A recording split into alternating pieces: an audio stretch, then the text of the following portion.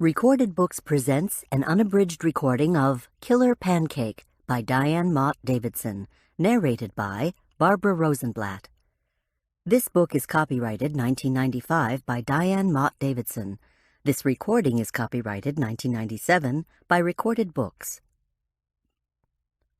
With the temperature soaring, the last place Goldy, owner of Goldilocks Catering, wants to be is slaving over a hot stove. But her latest assignment, though anathema to her usual cooking style, is one that could bring her a hefty commission. Against her better instincts, she's back in the sweltering kitchen, struggling with the realities of a low-fat luncheon, only to find she may have bitten off more than she can chew. And now, Killer Pancake. Chapter 1. Fall into color with Mignon Cosmetics. Low-fat luncheon banquet, Wednesday, July 1st. Hot Tin Roof Club, West Side Mall, Furman County, Colorado. Crudité with low-fat dips. Turkey with hoisin sauce and pine nuts in lettuce cups. Creamed cold asparagus soup. Steamed sole with spa-style hollandaise sauce. Grilled mushroom and Japanese eggplant on field greens with red pepper sherry miso dressing. Corn rolls, breadsticks, and Grand Marnier cranberry muffins. Non-fat chocolate torte. I was in caterer's hell. I groaned and surveyed the spread of crudité on my kitchen counter. If looks could kill, I asked myself, would this tray of cauliflower do the trick? Actually, the crisp cauliflowerettes, delicate buds of broccoli, slender asparagus spears, and bias-cut squash, celery, and carrots looked appealing enough. So did rows of crunchy Brussels sprouts, bright red cherry tomatoes, and small musky-tasting mushrooms. But there wasn't a drop of rich homemade mayonnaise. Not a puff of whipped cream. Not a slice of tangy cheese in sight. Oh, and forget dimpled pats of sweet, unsalted butter or luscious dollops of sour cream. Behind the vegetables stood imposing jars of low-calorie dips with horrid colors like pink, raspberry, and orange, carrot. I dipped a spoon into the raspberry, tasted it, and shuddered. Made according to the client's recipe, it was too thin and had the metallic taste of saccharin. A similar foray into the carrot spread revealed a chunky concoction that kindergartners might make for a project on vitamin A. In other words, hell. I steeled myself as I washed the last flecks of broccoli off my fingers. Sometimes the proprietor of a catering business has to give herself a pep talk. As the owner of Goldilocks Catering, where everything is just right, I was no exception. Beauty is in the eye of the beholder, I observed as I wiped my hands on my apron. I'd seen enough clients drool over 6-layer fudge cake to know that folks eat with their eyes before the food ever reaches their tongues. But eating with the eyes was a concept I associated with chocolatey, creamy, and calories. Or perhaps flaky, fudgy, and fattening. Disheartened, I stepped away from the sink and cast another look at the entire first course to be served at that afternoon's banquet. It looks great, I reassured myself aloud. If you're a rabbit. So much for the pep talk. Why on earth had I agreed to cater the July banquet, introducing the fall line of Mignon Cosmetics? My irritation blossomed to frustration, a frequent occurrence when the rationale for taking a job melted away. The weather, cool in the beginning of June when I agreed to cater the banquet, was now, at the beginning of July, unbearably hot. In the flat stretch of land that abutted the foothills west of Denver, the thermometer had topped 105 for the past 3 days. Although the mercury in our mountain town of Aspen Meadow, 40 miles west of Denver, had fluctuated only in the upper 90s, that was still unseasonably warm. Definitely too hot, I had discovered, to be mucking around in the kitchen, taste-testing food made with buttermilk and non-fat sour cream. Not only that, but I had my doubts about the Mignon Cosmetics people, the same people who had provided the dip recipes. I mean, did they really think the cowboy-worshipping folk of Furman County, Colorado, longed for a lipstick named Fudge Royale? A blush named Lust? Could people truly be enticed to spend $100 an ounce for anti-aging cream fortified with kelp and placenta? Whose placenta, I wanted to ask, rod-thin, pale-haired Harriet Wells, the senior sales associate who'd hired me to do the banquet. I agreed with Harriet that the more sophisticated, well-heeled customers would enjoy making their purchases in the magnificently refurbished department store of a remodeled mall, where the effects of aging, at least on a building, had been painstakingly eradicated. But structures, I pointed out to Harriet, could be restored. People are another matter. On the other hand, maybe I was wrong. Women, Harriet Wells told me, crave the idea of fudge on their lips. And, she went on, the word lust makes them at least think of blushing. What was worse, my 13-year-old son, Arch, had recently watched a television special on advertising. To my dismay, he had dutifully reported back an ad maven statement. Make a woman insecure enough, and you can sell her anything. Well, I must have made Harriet Wells and the Mignon Cosmetics Company feel pretty insecure because I was catering their banquet at an enormous premium over my cost. The high compensation I would receive had been a compromise over their strict low-fat requirement, and the fact that over my objections they'd supplied half the recipes for what they wanted, including the 2 horrid dips. For their requests for an unusual appetizer, an array of breads and chocolate dessert, I'd developed new recipes. At that, however, I'd put my foot down. No mashed lentils, no margarine, no egg substitute. To my delight, the appetizer and the muffin recipes I'd come up with were quite delicious, especially if no one mentioned they were low-fat. But the dessert effort had demanded a serious undermining of my cooking standards. I'd gone through 7 dozen egg whites trying to develop a recipe for chocolate torte with no butter. Perhaps hell was not strong enough. "Goldie, it does look great," said Julian Teller, my assistant. Wallowing in fat-free self-pity, I had been oblivious of his entrance. Julian marched briskly toward the counter, dipped a spatula into the shocking pink dip, leaned his broad shoulders and blonde, side-shaven head downward, and sniffed.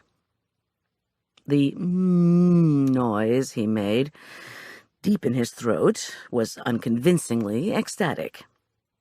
Compact and muscled from a stint on his school swimming team, 19-year-old Julian did not look like someone with his heart set on becoming a vegetarian caterer. Yet he was.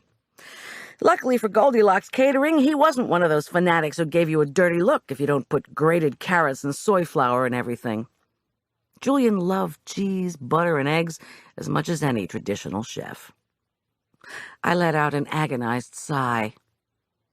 "It's going to be fabulous," Julian reassured me, with mischievous eyes, and an enthusiastic lift of the dark eyebrows that he had not bleached to match the hair on his scalp. He'd recently had his bright hair trimmed in a bowl shape to replace his old Mohawk-style haircut. Now, instead of resembling a Native American albino, he looked like an ad for Dutch Boy Paints. Ready to fulfill his function as server today, Julian wore a neat white collarless shirt and baggy black pants. The shirt had been a gift from me. The bagginess of the pants might have been thought stylish by those who did not know Julian had haggled for them, as usual, at Aspen Meadows' second-hand store. "Goldie," he declared, "the Mignon salespeople are going to love you." He grinned. "And better yet, they're going to love me. Correction. One of them is going to love me. Yeah, let's saute the turkey." As mounds of ground turkey began to sizzle in wide frying pans, the scent of Thanksgiving filled my summery kitchen. I opened the first jar of hoisin sauce and took a greedy whiff. Like most people, I'd first encountered the dark, pungent stuff in a Chinese restaurant and fallen in love with it. Hoisin served a double purpose in the recipe I'd developed for the banquet appetizer. Its spicy taste and velvety texture would add richness without fat. I handed the jar to Julian, who energetically ladled it along with the contents of the other sauce jars and a mountain of cooked wild rice into a mixing bowl. I opened the oven and shook the large pan of roasting golden pine nuts that was inside. At least this was food, I thought grimly. "Hey, boss," Julian's blue eyes sparkled. "If low fat is what these folks want," he gestured at the dips, "then give it to 'em. Claire says the diet stuff will be a huge hit, and it looks fabulous. Be happy, you're going to make money. Go buy a vat of bittersweet chocolate. Buy 10 pounds of macadamia nuts. Buy 6 kilos of—" "Lie, lie, lie," I replied. "You said these saleswomen subsist on a steady diet of caffeine, nicotine, and chocolate." Which didn't sound too bad, actually, if you took out the nicotine. Julian shrugged dramatically and drained the turkey, then deftly stirred it into the hoisin and wild rice. Although he'd been living with Arch and me for just over a year, I never tired of watching Julian cook. He was attentive without being fussy, and his ardor in food preparation was unmatched. Okay, he admitted as he stirred. Now the sharp smell of hoisin mingled appetizingly with the scent of sautéed turkey and buttery roasted pine nuts. "So say today the saleswomen slug down coffee with their chocolate torte, then step outside for a smoke. You still get paid, don't you? Aren't you always saying to me, what's the bottom line here?" "Chocolate torte? Chocolate torte?" I cried, gesturing in the direction of the desserts. "Who are you kidding? 99% fat-free chocolate-flavored air is more like it. I mean, what's the point? I'm going to pack up the grilled vegetables. Want to start on the muffins?" Julian's high-top black sneakers squeaked across the vinyl as he energetically nipped past the counters and clattered in the cooler for the cranberries we'd chopped the night before. Unlike me, Julian was in a very good mood, and it wasn't because he, again, unlike me, enjoyed the challenge of preparing a low-fat menu. It wasn't even remotely likely that Julian's good humor came from working with roughage and ricotta. He was hardly conversant with non-fat milk solids. As he folded the cranberries into the delectable Grand Marnier-flavored muffin batter, I recalled how he generally lavished dollops of creamy anything on every dish he prepared. No, it wasn't the food. This budding vegetarian cook, now ladling spoonfuls of cranberry-studded dough into muffin cups, would have been excited today if we'd been serving steak tartare. Julian was in love. The current object of Julian's affection, Claire Satterfield, Mignon's sales associate extraordinaire, was due at our door any minute. Julian had assured me that Claire would have no trouble finding her way from Denver to our place off Main Street in Aspen Meadow.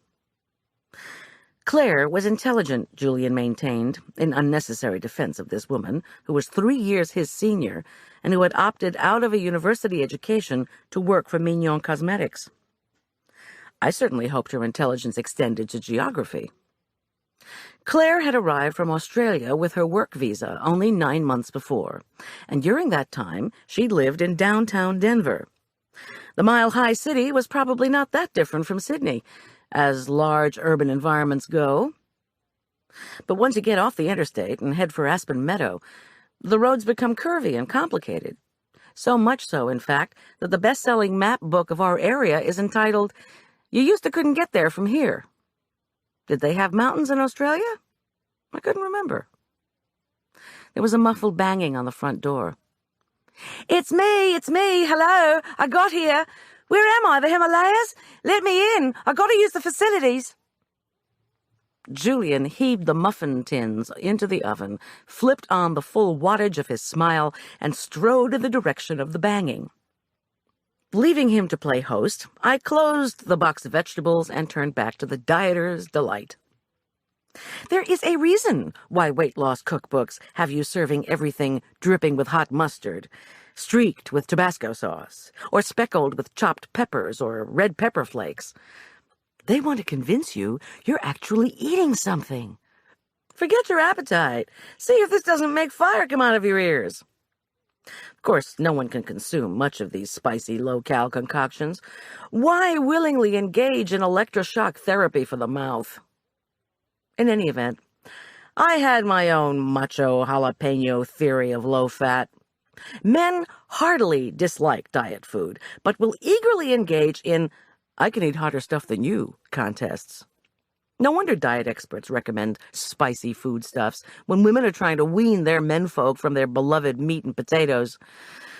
On the other hand, nobody cared about my philosophy, and I was defying my own jalapeno theory today by offering classic cuisine to the Mignon cosmetics people. But the recipes they had supplied left much to be desired. So now I was having second thoughts. I groaned again.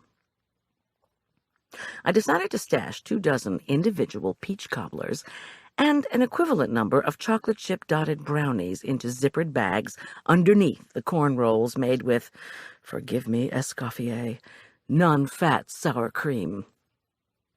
After giving me instructions about the banquet, Harriet Wells had had the guts, skinny washboard ab guts, to give me her low-fat muffin recipe. I had ignored it because it called for okra. The emergency supply of brownies and cobblers was an insurance policy, I reflected, in case someone came up to me today and demanded real, honest-to-goodness comfort food. "This is Goldie," a smiling Julian announced as he held the door open for Claire Satterfield to step haltingly into my kitchen.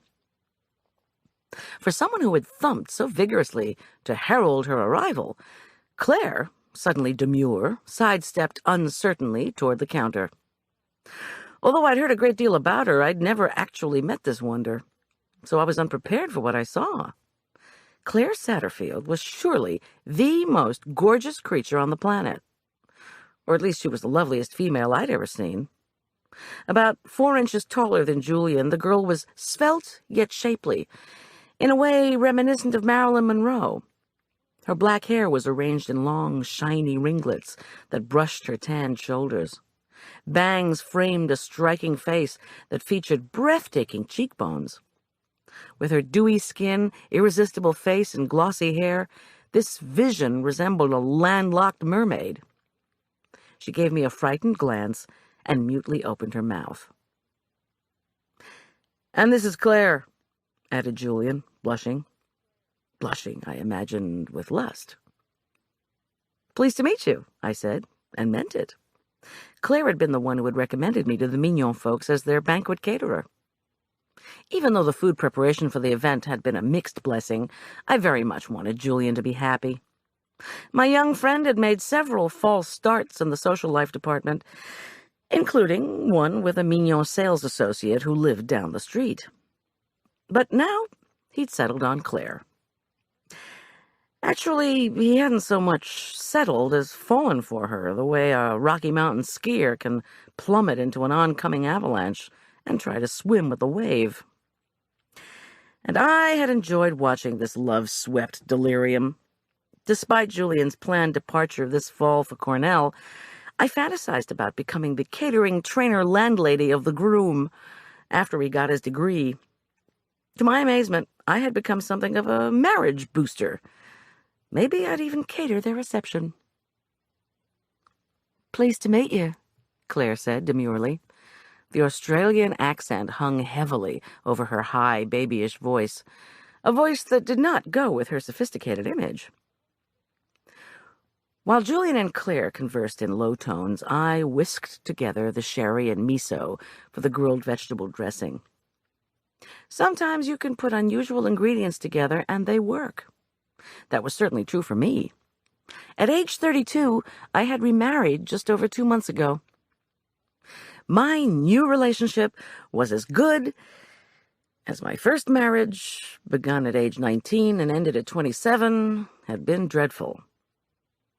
So I'd decided the first time around had been an aberration. Marriage was great, I'd proclaimed. Just like stopping smoking, everyone should do it. This analogy had not gone over in a big way with my new husband, Tom Schulz. In fact, while he was trying to refurbish my hopeless garden, Tom wore a custom-made T-shirt that read, "Better than a cigarette." I set aside the salad and smiled. Now that Tom and I were wed, and Julian and Claire were enjoying each other's company, the idea of romantic harmony sweeping our little household was extremely appealing. Certainly more attractive than an endless buffet table of food without fat. "I need to talk to you about parking," Claire announced loudly and without preamble. It took me a second to realize she was talking to me. "Parking?" I echoed. I heaved a vat of chilled asparagus soup out of the walk-in refrigerator. "I'll be parking by the nightclub." "The nightclub?" Julian sounded confused. While he was good with the cooking for these affairs, and he was a whiz in the classroom, the logistic details of catered events frequently escaped him. I said, "This luncheon buffet is at the Hot Tin Roof Club." Julian frowned, still not understanding. I explained. "It's unusual to have a nightclub in a mall. But that was the only bid the mall owners got for the old Xerxes magic shop. Anyway, the Hot Tin Roof Club is geared to upper-crust single types. Since it's not nighttime," I continued with unswerving logic as I turned to Claire, "there shouldn't be a parking problem." "Sorry." Claire's frowning lips were colored a purplish tan. I wondered what color the Mignon folks had christened it. Passion plum? Or torrid tan? "Expecting a bit of trouble, I'm afraid." "A bit of trouble?" I shifted the vat uncomfortably. "Parking trouble? Or some other kind of trouble? And who exactly is doing the expecting?" Claire closed her eyes. Her lids were shaded in a pure, powdery wave of purple and brown. I was in awe. One moment she looked and sounded like a girl. The next she was a sensuous woman. "Right. See this color?" She pointed. "Yes." I shot a glance at Julian. He wrinkled his nose and shook his head. The connection between parking problems and eyeshadow eluded him, too. Claire opened her eyes wide. Her irises were dark violet.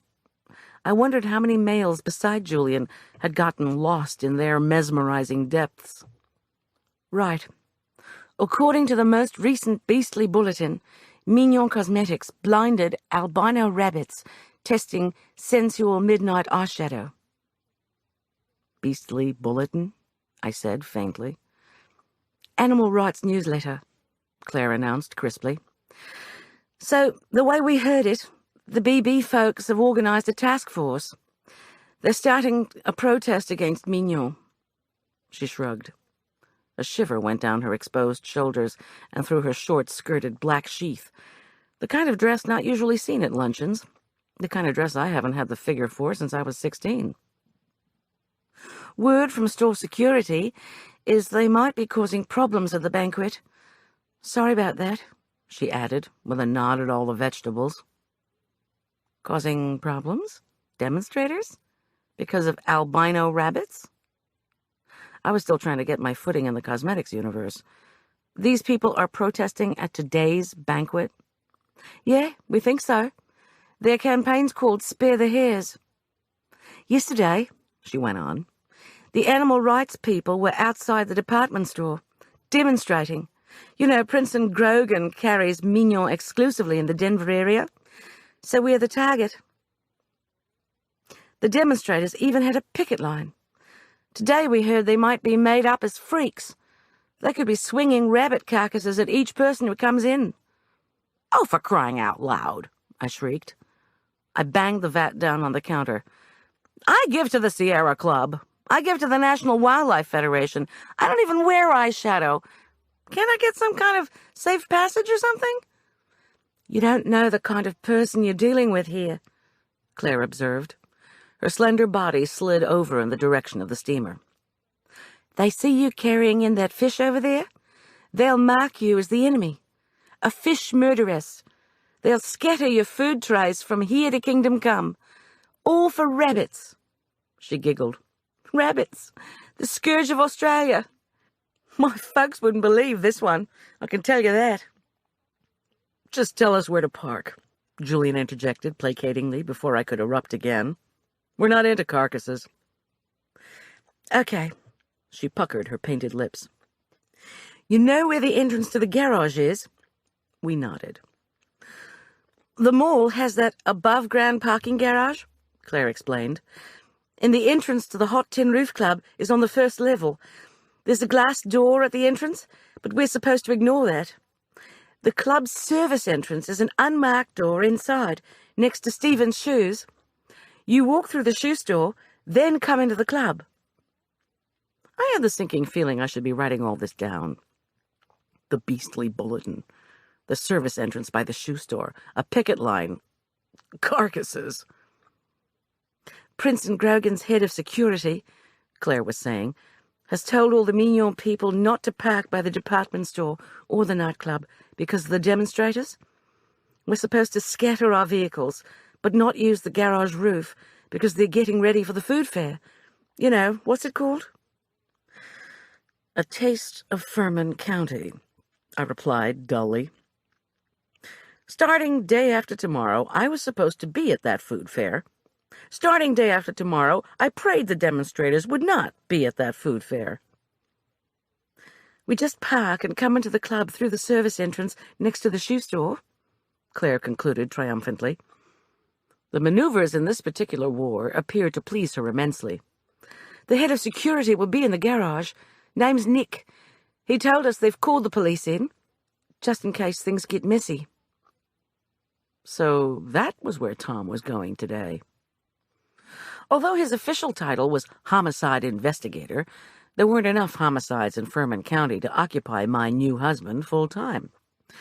So he was kept more than busy analyzing robberies and assaults and going out on special assignments, like today. When I'd asked what today's assignment was, he'd answered mischievously, "Shopping." And more than that he wouldn't say. He didn't want me to worry, and I didn't want to be intrusive. In the 2 months of figuring out what it meant to be married after extended periods of being single, we were both treading carefully around each other's privacy.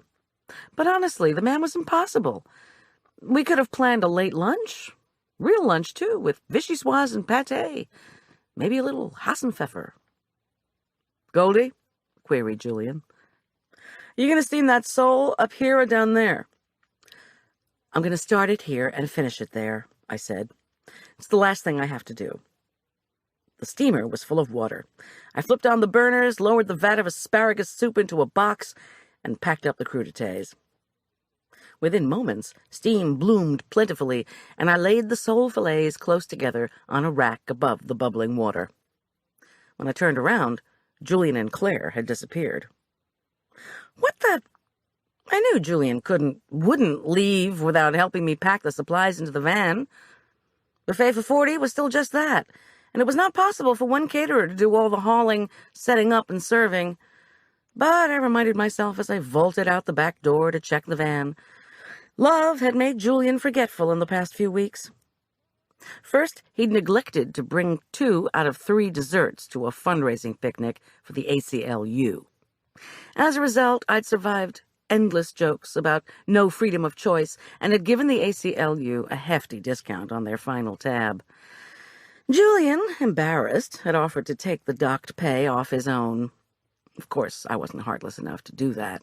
The kid was saving money to take to college. But I did promise him the next time he screwed up for the ACLU, I'd punish him with a John Birch Society barbecue. I checked inside my detached garage. Julian's Range Rover, inherited from former employers, sat stolidly next to my van. But neither Julian nor Claire were in evidence. I peeked around the back of the garage and remembered another example of Julian's recent spaciness. Just last week, he had managed to get into a car accident with a new client, Babs Braithwaite. 3 days after Babs had booked me for her 4th of July party, she and Julian had crashed into each other. Usually a careful driver, Julian had managed to be rear-ended by Babs in her Mercedes 560 SEC. Babs said he'd stopped in the middle of an intersection. Julian said he thought he had his turn signal on. He admitted he'd been only half watching, though, because moments before the collision, a giggling Claire had tried to cool off by putting her shapely feet out the window of the Rover. But it had been no joke when Julian had been judged at fault. The Mercedes had sustained $1,000 worth of damage, and Julian's savings would be sorely depleted paying the deductible. It seemed that even when I tried to save him money, he ended up losing it anyway. I touched the Rover's bruised bumper, left the garage, and stepped onto a new flagstone path laid down by Tom. Even if finances were a little tight for proud, independent Julian, he would manage. He was rich in love, I reflected as I walked down the path. It led through a lush garden of perennials that Tom was somehow managing to coax out of what had been my barren yard. Julian had enthusiastically helped Tom compost, rototill, and plant. And owing to relentless spring snow, we were having a 1 in 10 growing season. The magnificent show of yellow columbine, tiny blossoms of white arabis, and sky-blue bellflower campanula were Tom's pride. But at the moment, it was a floral display, empty of Claire and Julian. I pushed through my back door and ran upstairs. Julian really wouldn't have brought Claire to his room, would he? I knocked gently and then peeked into the boys' bedroom. Empty. Where in the world were they? I felt sweat bead my brow. Julian was becoming so forgetful that I was considering reneging on my promise to let him take over the catering business for the next few days while I prepared for and ran the booth at the food fair. But if Julian continued to mess up bookings, the catering business would be kaput. And I'd worked too hard for financial autonomy to allow my business to be threatened. No matter how blissful we were as newlyweds, I was not about to start depending on Tom's paycheck. I clattered back down the staircase, removed the steamer cover, and turned off the burners. The Soul had just begun to change color, but was not yet done. I headed down the front hall. Julian and Claire were entwined on the living room couch. They were wrapped in a deep, silent kiss. Longer and leggier than Julian, Claire did not so much hug him as drape herself around his body. Embarrassed to be witnessing such passion, I hastily retreated to the kitchen. "Okay," I hollered diplomatically once I'd lifted out the steamer basket filled with sole fillets. "Let's get this stuff into the van and see if we can avoid spear the hairs." After a moment, the lovelorn pair sheepishly reappeared. Claire's makeup, I observed, was miraculously intact, although Julian looked a trifle rumpled. He handed Claire a covered bowl of low-fat hollandaise, then hoisted the first box containing the soup. I suppressed a grin and picked up the container of turkey with hoisin. 10 minutes later, the three of us started out for the 40-minute trip to glorious, newly refurbished West Side Mall, still nestled, as the recent advertisements relentlessly screamed, at the foot of the Rockies. Children were already out riding their mountain bikes and kicking soccer balls against the curbs when our vehicles chugged out of my driveway.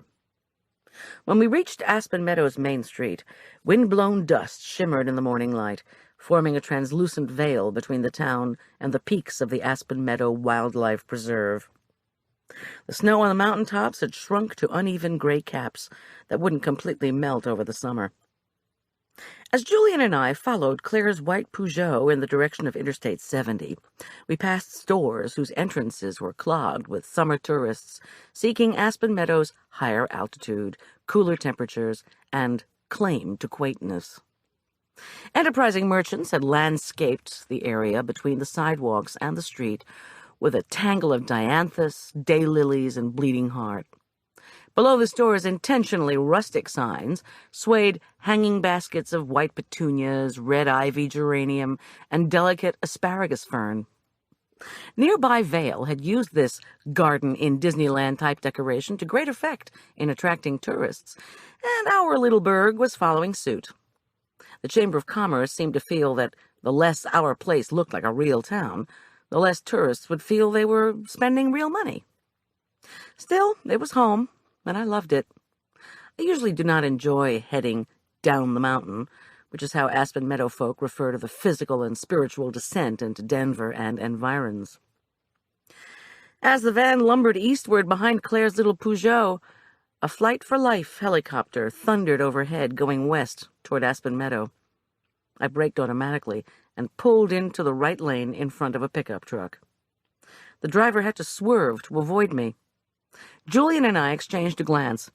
Paranoid, overprotective mother that I was, I felt my heart race as I mentally placed Arch. My son had spent the night at a friend's house. He was due back home this morning. As soon as we arrived, I would call from hot tin roof and make certain he was all right. Forcing my mind off the helicopter and its rescue mission, I sped up again and imagined all the gorgeous women who would be attending the day's banquet. The nightclub would be filled to bursting with blondes, brunettes, and redheads. All would be impossibly thin, impeccably made up, and fashionably dressed in suits with skirts shorter than what I used to wear when I played tennis, back when I was a doctor's wife. Thinking of my caterer's uniform and scrubbed face, I had a sudden attack of feeling inappropriate. Was that the real reason I resented doing this banquet? There would be all those stunning women, and then there would be me? Disheartened, I glanced in the van mirror and gave myself another pep talk. The helicopter had droned away and was no longer visible. The pickup driver had changed lanes. My own face looked the same as always, my uniform equally drab but serviceable. Later, I realized I'd made a mistake by not checking my reflection more closely. But at the time, I was saying to myself, relax, nobody ever notices the caterer. Also a mistaken assumption. Chapter 2. So, are we supposed to follow her or not? I asked Julian, as Claire's car spewed a cloud of inky exhaust while passing the silvery gray marble exterior of the Prince and Grogan store building. No demonstrators stood outside the entrance to the upscale department store. I hoped this was a good sign. The Peugeot darted into West Side Mall's parking garage. Julian craned his neck to see where Claire had gone. Let's stay separated, the way she said, in case the activists are waiting at any one place. The salespeople aren't even supposed to wear their Mignon Cosmetics uniforms. Claire's going to park by the crepe place because she has some stuff to bring in. She told us to go on over by Stephen's shoes. She'll take her things in while we start to unload.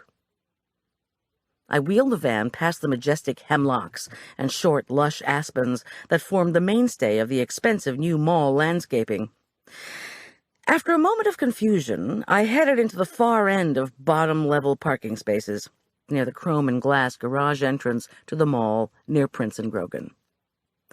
The space inhabited by the department store, as opulent and inviting a shopping environment as one could ever hope for, had formerly housed a Montgomery ward.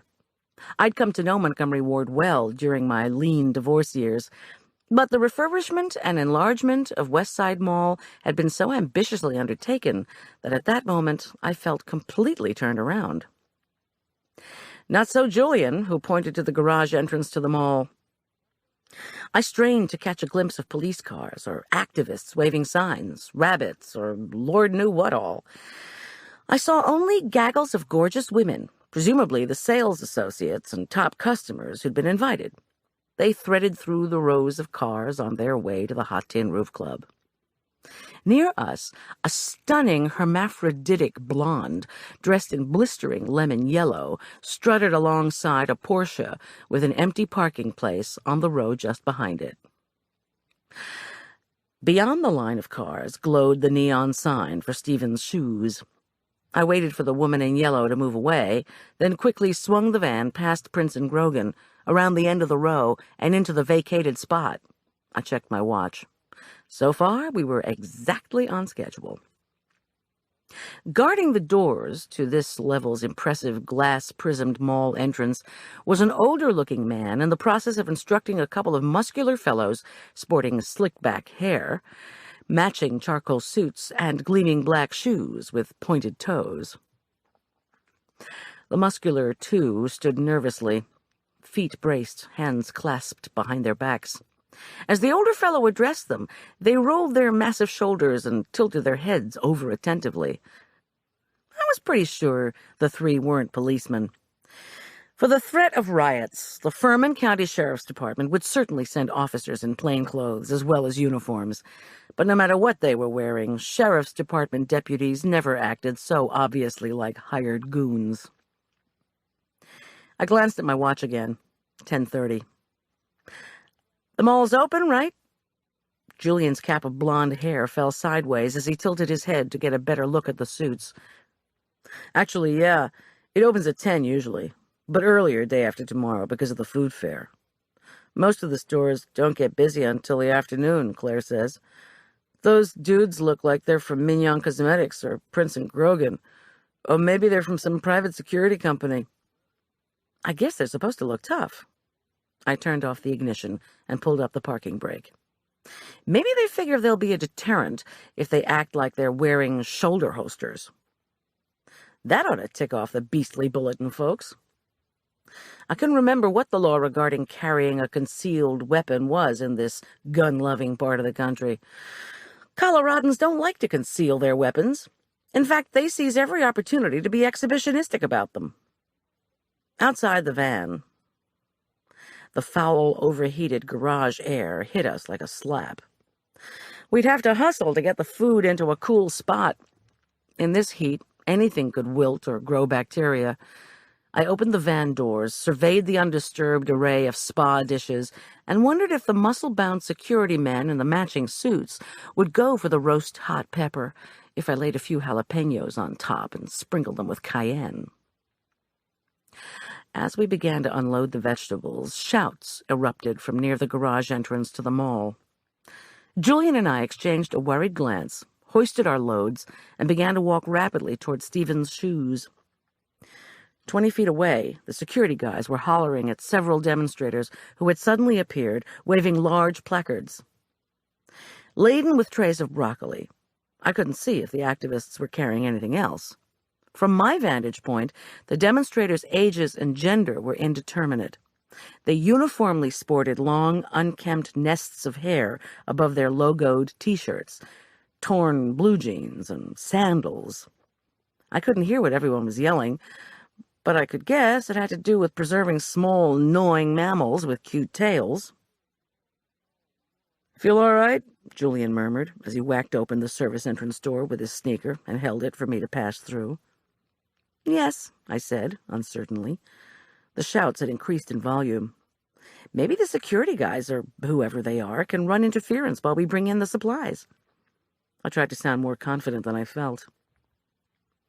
Julian moved to the shoe store door and opened it wide. We quickly carried our culinary burdens past rows of brightly colored pumps and air-cushioned cross-trainers.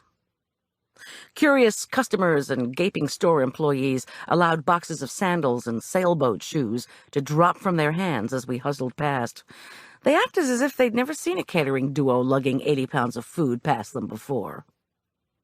The store manager, a tall fellow with sandy red hair, came to our side quickly and murmured conspiratorially, "I know about the rooting for the banquet." I wondered if he was going to ask for the password to cross enemy lines. "Sorry," I whispered from behind the broccoli. "This'll just take a few minutes." As the manager moved across the store's carpeted floor to reassure his customers, Julian said, "I don't know if these security guys will be able to protect us going back and forth." He glanced back at the garage. "Just for safety, we'd better make all our runs in tandem instead of alternating." He nodded knowingly to show how much he was learning about food service. I didn't return the nod. It looked as if more people had joined the altercation outside. Julian was right, though. When two caterers work an event, one usually hovers over the delivered food, while the other brings in the rest of the supplies. If you leave platters out anywhere before serving time, people will take the mere presence of edibles as a sign it's time to start consuming them, no matter how impenetrably the food is wrapped.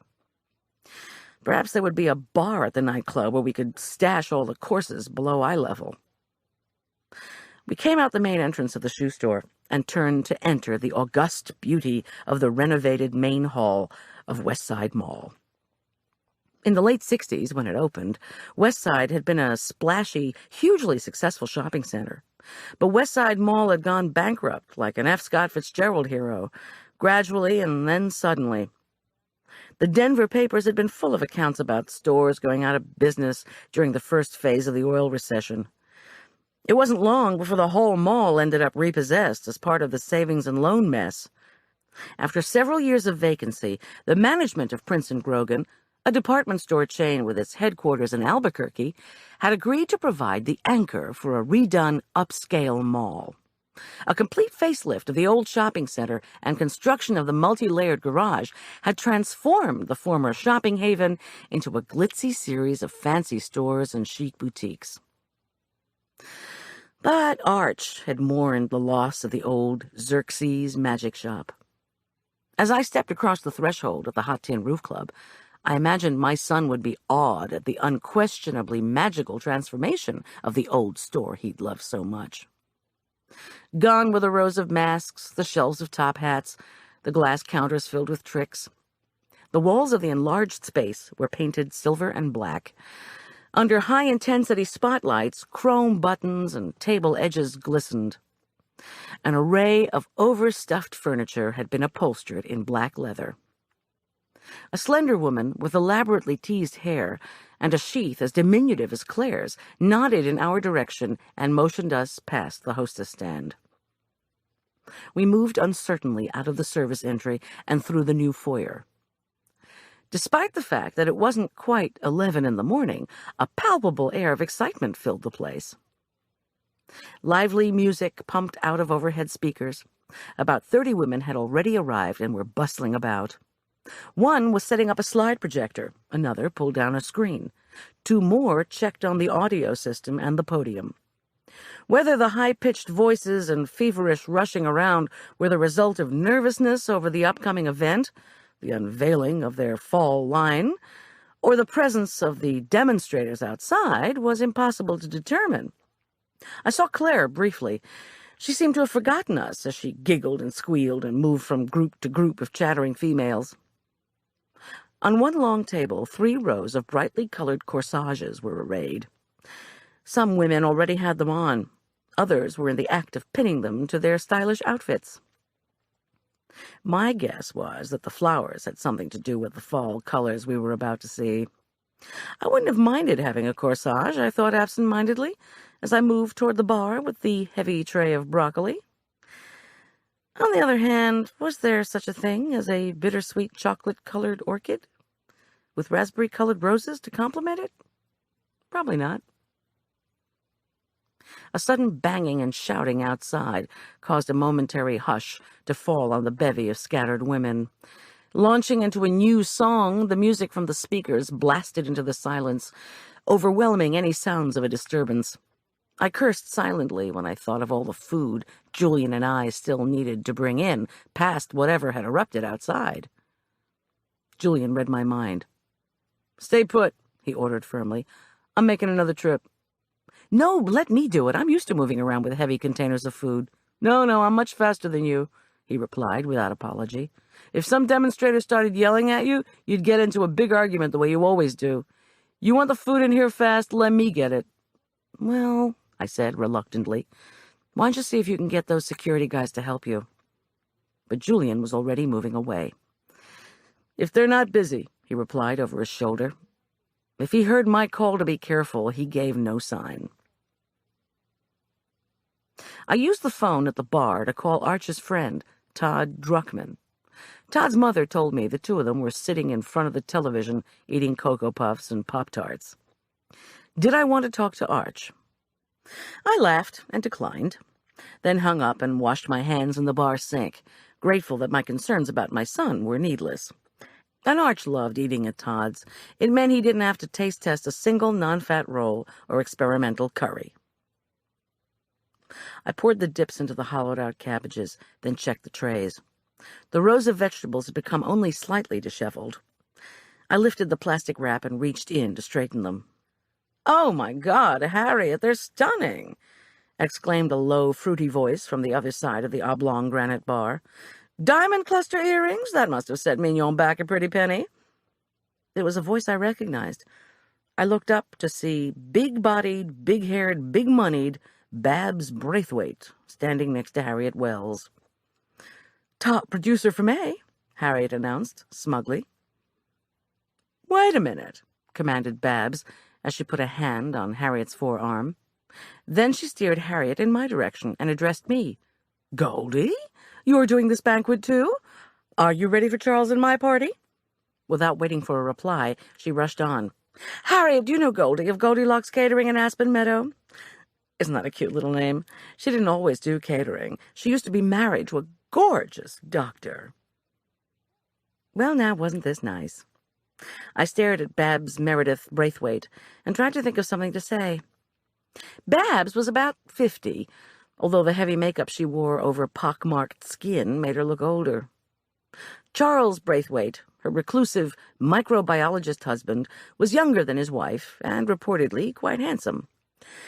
But he hadn't inherited a fortune from the family butter company. With her bags of bucks, Babs spared no expense on decking herself out. Her large features were accented with mask-like foundation and powder, dark smears of blush, black eyeliner, and long, false eyelashes. Her elaborately frosted hair was wildly poofed, and her expensive-looking dark silk dress was adorned with a fat corsage of pink roses and baby's breath. She looked like the mother of a Barbie doll. I was again conscious of my plain apron and unstylishly curly hair, worn Shirley Temple style. "What was his name?" Babs continued, tapping her bottom lip with a plump finger. "Well, of course, Corman. Dr. Corman." "No," said Harriet sadly.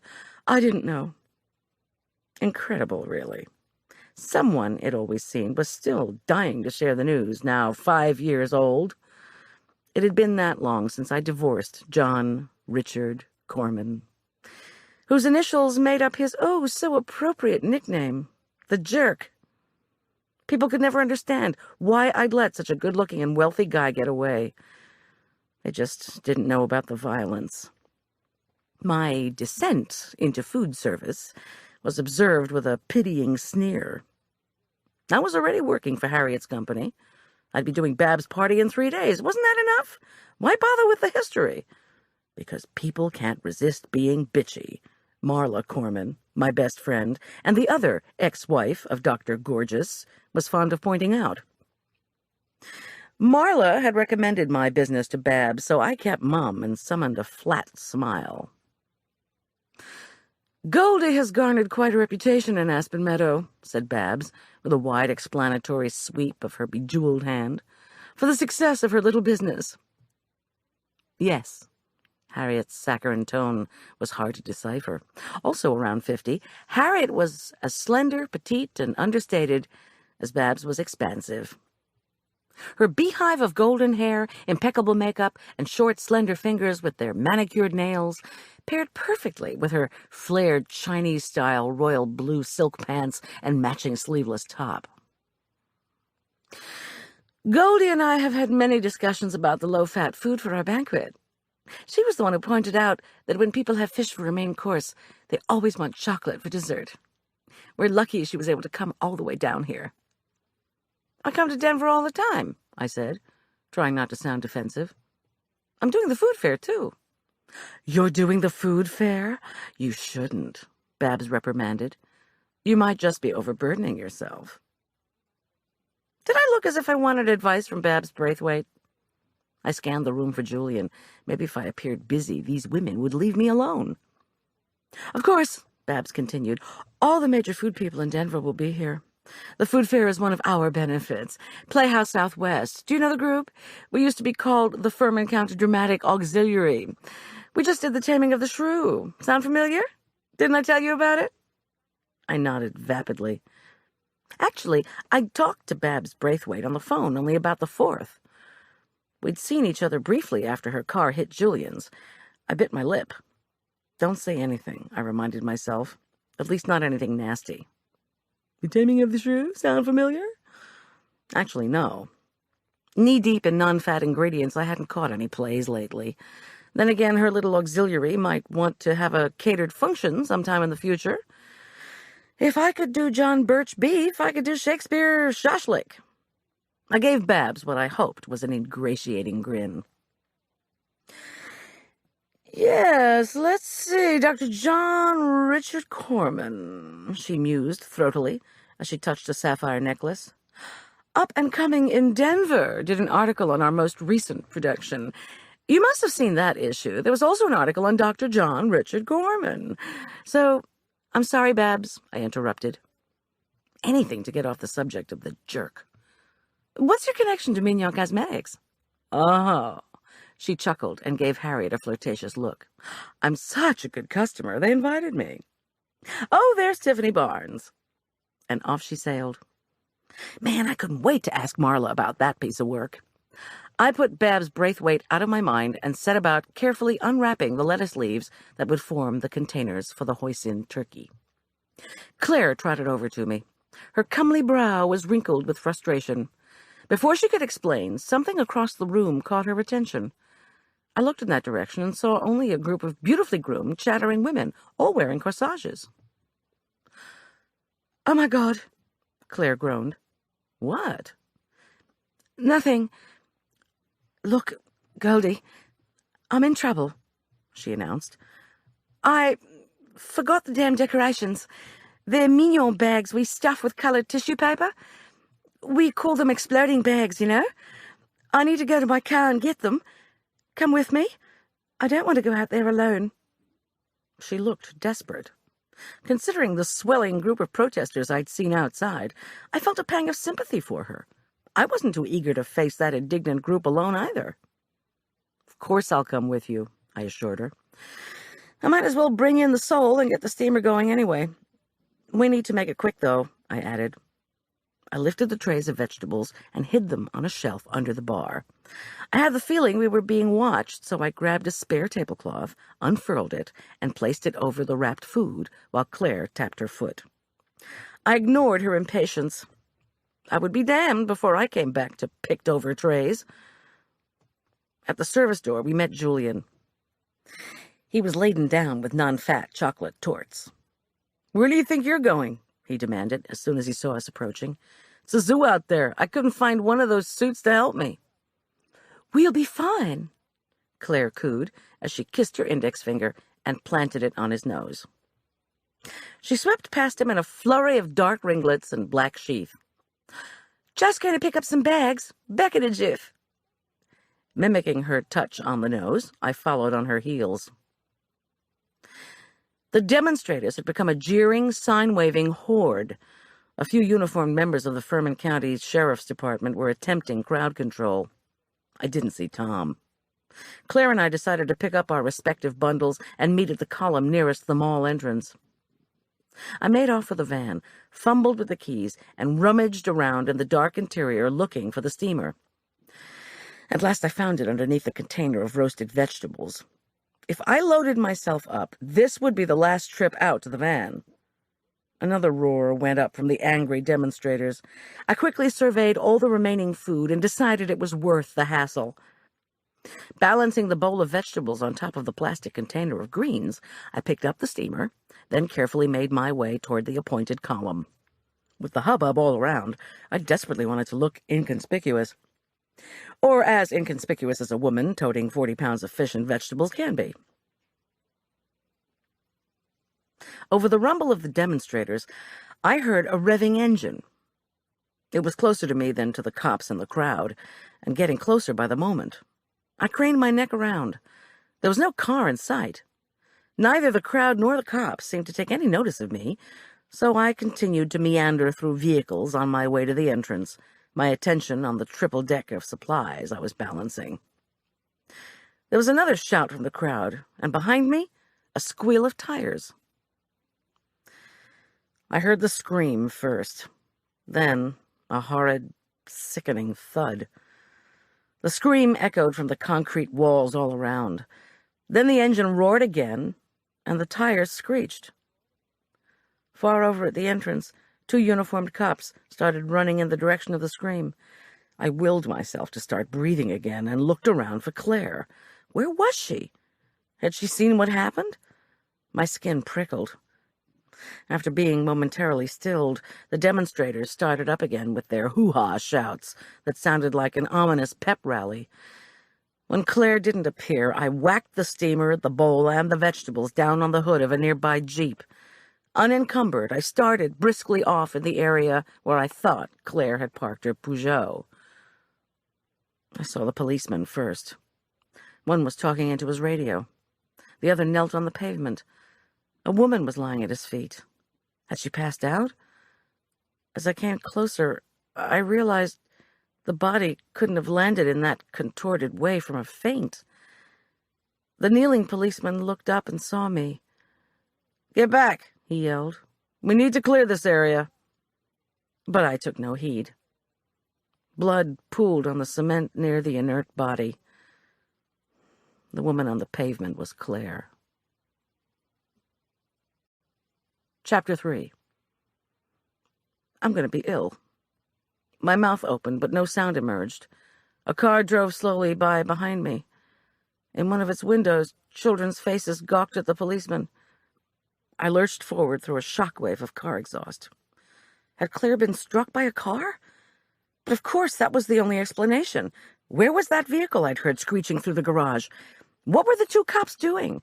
Why wasn't someone else coming? I knew I would regret walking closer, but I kept moving forward anyway. My footsteps gritted loudly. Please let her be all right. "Go back," said the policeman again, this time in my face. His wide shoulders and deeply lined face loomed in front of me. He was not someone I knew. I murmured Claire's name and felt my knees buckle. Then the policeman seemed to change his mind. "Wait." His powerful hand gripped my elbow. "Did you see what happened? Do you know this woman? Were you with her?" "No, yes," it came out a croak. What? My face was wet, tears. When had I started to cry? The policeman's gruff voice insisted. "The woman who was hit, you knew her or not?" So Claire had been hit. Of course. The policeman's eyes bored into mine. Surely he didn't think I was responsible. "Her name?" he demanded. My mouth fumbled around Claire's name. I didn't know her address. Julian would. Oh, God, Julian. Behind us, people began to gather. The policeman sharply ordered them to stay back, then continued with curt questions. What exactly had I seen? Had I observed any vehicles before I heard the scream? Why was Claire in the garage? Not far away, the other uniformed cop continued to speak urgently into his radio. There was no movement from the twisted body on the pavement. The man questioning me took his fierce eyes off my face and looked over my shoulder. "Oh, good, Schulz," he murmured. I turned to see my husband walking swiftly toward us between parked cars. Relief rushed through me. Over his street clothes, Tom wore a raid jacket, a gray windbreaker with the Furman County Sheriff's Department logo emblazoned on the left pocket. The jacket was what the plainclothes police put on when they needed to distinguish themselves from regular folks.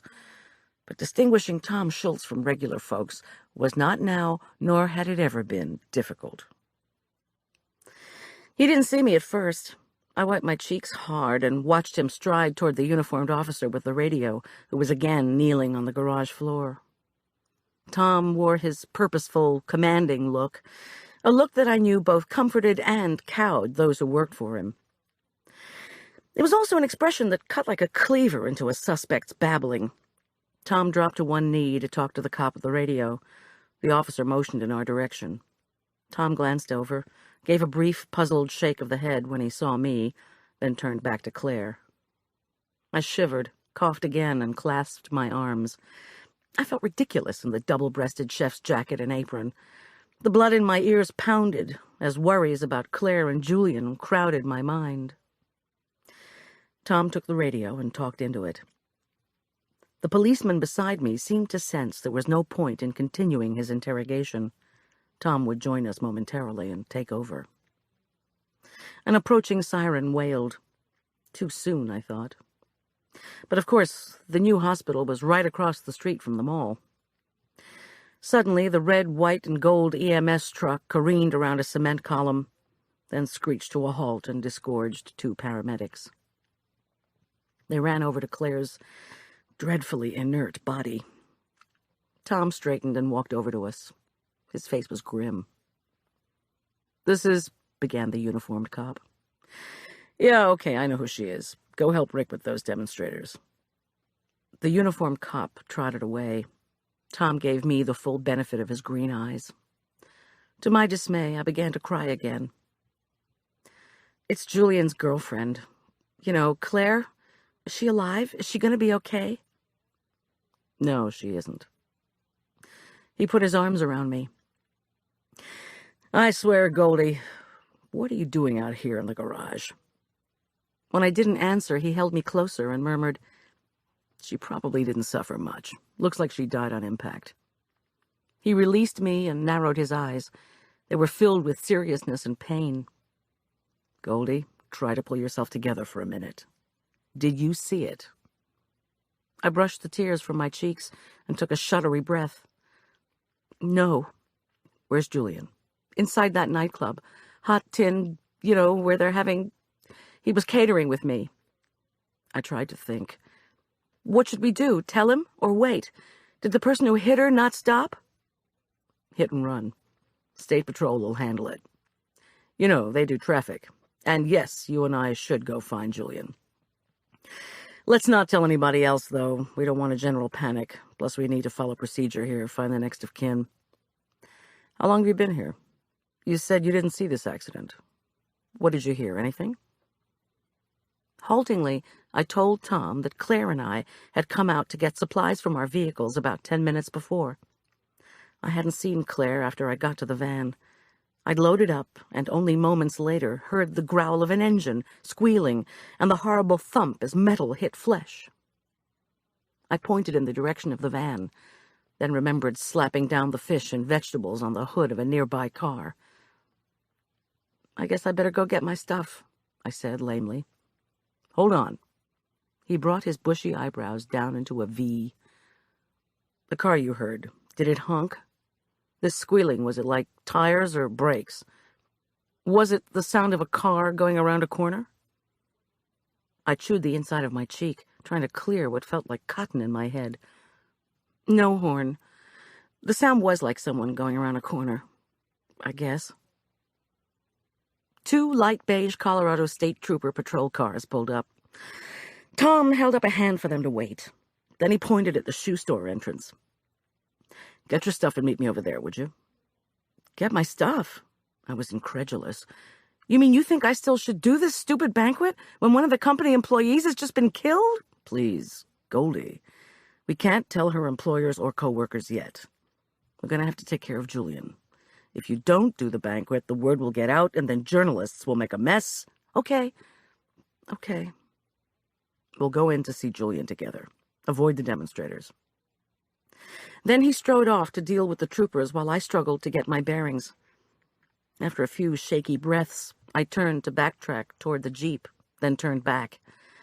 Tom and the 2 troopers were crouched near the garage floor. Beyond them, the paramedics had hooked Claire's body up to their telemetric equipment. Tom and the troopers were pointing at something on the asphalt. I surveyed the garage and shivered. Could Claire really be dead? I had just talked to her, been with her, less than half an hour ago. I started to walk, then suddenly felt dizzy and reached out for one of the cement columns. How am I ever going to break this to Julian? What could I have done differently? What? "Get a grip," I ordered myself. I stepped on something and stared down at the asphalt. Under my foot was the stem of a rose. At first, I thought the fluorescent light of the garage must be playing tricks on me, or maybe stress arising from what I'd just witnessed clouded my vision. The rose seemed to be blue. Its closed petals were blue as a robin's egg, blue as the color of the Colorado sky in the early days of autumn. Without thinking, I reached down for the blossom I'd crushed beneath my heel. Immediately, I was rewarded with a thorn in my right index finger. Well, Tom the garden man would be interested in seeing it anyway, I thought, absurdly. I held the flour up to my eyes, still unable to determine how its unique color had been applied. I turned back to see what Tom was doing. He was deep in conversation with the troopers. 20 feet away, the ambulance, its sirens off, moved slowly out of the garage. I walked, holding the rose by its stem, until my steamer and bowls were in front of me on the Jeep hood. I put the rose on top of the salad greens, picked up the food, and started walking toward Stephen's shoes. Where had Tom said to meet him? Oh, yes, by the entrance. Well, he'd have to come find me. He was remarkably good at that. As I lugged the food toward the shoe store, a voice screeched, "Hey, you're one of them! You're serving the animal killer fascists!" The man who accosted me was short, with a thin face framed by tightly curled black hair tucked into a small ponytail and a wiry beard. A gold earring adorned one ear. He put his hands on his waist, cocked one hip, and glared. I made him out to be in his late 20s. He was very attractive, in addition to being diminutive, but neither quality quite went with the fury emanating in my direction. Crossing his arms, he yelled, "You're either for us or against us, you know." His black eyes blazed. "Do you care if innocent albino rabbits are tortured for makeup? Do you? Do you think you could see if you'd had a Dre's test?" He folded his arms and pushed his body forward. Taking another step, he chest-bumped the steamer and bowls I carried. "Do you care about animals or not?" he demanded. My skin prickled hot with rage. After all I'd seen today, I was in no mood for this. "So do you care about animals or not, bitch?" he shrilled. I announced loudly, "I am going to pour 40 pounds of vegetables on the ass in front of me if he doesn't move." The demonstrator's mouth dropped open. Unfortunately, he quickly recovered. "You don't know about the rabbit body count, then? Is that why you're serving the fascists?" I began. "You don't know what I've just seen." "Hey, lady, do you think I care?" "Excuse me," said a familiar voice behind me. The demonstrator's Adam's apple bobbed as he fell silent and looked Tom over. His glance stopped on Tom's jacket logo. "What's this? The stormtroopers protecting capitalists?" He turned his glare back to me. "You've got a vested interest in being a fascist? You think eyeshadow's gonna help your looks, Ms. Plump? Take the attention away from your blonde afro?" He rolled his shoulders in a muscular He-Man sort of way. Then he reared back and once again chest-bumped the food in my hands. "Guess what?" he yelled. "I'm not going to let you go in there." I hauled back and thrust the full weight of myself, the vegetables, and the steamed fish into him. Too late, Tom realized what I was doing and launched himself at us. Tom's wide hands managed to catch the steamer, a heavy metal rectangle with a rigid plastic top. The covered bowl of salad greens skittered across the garage floor. No such luck with the container of vegetables. My pony-tailed irritant lay at my feet, decorated with roasted red peppers, thick slices of grilled mushroom, chunks of charred onion, and blobs of cooked tomato. "Man, lady, what's your problem?" he shrieked from the floor. "Did you see that, officer? Wasn't that assault? I'm going to press charges." Tom handed me the steamer. His face was impassive. "Do not let go of this," he ordered in that voice of his. "Get up, you," he commanded the demonstrator. "Go on over there with your anti-fascist friends. Don't let me see your face by this door again. Here?" "You pig!" the demonstrator screamed as he scrambled to his feet and brushed off vegetables. I noticed with satisfaction that the tomatoes had left long red smears on his Spare the Hairs t-shirt. "I'll show my face by any door I want." Tom Schulz loomed over him. "You want to go to jail, Jack? Try blocking public entrances again." "What the hell do I pay taxes for?" the demonstrator barked over his shoulder as he scurried back to his buddies. Tom Schulz retrieved the covered bowl of greens from the garage floor and shot me a look. "You just can't help yourself, can you?" he asked. He didn't wait for an answer. "Where'd this come from?"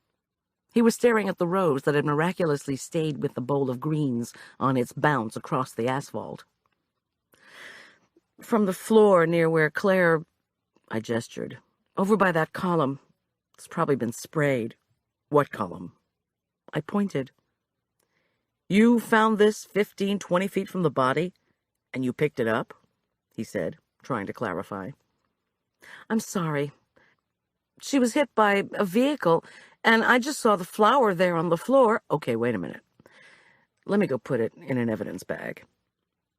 He strode away, holding the flower delicately by its stem.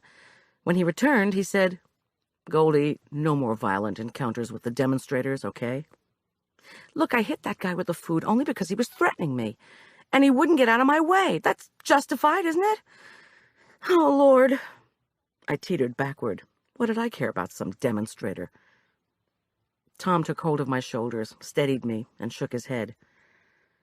Goldie, I know you've taken a lot of crap in your life, and now you don't take crap anymore. Good for you. But don't make more work for me than I already have. Next time, hit the guy with your pepper spray, not an entire meal, please. We've got big problems here, and we need to go take care of Julian. Let me get the door. Inside the club, rock music still throbbed against the black walls. People were gathering, expecting food. After what we'd just gone through, the shock of business as usual felt disorienting. In my absence, Julian had laid out the crudités and dips next to a stack of glass plates and served up glass bowls of asparagus soup. The buffet line was progressing smoothly. It looked as if about half of the 40 women had moved through and were seated. Julian was managing to keep the platters filled and neat as he served, smiled, and answered questions.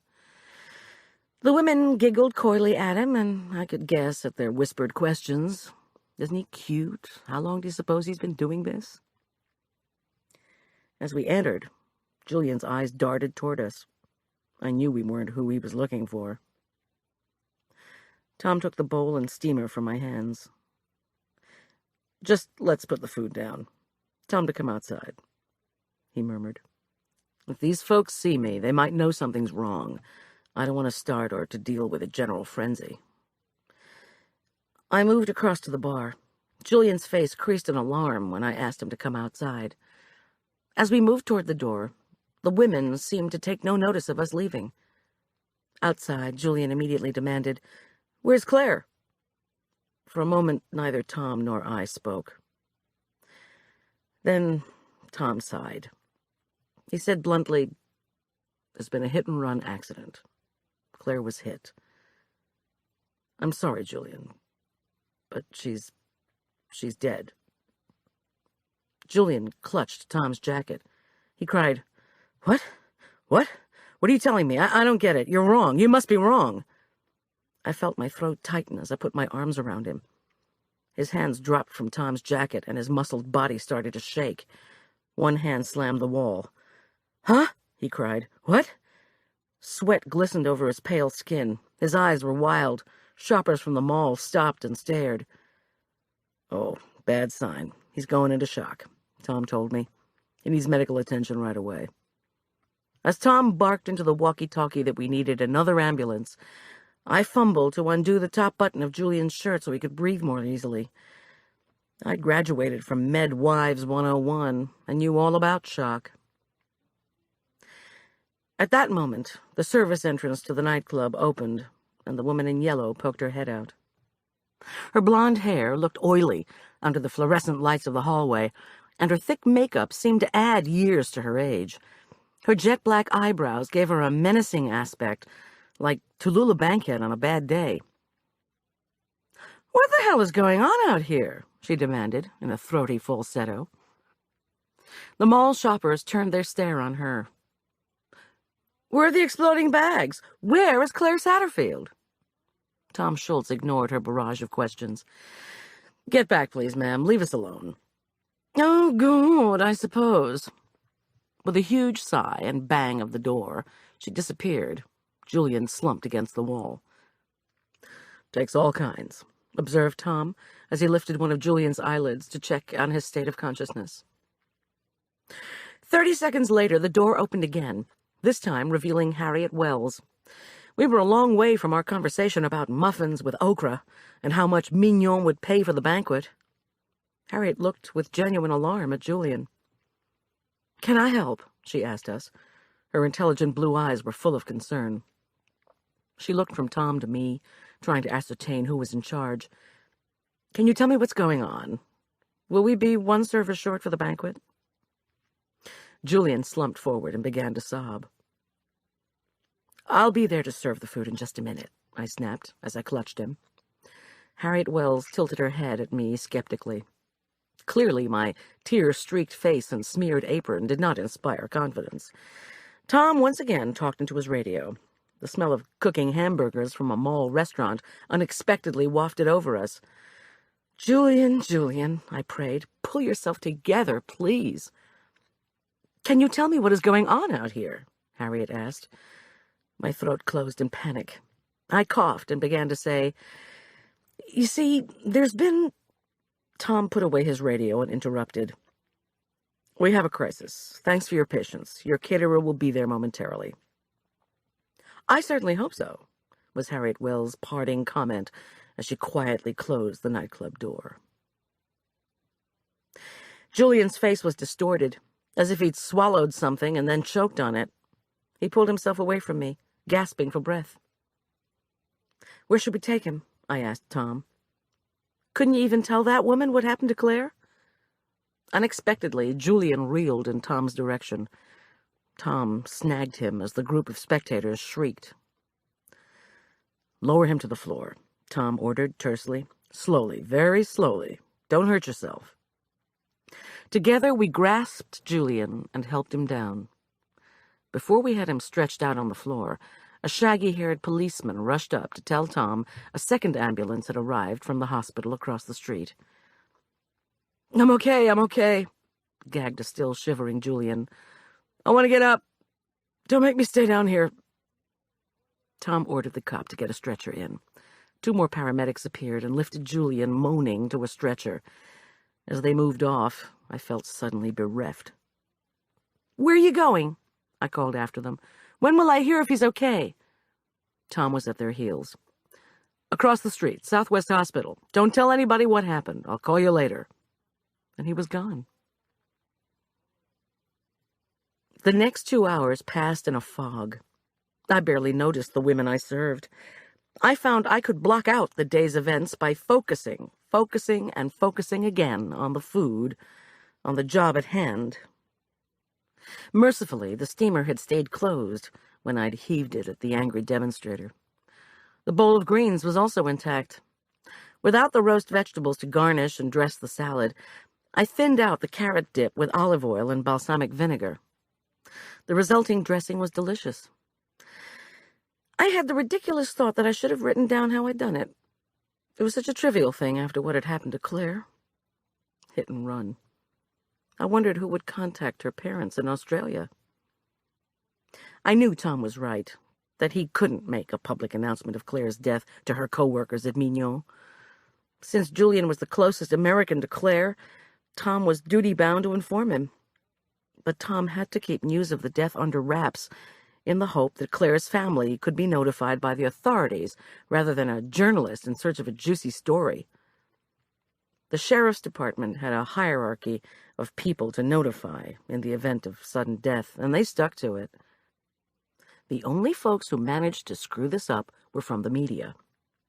One of Arch's young friends had heard over the radio of his father's death in a plane crash. The poor child had immediately gone into shock. Speaking of which, I couldn't bear recalling Julian's disbelieving face and his stricken what? I felt his absence by the extra amount of work I had to do, clearing dishes, refilling platters, wiping spills off the granite bar. Sometimes engaging in a load of work heals the heart. In this case, it didn't. Chapter 4. The lunch took an eternity.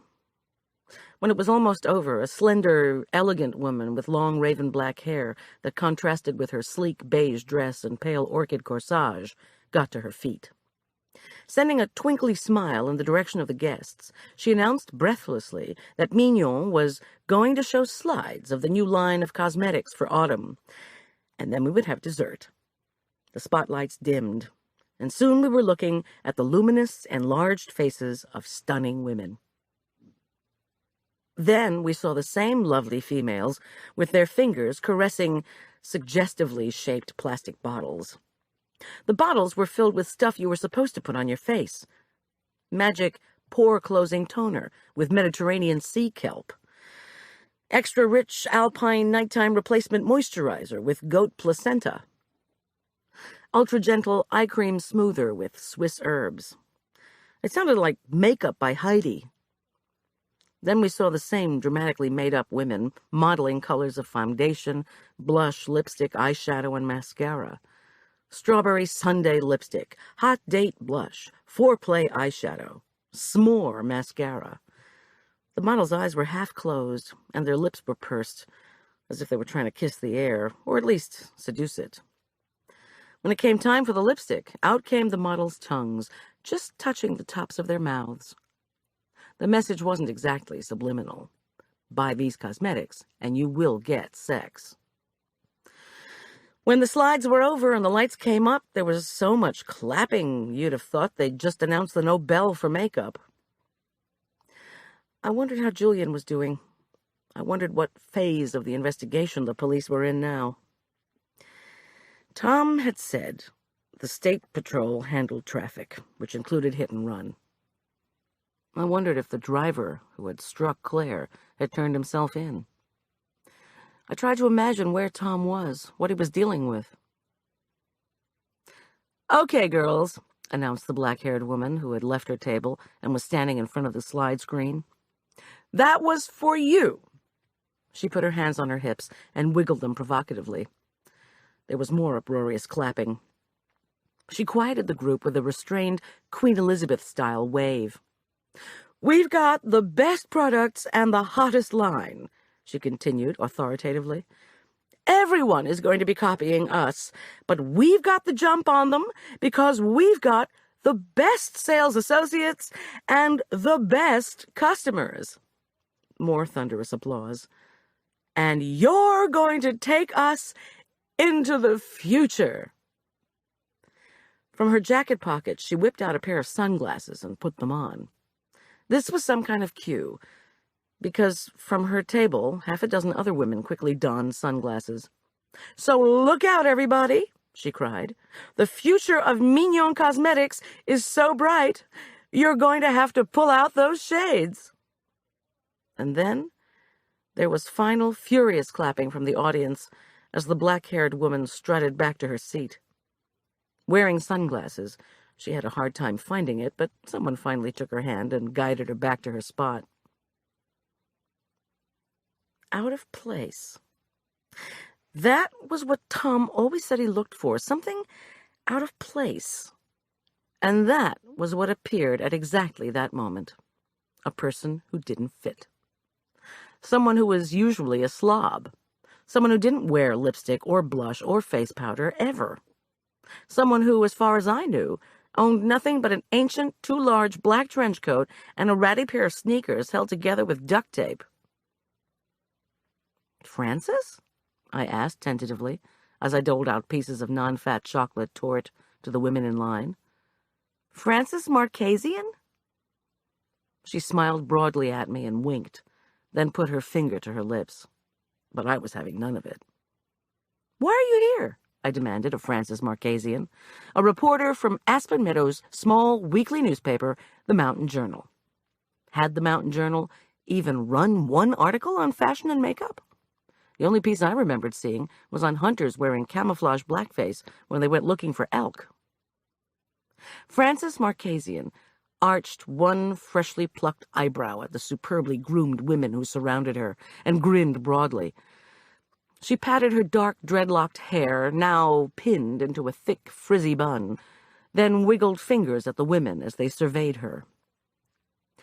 I itched to tell them that Francis Marchesian, wearing slingback heels and a spangled St. John's knit dress, was about as rare a sight as a red-tailed fox at a country club tea. but I kept mum. As the women wandered back to their tables, bearing their plates of non-fat chocolate torte, I hissed, "How could you possibly have heard already?" Frances picked at crumbs on the torte plate at the bar. "Heard what?" "Doggone it." When she finally raised her trying to look innocent black eyes at me, I said evenly, "About the demonstrators. One of them tried to block the door, and I whacked him." "You whacked him? With what? A knife or a chocolate torte pan?" "A tray of vegetables." The sleek, black-haired woman had taken off her sunglasses and was making a concluding announcement. The Mignon luncheon was finally breaking up. I tried to make my tone to Frances conciliatory. "Why don't you tell me why you're here? In fact, why don't you help me pack up my stuff while you're spilling your guts? Do you have any real food? I'm still hungry." I sighed. "Peach cobbler or brownies?" Before Frances could reply, a short, slightly plump young woman with dyed orange-blonde hair, cut in a brushed-forward pixie style, appeared at the bar. Dusty Rout, unlike journalist Frances Marchesian, was not out of place at this perfumed, stylish lunch. Dusty lived just down the street from us, in a house built by Aspen Meadows branch of the charitable group Habitat for Humanity. For a time, she'd gone to prep school with Julian, but had been mysteriously expelled before graduation. She and Julian shared the bond of being scholarship students, and they'd started going out before Dusty was expelled. But a month ago, Dusty had made the mistake of introducing Julian to her fellow sales associate in her new job. The fellow sales associate had been Claire Satterfield. Now, Dusty's usually cheery face was mournful, and her cornflower blue eyes pleading. "Hi, Goldie," she said in her sing-song voice. "Where's Julian?" "Busy." "Dusty, do you know Frances Marchesian? Frances works in Aspen Meadow, at the Journal." "Frances is a friend of mine," I said.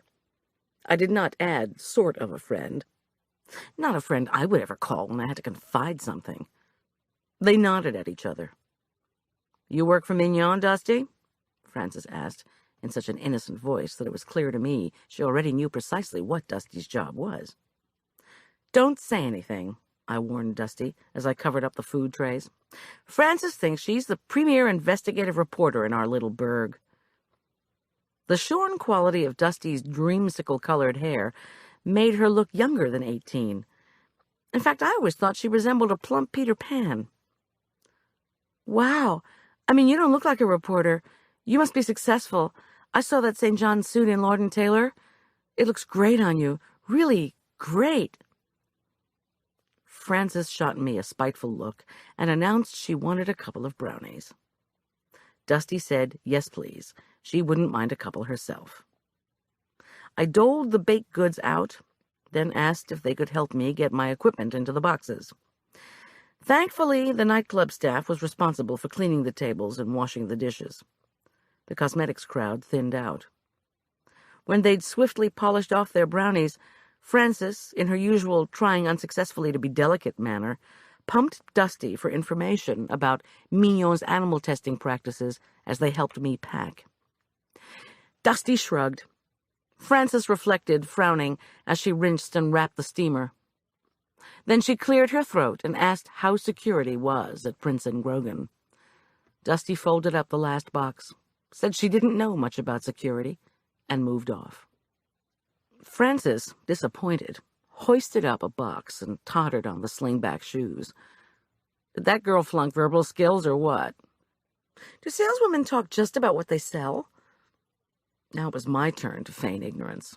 She went on. "I really shouldn't help you, Goldie, but I need a cigarette. The anti-smoking cops in this mall will throw me in handcuffs if I light up anywhere but in the garage. You blew my cover. I can't walk in these damn heels, and I'm going to wreck this frigging expensive dress if I carry this box anywhere. A couple of your brownies aren't worth the aggravation." "Sorry about that, Frances," I interrupted. "You are such a dear. Not only that, but you're the only person I know who uses the phrase, 'blew my cover.' And anyway, I'll bet you got the paper to pay for your outfit and your lunch." What did you tell the Mignon Cosmetics people? That you were from Cosmopolitan? Vogue. Fabulous. We lifted our boxes and walked out to the garage. The temperature had risen. Heat seemed to shimmer above the pavement. 3 hours had passed since the accident, and everything appeared back to normal. There was no sign of either the demonstrators or the police. In another attempt at nonchalance, Frances glanced furtively in all directions. If she thought I was going to tell her anything about the day's tragic events, she was very mistaken. "How's married life treating you?" she asked mildly, after she'd pushed her box into my van. I noticed someone had inexpertly applied bright red polish to her stubby, much-gnawed fingernails. Part of her cover, no doubt. "Just great," I told her. Frances nodded without interest and unceremoniously unzipped her dress from the collar to the chest and pulled a squashed pack of cigarettes out of her bra. She leaned against the van, lit up, and inhaled greedily, then grinned at me as she blew out smoke rings. I asked, "So how do you cover demonstrators outside a building from inside when you're at a banquet? And why were you asking about security? The security guys were all out here." "Oh, they were they?" "Frances, don't jive me. And you, Goldie, are the only one I know who'd use the phrase, 'don't jive me.'" She drew lavishly on her cigarette. "That department store has a lot of problems," she said with an arched eyebrow. She blew out smoke, stuck the cigarette back between her lips, and used both hands to re-zip her dress. "Or haven't you heard?"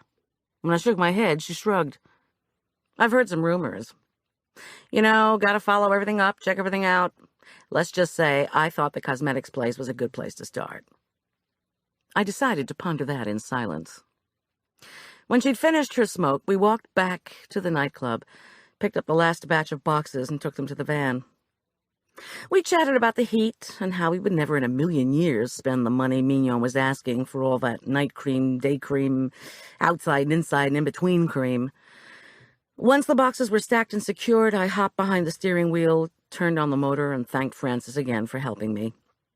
Just checking out rumors, my feijoada. A new dress, high-heeled shoes, nail polish, and no cigarette for 2 hours of banquet and presentation? Lucky for me, I knew when she was jiving me. Sometimes I think my van returns to Aspen Meadow by rote. And it's a good thing, too, since I was in no shape to be analytical about anything, least of all driving. I rolled down the windows and filled my lungs with hot air. It wasn't much of a relief after the putrid-smelling warmth of the mall garage. Heat shuddered off the windows and pressed down on the van's roof. My elbow burned the second I accidentally rested it on the fiery chrome. When I started out in the catering business, most of the jobs had been in Aspen Meadow, so of course I hadn't bothered to get air conditioning in my vehicle. Occasionally, like today, I regretted making that small saving. The van wheezed up, westbound Interstate 70, and soon the sultry wind flooding the car cooled. 30 minutes later, I pulled over to take a few deep breaths under a pylon of what Aspen Meadow folks called the Ooh-Ah Bridge, nicknamed for its spectacular panoramic view of the Continental Divide. A small herd of buffalo grazed in a fenced meadow near the bridge. I stared dejectedly at them and felt a fresh surge of remorse. Why hadn't I accompanied Claire to her vehicle? Why hadn't I insisted Julian go with her? No, that wouldn't have been a good idea. In his love-struck state of mind, Julian could have been hit as well. But a contingent of the sheriff's department had been stationed nearby. Why hadn't I insisted a policeman walk with Claire? Why? Afternoon clouds billowed above the horizon like mutant cauliflower.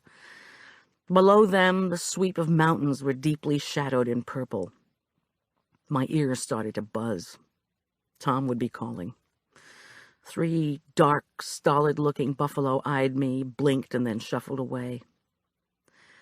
I had a sudden memory of Julian reeling out of control as his eyes fluttered shut. Julian was in shock. Next to the road, delicate bluebell blossoms bent in the mountain breeze. Claire, lovely, violet-eyed Claire, was dead. I drove home. I needed to be in my own place, needed a cold beverage, needed most of all to reconnect with my family and friends. When I came through the back door, the place felt empty and unusually stuffy. Irritation snaked up my spine.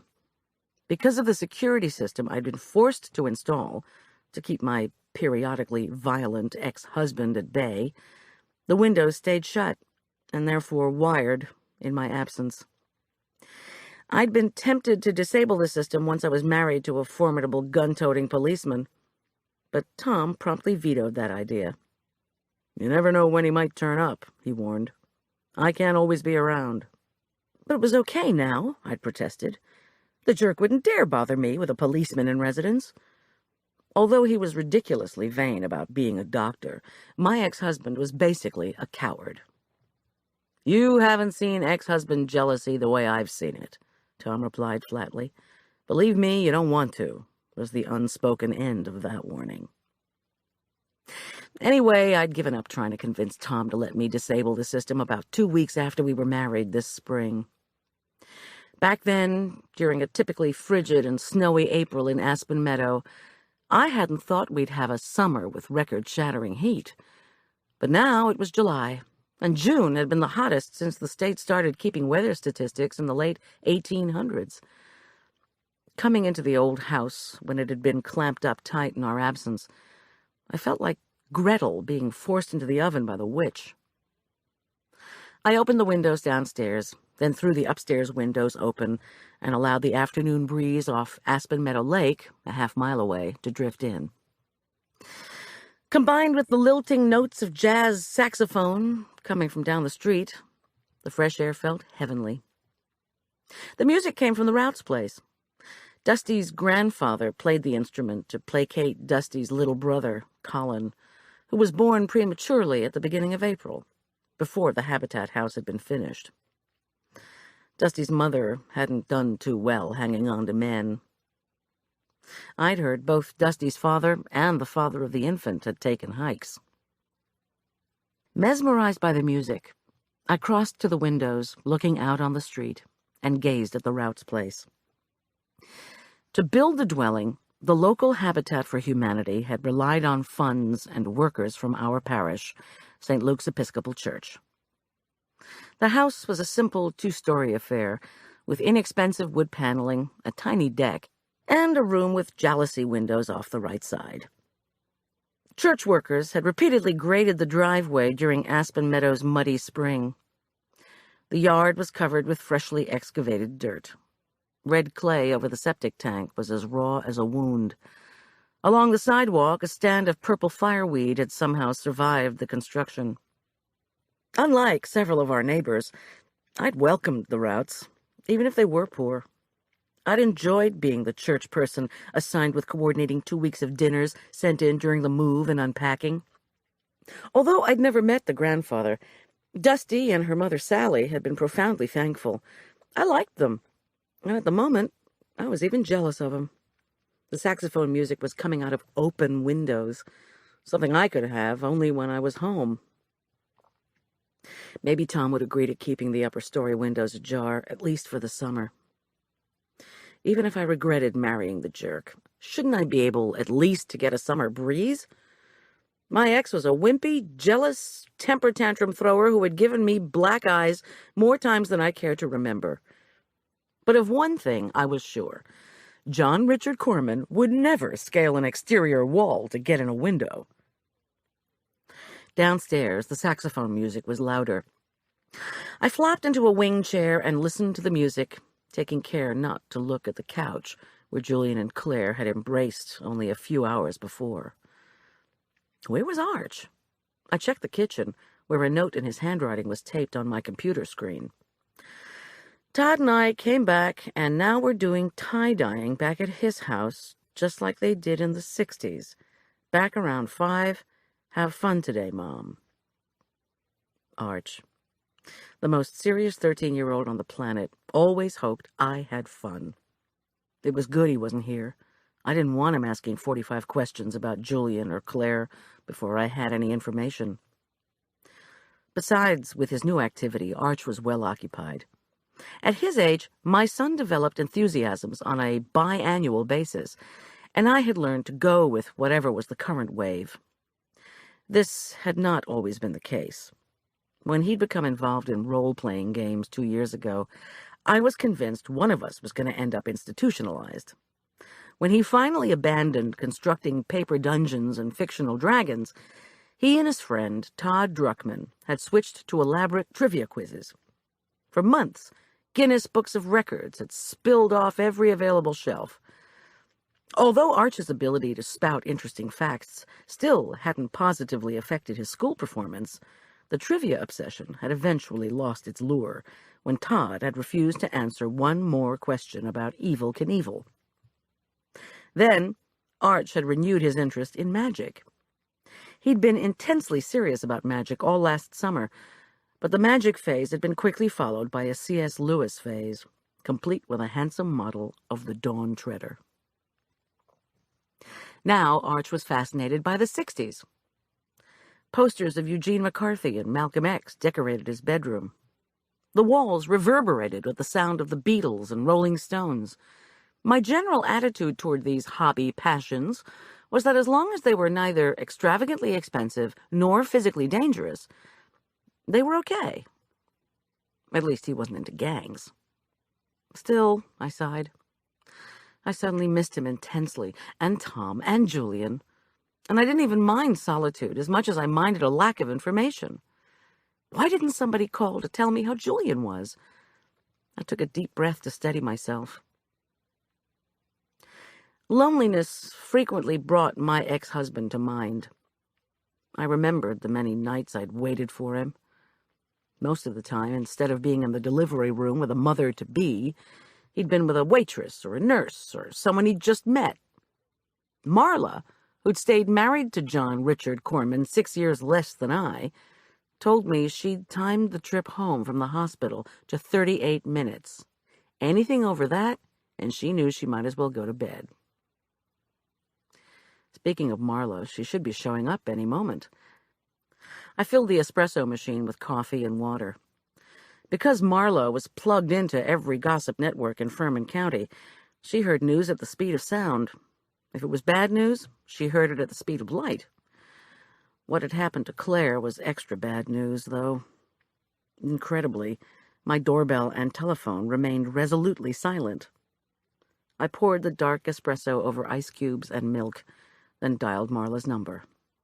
No answer. I downed the iced latte and told myself I had plenty to do. I could call her later. After an hour of schlepping food and dirty pans into the house, washing and putting equipment away, I called the hospital to check on Julian. Who was I, the operator wanted to know. Next of kin? Wife? What, a guardian? I said, hopefully. A legal guardian? She asked. Well, no. Then no information could be released. Thanks loads. I dialed Julian's adoptive parents in Utah, told them briefly what had happened, and promised to keep them posted. Was Julian going to be all right, they wanted to know. Yes, I assured them. I told them Southwest Hospital had refused to give me any information about Julian's condition, and that they'd be better off phoning the hospital directly. Was he serious about this girl? His mother asked. My voice broke when I answered that he had seemed to be very serious about Claire. Next, I called Tom at his desk and got his voicemail. I tried Marla again. Nothing. Cook, my inner voice said. Get ahead on assignments. I consulted my calendar. Oh, yes, the damn mall food fair. At that moment, I never wanted to see the mall again. But work was work. A taste of Furman County was part of a big 4th of July celebration the new mall owners had put together to lure people to shop over the long weekend rather than follow the more traditional pursuits of baseball and picnics. The benefit for Playhouse Southwest, at $40 a pop, looked as if it was going to make outrageous money. The fair would occupy the open-air top level of the mall garage. I'd taken the health department's required course on the subject of serving food away from one's established place of business, which was all I ever did anyway. Now all I had to do was prepare all the food. I checked my watch.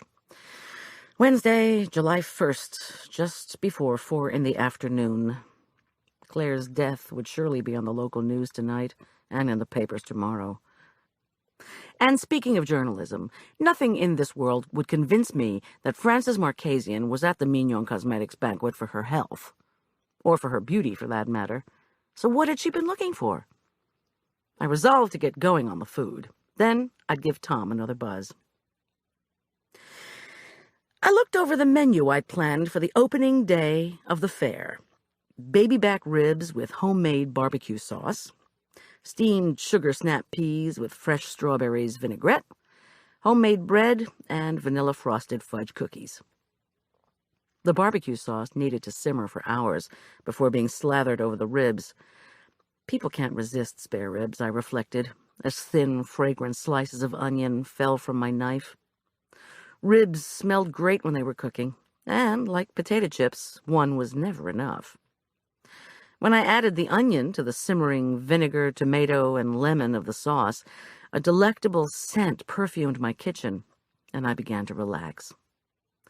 Needless to say, my newfound peace was interrupted by a jangling phone. "You never tell me a damn thing," Frances Marchesian barked into the receiver. "I don't know why you think we're friends. I especially can't understand why I helped you with those damned heavy boxes. Women can get hernias, you know." I heard the striking of a match in the background, then a noisy inhalation.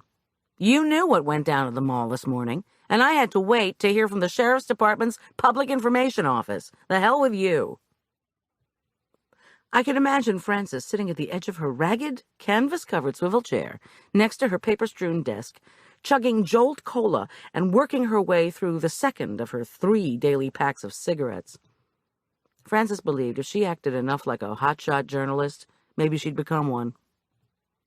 "The hell with me? That's what you're calling to tell me? You're always saying," I said as I stirred the aromatic sauce, "that you're the journalist and I'm the cook. What did you want me to tell you?" "Let's start with what you know about Claire Satterfield. Were you in the garage when she was hit?" I cradled the phone against my shoulder and slid the heavy, meaty slabs of pork into the oven. "Come on, Frances, I'm already married to a cop. The last thing I need is for you to start acting like one." She took a drag and blew into the phone.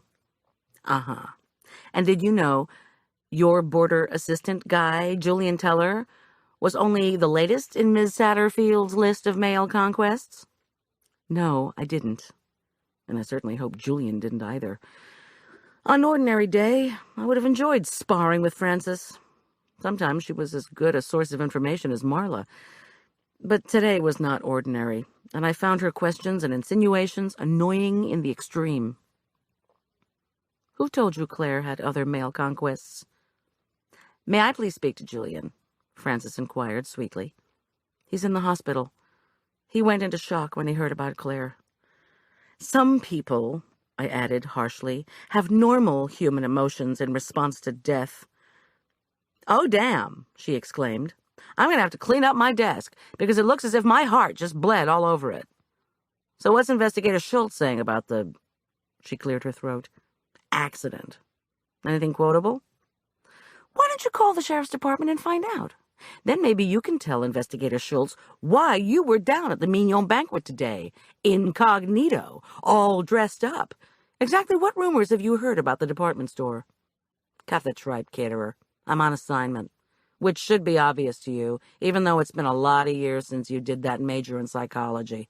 You'd think it was easy zipping myself into that dress, and the so-called banquet was like some kind of punishment. Diet food makes me gag. I have to eat too much of it, and that makes me feel like a bear foraging for winter. How many tomatoes can one individual consume?" But the brownies were terrific. She chuckled, like we were such good pals, like she had told me everything she knew, and now I was supposed to do the same for her. I took a deep breath. "You know, Frances, you did ask me if I knew about the department store's problems. Since I assume you mean Prince and Grogan, and since I was working for their Mignon people today, I'd like to know what kind of problems would bring you down to the mall all the way from Aspen Meadow. That's all." "Uh-huh. Miss Nosy Caterer. A sales associate at Princeton Grogan gets splattered all over the parking lot, and you ask me what kind of problems the department store's having? Don't talk like that about Claire. It's disgusting. Oh ho, so it's Claire now. You did know her. In fact, you were there in the garage when someone smacked into her, yes? Spill all, Goldie. Tell me why you were at the banquet in disguise. What's the problem with the department store? Francis took another drag and seemed to consider. Let me get my pen. Doggone it. No, Francis, don't act as if we can trade information, for heaven's sake, I said to empty air. If anything got into the newspaper, Tom was going to be a tad upset. Francis came back to the phone and rustled her materials about. You knew they did, girl, she prompted. You already know she was Julian Teller's girlfriend, I replied impatiently. And you also know I can't talk to you until Tom... Aha! Wife of homicide investigator asks newspaper about department store scandals. Declines comment on witnessing murder of store employee. Your husband, the investigator, is going to love it. What do you mean, murder? So help me. Do you know anything about those demonstrators? She demanded. Of course I don't, I replied, struggling to sound calm. Francis had the annoying ability to make me feel constantly off balance. Did they get in the way of the catering? Were they near the area where the girl was hit? Or can't you talk about that either? What makes you think that... I waved my hand in the empty kitchen, unable even to articulate the thought. What makes me think that Claire was run down? She finished. Yes. Things I've heard. Gosh, Francis, more rumors? Maybe I should have Tom come over and talk to you. Great idea. We could have lunch and chat about the Bill of Rights. You could cook. That is, if you didn't throw vegetables around beforehand. Francis, don't. The way I heard it, the fellow you threw the red peppers on was an activist by the name of Shaman Krill. Why, did he talk to you? All he did was yell at me. That name. Shaman Krill, she said thoughtfully. Think it's short for something? Maybe it's an alias? We're talking about a real short guy here. Dark curly hair pulled back in a ponytail, gold earring, sort of a cross between a leprechaun and a terrorist. Think he was one of Claire's boyfriends? How long had Satterfield been going with this Julian guy? How do you know Claire was involved with other men? I countered. Why did you say Julian was the latest in her batch of conquests? First you tell me something, Goldie. Did you ever get something for nothing? Listen, I'll come visit you at the food fair, okay? Maybe then you'll be ready to have a real chat. Before I could retort, she hung up. She wasn't going to share anything she knew with me until I gave her information. And if I did that, I could just imagine the wrath of investigator Tom Schulz. Still, he'd be interested to hear about bullying activist Shaman Krill, if he hadn't already. Maybe you had to have a weird name to get him to spare the hairs. I slowly swished the spoon through the pot of dark barbecue sauce. There were two things Francis had been digging for. Had I known Claire was involved with other men? And who was Shaman Krill? I wondered if the two questions were related. But that was speculation. I returned to my culinary duties to chop, boil, and beat my frustration away. I gathered cocoa powder, flour, sugar, and egg whites, and got out the recipe for the fudge cookies. The dark, delicious cookies had been one of two great inventions in my search for a low-fat chocolate torte. The other had been a low-fat chocolate souffle that had worked not in the oven, but on top of the stove. I sifted the cocoa, flour, baking powder, and salt, and beat egg whites, then stirred oil, sugar, and vanilla. After combining all the ingredients, I put the cookie batter away to chill. I had just retrieved the ingredients for icing when the doorbell rang. Oh, good, I thought. Marla, finally. I looked through the peephole, prepared to see my big-bodied, big-hearted friend triumphantly holding up the bags of gourmet goodies she always brought to ease tense or troubled situations. But anticipatory delight quickly froze to dread. The jerk's distorted mug grinned broadly into the peephole's circular eye.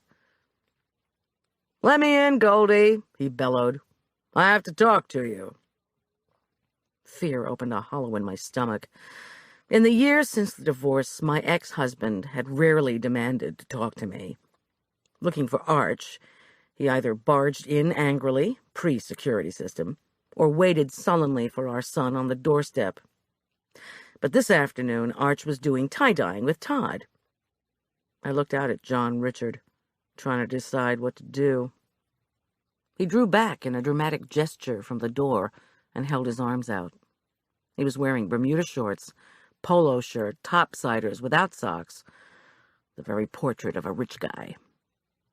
"I've got news," he shouted, pressing his face in again at the peephole. "Bad news. You want to hear it or not?" He added snidely, "It concerns somebody you care about a lot." I really did not want to see him. The day had been awful enough, and yet here he was, doing a typical power trip, teasing with the possibility of bad news. I hesitated. The security system was disarmed. I could go out on the porch to talk to him. All I had to do was unlock the deadbolt and walk out the door. But when I started to fumble with the bolt, the phone rang in the kitchen. Darn it all, anyway. I dashed for the kitchen. "Goldilocks Catering," I began breathlessly. The jerk was banging on the front door. There was a smart thwack of wood against metal. I heard the jerk curse loudly. "Goldilocks Catering," I repeated. "Where everything—" "It's me," Tom interrupted. "I'm at the hospital." "Boo!" said John Richard Corman, as he walked up behind me. His breath smelled of whiskey. I shrieked and dropped the phone. "Who's that?" said Tom. Coming from the dropped phone, his voice was distant but clearly alarmed. "Goldie, are you there?" I stared furiously at my ex-husband, who gave me a wide-eyed, mocking leer in return. Involuntarily, I glanced around for my wooden knife block. John Richard followed my gaze and wagged one finger at me. He moved in the direction of the knife block, scooped it up, and cradled it and its protruding black handles as he moved into the dining room. Goosebumps pimpled my arms. By the time John Richard walked, empty-handed, back into the kitchen, I'd managed to pick up the dangling receiver. "It's John Richard, and Arch isn't home, but John Richard says that there's bad—" "For crying out loud, Goldie! What the hell is he doing there?" Tom hollered. "Get him out, now!" I closed my eyes so I wouldn't see the jerk's furious expression. "Tell me how Julian is," I said firmly into the receiver. "Then I will." "I'm not calling about Julian," Tom began. "Hey, Goldie," the jerk said calmly, nastily. "He's not calling about Julian. He's at the hospital, and he's calling about somebody else." "This is bad news," Tom began again. John Richard grabbed the receiver out of my hand and slammed it down in its cradle. I closed my fists and glared at him. "Listen to me, goddammit!" Dr. John Richard Corman shouted in my face. "Marla's had a heart attack." Chapter 5. "What? Are you deaf?" He lowered his voice, sat down at the kitchen table, and assumed his all-knowing tone. The mood switch was both predictable and frightening. "She was trying to jog her lard-ass self around the lake. She got home, didn't feel well, and called her GP. He hadn't seen her in 5 years, of course, so when she described her symptoms, he sent in some paramedics, and they called for the Flight for Life copter." The phone on the counter rang again. The muscles in John Richard's face locked in anger. I knew the look. Now he was just a time bomb. He sat at the kitchen table and said, too calmly, "I would like to talk to you without interruption." My throat constricted with the old fear. My palms itched to answer the insistent rings, but I knew better than to defy the jerk. As the phone continued to ring, John Richard made no move to answer it. He crossed his legs, ever smooth, ever urbane, but I was watching. He said, "You won't get in to see her without me." "That's not true," I said, trying to sound unruffled. "Look, you've been drinking." It didn't take much to set John Richard off. 2 ounces of scotch was enough to ignite him for at least 4 hours. Why don't you just... Are you interested in Marla or not? His eyes blazed, and he tightened the formidable muscles in his arms. I mean, I thought she was your best friend. The phone rang and rang. I didn't take my eyes off John Richard. Have you seen her? No, I was waiting to take you down, he said, with mock sweetness. John Richard leaned forward. A hard pain knotted in my chest. Whether you like it or not, Miss Piss, as an ex-husband, I am a relative. The phone shrilled. Tears pricked my eyes. I hated to be so paralyzed with fear. Marla, 45 years old, a heart attack. The jerk, unheeding, talked. You, as the friend who fed her all the cholesterol-filled crap that blocked her arteries, are not a relative. Friends might not be able to get into the coronary care unit whenever they want. Relatives can. Are you with me so far? So, if you want to see Marla at the hospital, I'm going to have to go in with you. Am I getting through to you? Any moment, I thought. Any moment, and this man, who worked out with the fanaticism of an Olympic athlete, could take hold of one of my wrists and shatter it against the table with such force that I wouldn't be able to knead bread for a year. I kept my eyes on his maniacally composed face and picked up the receiver. I'm okay, I said, without my customary greeting. On the other end, Tom noisily let out air, a sound somewhere between a sigh and a groan. Thanks for calling back, Tom. He's just leaving. Just leaving? Tom yelled. You mean he's still there? I'm staying on this phone until he is out of that house and that door is locked and bolted. Turn that security system back on. If you can't do that, get out. Understand, Goldie? You listening? I can get the 911 operator to call your neighbor. Have a department car there in 10 minutes. I turned to my ex-husband. Please go, I said firmly. Now. He's going to send in the authorities. They'll be here in 10 minutes. Dr. John Richard Corman leapt to his feet, grabbed the box of cocoa I'd used for the cookies, and flung it against the wall. I screamed as brown powder exploded everywhere. John Richard dusted his hands and gave me a look. Now why did you make that necessary? Get out, I said evenly. Leave. 9.5 minutes and you're in a lot of trouble. He'd thrown something because he was thwarted. I wouldn't go to the hospital with him, and I had paid. The jerk assumed an attitude of nonchalance and shrugged.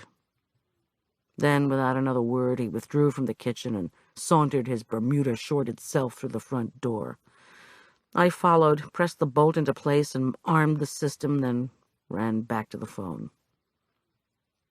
Miss G?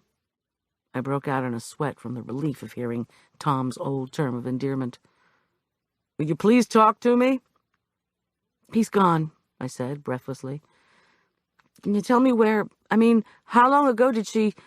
How is she? I remembered all too vividly Marla's sad history, that her father had died from a heart attack when she was very young. She's okay, in the coronary care unit at Southwest Hospital. She had a mild heart attack this morning, either before or after jogging around Aspen Meadow Lake. Since when is she a jogger? Since never, I replied angrily. And she's on some weird lemon and rice diet. Not anymore, she isn't. You coming down here or what? I probably won't be able to stay. The investigation of the death over in the mall garage is getting underway. I replied that I was on my way and that he shouldn't wait for me. I scribbled a note to Arch, back by dinner. How was I going to tell Arch what had happened to Julian or Marla? He adored them both. Stepping out the back door, I glanced around to make sure the jerk wasn't lurking in the bushes. That would have been typical of him. I also checked the van's rear area. It was empty. I locked the doors, gunned the engine, and let the speedometer needle quiver past 70 as I raced back to Denver. I wished I didn't know as much as I did about the statistics of heart disease running in families. My best friendship with Marla had blossomed out of the bitterness of being divorced from the same horrid man. I shook my head and thought of the cloud of brown cocoa powder erupting as it hit the wall. To get emotional control over his cruelty, Marla and I alternately reviled and ridiculed John Richard. But through the years, the relationship between Marla and me had deepened beyond our mutual crisis. We'd formed a discussion group called Amour Anonymous for women addicted to their relationships. I zipped past West Side Mall and headed for the parking lot at Southwest Hospital. Our Amour Anonymous meetings had been alternately heartfelt and hilarious. And when the group petered out, as those kinds of groups tend to do, Marla and I remained steadfast to each other with daily phone calls and long talks over shared meals. Moreover, Marla's generosity with her considerable wealth meant not only that she was one of my best clients, but that she also referred me to all her rich friends. The people in Marla's address book had provided an endless stream of assignments for Goldilocks Catering, including Babs Braithwaite of the upcoming Independence Day party. My hands clutched the steering wheel. If the jerk was right and they wouldn't admit me to the CCU, I was going to have to come up with some way to talk my way in. Just thinking of John Richard made my flesh crawl. How dare he break into my house and blame my cooking for what had happened to Marla? Of course, that kind of behavior was nothing new for him. John Richard Corman, whose mother had been a hardcore alcoholic, frequently had just enough whiskey to release the enraged demon that lived inside. But there was some truth in what he said. Marla was indeed a large-bodied woman. She ate with gusto, then dieted remorsefully, never for very long or to much effect. Eventually, she always resumed her passionate affair with chocolate chip cookies and cream-filled cakes. But what worried me more than her erratic eating habits was her phobia concerning doctors and hospitals. I wasn't surprised to hear that she hadn't seen her general practitioner for years. I pulled the van into the hospital lot. Southwest Hospital was a subsidiary of a Denver chain of medical facilities. When West Side Mall was in the process of being refurbished, fundraising and construction began on the new hospital. There was another irony. For all her disdain for doctors, Marla had been one of the most generous donors to the Southwest Hospital's building fund. Inside the hospital, I followed yellow-painted footprints and then blue ones until I came to the automatic doors of the coronary care unit entrance on the 4th floor. A red-haired receptionist wrinkled her brow at me. "Name of patient?" I tried to look both innocent and deeply bereaved. "Marla Corman," I replied. "She can see visitors only the first 10 minutes of each hour, and that's just past. You'll have to wait an hour." I said quickly, "She's my sister. Surely I can see her." "And you are?" "Goldie Corman." She consulted a clipboard, then gave me a smug smile. "Is that so? When we asked her about next of kin, she didn't list you." "She just had a heart attack," I said, with an enormous effort at long-suffering bereavement. "What do you expect? I really do need to see her. I'm worried sick." "I'll have to see some ID." Think.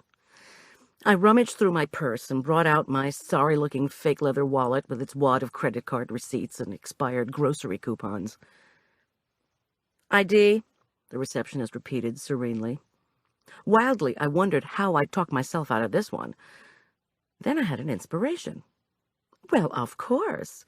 My fingers deftly pulled out a dog-eared card. Good old Uncle Sam. I handed the nurse my old Social Security card. "Goldie Corman," she read, then shot me a suspicious look. "Don't you have a driver's license or something?" I bristled. "If my sister dies while you're doing the Nazi documentation routine, you'll never work in a hospital in this state again." The receptionist snapped the Social Security card with my old married name onto her clipboard and said to wait. She'd be right back. Well, excuse me. After notifying the federal government of the name change to go with my Social Security number, I had tried to get a new card. I had called the Social Security Administration numerous times after my divorce, when I'd resumed my maiden name. Their line was always busy. Then I'd called them 30 more times this spring, 5 years after the divorce, when I remarried and assumed the surname Schulz. Again, I'd written to them about the name change. All I wanted was a new card. The line was still busy. If people died listening to that bureaucracy's busy signal, did their survivors still get benefits? The red-haired receptionist swished back out. Apparently my old ID had passed muster because she led me wordlessly through the double doors of the CCU. Curtained cubicles lined 2 walls, with the nurse's station at the center. I tried desperately to summon inner fortitude. Marla would need all the positive thoughts I could send her way. I was handed over to a nurse, who motioned me forward. On a bed at the end of the row of cubicles, Marla seemed to be asleep. Wires and tubes appeared to be attached to every extremity. Monitors clustered around her. 10 minutes, the nurse said firmly. Don't excite her. I took Marla's hand, trying not to brush the IV attached to it. She didn't move. Her complexion was its normal peaches and cream color, but her frizzy brown hair, usually held in gold and silver barrettes, was matted against the pillow beneath her head. I rubbed her hand gently. Her eyes opened in slits. It took her a moment to focus.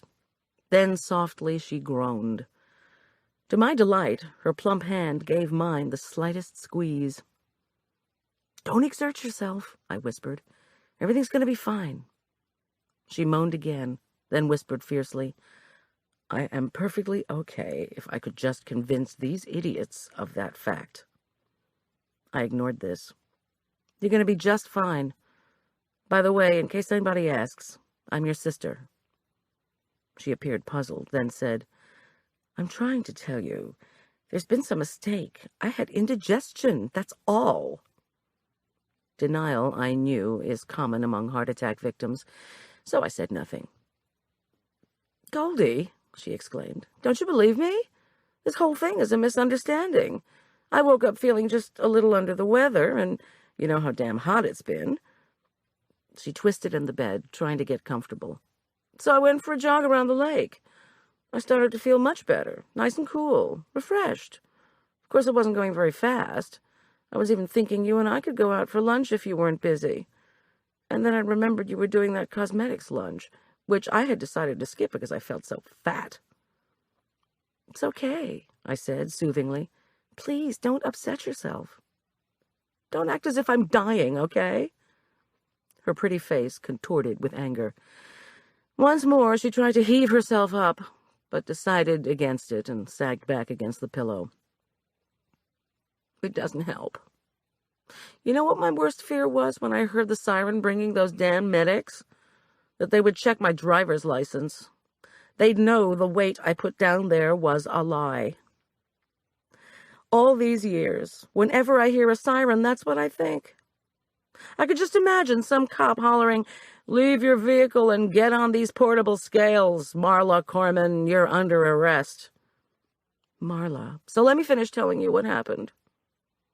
Before the paramedics came, I drove home real slowly from the lake.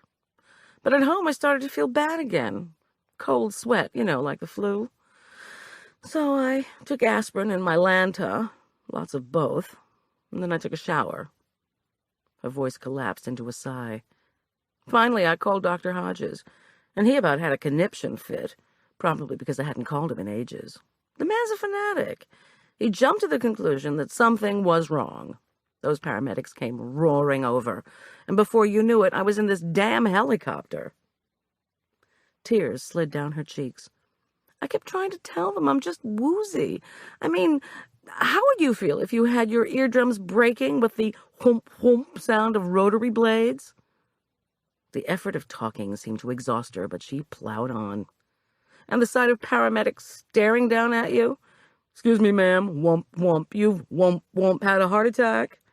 I said, 'Oh, yeah? What's that I hear beating?' Marla, please." She wagged a finger absent of her customary flashing rings. "If they don't let me out of here, they've seen their last donation from me, I can tell you that. That's what I told the ER doc when I got here. He completely ignored me. 'Look me up on your list of benefactors,' I shouted at him. The guy acted deaf. I said, Better ask your superiors how much Marla Corman gave this hospital last year. You don't want to be responsible when those donations dry up. Marla, for crying out loud. There must be ways they can tell whether you've had a heart attack. There's your EKG. Her eyes closed. It's a mistake, Goldie. Leave it to the medical profession to screw things up. What is going to give me a heart attack is thinking about all the piles of dough I've given this hospital. But you know it's better to be cautious. I started to protest, but she would have none of it and shook her head. The CCU nurse signaled my 10 minutes were up. Reluctantly, I released Marla's hand and checked her chart. Dr. Lyle Gordon, cardiologist, and I were going to have a chat. After a quick kiss on Marla's plump cheek, I backed away from the cubicle. When I returned to the reception desk and asked where I could find Dr. Gordon, the red-haired woman glowered, then shrugged. Very calmly, I told her I wanted to have Dr. Gordon paged. Now, please. 20 minutes later, a chunky fellow wearing thick glasses and a white lab coat pushed through the doors of the CCU waiting room. Lyle Gordon had a high, premature fluff of gray hair that did not conceal a bald spot. "Don't I know you?" he asked, squinting at me. "Weren't you married to—" I tried to look horrified at the idea. Dr. Gordon scowled suspiciously. "I'm Marla Corman's sister," I told him. "Could we talk?" He led the way, and we sat in a corner grouping of uncomfortable beige sofas. "Okay, does your mother know about this yet?" he began. I had a quick image, not of Marla's mother, but of my own mother, Mildred Hollingwood Bear. Perhaps she would be at an Episcopal Church women's luncheon, or a New Jersey Garden Club brunch, when she was told that her daughter, the divorced but remarried caterer, had been arrested for impersonating the sister of her ex-husband's other ex-wife. "Well, no.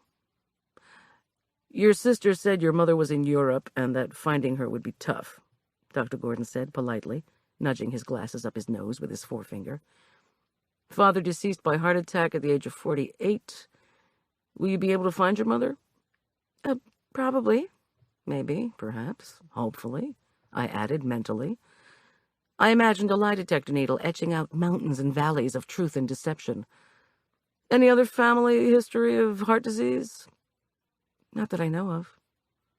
Dr. Gordon adjusted his glasses again and succeeded in smearing his fingerprints on their thick lenses. "Your sister's had a mild heart attack. She's only 45, and unfortunately, she seems to think she hasn't had a heart attack. Excuse me, her EKG indicated she was having extra heartbeats, one of the warning signals. We also saw her STs were way up." "STs?" He sighed. "A portion of the electrocardiogram that shows the recovery of the heart between contractions is abnormal. If the STs are up, a person's having a heart attack, okay? The paramedics called in the copter, put her on oxygen, put nitroglycerin under her tongue. It's a blood vessel dilator." "Yes, I do know about nitroglycerin. I also knew that if the vessels could be dilated close enough to the beginning of an attack, blood could get to the heart and prevent damage, sometimes even abort the attack." I said tentatively, "Maybe—" "We think that the nitroglycerin actually thwarted a more severe attack. Her blood tests have come back, her enzymes are up, so no matter what she says now, she was having a heart attack. Do you believe me?" Blood rang in my ears. I felt despair closing in and weakness taking over. "Yeah, sure. Just, could you tell me if she's going to be all right? What's next?" "She's scheduled for an angiogram first thing tomorrow morning. It depends on what that tells us about blockage. If an artery is badly blocked, we'll probably schedule an atherectomy for the afternoon. Do you know what that is?" I said dully, "Roto-rooter through the arteries." But not for Marla. Please, not for my best friend. I tried not to think about catheters. Gordon quirked his gray eyebrows at me, then continued, "Has she been under the care of a physician? She gave the name of a general practitioner in Aspen Meadow. We called him. He said he hadn't seen her in 5 years. That's why her phone call to him came as such a warning signal. Marla hates doctors. She claims she's a hospital benefactor. My sister is superstitious, Dr. Gordon. She thinks if she gives a lot of money to a hospital, she'll never actually have to spend any time in one. And she's not married. It was sort of a question. If an unknown sister turns up, a spouse may be next. Not married, I said, curtly. Well, then, I need to tell you this. As I said before, her blood tests show she's had what looks like a very minor heart attack. If all goes well tomorrow, and barring any complications, I think we'll be able to discharge her in 3 or 4 days. If the attack had been more severe, we would have to keep her in the hospital for a week or more. But when she does go home, she's going to have care. No sweat. My sister has we have lots of money. I'll get a private nurse. Just tell me what her prognosis is. She needs to change her lifestyle. Her cholesterol was at 340. That must be reduced. Then she has a good chance. We've got nutrition people who can help her. There's a cardiac rehab program here at the hospital that she can get into. If she's so inclined, that is. And she better become so inclined if she values her life. His tone was grim. Okay, thanks. Can I see her again now? Not for long. Are there any other relatives I should know about? Without missing a beat, I replied, Our nephew might be in. His name is Julian Teller. Is this your son? No, the son of another sister. Julian is 19. Actually, he's here in the hospital, I think. Looking for his aunt? No, being treated.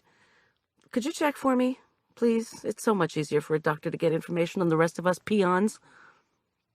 Dr. Gordon disappeared for a few minutes, then sat back heavily on the beige cushions.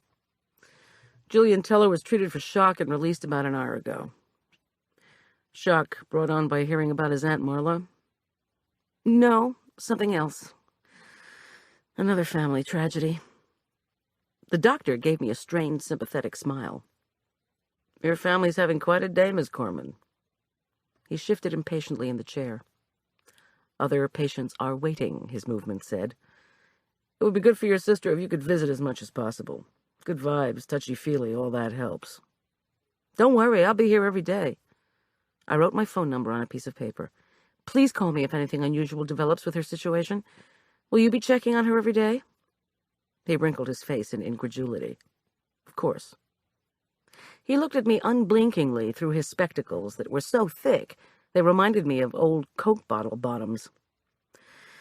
She may get very depressed. It's a common response to a heart attack. Even if we can bring her back to health, she's going to need you to give her courage and support. Are you going to be able to help with that?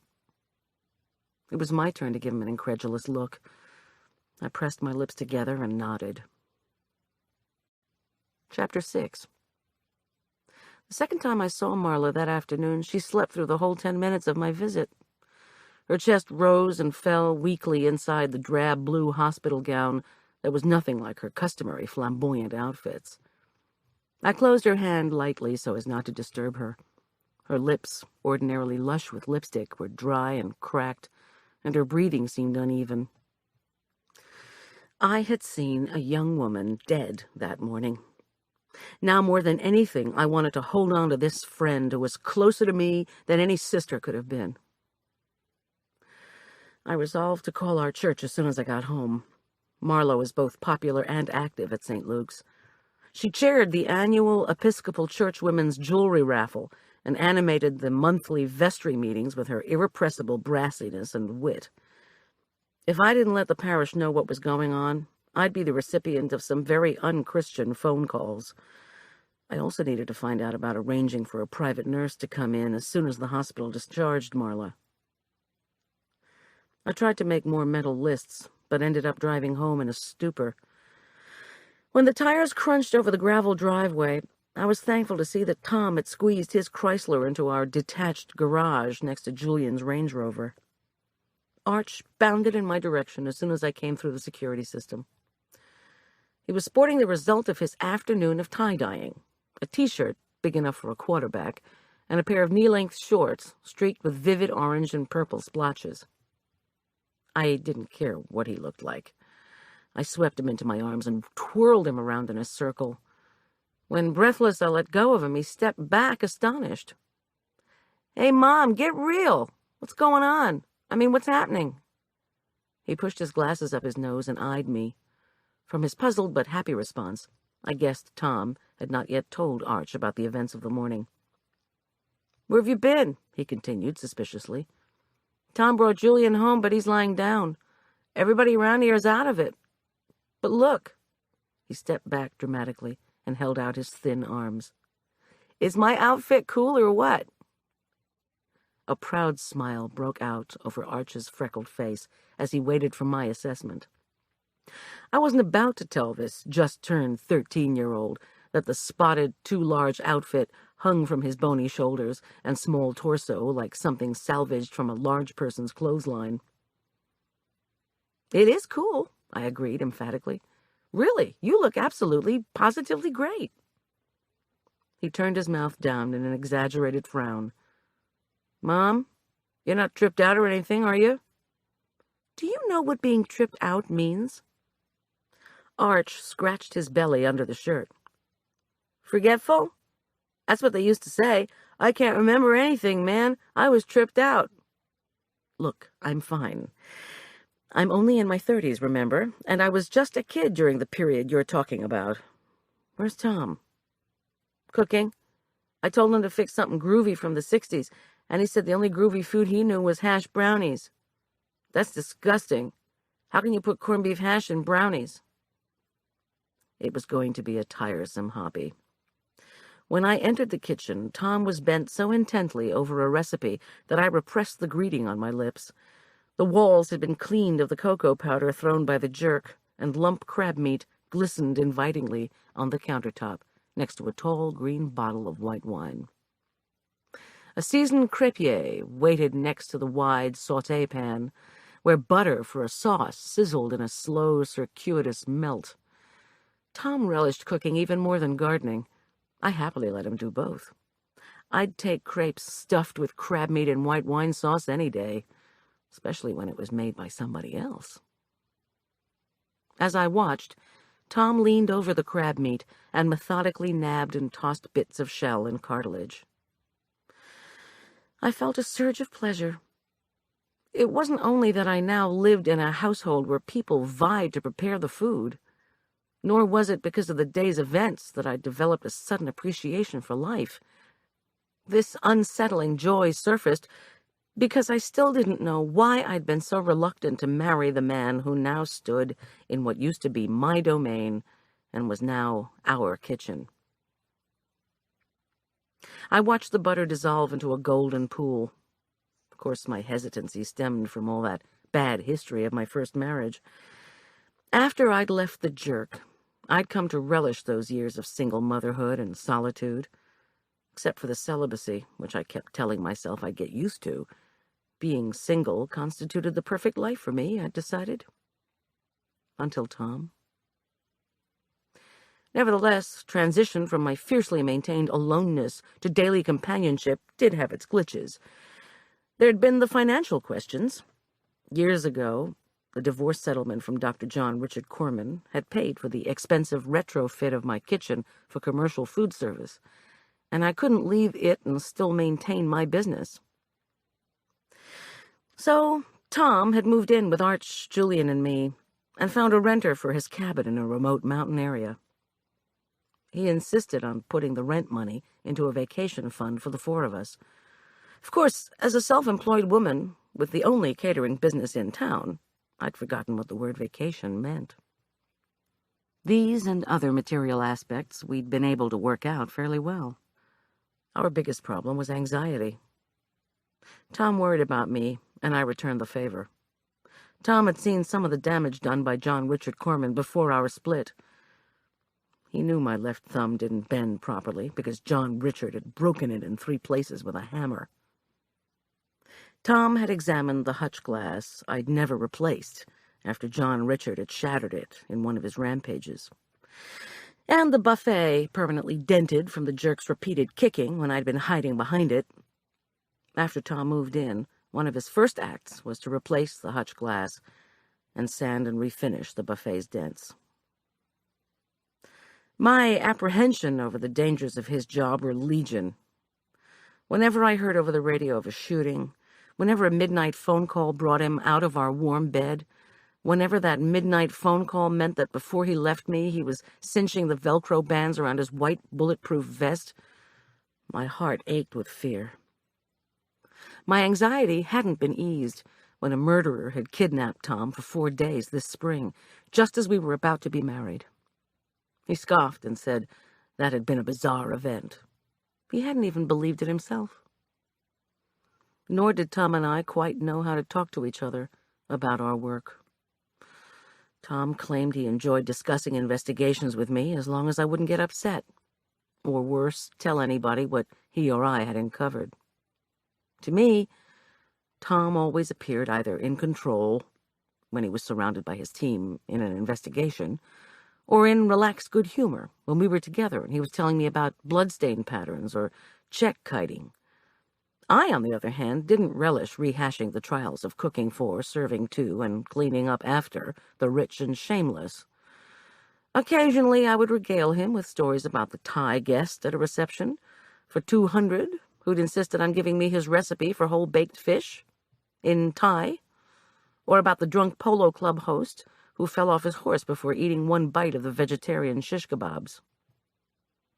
Reflecting on all this, I'd failed to notice that Tom had stopped cooking and was staring at the cupboard above the kitchen counter, his face twisted with pain.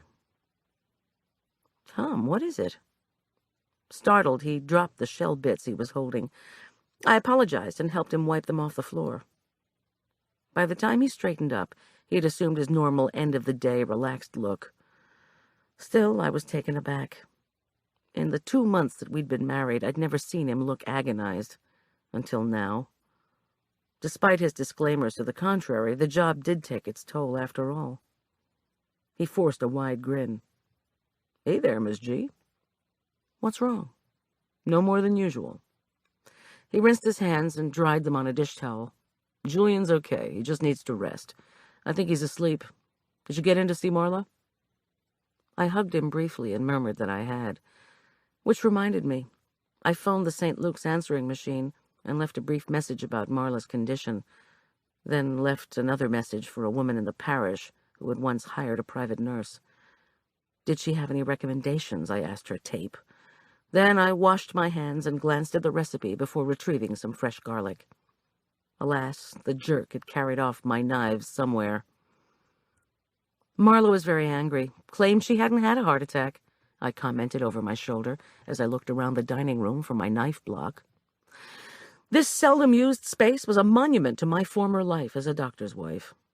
It looked like a furniture store. I'd bought the solid cherry buffet, hutch, and dining room suite right after my first wedding. Then I'd feverishly crocheted an enormous tablecloth and undertaken the tiresome needle-pointing of floral covers for the chair seats. I should have been taking a karate class. Better yet, shooting lessons. I hefted up the knife block from the table and brought it back to the kitchen. "I'm guessing Marla will be home at the beginning of next week," I told Tom as I sniffed a clove of garlic. The garlic was fresh and juicy. Its pungent smell filled the air. I told Tom what the cardiologist had told me about Marla's condition and her upcoming angiogram and potential atherectomy. "I'm going to go in and see her every day," I added defiantly as I minced. Of course, Tom wouldn't be jealous if I made a daily visit to a friend. I shook my head and reached for another clove of garlic. Old reactions died harder than I thought. Tom turned back to his recipe card and abruptly changed the subject. "How did Corman get through the security system?" "Look, it was a fluke. I was in the middle of undoing the deadbolt, and the phone rang, and he hollered that there was some bad news. And before I knew it, he was right beside me. I just wasn't careful." "Are you all right?" He glanced up from the recipe card, his mouth in a thin line. When I said I was, he frowned disbelievingly. "Sorry," I amended. "It won't happen again." And there went my summer breeze through the unsecured upstairs windows, I thought. What did the hospital say about Julian? Is there any special treatment? He dropped ingredients into the melted butter. The delectable scent of crab meat and garlic rose from the pan. He just needs to rest. We probably shouldn't talk about the accident around him. Not just yet, anyway, although we'll have to eventually. He reached for a wooden spoon and stirred in flour to make a roux. Why not talk to him about it? And why will you have to eventually? Tom exhaled deeply. Goldie. He looked god-awful coming home from the hospital. I just don't want to upset him anymore. He cried off and on all the way up the interstate. I don't think I've ever seen that kid in tears. Maybe if he talks about it, he'll feel better. Tom stopped stirring and gave me a half grin. Well, Miss Psych Major, I know that's true. But we've got a lot of unknowns right now, and I'm not sure Julian should hear about them just yet. Unknowns? He whisked broth into the sauce, set it to simmer, and then trundled over to the walk-in refrigerator. A moment later, he emerged with 2 bottles of carbonated apple cider, one of Arch's favorites. He opened a bottle and poured us each a glass full of spritzy gold bubbles. The icy drink was heavenly after the heat of the day. Tom said, "This mess with Claire Satterfield looks real bad. I'm going to be tied up with it for the foreseeable future." But I thought the State Patrol handled traffic accidents. It wasn't an accident, he said curtly. He drained his glass. His deep green eyes regarded me grimly. The patrolman and I saw acceleration marks on the garage floor. They're very different from deceleration marks. That's what you get when somebody's trying to stop. You mean you can... Wait, acceleration? Somebody saw her? Somebody saw her and sped up? Oh, my Lord? He nodded. And our one eyewitness, he said, or the one person who thinks he might be an eyewitness, observed a dark green truck veer out of the garage. He stood up to check on his sauce. We found an '87 green Ford pickup parked by the outside entrance of Princeton Grogan. Stolen. Dented on the grill, where it could have hit someone. Coroner's office will match that up with impact marks on the victim. I said weakly, "Impact marks? You mean bruises? And wasn't there any blood on the grill?" "The body doesn't have time to bruise." I closed my eyes. "Sometimes there's blood on the vehicle, sometimes there isn't," he went on. This time there wasn't. The only blood was on the garage floor, from when her head hit the pavement. Unfortunately, there's not a single discernible hair or fingerprint inside the truck. At least so far. Our guys are working on it. We're grasping for anything. He paused. But here's something. You were the closest person that we know of to the scene of the crime. Relatively near the body, you found that flower. You don't think... I have no idea. It's probably nothing. But every now and then you get a hunch. When a flower so perfectly fresh is found by the scene of what we're now realizing was a homicide, we have to get it analyzed. So I took a picture of it and sent it to the American Rose Association. Sheesh, that is grasping for straws. What do you mean our guys are working on the truck? He measured out white wine and stirred it into the bubbling crab meat mixture. As I said, we're now treating Miss Satterfield's death as a homicide. State Patrol's out. We're in. His big body sighed. So, now all we have to do is figure out who would want to kill her. That's why I'm going to have to talk to Julian as soon as he's feeling a little better. The team's working on the evidence, too. We need to figure out who could smash into her like that and then leave, without being seen. We're thinking the perp either had another car right there or went right back inside the mall. I don't believe somebody could do that without anybody seeing. Believe it. People usually are just minding their own business. He swirled Parmesan cheese into the sauce. Poor Julian. What about those demonstrators? Think this could be something they do out of spite against Mignon Cosmetics? Because Claire worked for them? At this point, nothing can be ruled out. We're getting the demonstrators' names and addresses, the usual drill. My glass was long empty. I needed something else to do with my hands. So I set about assembling ingredients for a fruit cup. Luscious ripe cantaloupes, strawberries, grapes, bananas. I chopped and sliced and arranged the fruit in concentric circles, trying to bring a similar order to this chaos of news. At length, I poured myself another glass of cider and said, "Remember the guy I dumped the vegetables on?" Tom's smile was enormous, back to his old self. "One of your better moments, Miss G. What about him?" "And remember Francis Marchesian?" "Goldie. How could anyone forget a reporter who looks like a Caucasian Bob Marley and dresses like a class in salvage?" I told Tom that Francis seemed to have ferreted out the activist to interview him, and that his name was Shaman Krill. Not only had Francis somehow learned that Julian was only the most recent of Claire's many boyfriends, but she also seemed, like Tom and the state troopers, to believe Claire's death was no accident.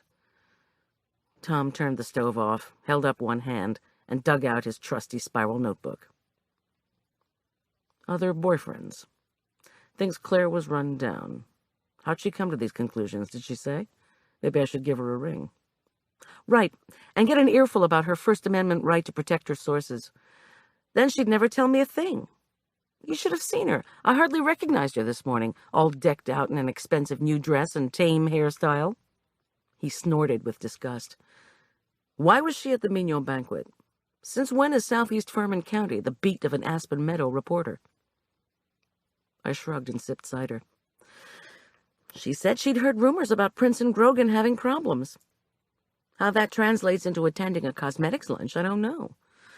And please don't ask what kind of rumors, because I already asked her, and she's not saying. But I'm going down there day after tomorrow for the food fair, and tomorrow I need to pick up my check from the Mignon people. Oh, Goldie, no. I'm just going to ask. Okay, ask. He reached over and took both of my hands in his.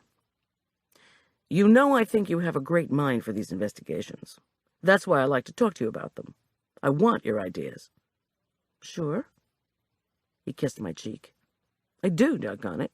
You love to talk to people, and they love to talk to you. Great. You have insights. Also great. I just don't want you getting into danger. You act as if I'm trying to take over your job or something.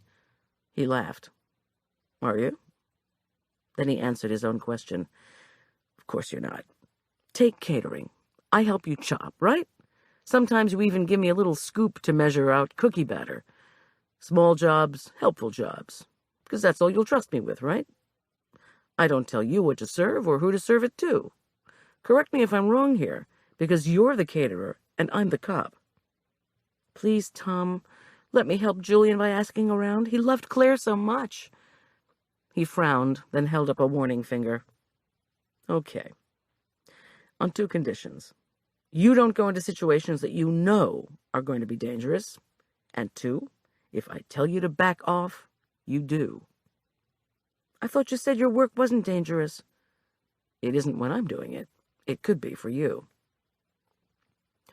I set out the forks, knives, and plates before replying. Then I said calmly, Okay. But I'm telling you, Tom, I'm going to help Julian. Francis Marchesian and I are friends, remember? Or at least sometimes we act as if we are. I have an idea where she might have found out some of these things. I told him that I'd chatted with Dusty Rout, the Mignon sales associate, at the banquet. I'd even introduced her to Francis. After hearing about Claire's death, Francis would have felt no qualms about contacting Dusty for information. Rout. That name's familiar. R-O-U-T-T? There was a big bank job done in the early 50s here in Colorado by a guy named Rout. How old is this Dusty? Julian's age. She lives down the street with her mother, little brother, and grandfather. Maybe the grandfather's a bank robber. Although in our little town, that's just the kind of news folks love to spread, and I haven't heard a thing. Not only that, but our church helped build the house they're in. A bank robber doesn't sound like the kind of person they like to have living in houses built with charity money and sweat equity. But don't you remember my telling you Julian had dated Dusty a couple of times? Then she was expelled from Elk Park Prep and they sort of broke up. At a party on Memorial Day, she was the one who introduced him to Claire. Let me get this straight. Tom was scribbling in his notebook. This Dusty Rout works for the cosmetics people and used to go out with Julian. When Julian met Claire, Dusty had already been dumped. Why was Dusty expelled, do you know? I pursed my lips. Nope. Julian was always too embarrassed to ask her. You know how that school is. It was all kept very hush-hush. Another fact the local gossip network seems to have missed, he observed. And Francis mentioned Claire Satterfield, former boyfriends, and the guy you trashed with roasted vegetables in the mall garage, all in the same breath? Like she thinks there's a connection? He looked at his notebook and considered. Sounds like somebody's doing a lot of speculating. I ignored this. I'm just saying, the rumor is there seem to have been former boyfriends. Would Shaman Krill have had enough time to get back up to the garage and his precious demonstrators if he'd been driving the truck that hit Claire? Tom stood up and ladled a spoonful of crepe batter into the hot pan. It emitted a delicious hiss. Don't know yet. We're going to have to pace it out. Time it. Are you going to call Arch to eat, or should I? Think you should hear us talking about the investigation? Think he'd feel bored, left out? Talking about the investigation? Boring? You don't know Arch. I could well imagine a police band radio becoming the next craze. When I called to the TV room that dinner was ready, Arch pleaded loudly that he was watching a rerun of Antonioni's blow-up, and could we just save him some on a plate? It's a real complicated film, he yelled helpfully. Before I could say anything, Tom called back that would be fine. I murmured that the crepes might toughen with microwave reheating, but he shrugged my worries away. What about Julian? I asked. What about me? Said Julian from the doorway. He slumped into a kitchen chair. He still wore his serving outfit, and his face was gray with exhaustion. I hadn't heard his customary footsteps on the stairs. This looks good, he said in a tired voice as he regarded the fruit tray. And before you ask, I'm okay. I tossed a salad while Tom filled the crepes and put them in the oven. While I poured more cider, Tom said, Julian, how much of our conversation did you hear? Julian's face reddened. Oh, probably most of it. Then I need your help, Tom said matter-of-factly. If you know the worst already and you're not going to pass out on us, then maybe you can answer some questions. I don't know the worst already, Julian shot back fiercely. He glared at Tom. The worst I know is that she's dead and we don't know who did it, okay? That's the worst so far. What else is there? Tom continued calmly. Do you know if Claire had other boyfriends? Yeah, she had some. I don't know who they were, but she was here on a 12-month visa. Do you think she was just going to spend all day behind the Mignon counter and then go back to her apartment and sit around? Julian, please. I set a glass of cider in front of him. He ignored it. Well, do you think I knew her every move? I mean, come on. Do you know any former boyfriends who were jealous of your relationship? Tom asked. No. Do you know anyone who could have thought of Claire as an enemy? Julian rubbed his brow so hard I feared he might bruise his skin. Look, he said finally, I just know they were investigating shoplifting at the store. Did she report any shoplifters? Tom asked. He wasn't writing. No, said Julian with a sigh. I don't think so. What about these other men? Anybody shady that you knew about? Claire just told me she'd seen other guys, but she also said she had admirers, male admirers, he added dejectedly. Who? Oh, Tom, I don't know. Julian gestured helplessly. His bleached hair caught the light, and he looked suddenly childlike. She used to laugh when she told me men were always after her. She said she was glad to have a glass counter between herself and them. One time she teased me and said she'd managed to get rid of the guy who pestered her most. But she was so pretty. I guess you'd have to expect... He didn't finish the thought. And as for being bothered, well, sometimes she thought somebody was playing weird practical jokes on her at the counter.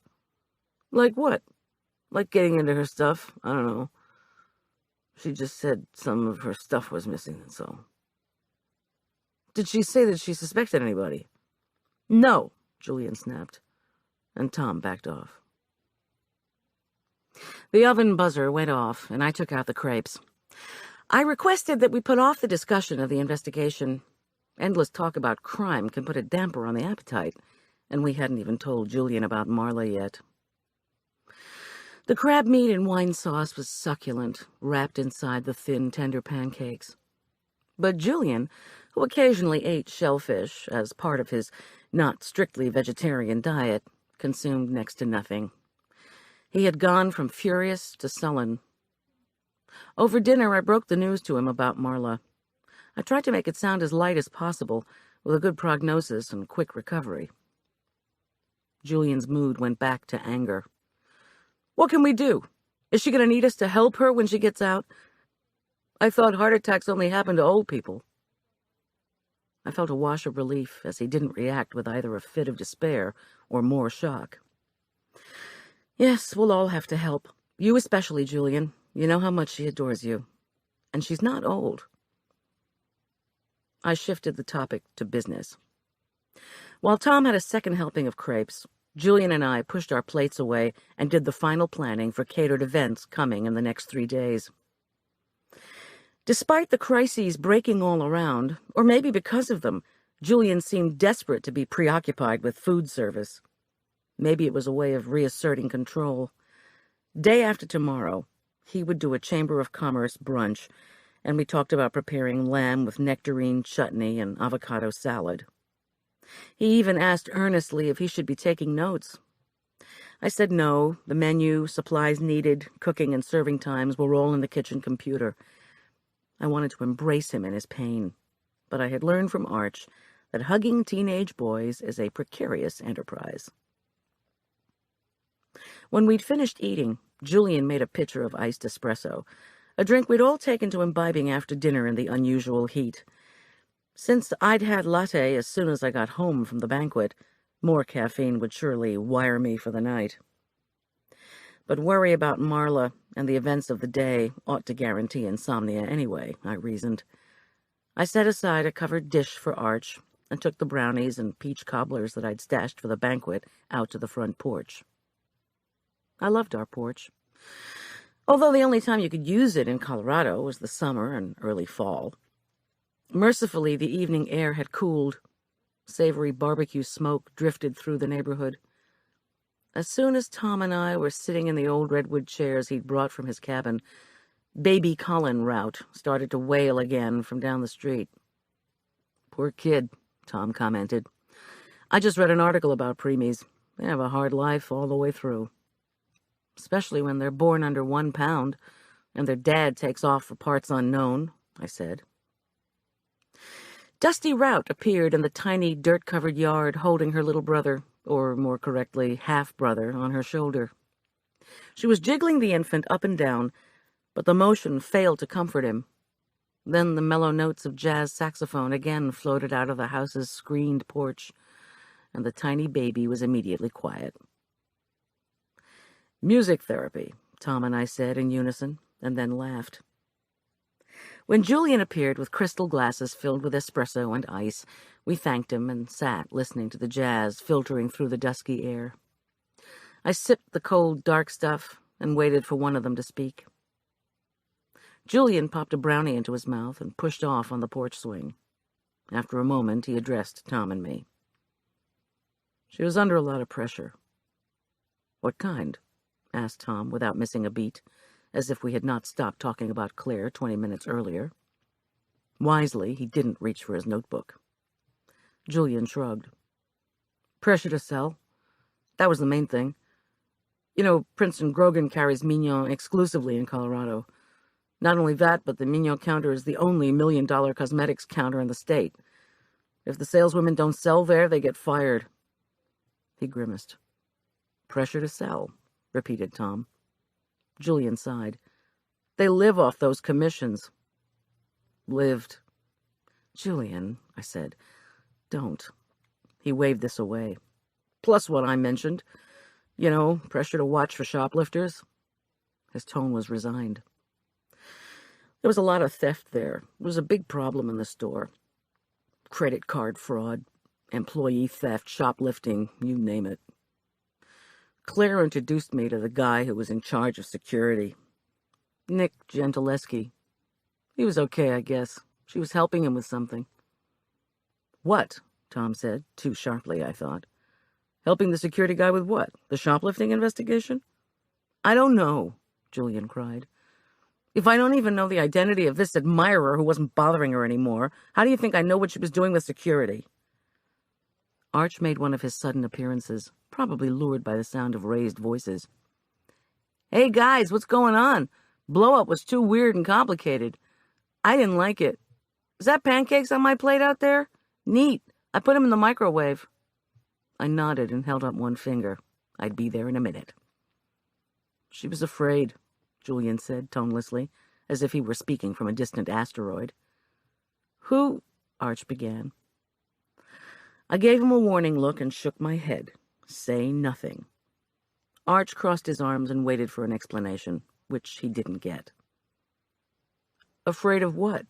Tom asked Julian gently. Just yesterday, she told me she thought she was being followed, Julian replied wearily. But she said she wasn't sure. Oh, God, why didn't I tell you? I just thought it was some stupid thing, like the unexplained stuff at the counter. Wait, I said. Wait. I thought back through the muddle of the day. Claire, her Peugeot, the helicopter. When I'd swerved the van into the right lane, I'd barely missed a pickup truck. Then, when I'd looked again, the pickup had fallen back several car lengths. Someone might have been following us on I-70 this morning, in a pickup, I said miserably.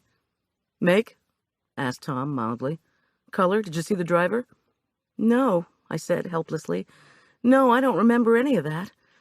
Maybe I'm just being paranoid. Julian was holding his head in his hands. Big J, said Tom. Why don't we go inside? Julian's head jerked up. There's a part of you that's always alone, he blurted out. People always have secrets, and you know they have secrets. But maybe they don't want to tell you because they're afraid of your reaction, or maybe they don't want to tell you because they don't want to burden you. She didn't want to be a burden to me, and I didn't want to trouble you with it. Tom and I exchanged a look. Inside the house, the microwave buzzer went off. My instinct told me Arch and I should leave Tom and Julian alone. Perhaps without an audience, Julian would feel more inclined to talk to Tom. Let's go, I said to Arch. Why can't I eat out here? Arch asked, perplexed, but he obeyed. Mom? He asked when we were back in the kitchen. He held up his plate precariously. Should I eat now or not? Sure, hon. They just need to be alone for a while. He took a mouthful of crepe and said, So what's going on with Julian? Who was afraid, and what's the big secret? I told him Julian's friend Claire had been killed in a hit-and-run accident. His eyes opened wide behind his glasses. Do they know who hit her? I told him they didn't, but that Tom was working on it. Arch, something else. Hun, Marla had a mild heart attack jogging around Aspen Meadow Lake today. She's at Southwest Hospital, but should be out in... Before I could finish, Arch whacked his chair back and bolted from the table. Arch, wait, she's going to be okay. I bounded up the stairs after him.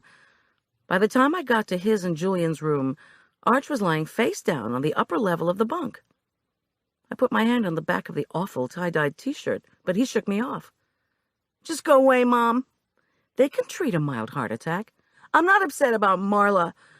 I mean, I am upset about Marla. Of course I am. It's only that... Look, just leave, okay? I didn't move. Claire, then? You didn't really know her, although I know you worry about Julian. He shot upright suddenly, his brown hair askew, his face pale with rage. Why are you so nosy? Why do you have to know about everything? Sorry, hon, I said, and meant it. When he dropped back down on the mattress without saying more, I asked, Want the curtains closed? He didn't answer, and I backtracked toward the door. Wait. His voice was muffled by the pillow. Slowly he sat up.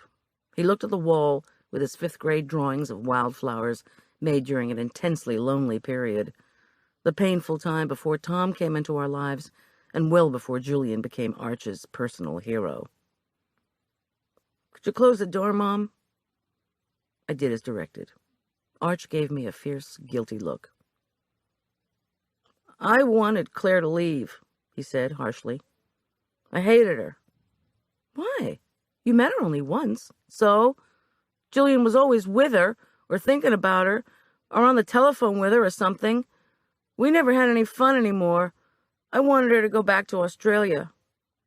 He faced the drawings again. "Now I'm being punished for wanting her gone." I hate feeling so helpless. "I may not know much, Arch, but that doesn't sound like the way punishment works." He shook his head and refused to look at me. I went on. Claire's death wasn't just a terrible accident. Somebody ran her down on purpose. He was silent, his eyes on his drawings, his face expressionless. Then he muttered, "I still feel bad." "Then help Julian over the next few days, especially when I go down to work the food fair. He'll need your company now more than ever." He hesitated, then said in a resigned voice, "Yeah, okay." After a moment, he asked, "Do you think Julian will ever find another girlfriend? I mean, sort of the way you found Tom after things didn't work out with Dad?" It was so tempting to give him an easy answer. I said softly, "Arch, I don't know." He shook his head mournfully. "Okay, Mom," my son said finally. "It's not helping talking to you. Would you please just leave?" Chapter 7. Storms ripped through the mountains that night. Thunder boomed overhead, echoed down Cottonwood Creek, and seemed to shake the walls of our home. I woke and saw lightning flicker across our bedroom. The flashes were so constant that it was difficult to tell when one ended and another began. Rain pelted the roof and washed noisily down the gutters. I slipped out of bed to close our bedroom curtains and found myself mesmerized by the storm. Torrents of muddy water gushed around the vehicles parked on our street, including a pickup truck blocking the end of our driveway. As a lightning flash faded, I hesitated. Did a light turn on and then quickly off in the pickup? I narrowed my eyes. The storm slapped rain against the window. It was an unfamiliar truck. I didn't recognize it as belonging to one of our neighbors. But people had summer guests all the time, especially in Colorado, where we were usually spared the heat that afflicts the rest of the country. In the midst of the storm's violence, the truck was dark and still. I stared through the slashes of raindrops and decided the light was something I'd imagined. A wave of water spewed up over the curb and surged toward Aspen Meadows Main Street. This summer, gully washer would dump tons of mud and gravel on Aspen Meadows' paved roads.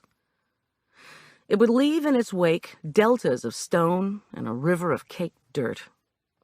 Driving after one of these torrents is invariably slow and treacherous. I sighed and wondered if Alicia, my supplier, would be able to get her truck up the street, to park anywhere close to the house in the morning, especially if the pickup was still blocking the driveway.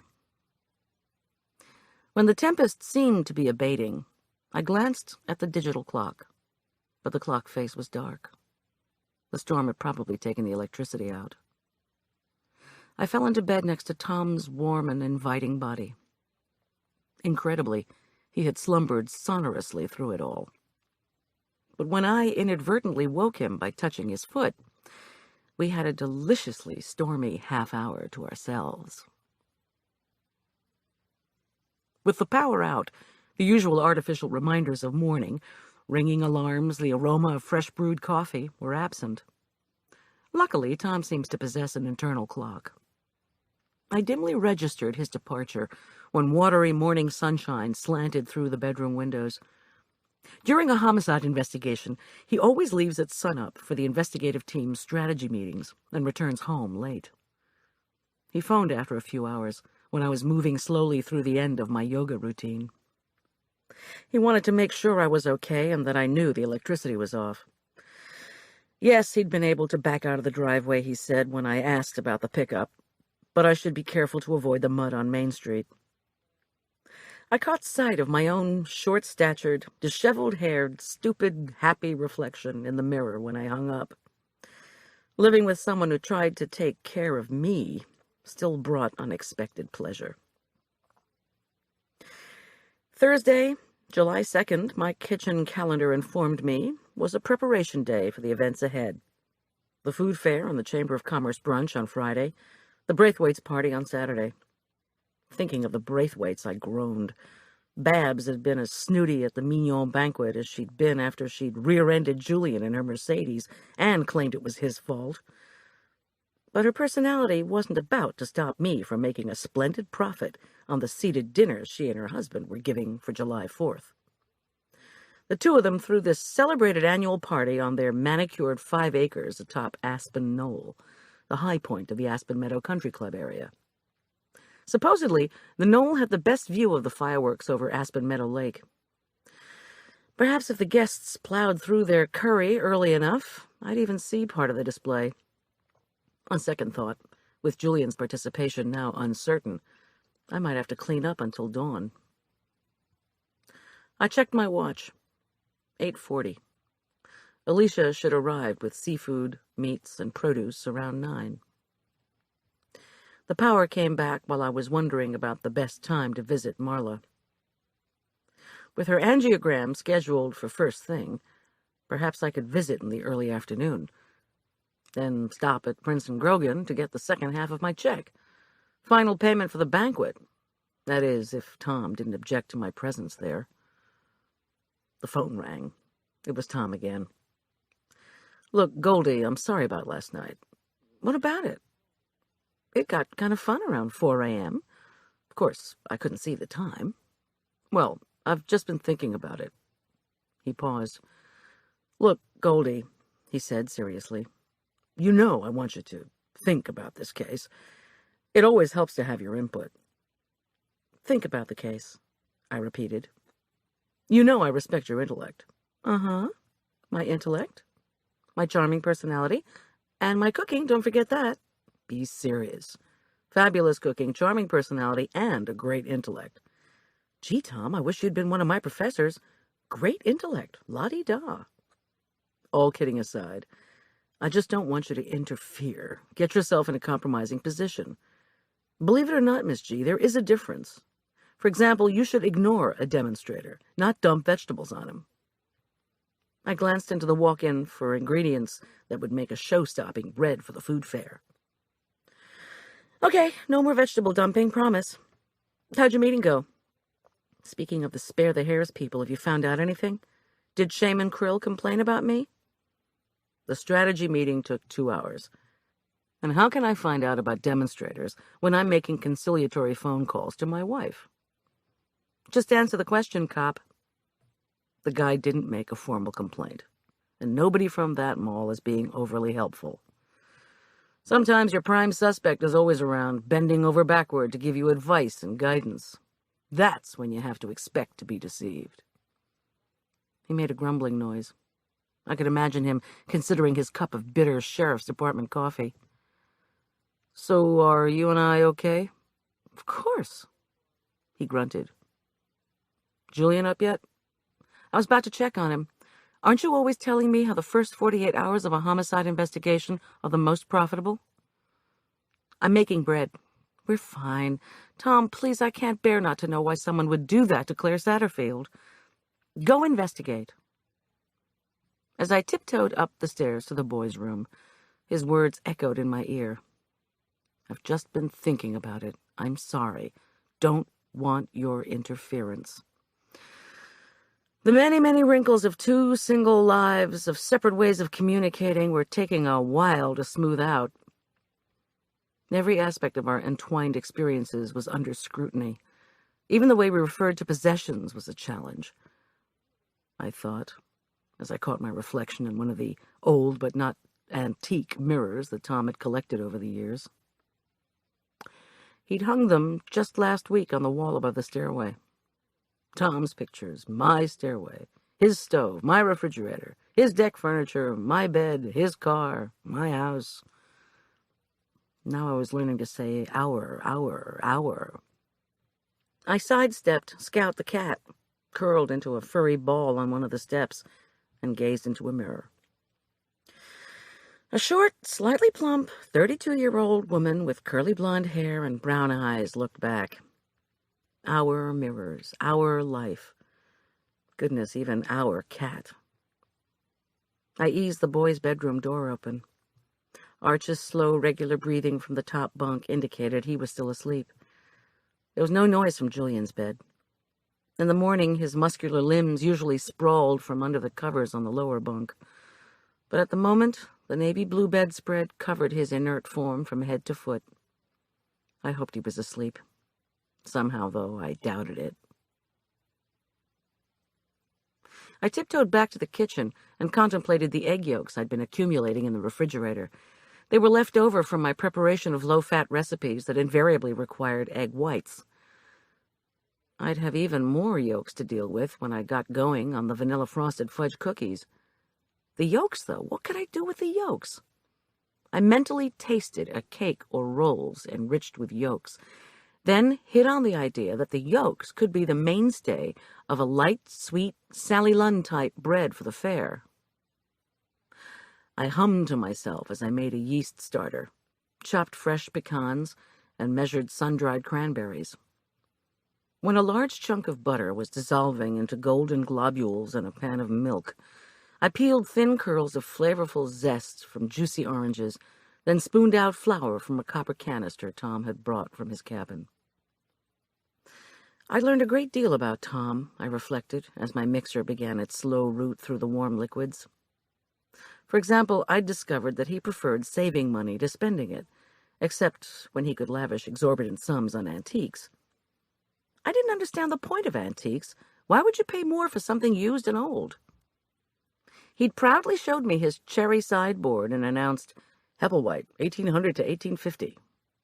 I'd almost passed out when I learned what he'd paid for that hunk of wood. He'd bought it before we were married, though, and vowed to purchase no more goodies, as he called them, until we could figure out what to do with the stockpile of possessions we were now trying to cram into one house.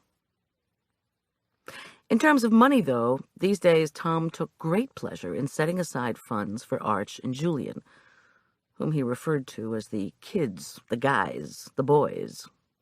Our boys. And he didn't want any more children, he said, when I asked. 2 were enough, which was fine by me. But now our 2 boys had college funds, savings funds, Christmas funds, all generously supplemented by Tom, who took a childlike pleasure in giving. I set aside new egg whites for the fudge cookies, then mixed the butter, milk, and egg yolks into the yeast starter. I stirred flour into the rich, flaxen-colored mixture until it was thick. Once I started to knead the dough, I thought back to the second phone call from Tom this morning. He did not want me involved in the investigation. He wanted me to think about it. He wanted me to be willing to back off once I'd brought my great intellect to bear. I had helped him before, when an attempted poisoning closed down my catering business, then again when Julian's mother was involved in some bizarre crimes, and again when Arch's and Julian's school was the scene of homicides. When Tom was kidnapped this spring, and our local parish had been turned upside down by crime, I had thrown myself into the investigation with every ounce of my will. Sometimes the sheriff's department welcomed my involvement. Occasionally they did not. At least Tom asked for my opinion, even respected it, I thought with a wry smile. He'd always treated me as a resource. But unknown to him, I was very sensitive about the issue of offering my thoughts. My vulnerability came from the interaction with husband number 1. Dr. John Richard Corman not only disliked hearing any of my opinions on things medical, he resented my occasional input. In one case, expressing my ideas had backfired so appallingly that I'd never ventured another word about his work. I pushed the bread dough out, folded it over, pushed it out, and recalled the freckled face and wiry red hair of Nashville-born Heather McClanahan O'Leary. She and her husband had been newcomers some years ago to Aspen Meadow and St. Luke's Episcopal Church. Heather had become pregnant with her first child almost immediately after arriving in Colorado. But in her first trimester, she was so debilitated by anemia and homesickness for Tennessee that the parish had started to send in meals, coordinated daily by yours truly. John Richard was Heather's obstetrician. He worried aloud about the fact that her red blood cell count didn't seem to be improving, even with standard doses of iron. I brought the O'Learys their first supper, a cold roast beef and spinach salad with Dijon vinaigrette that I secretly thought of as my Iron Man special. Heather had been so happy to see me, so grateful to have a new friend, she'd insisted I stay for tea. When our teacups were empty, she showed me the nursery her husband was painting. Then she proudly pointed to the framed pictures of the McClanahan and O'Leary clans. She was going to hang this pictorial album around the baby's crib so that the newest O'Leary would grow up with what Heather called ancestor appreciation. I'd acted more interested than I really was, until one photograph caught my attention. "Who's that?" I pointed to an old, formally composed photograph of a couple. A very pale man, an Irishman, stood behind a dark-haired, dark-complected woman. "Oh," said Heather with a small laugh, "that's Grandfather McClanahan and Grandma Margareta. He was an importer and had to travel to Italy every so often. He met Margareta on a trip to Rimini and fell in love with her because of her great tortellini della panna. Who ever heard of an Irishman smitten by pasta?" I stared at the picture with a prickly feeling. In those days, before I had a catering enterprise to keep me busy, I spent hours reading magazines. Friends said I was like a walking Reader's Digest, especially when it came to food and medicine. When Heather was telling me about her grandmother Margareta Sinisi McClanahan, I remembered an obscure article on genetic diseases similar to sickle cell anemia. I offhandedly asked Heather if she'd ever been tested for thalassemia, a blood disorder common among people from the Mediterranean countries. She looked puzzled and said no. That night I mentioned to John Richard the possibility that Heather could be a carrier of this genetic blood disease. As a carrier rather than an actual thalassemic, Heather's disorder might have manifested itself only in pregnancy. With a genetic irregularity of that kind, Heather and her husband should both be tested, I said, in case the infant would have full-blown thalassemia. Well, John Richard hooted. He scoffed. He laughed until the tears ran down his handsome cheeks. "Where'd you go to medical school?" he wanted to know. Then he even called one of his buddies to cackle. "Listen to the little wife's diagnosis." The denouement wasn't pretty. John Richard refused Heather's request to be tested for thalassemia. She went to an OB-GYN in Denver who did the blood analysis, a very simple one, as it turned out, and confirmed the diagnosis. My diagnosis. Heather's husband was tested. He did not carry the gene. The new doc pumped lots more iron into Heather than she'd been getting. She began to feel better, and she gave birth to a normal baby girl. I was rewarded with a black eye. I set the dough aside to rest. Here I was, years later, understandably ambivalent about sharing my ideas. Unfortunately, with my personality, once somebody presented me with a problem, I felt duty-bound to jump in and help solve it. Arch sometimes resented this fiercely, of course, and I had painfully learned to let him take care of his own messes. Whether Julian felt the same way, I wasn't sure. I kneaded the cranberries and nuts into the silky dough, gathered the whole thing up, and nestled it into a buttered bowl. Time to have some espresso and put the past aside. As the coffee machine was heating up, Arch appeared in the kitchen with Scout draped over his shoulders. Once the dark liquid began its noisy spurt into shot glasses, Scout leapt to the kitchen floor. "Geez, Mom, you scared him." I steadied the shot glasses under the machine's twin spurts. It's not as if he hasn't heard this machine 1,000 times before. Arch watched the 10-second process in silence. After I stopped the flow of water, I poured the espresso into a small cup. "Gosh," he exclaimed. "All that noise and that's all you get?" I sipped the strong coffee and let this pass. "Is Julian up yet?" Arch knelt on the kitchen floor and tried to attract the cat. Scout, however, wanted a fresh bag of cat food. This he indicated by standing resolutely next to his bowl, which held only undesirable 4-hour-old food. Receiving no response in the meal department, Scout sauntered across the floor and rolled onto his back. Arch enthusiastically rubbed his stomach. "Julian's crying," Arch announced without looking at me. "Did he talk to you? Is he still in bed?" "Still in bed, under the covers. Didn't want me to stay." Scout curled his paws and stretched to his maximum length to prolong Arch's ministrations. "He said for you not to bring him any food. He wants to be left alone today, and he'll do all the cooking for the Chamber of Commerce brunch tomorrow morning." Well, that was just great, but not unexpected. "How about you, kiddo? Want some breakfast?" He looked around the kitchen, but nothing caught his fancy. "No, thanks. Who you cooking for?" "The food fair and the Braithwaites." Arch pulled a long face. "Mrs. Barfmate, that cow." "Nice talk about a rich client, Arch." "With Mrs. Barfmate's driving, you're lucky I'm still alive." Arch had been in the back seat when the accident occurred, and he was not about to let anyone forget it. He maintained to this day that Julian had put on his turn signal and slowed properly, even though Claire was giggling and cavorting around in the front seat, and Julian couldn't remember what he'd been doing. But it was Mrs. Braithwaite, Arch claimed, who was the bad driver. My son had insisted he had whiplash and post-traumatic stress syndrome, and we should sue Mrs. Braithwaite for bad driving. Unfortunately, the police had sided with Mrs. B. "Well," said Arch in a resigned tone, "I guess Julian and I aren't going to the Aspen Meadow Animal Hospital today. He promised, but he probably forgot."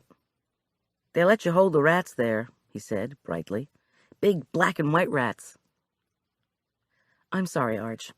I'd take you, but I have a ton of cooking to do, and I need to go see Marla."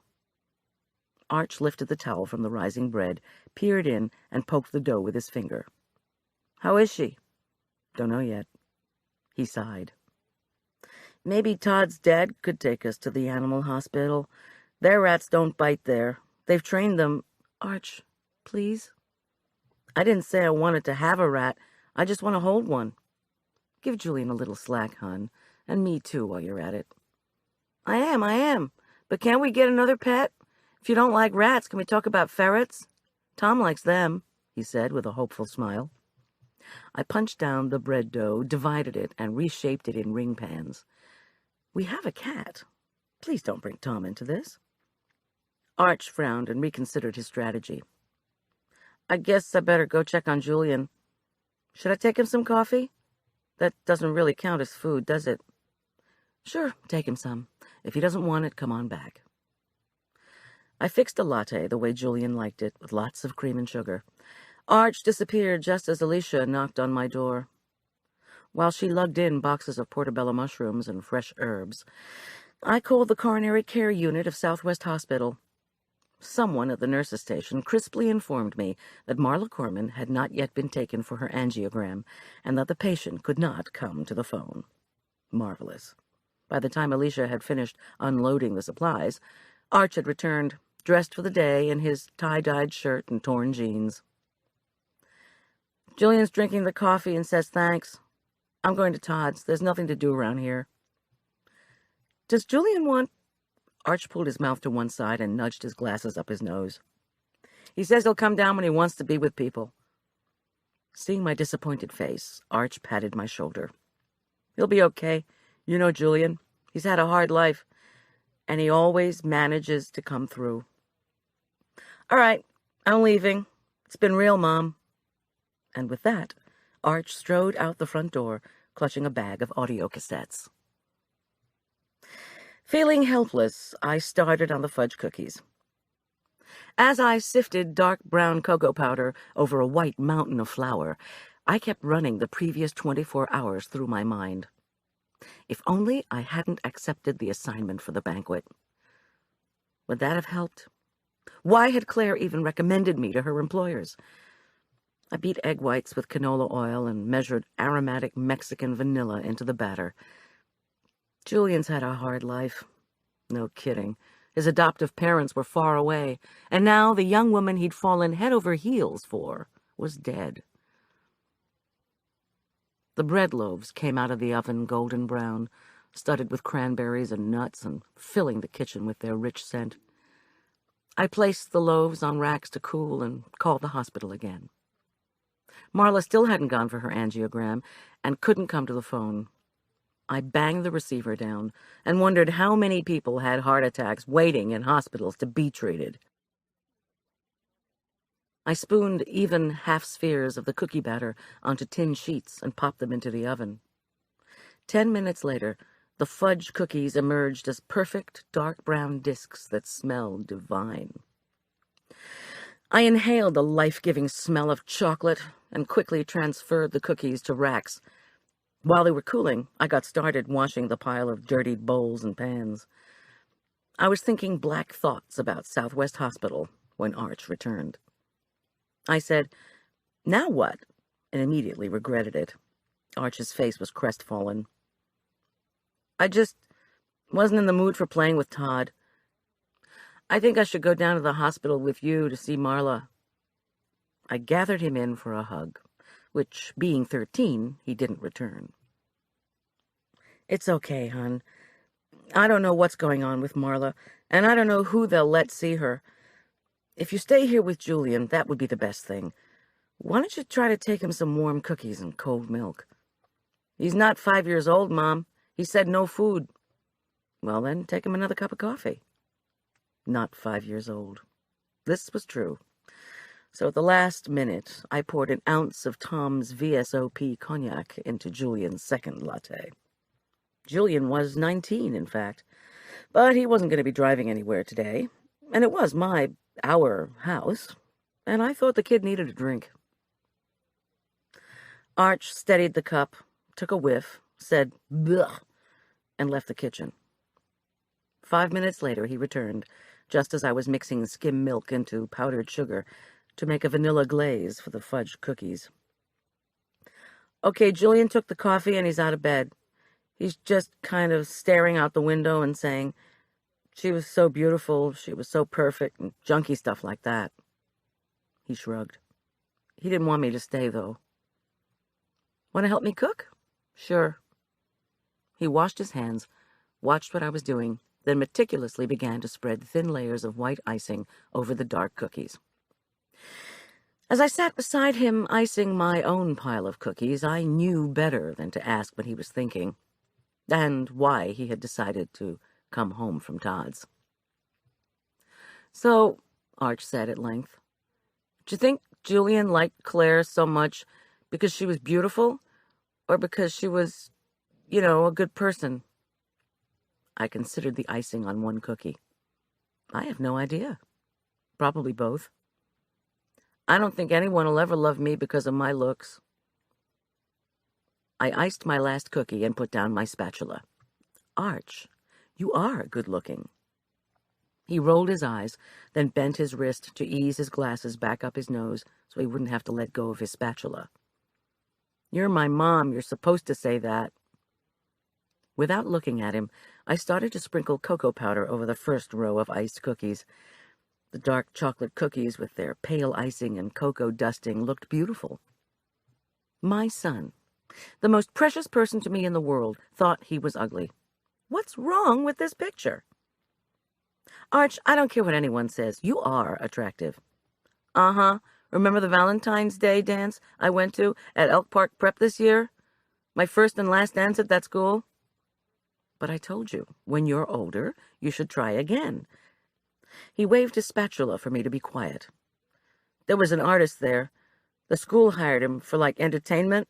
An artist who makes people look like cartoon characters, What's that called?" I sighed. "A caricaturist?" Yeah, he drew caricatures of all the kids. Instead of dancing, we stood around watching him work. He gave each person's caricature titles like class hero, class brains, class beauty. He would exaggerate each kid's appearance so that they would be flattered, you know? I nodded, unsure of where this was going. So then he did me. He exaggerated how thick my glasses are, how dark my freckles are, the way my chin goes in and my hair sticks out. He wrote in big letters at the bottom, class nerd. Everybody laughed. So please don't tell me I'm good looking when you know and I know and everybody else knows that I'm not. Oh, for heaven's sake. Sometimes the people at that school just make my flesh crawl. Don't worry, Mom. The guy, the artist, apologized when the dance was over. Everybody was gone by then, but he did say he was sorry. The dance would have been awful without that happening anyway. He waved his spatula dismissively. Looks like all the cookies are done. I took his spatula and mine and placed them in the sink. Embarrassed by his revelation, Arch stood up to leave. Wait, hon, please. Sit down. I want to tell you something. The air outside was heating up, and with all the cooking, the kitchen was even hotter. Arch threw himself into one of the kitchen chairs while I poured us both some lemonade. You know, I lived in New Jersey during most of my growing up years. Mom, so what? What does that have to do with anything? Have you ever seen the famous Miss America pageant? It's held in New Jersey, in Atlantic City. When I was growing up, we used to watch it on television. The neighborhood kids, I mean. It seemed like it was our pageant because it was held in our state. Arch sipped lemonade. I think that pageant is stupid. Todd and I always watch horror movies when it's on. Listen, when I was 14, I was the oldest girl in our group of neighborhood kids. That year, I remember, we all watched the pageant and ate lemon popsicles. At one point, the announcer said this and that about the contestants, what they had to do to enter, blah, blah, and that young women had to be 18. So one of the kids in our little group piped up, Gosh, Goldie, you've just got 4 years to go. Arch furrowed his brow. So that's supposed to make me feel better about being called a nerd? That your friends wanted you to enter the Miss America contest? I reached out for his hand, but he pulled it away. You don't understand. All the eyes of my friends turned to me, expectantly. I wasn't long-legged and skinny, and I never would be. But that's the problem. Whoever said girls should be expected to be in beauty contests? Why should anyone expect it? And that's what I'm trying to say. They called you a nerd. Whether or not you believed it, you accepted it. What I realized at age 14 is that everybody was counting on me to want to be in a beauty contest. But it was a contest that I had no intention of ever entering. I took a deep breath. The problem is, if you're a woman, and maybe if you're a man too, when you get to be a teenager, it seems as if your whole life is going to be absorbed by a long series of stupid beauty contests. And I'm not just talking about Miss America. I'm talking about the way people judge you when you walk down the street, or walk into a class, or go to the gym. And the only solution is to say, I'm not going to play this game. I quit the beauty contest, now and forever. Arch waited to see if I'd finished what I was going to say. He took a careful sip of his lemonade. Then he said, May I go check on Julian now? I exhaled, suddenly exhausted. Sure. I'm going to see Marla. Okay. I'll let you know if Julian comes out of the bedroom. He paused, then said, I don't think he's crying because Claire was so beautiful. I think he's just feeling really empty. Yes, Arch. I'm sure you're right. Feeling disoriented and exhausted by my diatribe, I gathered up my purse and keys. That was when Arch did something that surprised me. He walked over and gave me a hug. At the hospital, a new receptionist referred me to the CCU nurses' station. We don't know when your sister will be back, Miss Corman, a nurse informed me. They just wheeled her down to the cath lab. Will the angiogram take more than an hour? I asked. It shouldn't, but you never know. The thought of waiting in that hospital for an indeterminate amount of time seemed unbearable. I looked at the clock. 3:30. Courage, I said to myself. She's your best friend, and you're going to be there for her. Thank you. I'll be back in an hour. I still had to get my check from Prince and Grogan, so I drove over to the mall. A larger group of demonstrators was massed at the outside entrance to the department store than had been the previous day. Because of the accident, I doubted the police would let them back into the garage that day to wave their signs at the other entrance. Afraid that Shaman Krill might catch sight of me, I parked the van at the edge of a nearby bank parking lot. As soon as I got out of the car, I could hear the hoots and chants of the activists. Most of them were wearing white sweatsuits. As I came closer, I could see the chanting white-clad group wore blindfolds. Hip-hop, I can't see. Hip-hop, what'd you do to me? Scores of handheld placards denouncing Mignon Cosmetics animal testing practices bounced up and down above the crowd.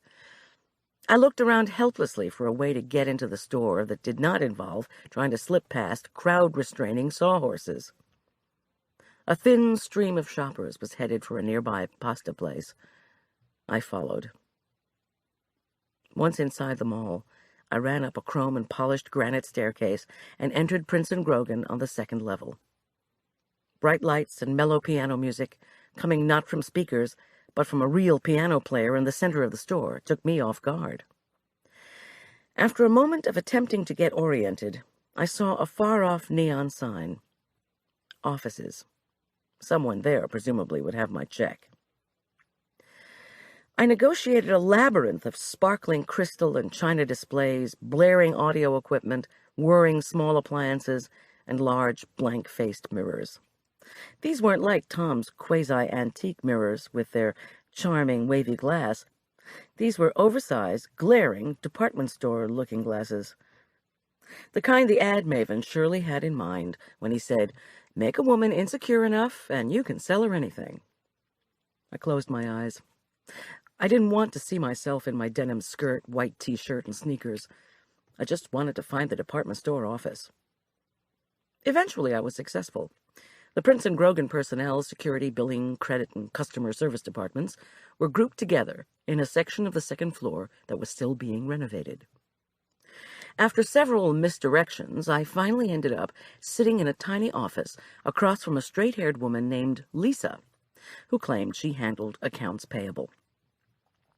Lisa shuffled through papers and files with no luck, however, and went off mumbling about finding someone from security. While she was gone, I looked around her office, which was in desperate need of the upcoming paint job. The interior walls of the old Montgomery ward had been covered with a mind-numbing aquamarine pigment. On the far wall of the office, paler squares indicated spots where framed recognition of merit awards, maybe even family photos, had once hung. Next to them, also painted aquamarine, was what looked like a medicine cabinet or key box. On the floor, computer printouts were neatly stacked 2 feet high. Then, by the wall closest to me, was a gray set of file cabinets. My fingers itched to open the cabinet and look up Satterfield, Claire. But with my luck, not only would the drawer be locked, but Lisa of Accounts Payable would sashay back in while my hand was still on the handle. Lisa did indeed sashay back in, and luckily my hands were placed innocently in my lap. "The head of security has your check, and his office is locked. Nick's out dealing with some insurance investigators today, and was wondering if you could come back tomorrow." I wanted to growl something unappreciative, such as, "Why doesn't the bonehead just mail it to me?" But I was coming back to the mall the next morning for the food fair. Besides, after a few years of running my small business, I was becoming somewhat cynical. Promises of checks coming in the mail all too frequently meant, "We might mail this when we get to it. Then again, we might not." I checked my watch again. 3:45. I still felt repulsed by the idea of going back to the hospital to wait. So I made the instantaneous decision to go down to the Mignon counter. Just briefly. Just to see if Dusty and Harriet, and maybe even Tom were there. I had Julian grieving at home. Perhaps if I returned with something to tell him. Before I knew it, I was on the down escalator. As I descended, I could see both Harriet and Dusty on the floor below. Harriet was talking to a hunchbacked woman whose white hair was piled elaborately on her head. One of Harriet's hands held a bottle. The other tapped the bottle's shiny gold top. "And what's that one called?" I heard the older woman ask as I neared them. "Tangerine Tide," confided Harriet smugly. "It's coordinated with raspberry dunes and apricot sunset." I imagined a beach full of fruit. "And it's exactly the hue the designers are using for the fashion colors of late summer. We sell so much of it, we can't keep it in stock." "Well, then," said the white-haired woman decisively, "I'll take some." Dusty was lifting the long, heavy pages of what looked like a ledger. A handsome, balding customer had approached the counter and was picking up bottle after bottle and appraising each one. Dusty, shaking her head over the pages, seemed not to see him. She did catch a glimpse of me, however, and came scuttling over. Her forest green uniform barely swathed her ample tummy. Her orange-gold hair was somewhat wilder than usual, and her eyes were bloodshot. "Goldie, did you hear about Claire?" Her voice was raw. I figured she'd been crying for quite some time. "I did. I'm sorry. You all must be devastated." She took a shuddery breath. "We are. How's Julian doing?" "Not well. I'm trying to convince him to take some time off." She said, "We have to work. Do you believe that? So the cameras are watching. Are you interested in something? What kind of problems are you experiencing with your face?" she asked brightly. "What cameras? Can I look around? Will you show me?" "I can't now," she replied softly. She brought out a slender white tube with a gold top. "This is timeless skin." She squinted at me. "This will do wonders for those dark circles under your eyes. Why don't you let me do a free makeover?" Thanks, but not now. I was thinking that sleep would do wonders for my dark circles." "Well," Dusty said, scrutinizing my face, "how about some ageless beauty, endless appeal night cream for when you're getting all that extra sleep? What kind of skin regimen are you using for your face?" "No regimen." I gestured at the stacks of glistening bottles arrayed on the glass countertop. "Nothing, really. I don't want to buy anything, Dusty. I just wanted to check on you. Because of Claire." She shook her head. "We have a new line of—" she began. The man at the counter cleared his throat loudly. Dusty glanced nervously at him. "Go help him," I pleaded. "I'm really just looking." "Okay," Dusty said, with a hasty look back at the ledger book. "But I doubt he's going to buy anything." I moved away from the blushes and scanned a pyramid of carefree color lipsticks. Cherry Blossom Cheesecake, Fudge Soufflé, Rose Hips Revolution. The person who named Mignon lipsticks must have been a dessert caterer. Dusty greeted the balding customer and nodded knowingly. She became animated, or pretended to be animated, when he started to talk. Tall, mid-40-ish, good-looking. He was the kind of fella I saw at high society catered events all the time. I squinted. Maybe I'd even seen this guy at some catered event in the Aspen Meadow Country Club area. He picked up bottle after bottle and examined it, asking questions the whole time, as if the shape of the container were more important than what was in it. Then he put down the bottle, leaned into Dusty, and said something. She reared back and replied. Their conversation appeared to be veering toward an argument. "Don't act ignorant, Reggie," Dusty said loudly to her customer. "We saw you. You are going to get into so much trouble." I touched the tops of the lipstick tubes. Trouble? What kind of trouble? Who saw him? Saw him doing what? I peered at a display of blushes near Reggie and then moved toward it as if I'd finally discovered what I'd come for. Reggie, whoever he was, waved off Dusty's concern and pointed to a large white bottle. "So what are your sales projections on the new moisturizer?" he asked. Farther down the counter, Harriet Wells gave Dusty and her inquisitive customer a disapproving glance.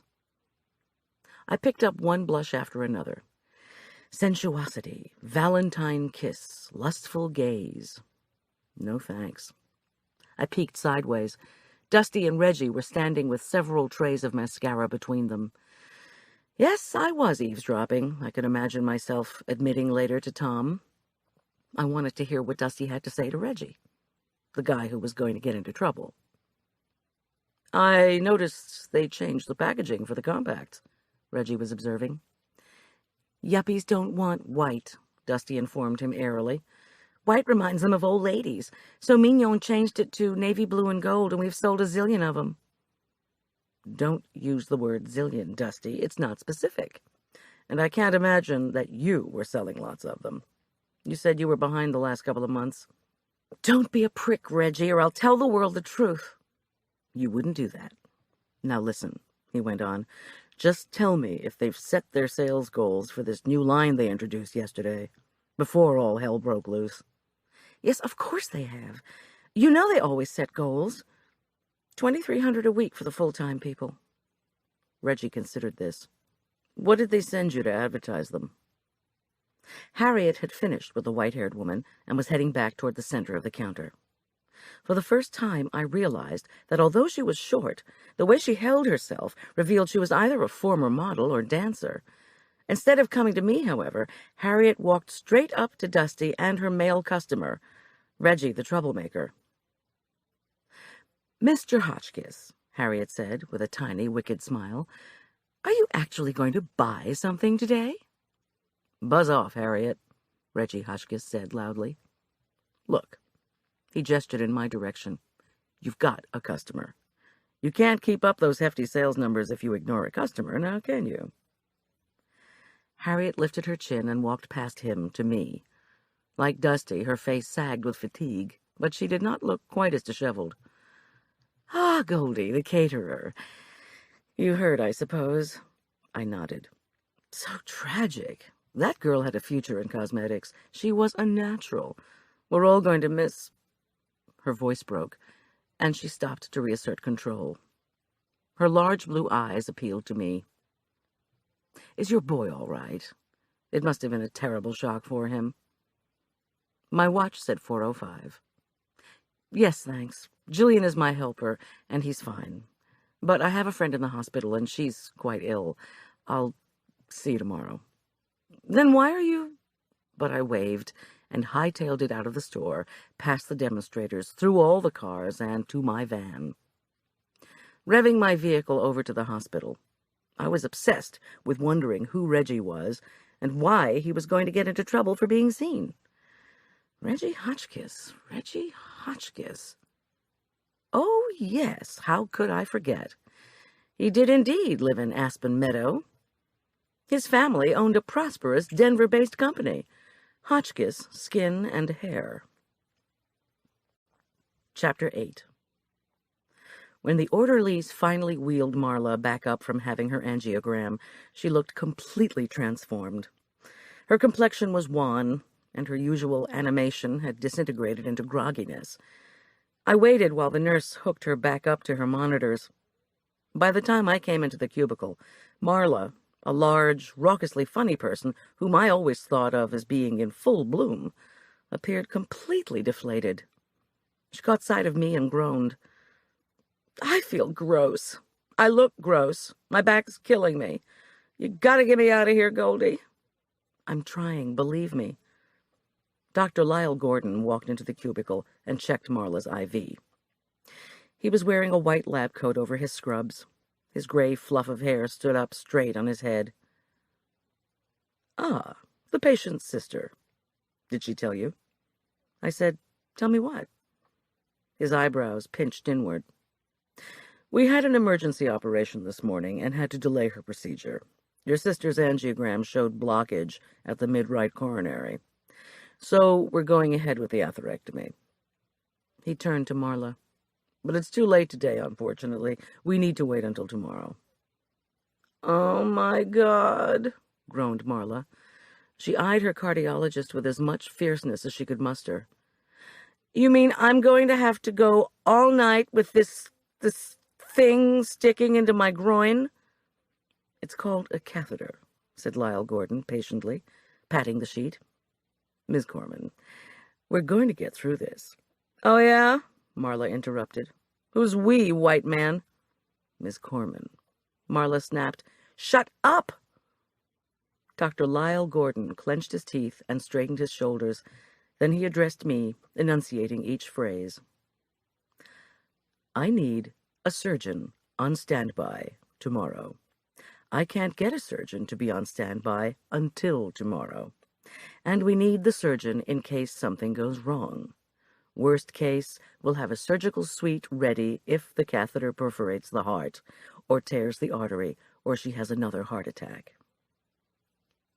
"As God is my witness," Marla growled from her bed, "I am never giving this hospital another—" "Help me out here, would you please?" Dr. Lyle Gordon begged me. I said, "Sure," and he abruptly left the cubicle. "Marla, look," I said lightly, pointing to a potted coral begonia on her nightstand. "Someone sent you flowers." She skewed her glance sideways at the perky blossoms, then turned away. "I don't care." I opened the card and couldn't hide my astonishment. "They're from the General, hoping for a speedy recovery. I thought your brother-in-law was in jail for possessing explosives." "He is in jail, but Beau has friends everywhere." Marla closed her eyes. I put my hand on her shoulder. "They're going to kick me out of here any minute. Please tell me what I can do for you." "I'll give you $100,000 to help me escape." "Marla."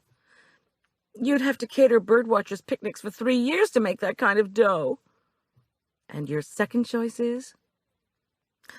She sighed such a deep, depressed sigh that I briefly considered trying to break her out. "Okay, Goldie." She seemed suddenly tired, as if she'd given up. "Get somebody to bring me some lingerie and my mail. Some folks have been calling, and I guess Tony's coming in tomorrow." Tony was her on-again, off-again boyfriend. "I don't know what the hell the hospital's done with my stuff." "The spare house key is in a key box under my dryer vent." "Okay. Anything else?" "My life is over. I'll never eat another eclair. They'll put me in a wheelchair to go around Aspen Meadow Lake." "Your life, sister, is just beginning. Buck up now. I'm going to learn how to cook low-fat, and we'll walk around the lake together." Before we could pursue this healthy vision further, Marla drifted off to sleep. I kept my hand on her shoulder until the 10 minutes were over. Then I zipped out to a payphone, put a call in to Tom, and reached his voicemail. I told him about Reggie Hotchkiss, proprietor of what could be a rival company to Mignon, and about Reggie's conversation with Dusty Rout. I told Tom that I missed him and hoped we'd see him tonight. At home, I fixed grilled cheese sandwiches for Arch and me, at his request. When he asked about Marla, I put my gooey sandwich down and decided against finishing it. I took a salad and bowl of soup upstairs, but Julian said through his door that he didn't want anything, thanks. Finally, Arch and I sat in the backyard and watched rippled pink clouds slowly change color as the sun drifted toward the mountains. "Did you talk to Tom on the phone, Mom? Has he found out anything yet?" "Haven't talked to him. He'll be home late." "Seems as if he's always working when you most want to talk to him," Arch observed. "During an investigation, I mean." "I know. I'd been thinking the same thing myself." A gentle breeze bowed the stems on the nearby columbines. Close by, in the neighborhood, someone was cooking steak on a grill. The succulent smell filled the air and reminded me I had the food fair to start in the morning. "Todd and I are going out tomorrow afternoon to look for 33 RPM records," Arch announced. "Unless Julian needs me. Do you think he will?" "Hard to tell." The doorbell rang. It was Todd, wanting to see if Arch could walk into town for ice cream. After I gave my permission, however, Arch hesitated. "You okay, Mom? You seem sad. Is it because of Marla?" When I nodded, he said, "I know she's your best friend." "Thanks for asking. As soon as she's out of the hospital, I'll feel a lot better." How about if I bring you back a pint of mint chocolate chip? You're sweet, but no. I just want to work in the kitchen, get my mind off things. And work in the kitchen I did. The second batch of ribs needed to be pre-cooked and cooled, then chilled overnight before being reheated at the fair the next morning. I lifted the thick, meaty slabs and arranged them on racks in the oven. Soon the rich scent of roasting pork wafted through the house, and I went upstairs and opened the windows for air. Poor little Colin Rout started wailing when a motorcycle roared by. Within moments, though, someone started playing the jazz saxophone, and the baby quieted. I wished we could all have our jangled nerves calmed so easily. I glanced up and down the street, looking for the pickup truck that had been blocking our driveway the evening before. The pickups along the curb all looked alike. I found this to be true even when they were zooming past me down the highway. In Colorado, the only difference I could distinguish between moving pickup trucks was how many dogs were trying to keep their balance in the back of each one. Arch trudged home at 9 and headed straight for bed. At 1 a.m., I set the alarm for 6 and fell between the sheets. Poor Tom, I thought, as I drifted off. Such a long workday. A sudden blast of noise brought me to full consciousness. I sprang out of bed and irrationally checked the closet. Tom's bulletproof vest was still there. I crossed to the window. A flash of lightning and rumble of thunder heralded another nighttime storm. That would account for the noise. I fell back into bed and wondered how long it would take to get used to being married to a policeman. I listened to rain pelt the roof and wished I could fall asleep. Tom came in later, finally, and nestled comfortably beside me. The nights are too short, I was foggily aware of thinking, as sleep finally claimed me. And the days are too long. I awoke in a sudden sweat. The bedroom was flooded with light. The radio alarm hadn't blared some forgettably peppy tune because the doggone power was out again. This time, Tom had departed without my realizing it. His terse note on the mirror read, "No news on investigation. We're checking Hotchkiss. I called Southwest Hospital. Glad Marla's recovering. T." I wondered if he'd had a nice chat with Dr. Lyle Gordon. I buttoned myself into my chef's jacket, zipped up a black skirt, and checked on a still-sleeping Arch. After a frantic search, I located my watch and dully realized that I had less than 40 minutes to put together the ribs and other goodies for the food fair. If I wasn't set up down at the mall by 9:40, I would miss the county health inspector's visit to my booth and risk being expelled from the whole event. And then what would I do with 300 individual portions of ribs, salad, bread, and cookies? Not something I wanted to think about. On so little sleep, facing such hurried preparation without the ability to brew a caffeinated drink was truly the punishment of the damned. When I scurried into the kitchen, Julian was chopping fervently for the Chamber of Commerce brunch. Neat piles of raisins, grated ginger root, and plump slices of nectarine indicated he was starting with the chutney. His hair was wet from his shower, and he was wearing pristine black pants, a white shirt, and a freshly bleached and ironed apron. But his happy expression of 2 mornings before was gone. Grieving took different forms, and I trusted Julian to tell us if he needed help. On the other hand, the kid could be as stubborn as a mountain goat. "I don't know how I'm supposed to cook without power," he announced ferociously as he whacked the spice cabinet open. "I called public service, and they said it would be at least an hour before electricity was restored. What is the matter with these people?" His anger dissolved my resolution not to pry. "Tell me how you're doing," I said. He faced me, clenching 2 glass spice jars. His skin was gray, his eyes bloodshot. He'd cut himself shaving, and a corner of tissue stuck to his cheekbone. "How do you think I'm doing?" I said nothing. He turned away. "I'm sorry, I know you care. I just don't want to talk about what happened the day before yesterday." He measured out cinnamon and added in a low voice, "I'm not ready." "Look, Julian, I don't know if it's such a good idea for you to be doing this brunch today. Why don't you let me call somebody in to help? Maybe one of your classmates from Elk Park Prep could come over. It's just not that big a deal to get a temporary server." No, he said angrily as he measured ground cloves. "I've got the whole day mapped out. All I need is some fucking electricity." "It'll come back on just when I'm leaving," I told him as I opened the refrigerator. "It's called Murphy's Law of Food Preparation." "Huh?" "Oh, nothing." I got out the covered containers of ribs, salad, bread, and cookies. The walk-in refrigerator would stay cold for several hours if the door wasn't opened too often. Lucky for me, the organizers of the fair were providing butane burners and grills for heating food.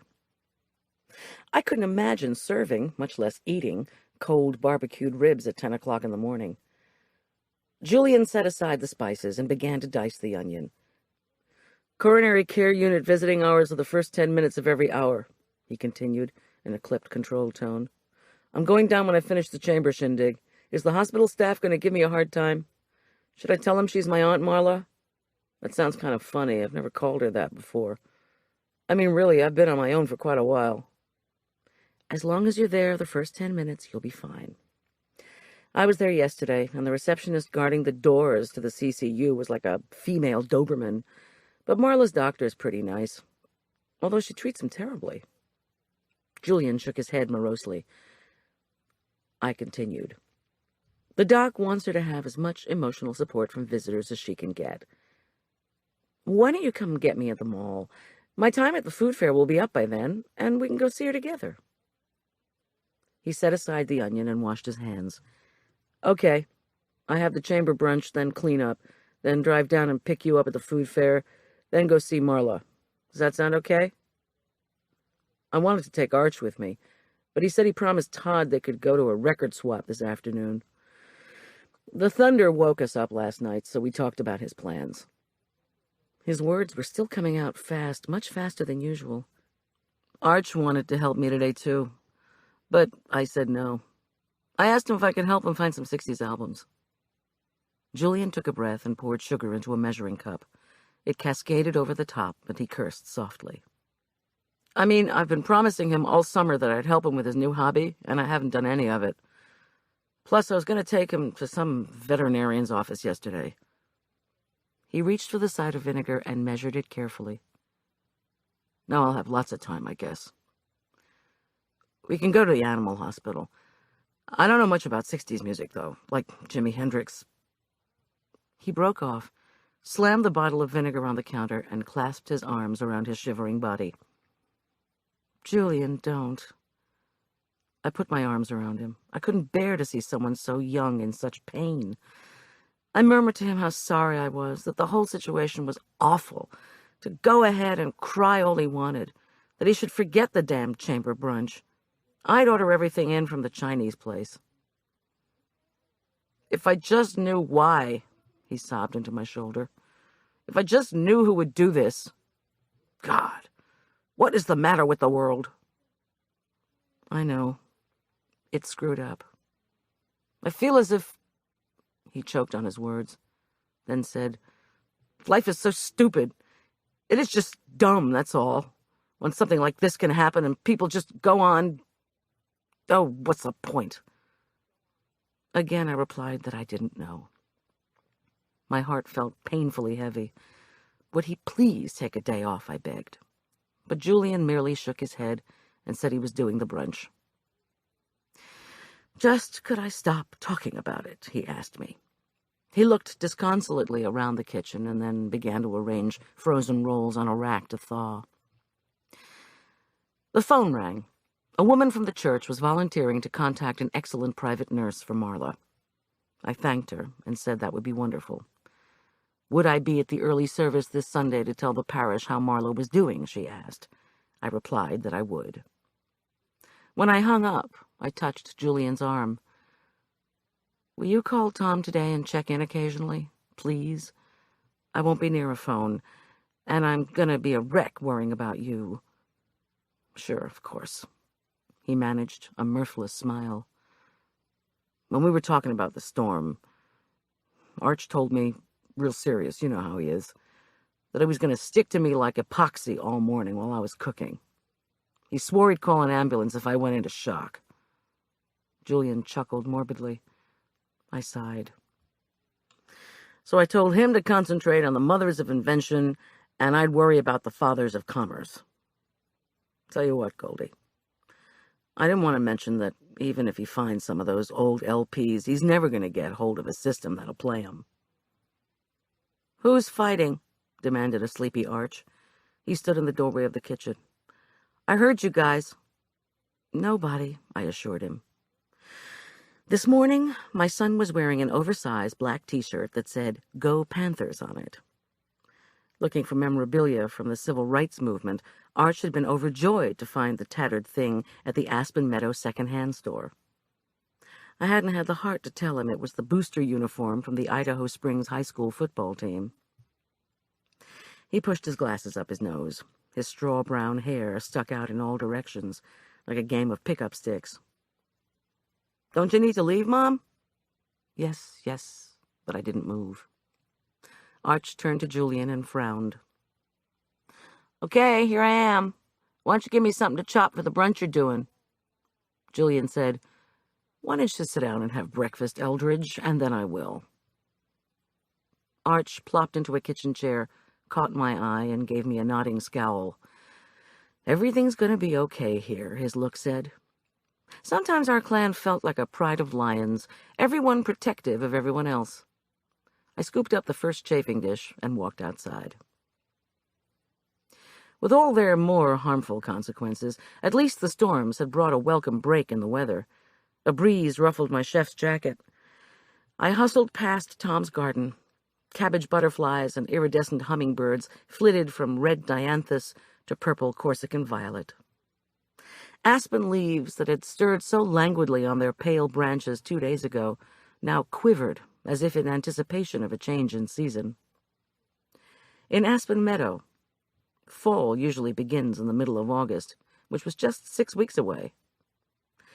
In the distance, patches of brilliant sunlight on the breeze-rippled Aspen Meadow Lake quilted the water with sparkles.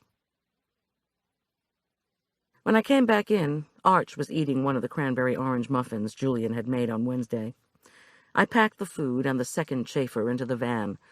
Julian insisted on hauling out the dry ice and the speed cart, where the cups of salad would stay cold. At the last moment, I remembered the bleach water. The vat of bleach water is a necessary hygiene element for utensils when no running water is available. I packed the closed, chlorine-smelling vat in last. With a coffee deprivation headache percolating, I fervently hoped that one of the food fair booths would offer espresso, and plenty of it. The van choked, coughed, and wheezed before moving unenthusiastically out of the driveway. An inch-thick spew of stones and gravel covered our road and Main Street. When I exited Interstate 70 and moved into the heavy stream of summer-in-the-suburbs traffic, my temperature gauge flickered upward ominously. The first surge of Denver's hot air filled the van, and I thought of Julian. With us for a year, part of the family. After his outburst in the kitchen, he'd warned me brusquely to have something to eat before I started working. He'd said, "You don't want to faint in that heat." I took a bite of one of the muffins he had placed on a napkin in the passenger seat. The tart cranberries and Grand Marnier combined for a heady taste. I remembered how energetically Julian had banged the tin into the oven before Claire arrived. And then his agonized questions from this morning echoed in my ear. Who would do this? Why? I put on the turn signal to go back to Aspen Meadow. Turned it off, turned it back on. "Leave him alone," my inner voice warned. "If you do the chamber brunch, you'll only be saying you think he's incompetent." Reluctantly, I turned off the ticker and resolved to stick with the day's plan. After all, the mall opened at 8 for special sales in all the stores, and folks were going to come up to the food fair famished from shopping. At least that was my hope. "Hey, lady, make up your mind. The light's going to change," came a shout from a convertible behind me. When the light turned, I gritted my teeth and urged the van forward. I decided to concentrate on the morning ahead, but I had never done a food fair before, and the idea filled me with unhappy anticipation. Booths at A Taste of Furman County were much sought after. although it was hard to figure out why. Great publicity, I guessed. The big beneficiary of the event was Playhouse Southwest. For the hundreds of servings the Playhouse Auxiliary told the food folks to provide each day, none of us was compensated. Visitors to the fair, though, paid $40 a pop to obtain the official bracelets that allowed them into the tent-festooned roof of the mall garage. The open air was necessary for ventilation, and the roof provided views of Denver's suburban sprawl to the east and the Front Range of the Rockies to the west. Once inside the roped-off area, tasters were promised that horror of horrors, all you can eat, which to food people translates as until we run out. There had been so much demand for booths from local restaurateurs, chefs, and caterers who wanted to offer their wares, the organizers had even split up the serving times into 2-hour shifts. I didn't know whether potential clients would be likely to shop or eat during my daily slot from 10 to noon. I certainly hoped that they'd stop by my booth, be enthralled and enchanted, and whip out their calendars and checkbooks to sign me up for all kinds of profitable new bookings. Otherwise, I was going to be very upset, not to mention out about $1,000 worth of supplies. My van sputtered and slowed behind a line of traffic crawling toward the mall garage entrance.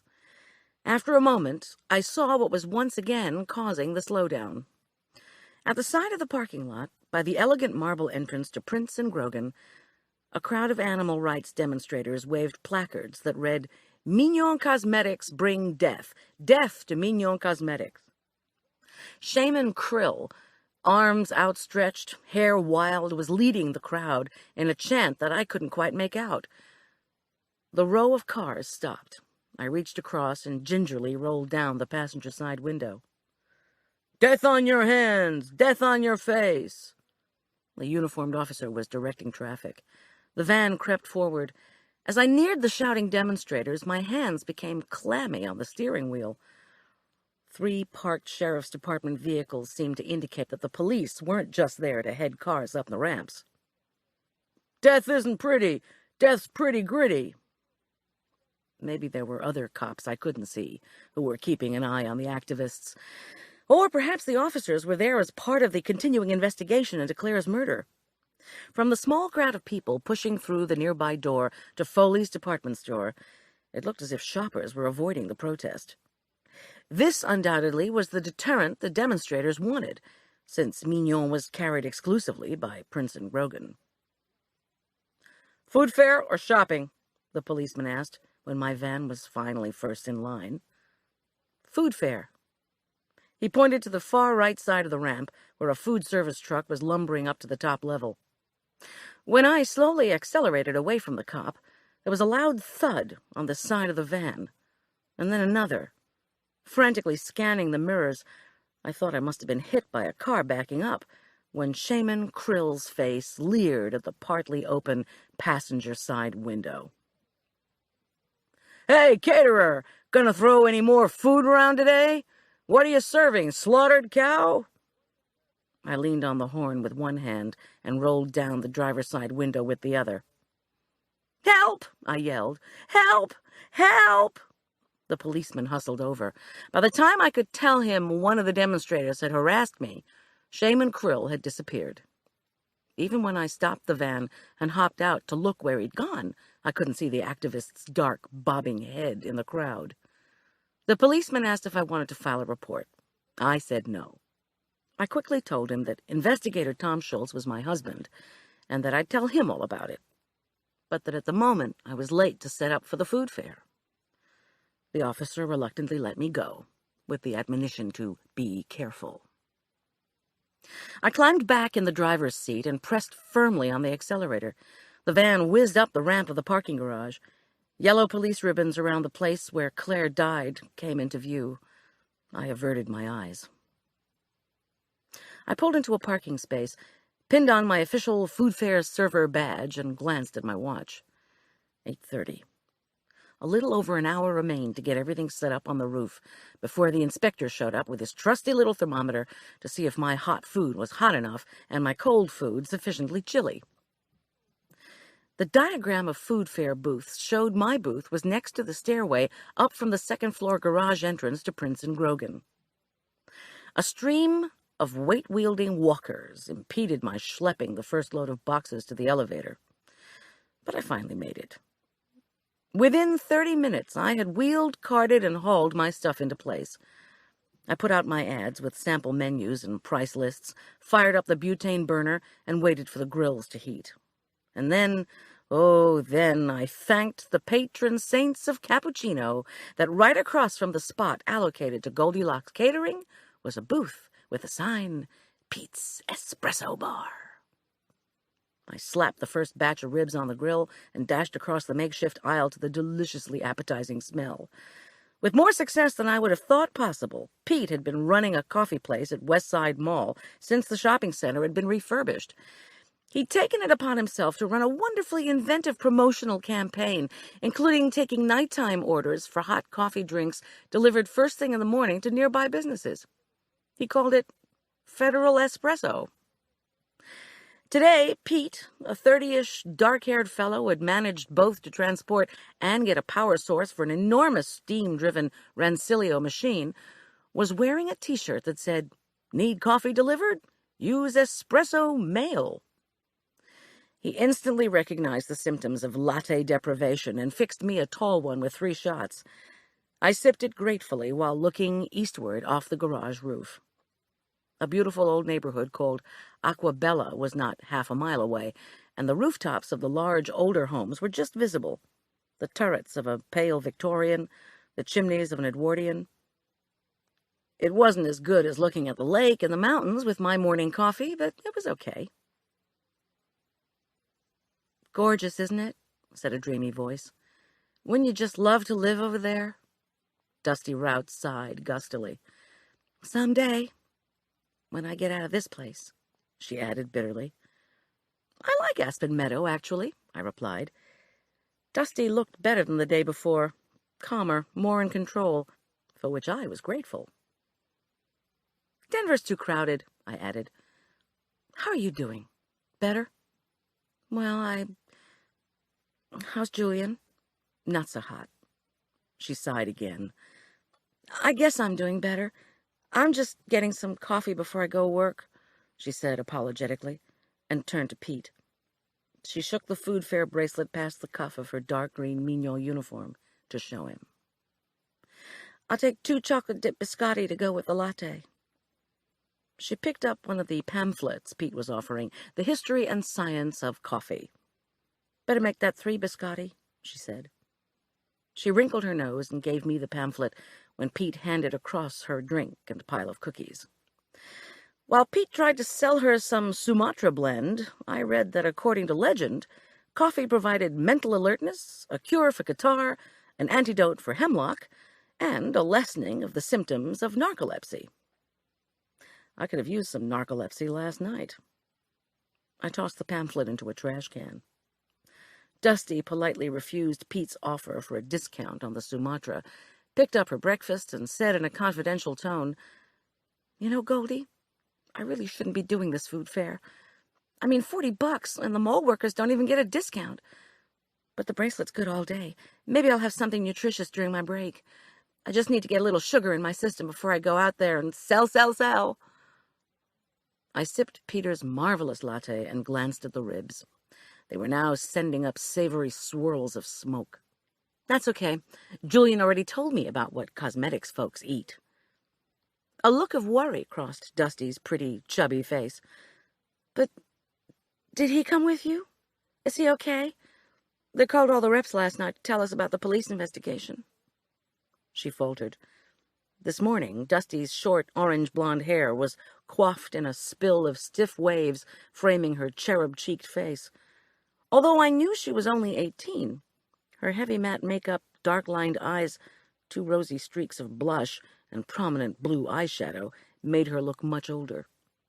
Lack of sleep and worry lines didn't help, not to mention dealing with the news that one of your colleagues had been killed. "What did they say to the reps?" I asked. "I have to get back," she said abruptly. "Come with me? I'd like to talk to you, since we didn't really have a chance yesterday. And it seems as if we never get to when we're in the neighborhood. You're always cooking or going off somewhere, and I have Colin to take care of since Mom never feels very well. I glanced at my watch again. 9:20. There was still no sign of the goateed health inspector, and I did want to get the second half of my banquet payment from Mignon before things got too busy. Nodding to Dusty, I quickly removed the juicy ribs from the grill and drafted a food fair volunteer to guard my supplies for 20 minutes. Then I picked up my coffee and walked with Dusty to Prince and Grogan. "How's your mother, Dusty? I haven't seen her for a while." Dusty snorted. "Heartbroken." "Heartbroken?" I repeated. "Why?" "Well," said Dusty, as she finished her first cookie. "First she fell in love with my dad, had me, and then he left. They never got married, and of course I never knew him. So good old Mom worked hard as a secretary to raise me. And then, not too long ago, she got a chance to have a house, finally, through Habitat for Humanity. And what did she do? Fell in love with the plumber. The plumber working on the Habitat house. She was 38, he was 25, but never mind. That woman, my dear mother, is gorgeous. She's passionate. She has no idea of the meaning of birth control. So the plumber got her pregnant with Colin, and it's bye-bye Aspen Meadow plumbing service. I heard from somebody that he drove his little pipe-filled pickup truck to the western slope where he could start all over, donating his services to charity." Through a bite of biscotti, she mumbled, "At a discount." "I'm sorry." Actually, I knew the details of this particular story from Marla. Strikingly stunning Sally Rout, Dusty's mother, a single mother with an aging father and a teenage daughter, had become involved with the young, plain-looking town plumber. Had Sally hoped he would marry her when she became pregnant? Who knew? I never saw Sally Rout when she was expecting because she'd gone into seclusion and then reportedly suffered through a difficult premature childbirth. The plumber, with his sad round face and round eyes behind glass-rimmed spectacles, had departed Aspen Meadow at night, leaving behind accounts receivable and one emotional debt unpaid. "Don't tell the people at your church, okay?" Dusty pleaded, suddenly conscience-stricken. "Heartbroken or not, Mom's living in fear that she'll lose the house on, moral grounds." For Dusty to think that her mother's sad tale hadn't flowed through our parish with the speed of water through broken pipes was painfully naive. On the other hand, nobody in town seemed to know why Dusty had been expelled from Elk Park Prep. So maybe you could keep some secrets in Aspen Meadow. But at least the Routs were managing to keep a part of their bad news under wraps. "Well," I said, "are you recovering from hearing about Claire's death? How did you finally hear about what happened, anyway?" "Recovering? How can you recover from that? Nick Gentileschi, head of security, called everybody Wednesday night to tell us the bad news." She shuddered. "You might have seen Nick day before yesterday. He was outside in the garage with the guys from Mignon when they were watching for those stupid demonstrators. He was, crying and all on the phone," she went on. "Nick really thought a lot of Claire. Everybody did, actually. You could talk to her, and she was so enthusiastic about the products. Anyway, he said it was a hit and run, and they were going to step up the security police patrols of the parking garage to look for careless drivers. I'm thinking, it's a little late for that, you know?" I thought of Julian sobbing in my arms. Maybe Nick Gentileschi and I should have a little chat. After I got my check, of course. "Dusty," I said suddenly, "do you want to have lunch?" To my dismay, she became embarrassed. We were standing awkwardly in the mall hallway outside the Prince and Grogan entrance. "You want to have lunch with me? Why? You mean as part of the food fair?" "Sure. I have a friend in the hospital across the street." This wasn't coming out right. "And I need to pass the time before visiting hours? And I want to know what's really going on at that cosmetics counter? What kind of problems does the department store have exactly?"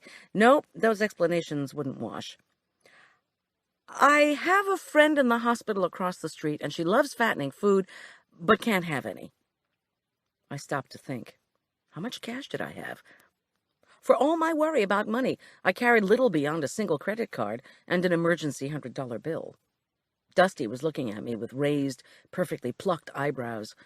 Her eyeshadow this morning gleamed like the hummingbirds in Tom's garden. "You're gonna eat for your friend?" she asked. "That is radical. I've never heard of being sympathetic like that. I'm like totally blown away." "No, that's not exactly it." We walked inside. "Here's what I was thinking," I said. "You could sell me something that I can take to my friend. Hand cream, lipstick, makeup, I don't care. Then we can go around and sample the food fair. 12:15? I'll pick you up." "Actually," she said in a low, hesitant voice, "no, I can't do it. If that's okay. I'm behind on my sales for the last 2 months, so I've been asking to work through the noon hour. That's when most of the women shop. You know, they're on their lunch hours. Or businessmen visit us then for their wives' birthdays, and they want to buy perfume or something. Why don't you come in and get your stuff when you finish at the fair?" She swallowed the last bit of cookie and attempted a cheerful grin. "But I need to go now." We had arrived at the long, brightly lit Mignon counter. It faced the store entrance, prime shopping space that Mignon used to good advantage, with sparkling mirrors, gilt decorations, and several video screens. I promised Dusty I'd see her later, then stood transfixed in front of the video screens. In my hurry yesterday, I hadn't stopped to watch the short films. The first showed impossibly thin 20-year-old women frolicking beside a fountain. Gaping at them were what looked like well-built Italian movie stars posing as construction workers. Another video showed people clapping wildly as skinny models sashayed down runways wearing dresses that dripped long strands of beads. They weren't the kind of outfits I could wear to the grocery store. But it was the third film that made me groan aloud. A lovely young woman knelt by the flat tire on her car, just as an impossibly gorgeous guy drove up in his white convertible. Within 5 seconds, she was driving off in the convertible with the fella. "With Mignon makeup," the video implied, "you can even save on AAA dues." Harriet Wells appeared and gave me a huge smile. The head sales associate wore her green smock and diamond cluster earrings, and as usual, her spun gold hair was done up in an impeccable twist. "The caterer again," she exclaimed. "Nick Gentileschi was looking for you. Something about your check? Want me to see if he's in his office?" I nodded. "That would be great, thanks." She drew out a foil-wrapped package from underneath the counter. "My spice muffins. Why don't you try one and tell me what you think is in it?" She treated me to another sparkling grin. "Free perfume sample if you guess correctly. I'll be right back." And with that, she turned on her high heels and moved to the phone by the cash register. The foil crinkled in my hand. I didn't really care about perfume samples, but I was a sucker for a bet on my tasting abilities. The muffins were tiny and golden and flecked with something brown. I took a bite, and then another. Crunchy, with zucchini and cinnamon. Delicious. As I calculated what it would take to reproduce them, honey for the sweetener, large, ripe, extra juicy zucchini, filberts chopped fine, I had the uncomfortable feeling that I was being watched. I glanced around to the shoe department. A tall man with wild, white blonde hair had been looking at sale espadrilles. Now he was staring at me with his mouth open. Maybe it was against the rules to eat muffins inside the store. I swallowed the last bite, straightened up, and pretended to be studying the face cream display that cried, "You deserve to be retextured." There was a tipped mirror a little farther down the counter. I moseyed over and acted preoccupied with my reflection. Harriet's smile was icy when she returned to me. "The head of security is occupied and can't look for your check at the moment. He wanted to know if you could come back later?" Occupied doing what? I wondered. Clearly, Harriet was also upset that the head of security was unavailable. I said that was fine, thanked Harriet, and told her her muffin was made with zucchini, filberts, and cinnamon. She laughed her high, tinkling laugh and rewarded me with 2 perfume samples. One was called Foreplay, and the other was Lies. I never wanted the samples. I just wanted the muffin. Oh, well. Back at the food fair, I tossed the samples into the same trash can where I'd thrown Pete's pamphlet and hustled back to my booth. The volunteer was happy to be relieved. I put the first batch of ribs back on the grill, readied the second batch, and lit the sterno for the chafers. As promised, another of the fair volunteers brought hot water for the bain-marie, the water bath for the chafing dish. This was so that as soon as the first batch of ribs was done, I could move the meat into a heated serving area. And none too soon, as the health inspector showed up just slightly later than scheduled. He impassively surveyed the spread and plunked his trusty thermometer first into the pile of cooked ribs, then the salad being kept cold in the speed cart. He wiped the thermometer meticulously each time, giving a little nod. He asked to see the bleach water, and I showed it to him. Then he nodded approvingly, refused a cookie, and moved on to the next booth. The mall walkers who had clustered giggling around Pete's coffee machine descended on my booth as if they hadn't eaten in a month. The ribs bubbled invitingly in the barbecue sauce, and I transferred two at a time from the chafer to small paper plates next to the cups of strawberry sugar snap pea salad, slices of cranberry bread, and piles of frosted fudge cookies. Cries of, "Oh no, I'm supposed to buy a bathing suit today," did not remotely allay appetites. Thank goodness. Hunger makes the best sauce, my 250-pound fourth-grade teacher had once said, and it seemed she was right. For the next 2 hours, I was so busy filling plates, cooking ribs, and chatting with shoppers about how Goldilocks Catering could turn their next party into an event that I barely noticed anything outside my own food space. At 11:55, however, the two co-owners of Upcountry Barbecue showed up to claim my booth, and I was forced to take stock. "Aw, no, Roger," exclaimed one. "She's got barbecue, too. This is going to ruin us." "I don't see any Rocky Mountain oysters," replied Roger with a smirk. "You gal cooks just don't have the guts to serve real Western food. Ain't that right?" I grinned at Roger and his partner. I know the women who frequent this mall will love the sliced reproductive organ of buffalo. Especially if you roast 'em, put 'em on croissants, and tell the gals exactly what you're serving. Ain't that right, boys? Roger and partner exchanged a rueful glance. They'd forgotten the damn croissants. My food was gone. 150 portions in 2 morning hours wasn't bad, I figured, and I'd given out over 100 menus and price lists. The grills and speed cart would be cleaned by the food fair staff and stay locked in place, so I had only 1 box of supplies to take down to the van. Once the box was stashed, I leaned against the closed van doors. Sudden inactivity made me realize just how hot and exhausted I was. I'd get my check, chat with Dusty, reconnoiter with Julian, visit Marla, then go home and crash. At least that was what I planned as I hauled myself up and walked down toward the entrance to Prince and Grogan. Before I could get there, however, I stopped and shuddered. Maybe I have too active an imagination. Maybe I watched too many movie reruns with Arch. But seeing people, or even those boys in the film version of Lord of the Flies, wearing war paint, just sends fear ripping through my bloodstream. People can hide their basest selves behind a veneer of fierce black and white stripes. Transformed, they can claim not to be responsible for what they do. I didn't know whether I was willing to be the victim of irresponsible aggression, as I now stood facing at least 60 war-painted demonstrators jostling each other and their signs in back of police sawhorses by the Prince and Grogan entrance. "When you buy, rabbits die," they shouted at the few customers brave enough to scuttle timidly past the sawhorses and into the store. Worse, there wasn't a policeman in sight. But then a woman strode confidently to the store entrance. Oh, Lord, the woman entering through the highly polished doors 30 paces in front of me was Frances Marchesian. She had told me on the phone she was coming to see me at the mall food fair. She hadn't shown up. And yet, here she was, going into Prince and Grogan. My check could wait. I swallowed hard and decided to follow Frances. When I came to the sawhorses, the demonstrators surged forward and screeched, "Are you dying for mascara? Do you care that innocent animals are tortured for your makeup?"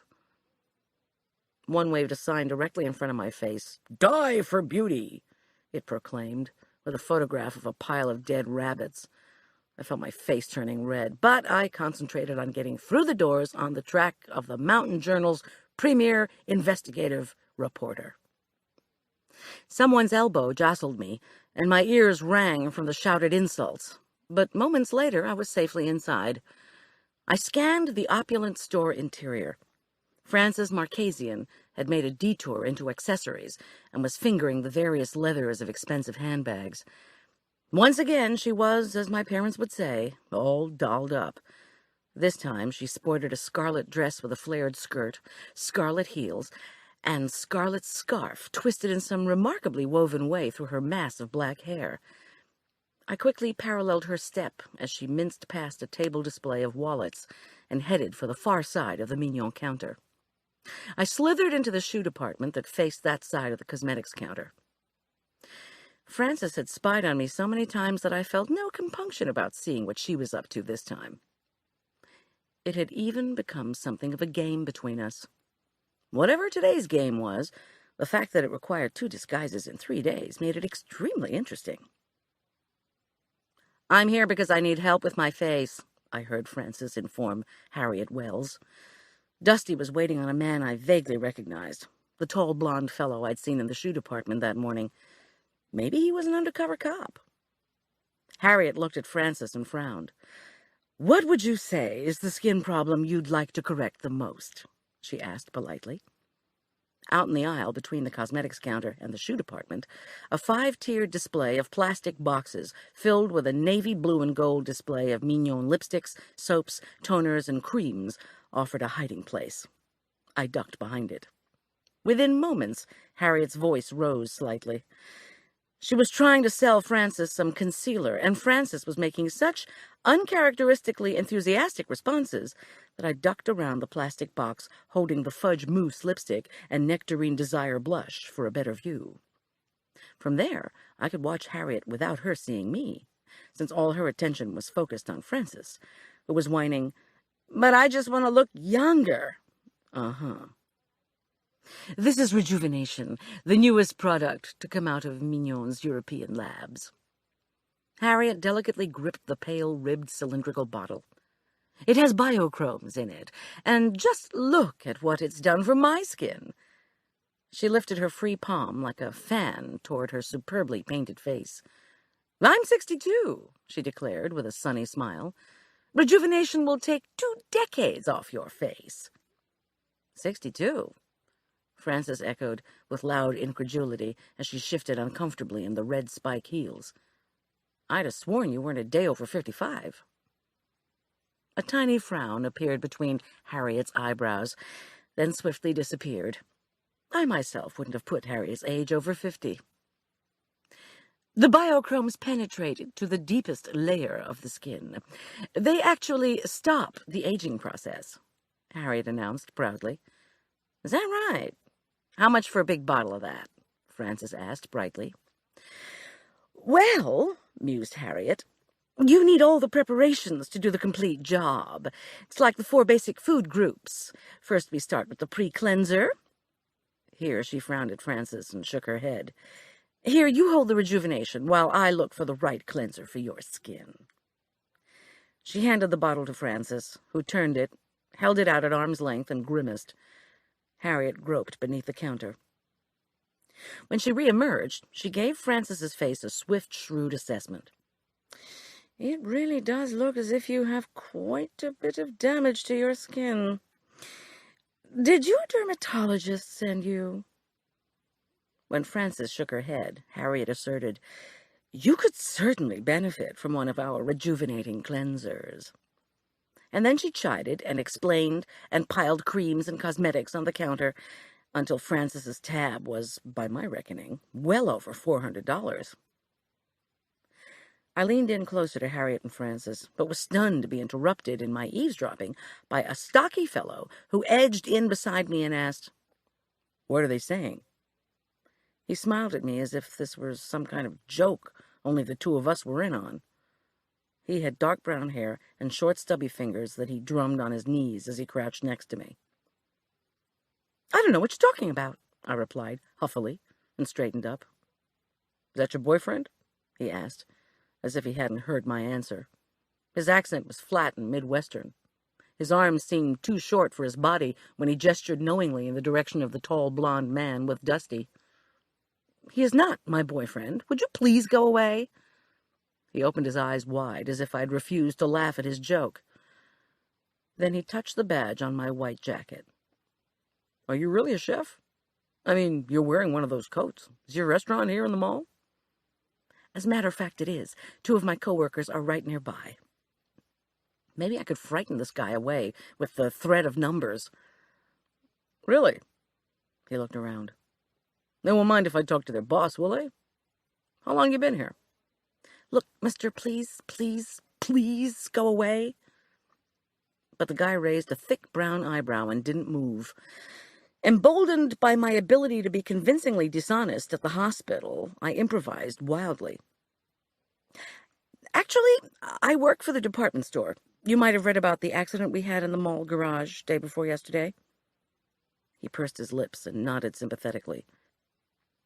That blonde fellow over there is an undercover cop who's questioning a suspect, and I'm supposed to pay attention.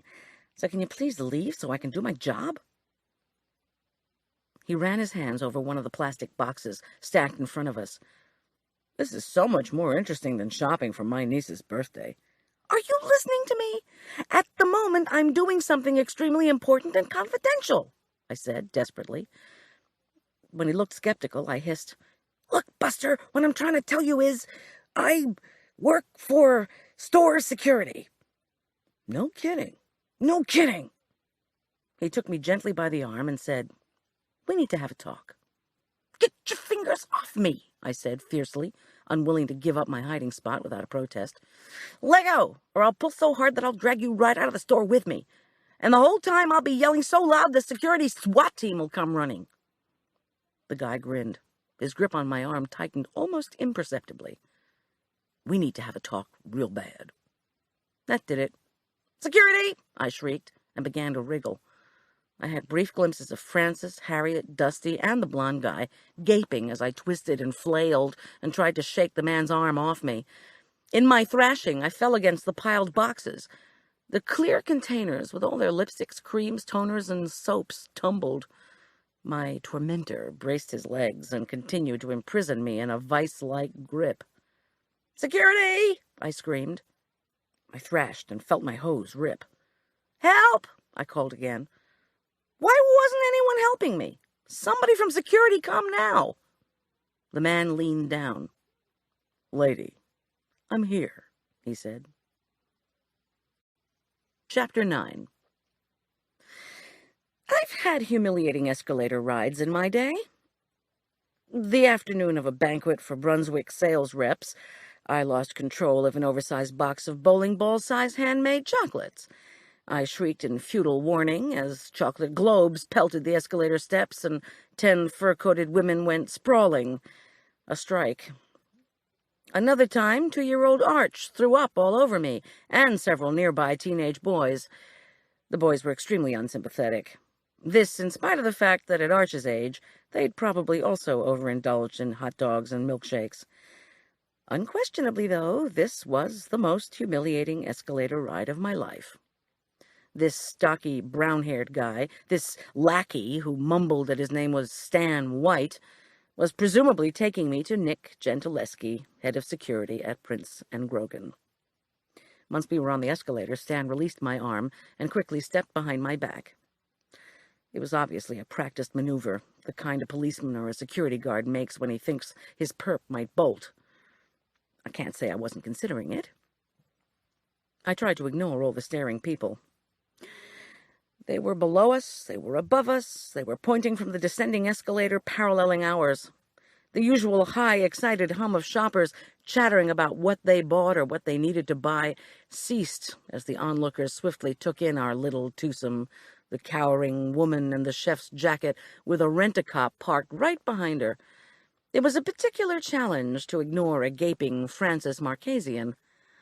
You could see the mental wheels whirring to compose a headline.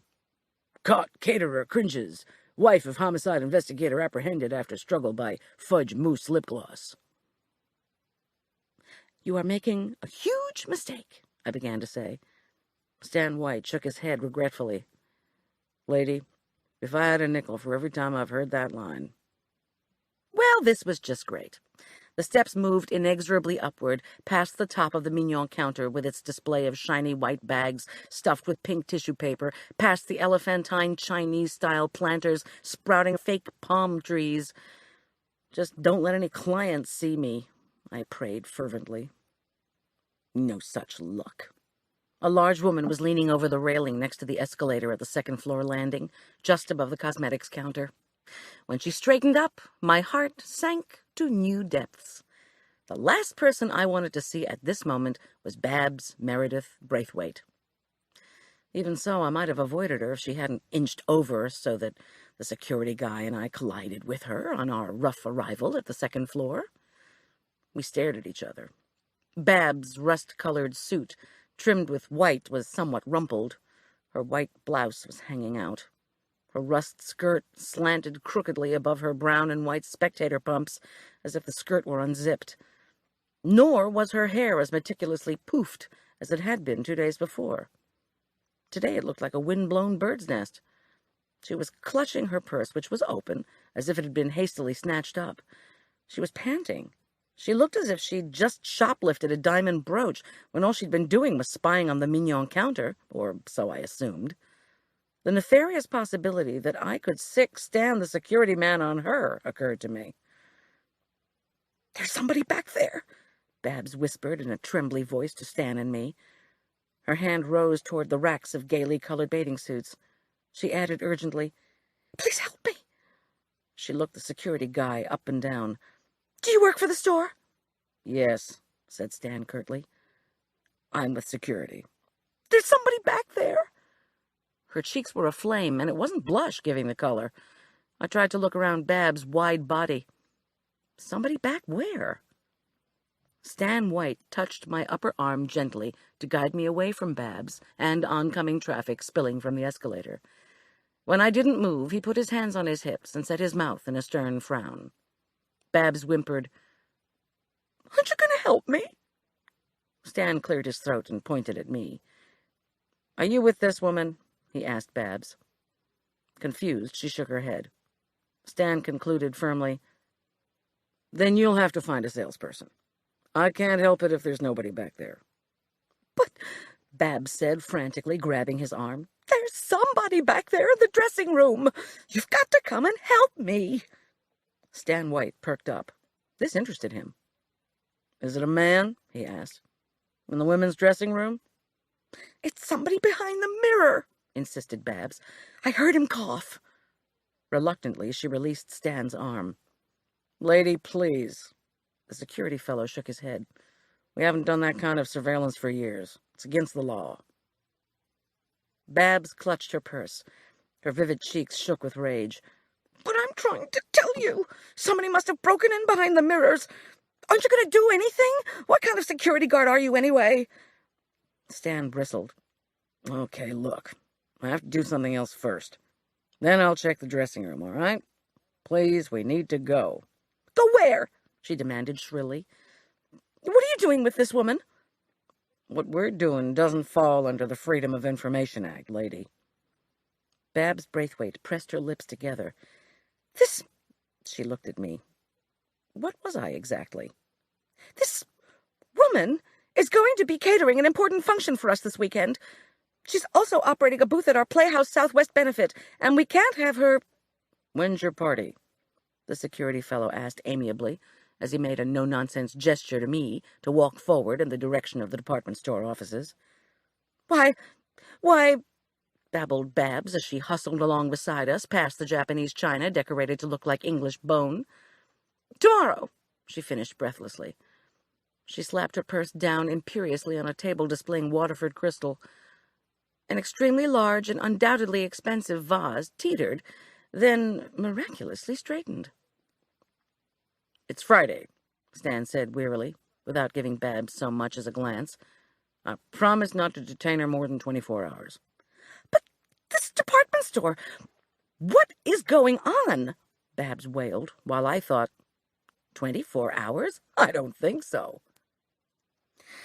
Stan White nudged me through a door that said security and slammed it with a satisfactory thwack on Babs Braithwaite's indignant face. A large, imposing man sat behind a large, imposing desk. I felt like the bad kid brought before the principal, or, since the man who stared at me with such authoritative disdain seemed to be enthroned, make that a disobedient subject tossed in front of the king. From the scowl of the seated man, it was clear he was the one who decided whether the subject was thrown to the lions or was released to work again in the fields of the sovereign. Stan White discreetly disappeared through the side door. I sat down and eyed the plaque on the desk. Nicholas R. Gentileschi, Director of Security. Then I took in the man himself. 50-ish, Nick Gentileschi had a face whose extraordinary pallor was set off by flat, jet-black eyes. His dark, receding hair was slicked to one side, except for an errant strand that flopped rakishly over his high-domed forehead. If his suit cost more than $50, he'd been cheated. "Sit," he commanded, gesturing to a wooden chair. Without protest, I obeyed. When Gentileschi said nothing further, I glanced around his windowless office. Like the other still-to-be refurbished Prince and Grogan offices, the paint on these walls was a disintegrating aquamarine. The department store seemed to care about its appearance everywhere but in its offices, as if prospective employees and would-be criminals weren't worth the trouble of a lovely decor. On one wall, someone had mounted a white-framed painting with a plaque underneath. Prince and Grogan, Albuquerque. The style of the flagship store was southwestern via Wonderland. The picture showed a multi-storied pink stucco building, complete with soaring columns, multi-storied glass, and a bulging gilded entrance. A Pueblo Indian wouldn't have recognized it as indigenous architecture, that was for sure. "I didn't take anything, as you can see," I said defensively. "I was just looking around." I rubbed my arm. "Please call the police," I told Nick Gentileschi firmly. I wasn't really hurt. Nevertheless, I wanted to act miffed. I knew security people feared lawsuits like the plague. Maybe I should tell him Bab's story, too, about somebody lurking behind the mirror in the women's dressing room. Then again, maybe not. I didn't want to confuse him. With an optimism I was far from feeling, I said, "I'm hoping we can get this all straightened out."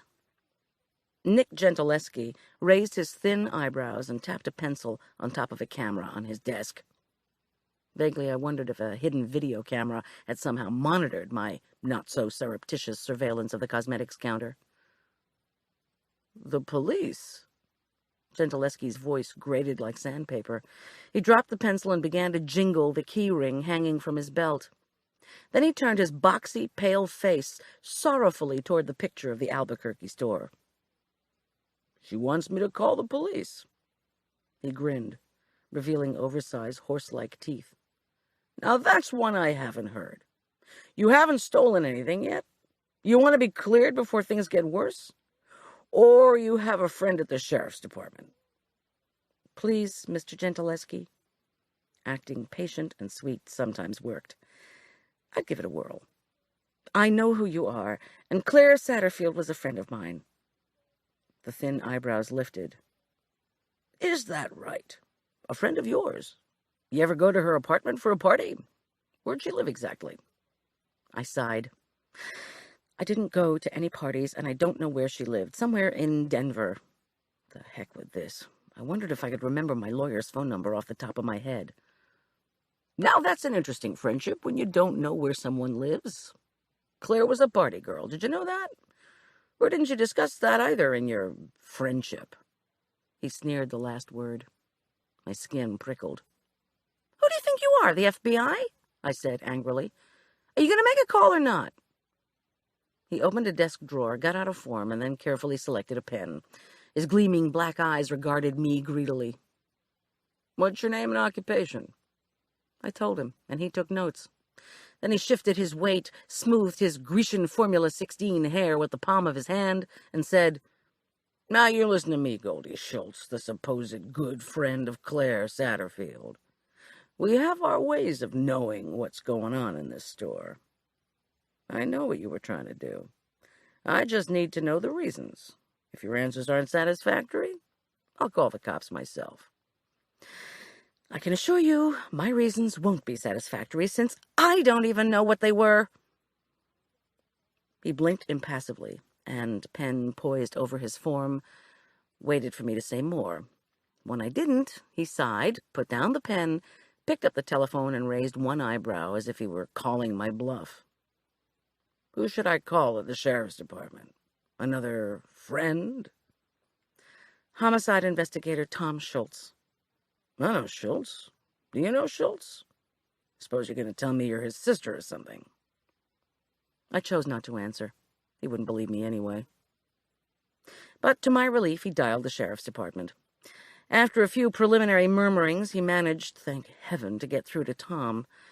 I watched with no small amount of satisfaction as the security chief's features quickly registered first smugness, caught her acting suspicious by the cosmetics counter, then discomfort, no, she didn't touch any of the goods, and finally embarrassment, no, she didn't hurt anybody or take anything. But the moment of discomfort passed just as quickly, and Gentileschi confirmed an appointment to meet with Tom later that afternoon. Then he thrust the phone across the desk at me. He wants to talk to you, he said glumly. When I took the receiver, I could hear Tom humming a dirge-like tune. I said, "The great intellect," he was not amused. Look, I said not like hitting the demonstrator. That means not like being picked up for suspicious activity by department store security. This is not my fault, I said in a low voice. After all, I was just trying to learn something to help Julian. No matter what the security people said about my presence, I had not caused trouble in the store. I wasn't doing anything. Goldie, please remember, we're trying to work with this guy. I wish you the very best of luck in that particular enterprise, I said crisply. Listen, Tom, did you check out that other person I asked you about? When Gentileschi leaned over just slightly to catch what I was saying, I turned in the wooden chair. 007, what would I do without you? Okay, Miss G, we're already looking into Hotchkiss. He has a record and he runs a cosmetics place. But I will definitely tell the guys to ream his behind. And don't worry about Nick. He's an old friend of ours. Watch out, though. He's got a reputation with women. I turned back to look at the polyester-clad, dyed-haired man across the desk from me. Must say, Tom, I find that extremely hard to believe. He chuckled. Okay, look. I don't know when I'm going to have another chance to talk to you while you're down there. And I've been hard to reach. No kidding. But there is something you can do. Somebody I need you to talk to. A friend of yours. You think Dusty Rout is the one who might have hinted to Francis Marchesian this Krill character was one of Claire's old boyfriends? He swore to us he didn't know Claire. Maybe Marchesian was baiting you with an idea of hers. See if you'd bite. I'm seeing Dusty at lunchtime, once I get out of prison. I tried to give Nick Gentileschi a prim look. He smirked. Well, the organization called People for the Ethical Treatment of Animals hasn't heard of Shaman Krill. And neither has the National Anti-Vivisection Society. Hell, even the SPCA swears they don't have a member named Krill. I don't know how long he's been an animal rights activist, but he hasn't been one long enough to earn him any kind of reputation. Our guys went to bring him in for more questioning, but he'd taken off from his demonstration buddies, and he wasn't at his apartment. And by the way, none of the demonstrators belong to any of those organizations. The legitimate organizations think Spare the Hair is some kind of wacko splinter group. Anyway, if you think Francis got the idea Krill was Claire's boyfriend from this Mignon sales associate named Dusty Rout, I'd sure like to hear about it. Why don't your guys just ask her? We've already talked to Dusty Rout, at length. She swears she's never heard of Shaman Krill. So either she's lying, or your friend Marchesian got the info from somebody else, or got it wrong about who the boyfriend was. And speaking of your friend Marchesian, you know that person in question is never going to tell me a thing. She'll protect your sources to the grave. Francis Marchesian? Not tell a thing to my Goldie? Never. Tom chuckled again. Feed her some donuts or something. You know, the way they loosen folks' tongue by slipping them a few drinks. How about a little sodium pentothal in your chocolate truffle cheesecake? I told him I'd do my best and hung up. Truth serum tiramisu was not in my repertoire, but never mind. Well, Mrs. Schultz, said Nick Gentileschi with that equine grin that made my skin crawl. What do you know? Seems you were just the person I was looking for. Then, without a hint of apology for the fiasco of my in-store bust and interrogation, he shuffled through an untidy stack of papers next to the camera and retrieved a check. After scanning it, he handed it over. The balance due Goldilocks Catering on the Mignon banquet. I stuffed it in my skirt pocket. Gentileschi went on with, Sorry we didn't get it to you sooner. Personnel gave it to me when we heard your assistant went to the hospital. As you know, we're in the middle of a major crime investigation here. An unexplained death doesn't help the accounts get paid. I fingered the check in my pocket. There was something slimy, something Uriah Heepish about Nick Gentileschi that made me increasingly uneasy. He'd gone straight from badgering and prejudging me to acting as if we were pals. Still, it would be better to have the man on my side than not. And Tom said I should cooperate. I wasn't lying when I came up here, I confessed. I don't know why I was listening to what was going on at the counter, except that my assistant, the fellow who went to the hospital, is practically a member of our family. He was Claire's boyfriend. He's devastated by her death, and I'm trying to help. Nick Gentileschi crossed his arms and wriggled in his chair. We all cared about Claire. You can count on that. She was a good girl. We've stepped up security in the parking lot. Since it looks like foul play, we're going to help the police in any way we can. I said innocently, Yes, my husband referred to that. I certainly hope you are doing everything to help the case. I rubbed my arm again. Everything relevant, that is. He glanced at the picture of the home office again, clearly trying to decide what to tell me. He didn't know how to balance secrecy with my irritation over being falsely arrested. There was an ego thing involved, too. He was dying to show me what a big shot he was. I guess Albuquerque sent back good vibes because he said, Know what our biggest problem is, Mrs. Schultz? I shook my head sympathetically. Lawsuits. Bingo.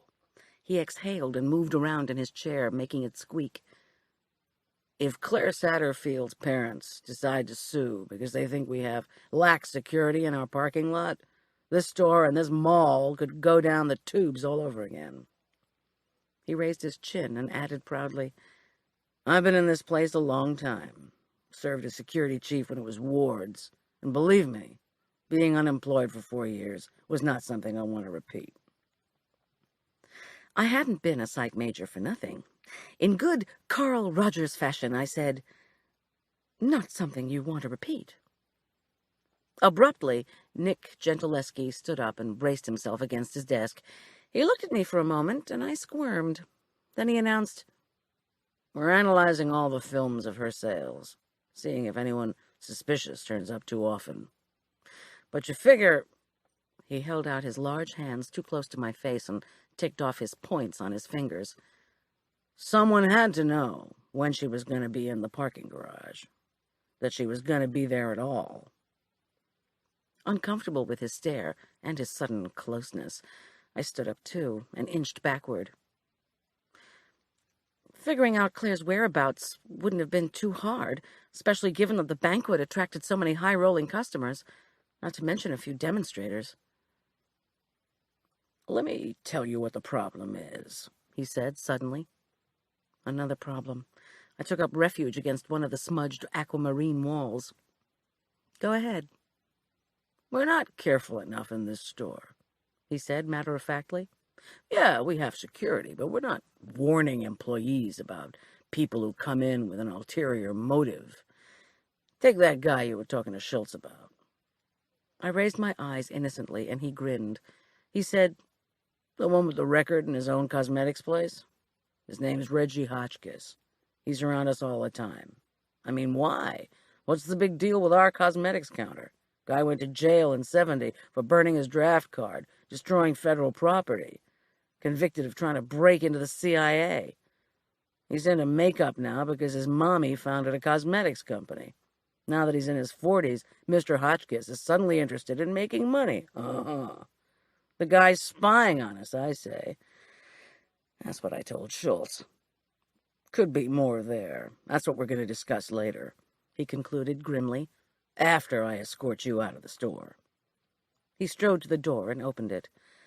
But I don't want to leave the store just now. What do you mean by more there? He wagged a finger at me. Remember Martha Mitchell? Maybe you're too young. She wanted to get too involved in her husband's business, too. A guy can't be attorney general and tend to a wife who's always meddling. A guy can't be attorney general if he's intent on breaking the law, I said, sweetly.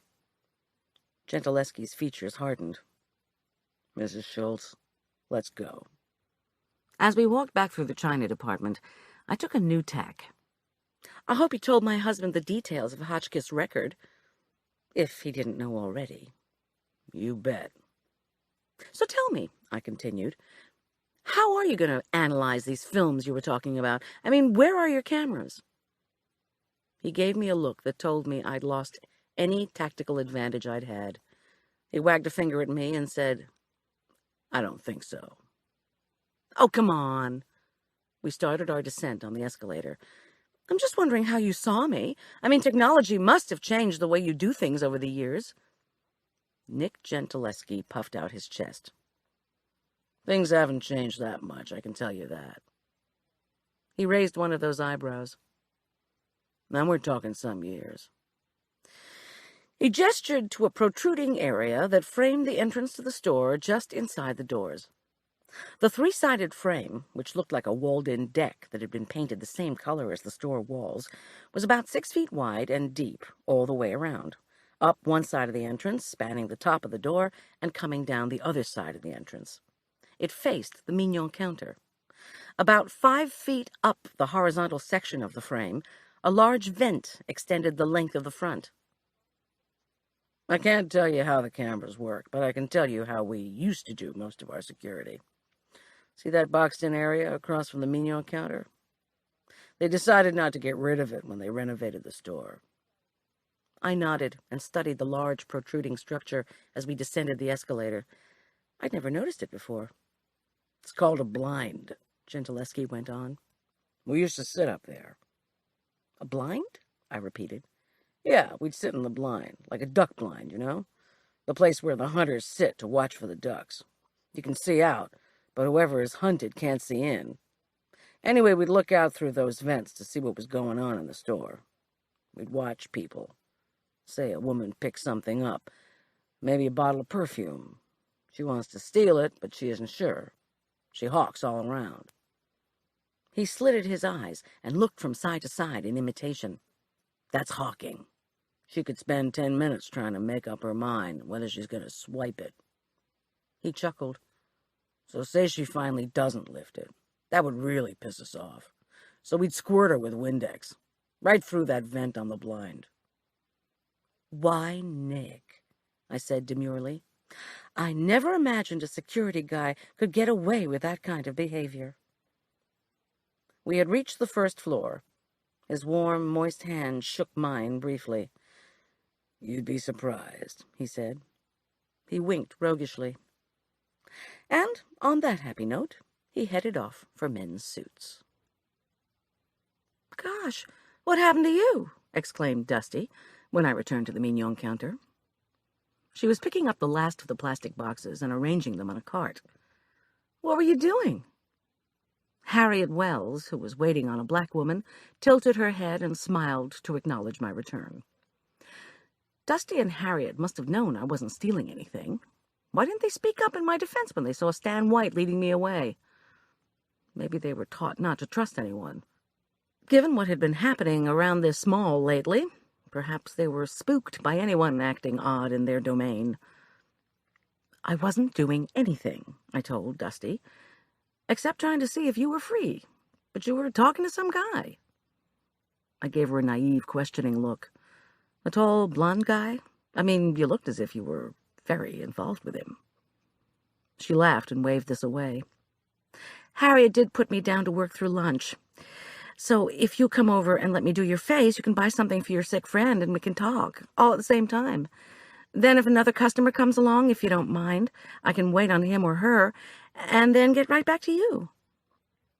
I was hungry, but said that was fine, helped her stack the last of the plastic boxes on the cart, then asked if I could use the phone by the counter. She told me to go ahead, she'd be right back. Then she wheeled the cart away. I called Southwest Hospital and asked if Marla Corman had had her atherectomy yet. Someone at the nurse's station reported that Marla hadn't gone yet, and they didn't know when she would be going. Typical. I meandered over to the counter and listened to Harriet tell her customer that, believe it or not, she, Harriet Wells, had just had her 65th birthday, and just look at what rejuvenation cream had done for her skin. The black woman put a $90 bottle of the stuff on her credit card. "Here we are," said Dusty brightly.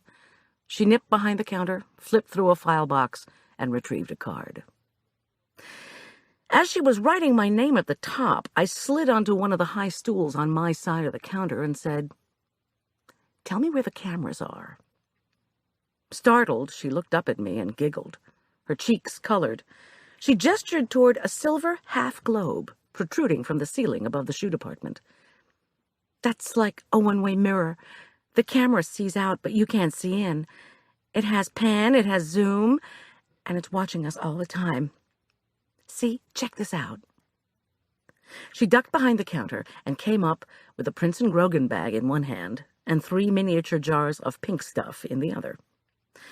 "These are free samples of rejuvenation, the new cream Mignon is pushing. I'm allowed to give 3 samples to each person, which includes me. And of course it includes you. Anything more than that is considered employee stealing, and I'll be out on my behind. Now, you can bet they're zooming in on me." She nodded at the silver half-globe and held up the 3 jars before putting them in the bag. "Okay," she said with a laugh. "Now you've got your free stuff that ordinarily costs $90 a bottle. Let's take a look at your face. Would you describe your skin as oily?" Actually, I told her I wouldn't describe my skin as anything besides normal, because I just didn't pay that much attention to it. She frowned. And I remembered that when I was a doctor's wife, I'd worried about my complexion endlessly and bought all kinds of stuff. I guess it was some kind of sublimation for worry about what was going on in the rest of my life. "Your skin is under relentless attack," the ad screamed, "and you have to fight back." No kidding. Needless to say, the gumption I'd eventually developed hadn't come from a bottle. In the money-scrimping years that followed my divorce, the only thing I used on my face was sunscreen. As far as makeup went, I hadn't missed a thing. And certainly the last thing I wanted to go back to was my endless trips to the counters of La Prairie, Lancôme, and Estée Lauder, seeking the best concealer to cover my black eyes and bruised cheeks, looking for someone who hadn't waited on me before, hadn't seen the damage the jerk liked to inflict. "Goldie, hello, you in there? What kind of cleanser are you using now?" Pulled back to reality, I replied that I used soap. "Soap?" echoed Dusty incredulously. "Real soap? Soap? When I nodded, she persisted, "What brand of soap? Whatever's on sale at the grocery store." Dusty couldn't help it. She put her hand on her chest and began to giggle. "That must be how you got to be friends with Francis Marchesian. You know that reporter you introduced me to? The woman in red who was here earlier, right? The one I introduced you to yesterday? Yeah, spending lots of money. I couldn't believe it. She sure has changed her tune. Maybe she has a new boyfriend. Did you see that article she wrote on cosmetics for the Mountain Journal? I went home and looked it up to see if it was the same person. I swear she must be the queen of the skinflints. She wrote that people should just use Cetaphil, witch hazel, and drugstore moisturizer. Can you imagine? I must have missed that issue. When was it? Before she could reply, Harriet, who had been writing in the large ledger, closed it with a firm slap and came over. "I remember one time," she said in her honey-like voice, certainly not a voice I would associate with someone in her late 60s, "when we had a widow come in. She was fairly young, and all she'd ever used was drugstore makeup." She shook her head at me beneficently, as if to say, "You see, being a soap user isn't the stupidest thing we've ever seen here. That poor woman, it just brings tears to my eyes to remember." I looked at Harriet's eyes. They were wet, all right. Of course, her skin was a mess, too dry in one place, too oily in another. Her foundation didn't match her skin tone. She wore bright green eyeshadow, and her cheeks were so caked with blush. She looked like she had scarlet fever. I sold her our complete line. She had the insurance money, you see, and she could do whatever she wanted. $1,000 worth of cosmetics I sold to that woman, and she was so happy. In less than an hour. She reached for a tissue and dabbed at her eyes. "I'll bet you just loved that, Harriet," Dusty commented. Harriet ignored this. "Oh, it was wonderful," she said to me. "Really touching what I did for that woman. She looked beautiful when she walked out of here. She looked perfect." Down the counter, a woman began to try out the perfume testers. She was wearing what looked to be some kind of designer sundress with big black squiggles on a white background. Below her elaborately streaked and curled hair, gold necklaces dripped around her neck, and a gold bracelet with bells tinkled when she shook her wrist with each new perfume sample. Dusty put down her pen and moved toward her. Catapulted out of a post-green eyeshadow reverie, Harriet took 2 quick steps in Dusty's direction, put a hand on her shoulder, and snapped a loud, "Excuse me," before pushing past her to be the first one to stand in front of the woman with bucks.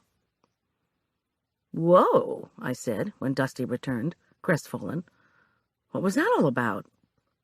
"Don't worry," said Dusty bitterly. "I have Harriet's pump prints all up my back, and I'm the one who has to worry about the sales figures." She gestured to the big blue volume in which Harriet had been writing. "Every time I look at the ledger book, I break out in a sweat. Does she walk over everybody that way?" "If you're in her way," murmured Dusty, as she held up a bottle of foundation to my cheek to see if it matched my skin tone. Shaking her head, she clinked the bottle back into its drawer and picked out another. "You know this rejuvenation we're selling?" I nodded. She continued. "Our sales goal on it is $2,300 a month per sales associate." She pointed to the ledger. "Today's the 3rd of July, and Harriet has already sold $2,000 of the stuff this month. That's what, 18 total hours of sales time? Incredible. Of course, she says the most awful things to customers." Dusty's smile was wicked. "Claire and I figured Harriet must be at least 80 by the end of the day, since she gets older each minute when she's trying to sell anti-aging cream." I unscrewed the lid on a jar of thick cream, then used the little plastic applicator to spread a dollop of the viscous, sweet-smelling stuff on the back of my hand. I said mildly, "Was Harriet jealous of Claire?" The wicked smile on Dusty's lips traveled to her eyes. "Claire had one client, a man who's a weird genius kind of guy, who spent a lot of money. You mentioned him. He was here before. A thin, tall, blonde man. Anyway, never mind that it was his wife's money. This guy spent it like crazy, buying stuff for his wife, I guess, but always only from Claire. He wouldn't even buy a tube of lipstick from one of the rest of us. He'd hang around here like a loyal dog, waiting until her shift.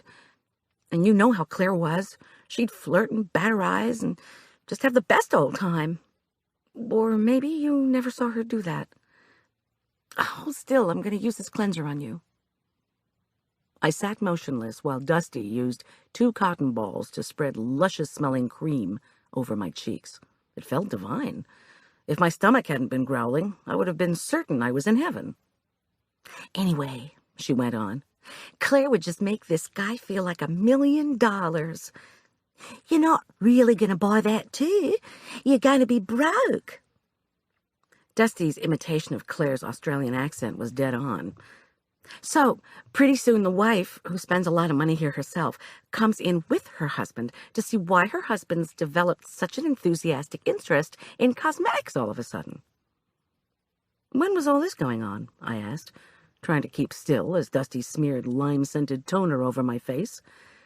I slid my glance sideways to see if Harriet was having any luck with Mrs. Got Rocks in the black and white dress.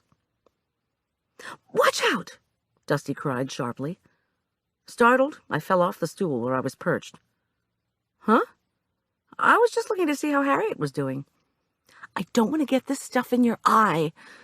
You don't know what could happen." Dusty had become so suddenly flustered that I sat back slowly on the stool and opened my eyes wide. I'm fine.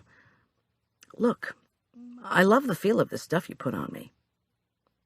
Dusty took a deep breath and began to write on my ticket, or whatever it was.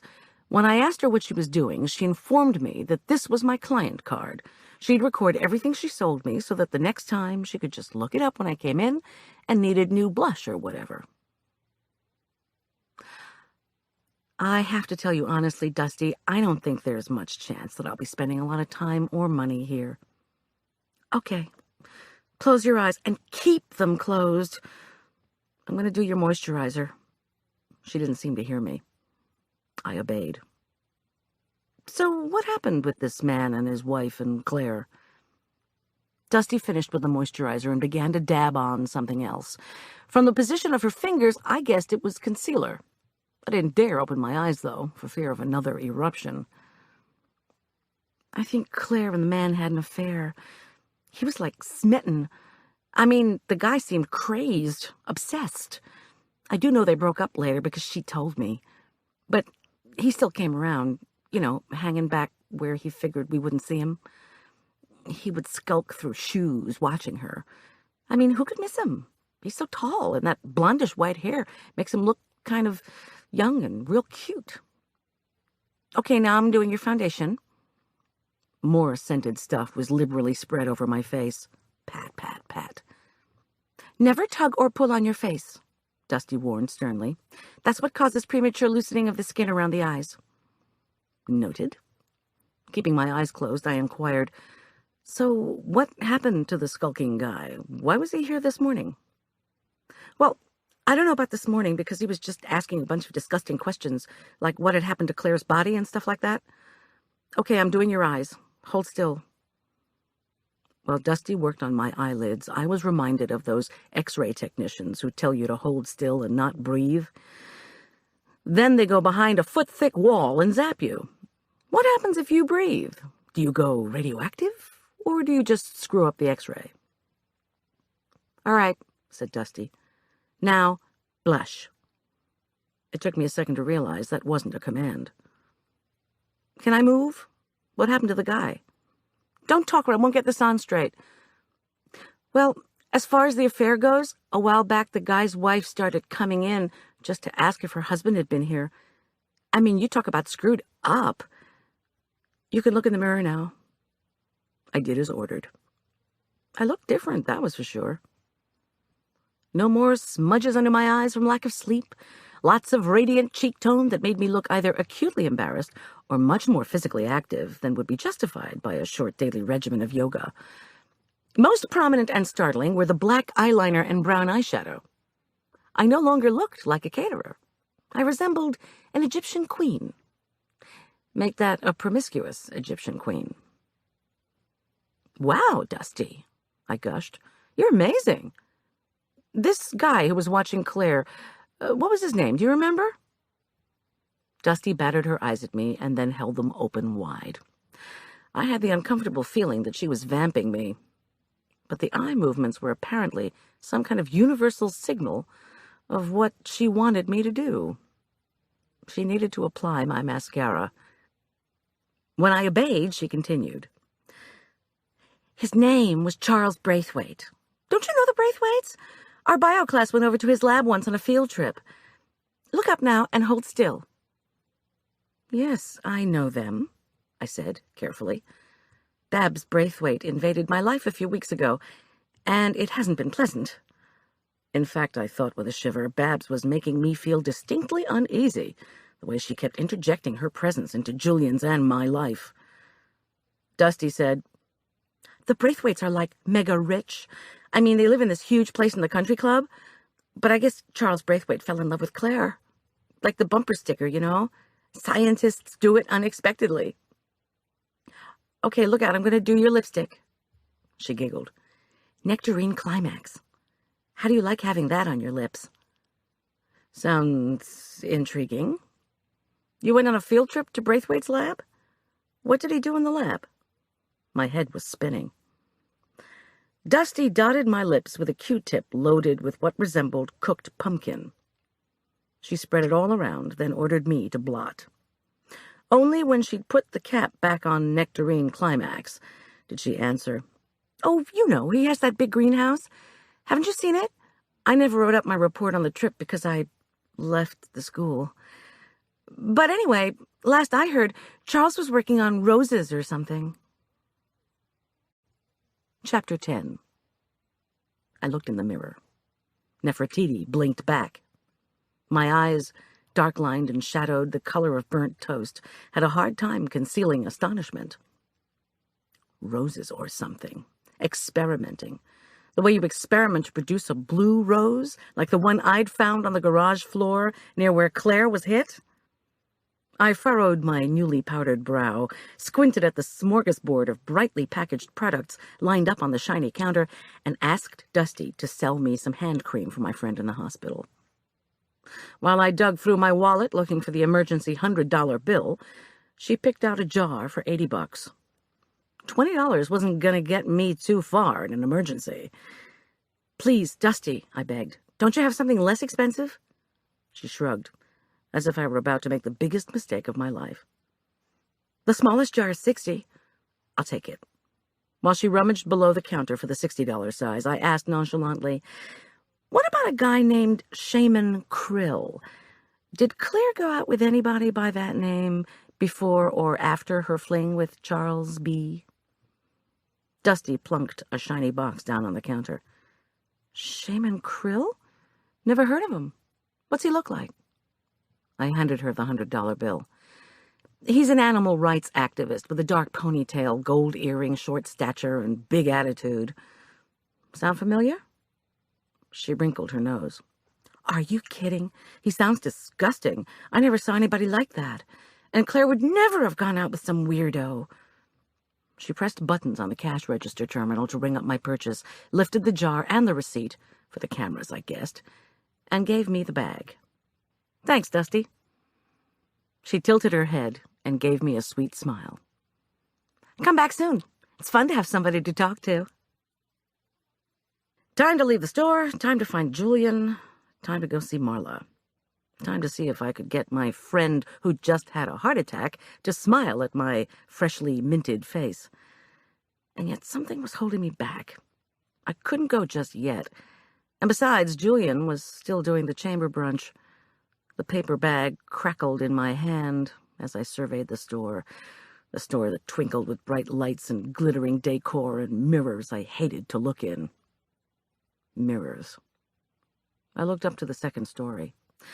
Not an hour ago, I had seen Babs Braithwaite leaning half-dressed over the escalator and claiming somebody was back there. Nick had talked about surveillance from the blinds that were like duck blinds. Claire had been helping Nick. Claire thought she was being watched. Now Babs thought she was being watched. I dashed up the moving steps. Back where? Behind the dressing room mirrors? Was there somebody back there? On the second floor, I knew better than to look up to locate the camera or glance back and forth to check on the presence of security people, called hawking by Nick Gentileschi. That would alert them to my attentions, and I certainly didn't want to have them watching me again. Even a paranoid has real enemies, Henry Kissinger was reputed to have said. I lifted a hanger with a hot pink and yellow bikini and headed confidently in the direction of the dressing room. In the recessed entry, a short hallway to the right led to the mirrored rooms. I walked along the row of dressing rooms. One was occupied by a woman trying on a suit while attempting to calm her recalcitrant toddler. The rest were empty. Was this just more evidence of Babs acting hysterical? She'd seemed so convinced that someone was watching her, and not just a camera either. But where could you watch someone from? At the end of the hallway of dressing rooms was one of those expensive imitation rubber plants and a rack of bathing suits apparently waiting to be returned to the sales floor. Behind the rack, and almost invisible because it was painted the same color as the walls, was a door.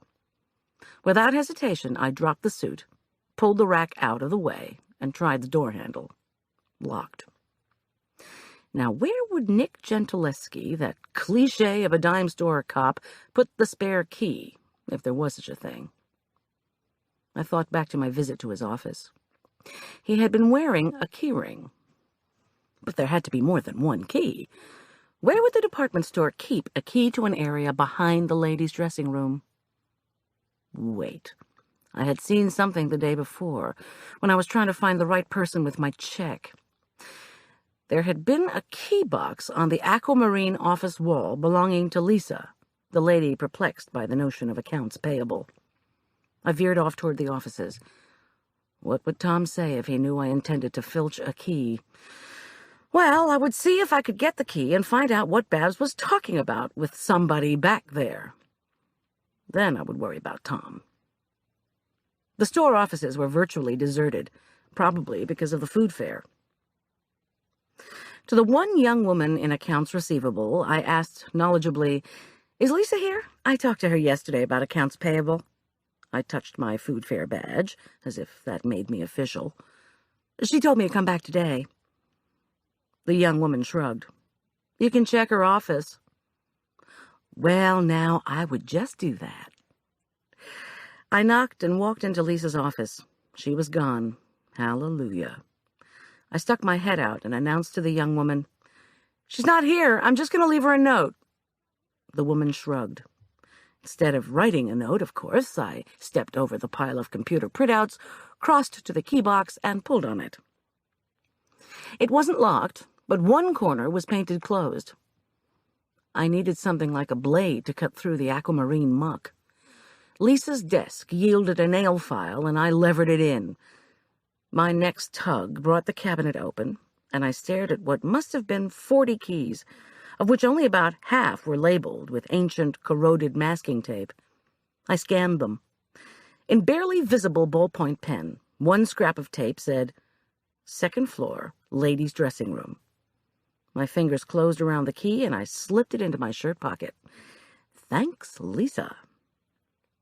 Not wanting to attract the attention of the cameras, I walked calmly back to the dressing room. I moved the plant out of the way, fumbled with the lock, and then pushed into the blackness of the space beyond the door. The odors of dust, concrete, and cardboard containers were almost overwhelming. I slipped the key back into my pocket and groped along the wall for a light.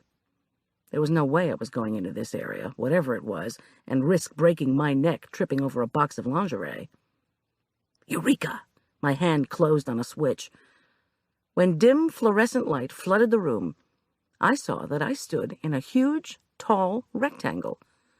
Stripped of all the cameras, concealed piping, lighting, and other electrical wiring of the main store, this ceiling went up what looked like 2 full stories, past enormous steel shelves and a metal ladder going up to the roof. There was a door on the left. It couldn't lead to the dressing rooms. I turned. The dressing rooms should be located on the right, beyond the back wall where I stood. Boxes, plastic bags full of merchandise, and carts impeded my progress as I advanced parallel to the wall. My feet scraped across the concrete. My uniform was getting filthy from all the dust I was kicking up, but I was rewarded. 2 boxes had been moved haphazardly, and hastily, it appeared, to make a narrow pathway to a door in the wall. I wiggled through and tried the door. It was open. On the other side was a very dimly lit passageway that appeared to be horseshoe-shaped. I tiptoed along and gasped. I was behind one-way mirrors. In front of me, a thin woman was trying on a pink bikini. I felt myself blush. I held my breath, averted my eyes from the mirrors, and walked quickly around the U-shape. Along both rows of mirrors, there were chairs, a half-empty paper coffee cup, and several crumpled fast food wrappers. If there had been someone here earlier, he or she was gone now. A plump woman appeared behind the revealing mirrors, her arms loaded with swimsuits. In the dressing room beside her, the thin woman, now clad in the pink bikini, swiveled her hips and frowningly scrutinized her cleavage. I beat a hasty retreat. Pushing past the clutter of the storage space, I closed the door behind me. Then I hightailed it out of the store, grasping my bag with its jar of cream for Marla. Tom would no doubt be extremely interested to know that the security Peeping Tom area was accessible. He'd also be intrigued by what Dusty had told me of Claire, the infatuated Charles Braithwaite, and Braithwaite's horticultural experimentation. But frustration ruled as I rushed along the mall looking for an available payphone. The kiosks were full. Waiting lines for every payphone snaked in front of the boutiques. I cursed under my breath. My stomach growled in response. 1:30 with no lunch and 2 small muffins for breakfast. Typical meal schedule for a caterer. I decided to zip up to the food fair for my share of the free samples, then find Julian and hurry over to the coronary care unit to see Marla. I'd call Tom from the hospital. Out on the roof, a refreshing breeze stirred the air. A nearby bank thermometer announced a digital neon temperature that blinked from 81 to 82 and back again. I scanned the rows of booths, trying to decide where to indulge my hunger. Despite the maze of roads, fast food spots, and housing developments spreading as far as the foot of the mountains, here on the roof, the food tents, flowers, streamers, and music had transformed the expanse of concrete into a completely credible fair. Marvelous scents mingled and wafted through the air. So did laughter, happy voices, and a band playing jazz. As I stood underneath the flapping Playhouse Southwest banner, I smiled and took a deep breath of the delectable aromas: pizza, barbecue, coffee, and something else. Cigarette smoke? No. I looked around. Yes. Perched on a small raised platform on a roof adjoining the parking structure, and utterly heedless of the dirty looks she was attracting, Frances Marchesian, eyes closed, face set in bliss, was relaxing and indulging in her nicotine habit. Her chin tilted skyward while her mouth opened and closed like a guppy's. Unlike a fish, however, Frances was blowing perfect smoke rings. Her dark mass of curly hair lay wild and undone over her shoulders. Her red heels and bags of cosmetic purchases lay scattered in disarray on the concrete. To cool off, or maybe just to catch a few rays, she had pulled the flouncy red skirt up to reveal knobby knees and calf-high stockings. I wondered where she'd stashed the smokes this time. I skirted the garage wall, hopping onto the adjoining roof, and walked up to Frances. I was quite sure being where we were was illegal, but that had never stopped Frances before. I cleared my throat. She opened one eye, then both. Don't tell me. Bathsheba as a chef. Don't tell me, I replied evenly. Bob Woodward is Elizabeth Taylor. In a Marlboro ad. No, wait. Doing the roof scene from Mary Poppins. Except you don't look like Julie Andrews either. She blew a smoke ring and gestured for me to have a seat. The 2-foot square platform contained litter that could only be hers. An M&M bag, a Snickers wrapper, an empty can of Jolt Cola. Of course, Frances was too much of a skinflint to spring for a ticket to the food fair. Which made her enthusiastic cream rouge lipstick concealer foundation mascara shopping spree this morning all the more intriguing. I brushed her wrapper debris into a small pile on the asphalt roof and sat. She took another greedy drag on her cigarette, then blew a thin stream of smoke upward. "So, where's your escort? He was kind of cute for a rent-a-thug. What'd he catch you doing, anyway?" When I opened my mouth to reply, my stomach howled in protest. I ignored it and said, "Nothing. Security's just suspicious, that's all." She lifted one eyebrow. "Suspicious of a caterer?" "Maybe they were suspicious of the wrong person," I countered. "Look, Francis, I've seen your duct-taped sneakers and second-hand clothes. I know you're a tightwad and proud of it. I even heard you wrote an article on what a rip-off all makeup is. For someone with your thrifty bent, you sure bought a lot of cosmetics today." I watched for her reaction, but behind the unaccustomed makeup, she was stone-faced. "Isn't it about time you told me what you're doing with Mignon?" I pressed. I was getting lightheaded from hunger, but I was weary of Francis's evasions.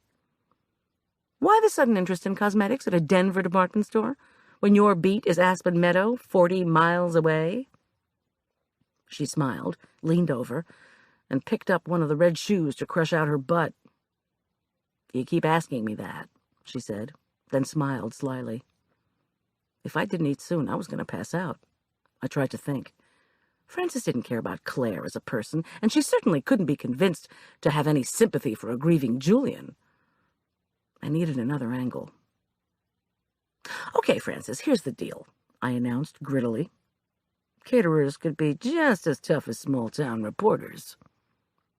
To you, this whole thing is a story. What kind, I don't know.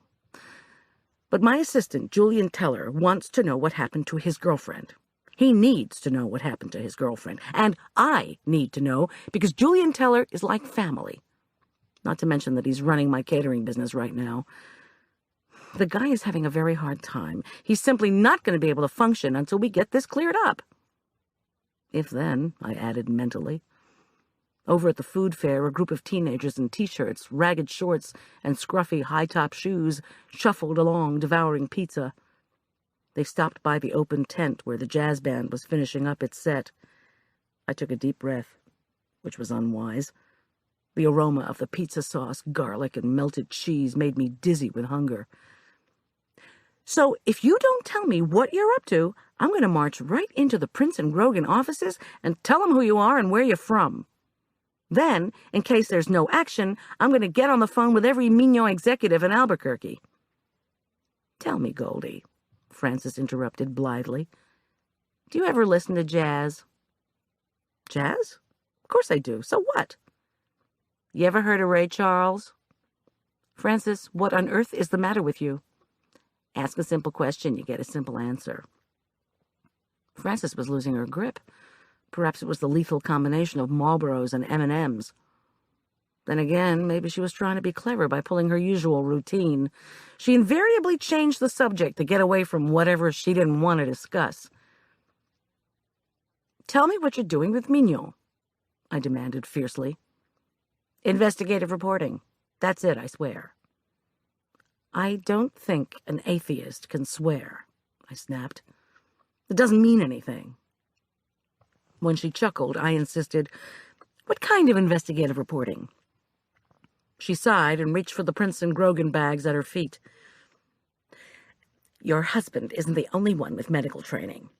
I did a year of med school before turning to journalism." "Excuse me, but that's the ex-husband?" "Sorry." Her mournful look was accentuated by the heavy makeup Harriet Wells had applied around her eyes. Here we were, I reflected, two normally unadorned women who'd been outwardly transformed to look like a couple of hookers, and just so we could get information. "By the way, Goldie, I was wondering something." Francis lit another cigarette. "Did you hear that your ex-husband beat up his new girlfriend last night?" She called the cops, and we picked it up at the Journal, on the police band. "Seems she slid his Jeep into a ditch during the storm, where it's stuck in the mud. The doc got really pissed. She's across the street in the hospital with broken ribs and bruised arms." An image of this poor, pained woman, a new girlfriend I wasn't aware of, floated up in my mind. The jerk had always been able to find fresh female companionship. When a current girlfriend didn't work out, or ended up in a problematic place like the hospital, he would quickly find a replacement. I thought about Arch. Although he knew why I'd divorced his father, Arch had never witnessed the violence that had destroyed my marriage. If his classmates at Elk Park Prep heard about this incident from a tabloid-type article by Frances in the Mountain Journal, which I wouldn't put past her, I demanded, "Are you going to run a story about it in the paper?" Frances took a deep drag. "Nah, the publisher's wife is pregnant, and John Richard is her doctor. The wife wants the publisher to hold off on running any story until she delivers." A headache nagged behind my eyes. "Look, Frances, John Richard's not my problem anymore. What's the deal with the department store? I have got to get something to eat, and then I need to go visit a friend in the hospital." She pretended to look puzzled. "Not the girlfriend." "Frances, what are you up to?" She set her face in steely anger and tossed her butt in an arc across the roof. "I'm investigating the false claims of Mignon Cosmetics to make women look younger. Period." I was incredulous, partly at Frances's own naivete. "You're kidding. That's it?" She frowned and nodded. "Was Claire Satterfield helping you?" I asked. "I didn't even know who Claire Satterfield was before the accident," Frances replied. Her tone indicated that she sure wished she had known Claire. Just think of all the information a Mignon sales associate could have provided. "But why did you bother to find out she'd had other boyfriends? Why do you think she was deliberately run down?" "Background, Goldie, background. The claims are what's news." "But for heaven's sake, those claims are not news. This so-called story has been in books, newspapers, magazines, on radio and television. Haven't you read any Naomi Wolf? Get real." "What are you talking about?" she said bitterly. She blew smoke out her nostrils. I beg to differ. "Look, Frances," I said, "in their hearts, women know all this outrageously expensive goop doesn't make them look younger. But the cosmetics people try to guilt-trip every female in the country into feeling they have to do something to take care of themselves. Otherwise, these companies want women to believe they'll grow old and ugly. They'll never have money, a husband, a white picket fence, a lover, a fur coat, a station wagon, and somebody to drive away with when you get a flat tire. That's the name of the cosmetics game." She glared at me and held the cigarette aloft. "Foucault Reiser is the parent company of Mignon. FR has been experimenting with cosmetics for 30 years, and experimenting in ways you would not believe," she added darkly. In my mind's eye, I saw heaps of rabbit carcasses. Hard to take on an empty stomach. "Well, I guess I sort of would." Heedless, Frances went on. "Foucault Reiser launched the hideously expensive Mignon line 5 years ago, with all kinds of wild claims, fancy packaging, and questionable products. Control the destiny of your face. Like hell. Large pink plastic jars of cream didn't sell, so Mignon switched to dark green glass jars with gold lids, the kind of containers you imagine once held royal jewels and medieval potions. The message was, this is magic stuff. Sales took off." I nodded and remembered eons ago when Arch asked if he could have one of my empty perfume jars for a Dungeons and Dragons prop. Frances reached into her bag and pulled out a bottle of makeup. "Nobody wants a jar of mud, otherwise known as foundation, with a little white plastic top." She wrenched the shiny cover off the lid, revealing, sure enough, a white plastic top. But they put a gold top over the white plastic so that consumers will think they're getting something of infinite value. And then there's perfume. I groaned, ready to admit she had a story, but she was on a roll. Frances made a face. "I need something really sexy," I told that woman with a French twist. She sold me ardor. Frances brandished a heart-shaped bottle of perfume. Funny, she sold ardor to my neighbor for her 80-year-old mother, whose sexiest social engagement is when her garden club plants bulbs. And the same sales associate, Harriet, told the daughter of the head of the Journal advertising department that ardor was just the right perfume for a girl to start wearing to school. She's 12, Goldie. Sales of ardor, as you might imagine, have taken off. And speaking of sales, if their associates don't keep up their quotas, they're fired. Kaput. So these same sales associates, of which your Claire S. was one, make claims to customers that get more and more bizarre, more and more outlandish. No one has challenged Mignon, and I'm going to be the one who does it. Oh, yeah? And just how are you going to do that? She rustled around in one of her bags and held up a small rectangular box. It was covered with navy blue satiny paper crossed with thin gold and silver stripes. Mignon gentle, deep cleansing soap with natural grains, $20. It's soap, period, with about a dime's worth of ingredients, including... She peered at the label. Aha, oatmeal, but it'll chap your skin if you use too much of it. Did you hear what that Harriet Wells said to me? She glared at me indignantly. Cleans deeply but gently into the pores, restores the original state of your skin. Francis grunted. Crap. Soap robs the skin of lipids. Use it as much as old Harriet says to, and you'll have a nice red face. Don't you think people know? No, I don't think people know anything. I think people believe what they're told. She reached into the bag again, then held up a tall, rectangular box covered with the same elaborate decoration. Magic pore closing toner, $45. To do what? They swear it tones the pores, as if your skin cells were muscles. Ha! You want an astringent? Try witch hazel, if you need anything at all. Oh, and did you happen to notice this fall they're going to be adding Mediterranean sea kelp to their magic pore closing toner? Link any cosmetic with something European and it's a sure sell. And this. She thrust a squat jar of cream at me. Did you hear all the baloney that Harriet woman was feeding me about how she was 62 and this moisturizer stuff stopped her aging process? This junk doesn't even have sunscreen in it. I hate to tell maybe early 50s Harriet, but that's the only thing that'll prevent wrinkles, and folks need to start using it when they're young or they're sunk. Biochrome's my ass. What the hell is a biochrome, I ask you? Her black-striped eyes opened wide. It was never mentioned in any biology class I ever took, or in chemistry, or physiology, or dermatology, for that matter. I clapped. Yeah, they're going to run all this in the Mountain Journal, and the wife of your publisher is never going to wear makeup again. Is the journal bankrolling you in this undercover operation? I gestured to the red shoes, the bags of cosmetics, and her dress. Before she could answer, however, I got that strange feeling I'd been having the last 2 days, the kind I used to get when the jerk was following me in his Jeep after we were separated.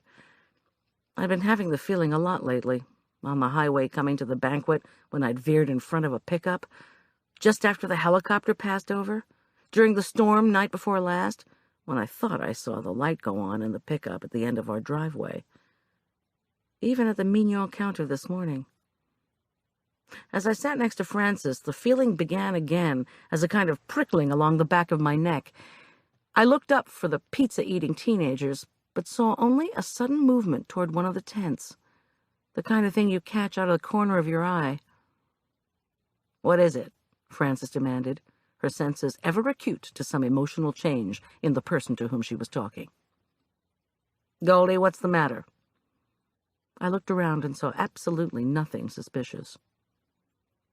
This was what happened when you didn't get enough sleep, I told myself, or enough food. You had hallucinations.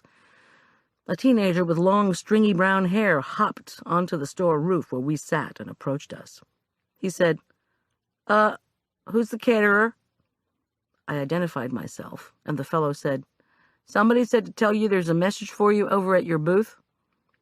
From whom? I demanded. But he had turned his back.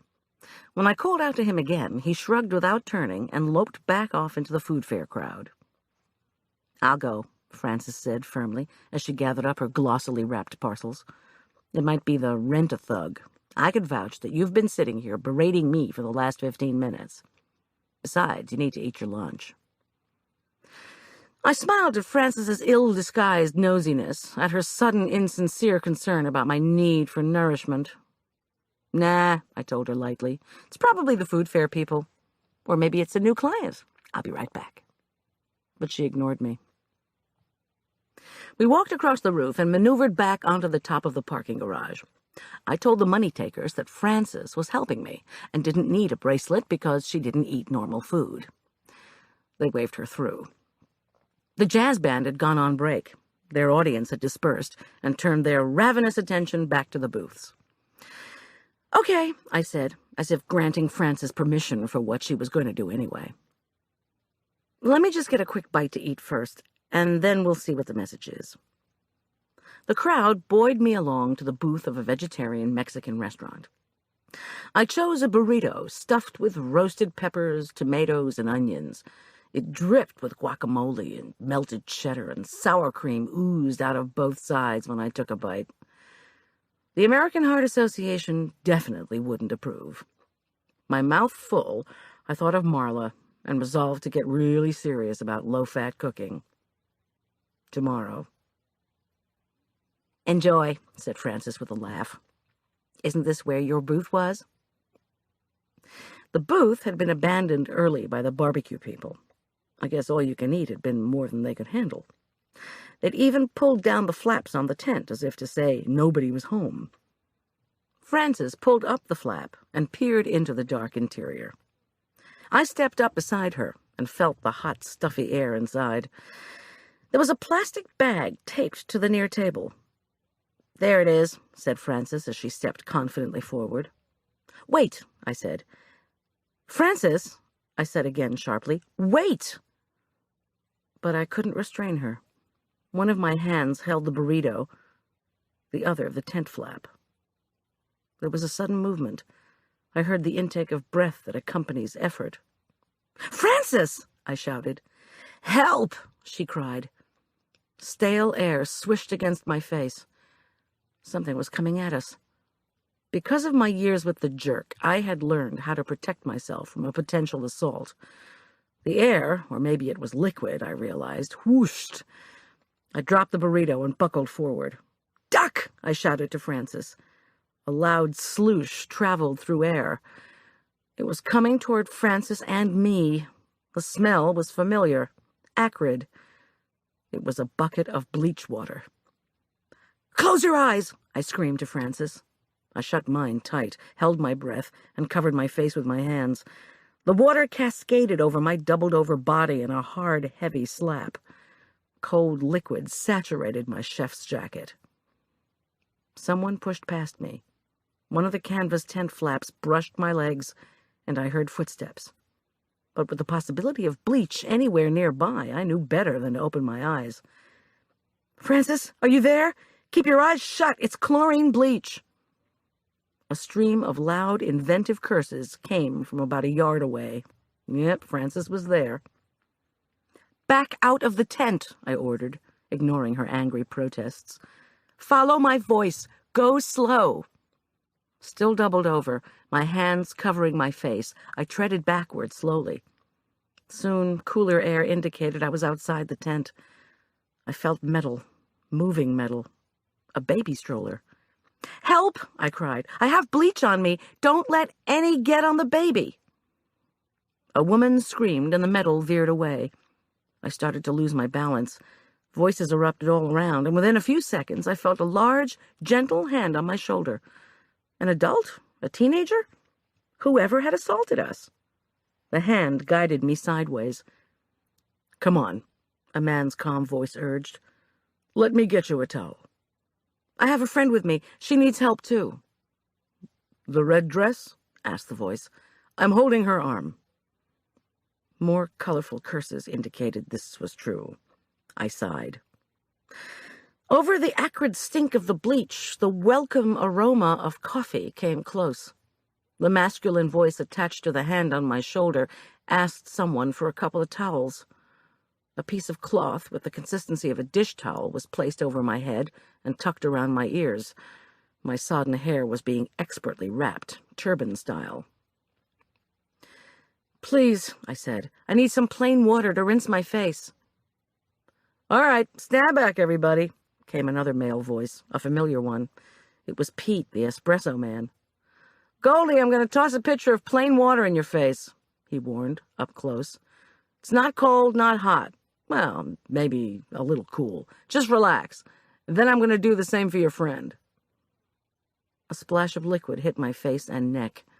Another towel was thrust in my face, and I vigorously scrubbed my cheeks, forehead, and eyes free of bleach and eye makeup.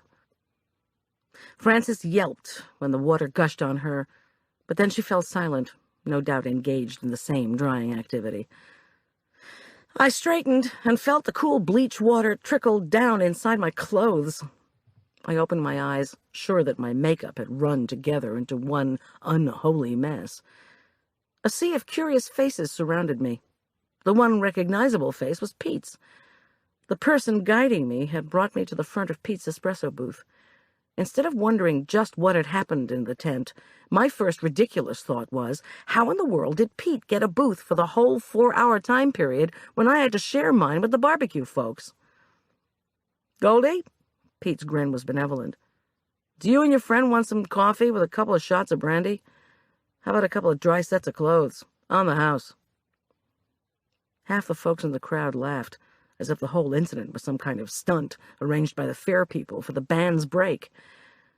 As I accepted Pete's offer of coffee, I searched faces for anyone familiar, malevolent or otherwise. But whoever had done this appeared to be long gone. At my side, Frances was brusquely demanding to know what was going on. Had anyone seen anything? Anyone seen someone rush out of the tent? Ignoring her, I waved at the person approaching us. It was Julian. The crowd, sensing that the entertainment was over, dispersed. Only a couple of stragglers remained. Maybe they were hoping the bleach bath would belatedly eat through our clothes or skin. "Listen," said a deep voice from behind me. The first thing I noticed, looking up, was that his long-sleeved shirt was wet. My eyes traveled upward to the delicate features of his face, to the mop of frizzled, Warhol-type white blonde hair. I had seen this tall man that morning, that day, in Prince and Grogan. It was Charles Braithwaite. I helped you," he faltered. The skin at the side of his earnest blue eyes crinkled with concern. He was in his late 30s, maybe early 40s, but because of his height and his extreme thinness, his age was difficult to determine. "I wrapped those towels around the two of you. But you need to rinse that stuff out of your hair, ladies. Either that or you're both going to look like skunks. Dark on both sides and a white stripe down the middle." His palm pressed his long, pale hair over to the side in a practiced gesture. I groaned. "Oh, that's just great." I took the cup of spiked coffee that Pete offered and wondered what Charles Braithwaite was doing first at Mignon, then at the food fair. Tom's words echoed in my ears. Someone who's too helpful, someone who's always around. Frances demanded if Pete had seen anything. When he said no, she took a large swallow of her drink and said it was too hot. Did he have a phone, she wanted to know. She had to call her boss. Pete laughed. No phone. He handed us T-shirts and sweatpants that listed his location and all the curative powers of coffee. The man was an advertising genius. I turned back to my tall, blonde savior, if that was what he was. "Did you see what happened to us?" I asked. "Did you see anyone else come out of the tent?" He shook his head. "I heard you," he replied. "Then the two of you stumbled out of the tent. I smelled the bleach, and then I came over." "Yes, thanks," I said, lamely. He nodded. His light blue wrinkled rayon shirt, now streaked with liquid, fell unfashionably from his thin shoulders. He was wearing dark slacks and old-fashioned tie-up saddle shoes. His canoe-like feet were at least a size 14. Frances blew noisily on her coffee, then turned her attentions to the tall man. "What are you doing here?" she demanded abruptly. Charles Braithwaite blushed to the roots of his filament-like hair. The saddle shoes began to inch away. "Well, as I was telling your friend, I was here because... Well, let's see. I heard the two of you yelling." "What in the hell?" Julian began as he rushed up, puffing. He was still wearing his serving clothes from the morning.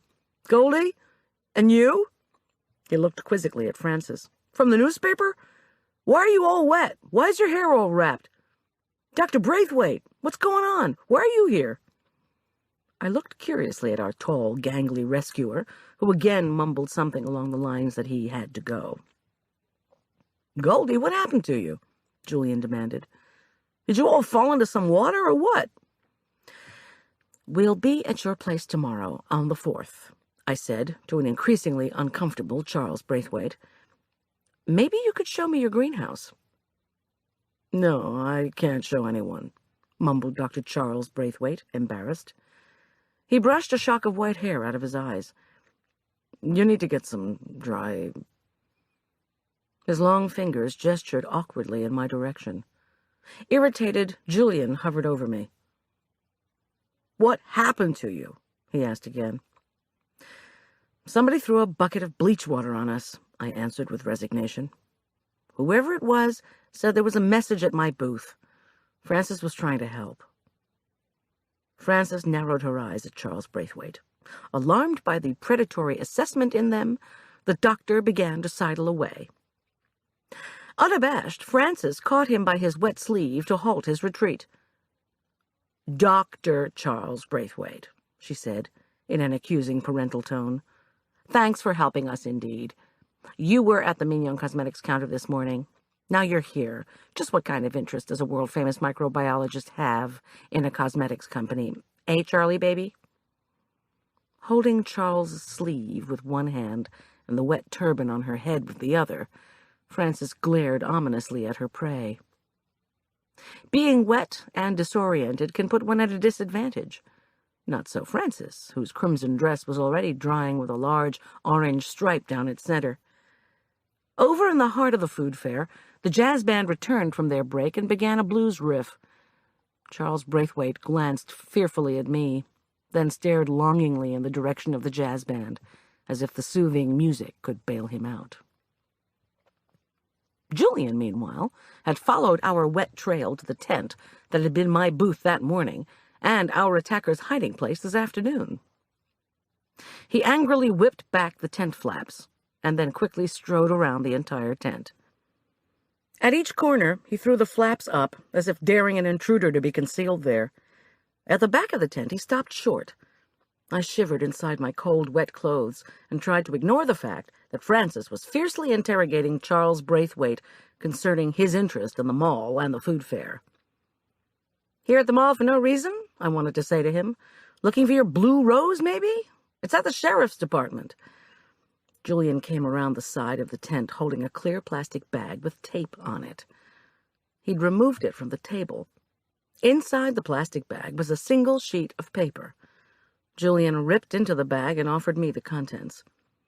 It was one of those cryptic messages we used to send in school, where the words and letters are cut out of magazines or newspapers. This note said, Goldilocks, go home, and stay there. Chapter 11. Well, I need to be going, said Charles Braithwaite in a meek voice. He had somehow tugged free of Francis and was backing away. His wild, pale hair shone like a corona in the sunlight. Glad to have been able to help. I have to meet somebody, he babbled, as Francis made a step to follow him. I want to thank you again in person, I called after him.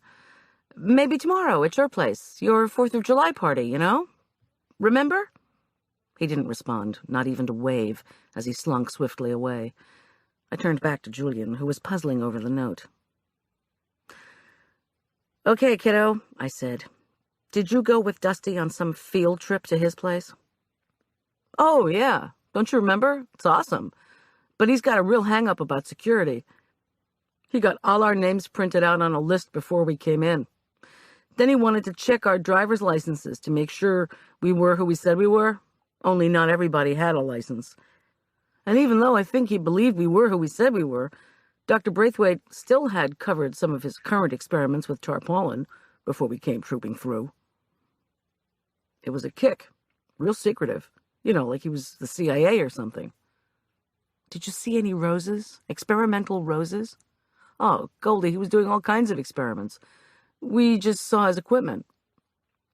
I said, Tom could take care of Charles Braithwaite and his experiments. I didn't know what to do about the note. My clothes were damp. My heart was still beating hard.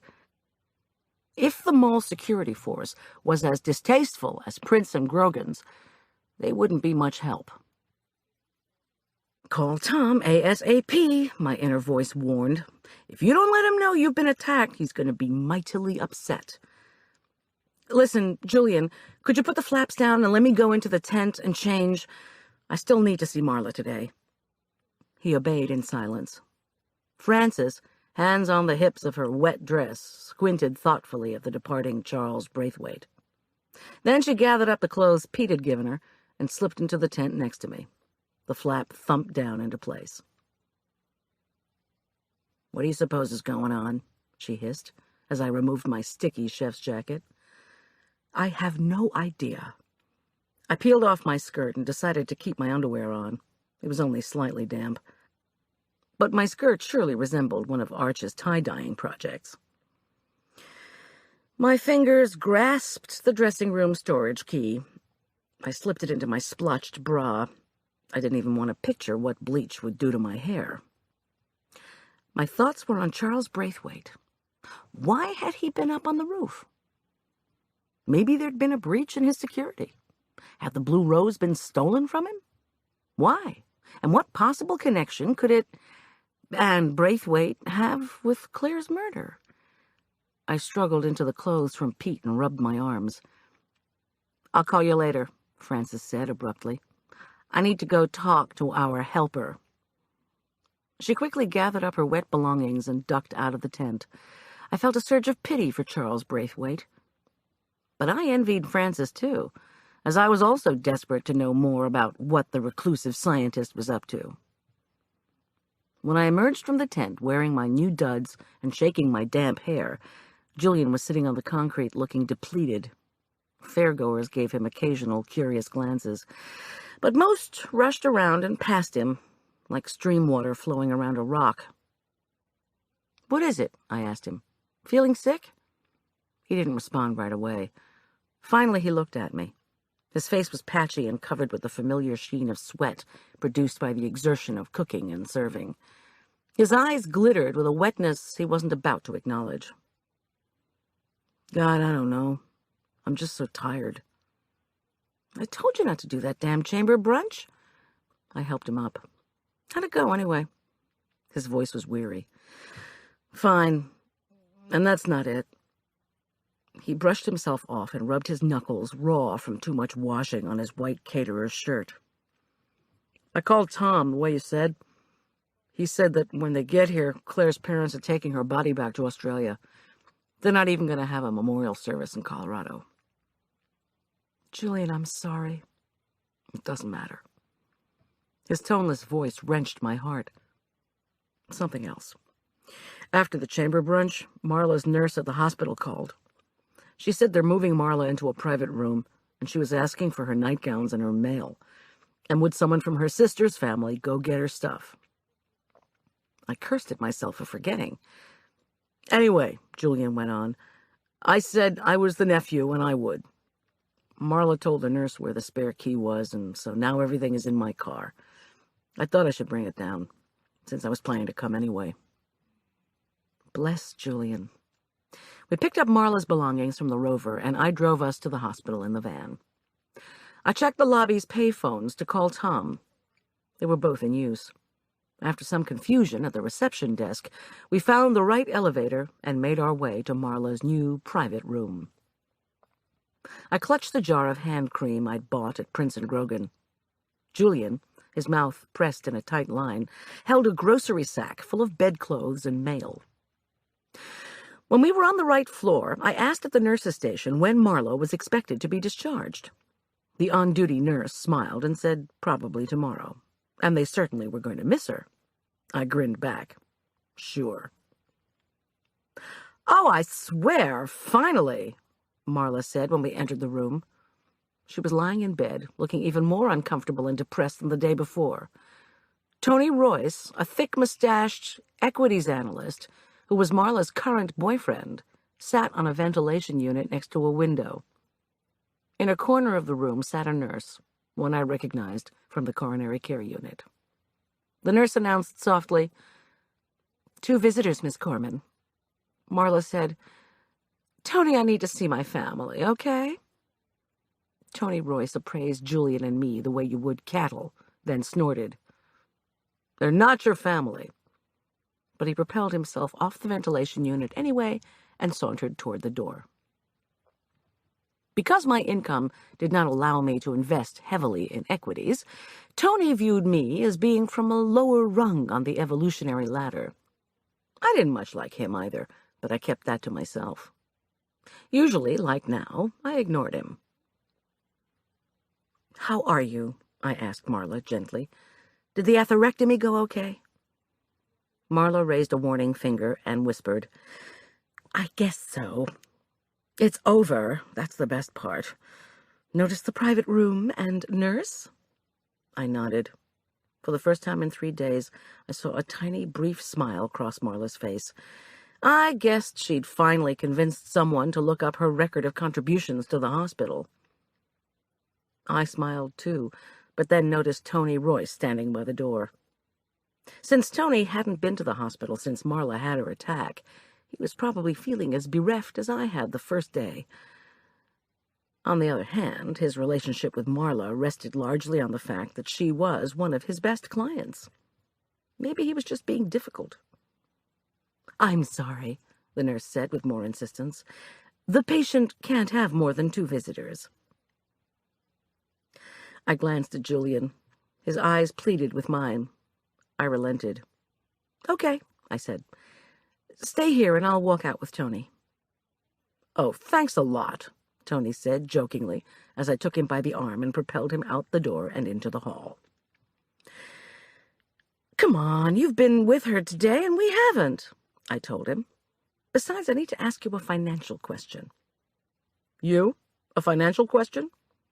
He looked at my borrowed outfit. "What, coffee futures? You're talking about a lot of money." "What do you know about a company run by someone called Reggie Hotchkiss?" "You mean Hotchkiss Skin and Hair?" When I nodded, he massaged his mustache with his index finger. "Not much. Why, Goldie, you interested in the stock? I'm not sure they're publicly owned." "I'm interested in the company.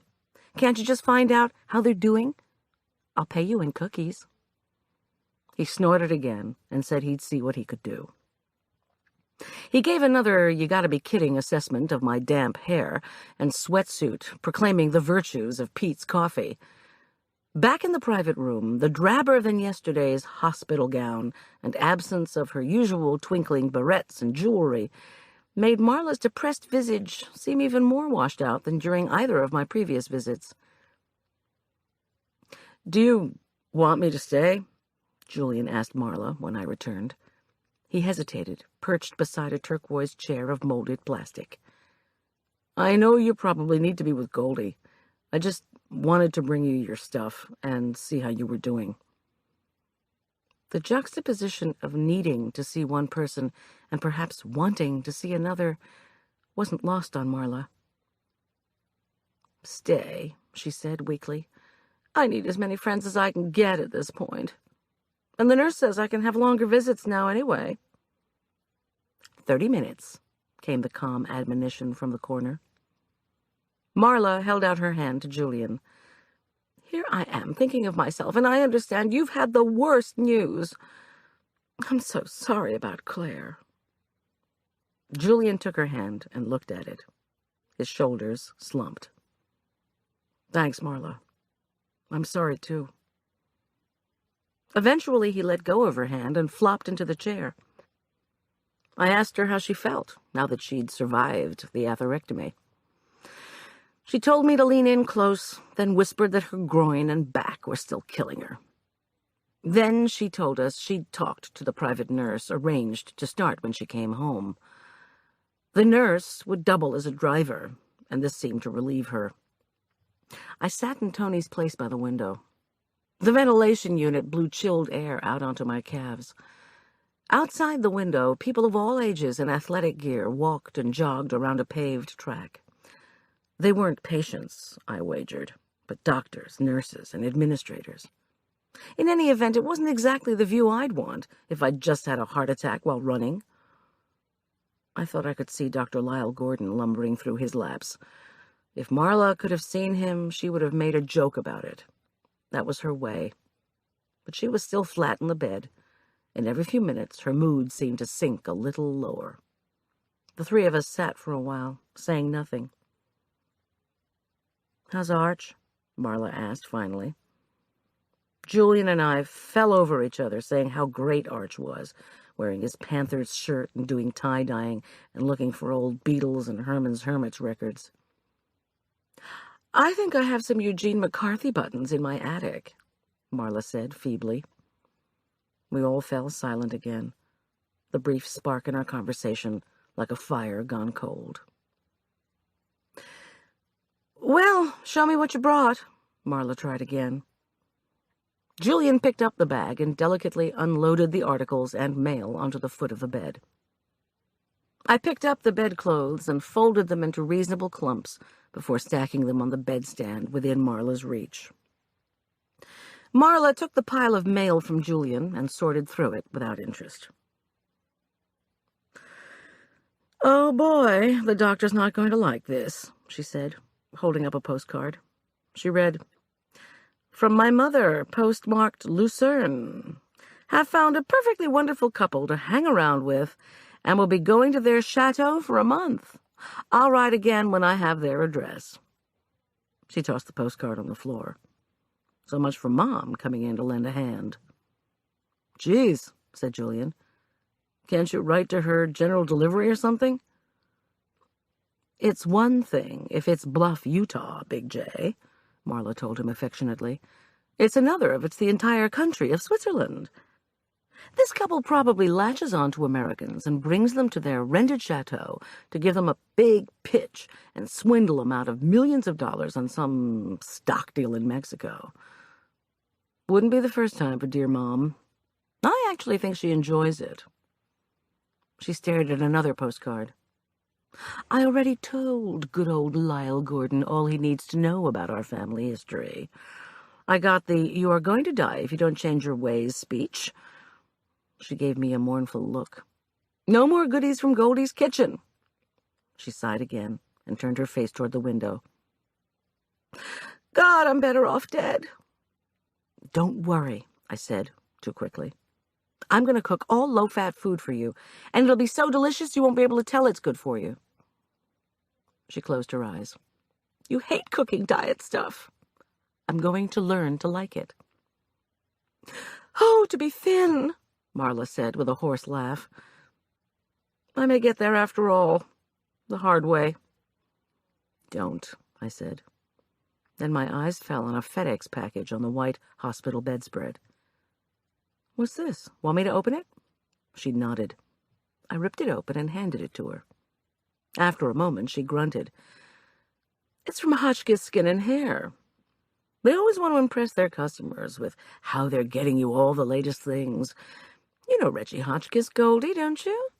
He was a big radical with the SDS and got his picture in Life magazine ages ago. He went to jail for destroying federal property and dodging the draft and all that." "Destroying federal property? What kind?" "Oh, I don't know. Let me think." She took a deep breath. "Oh, yeah. After he burned his draft card and failed to break into the CIA, he tried to drive his mother's Bentley up the steps of the Lincoln Memorial and hit a lamppost en route. That was the picture that was in Life," she added. "Someone said it was all propaganda from the British car maker. You must have seen him around town. He goes to everything." The only time I saw Reggie Hotchkiss up close and personal, I was trying to eavesdrop on a conversation he was having with Dusty Rout about Mignon products. She said he was going to get into trouble. Marla sputtered. "The guy's a genuine yuppie, Goldie. The last thing he would do is get into trouble when he's trying to take over his mother's cosmetics business." She frowned at me. "Haven't you ever had a facial at his place?" I laughed. "No, can't say that I have. Haven't had the time, money, or inclination, especially since I've been knee-deep in non-fat dips and chocolate torts."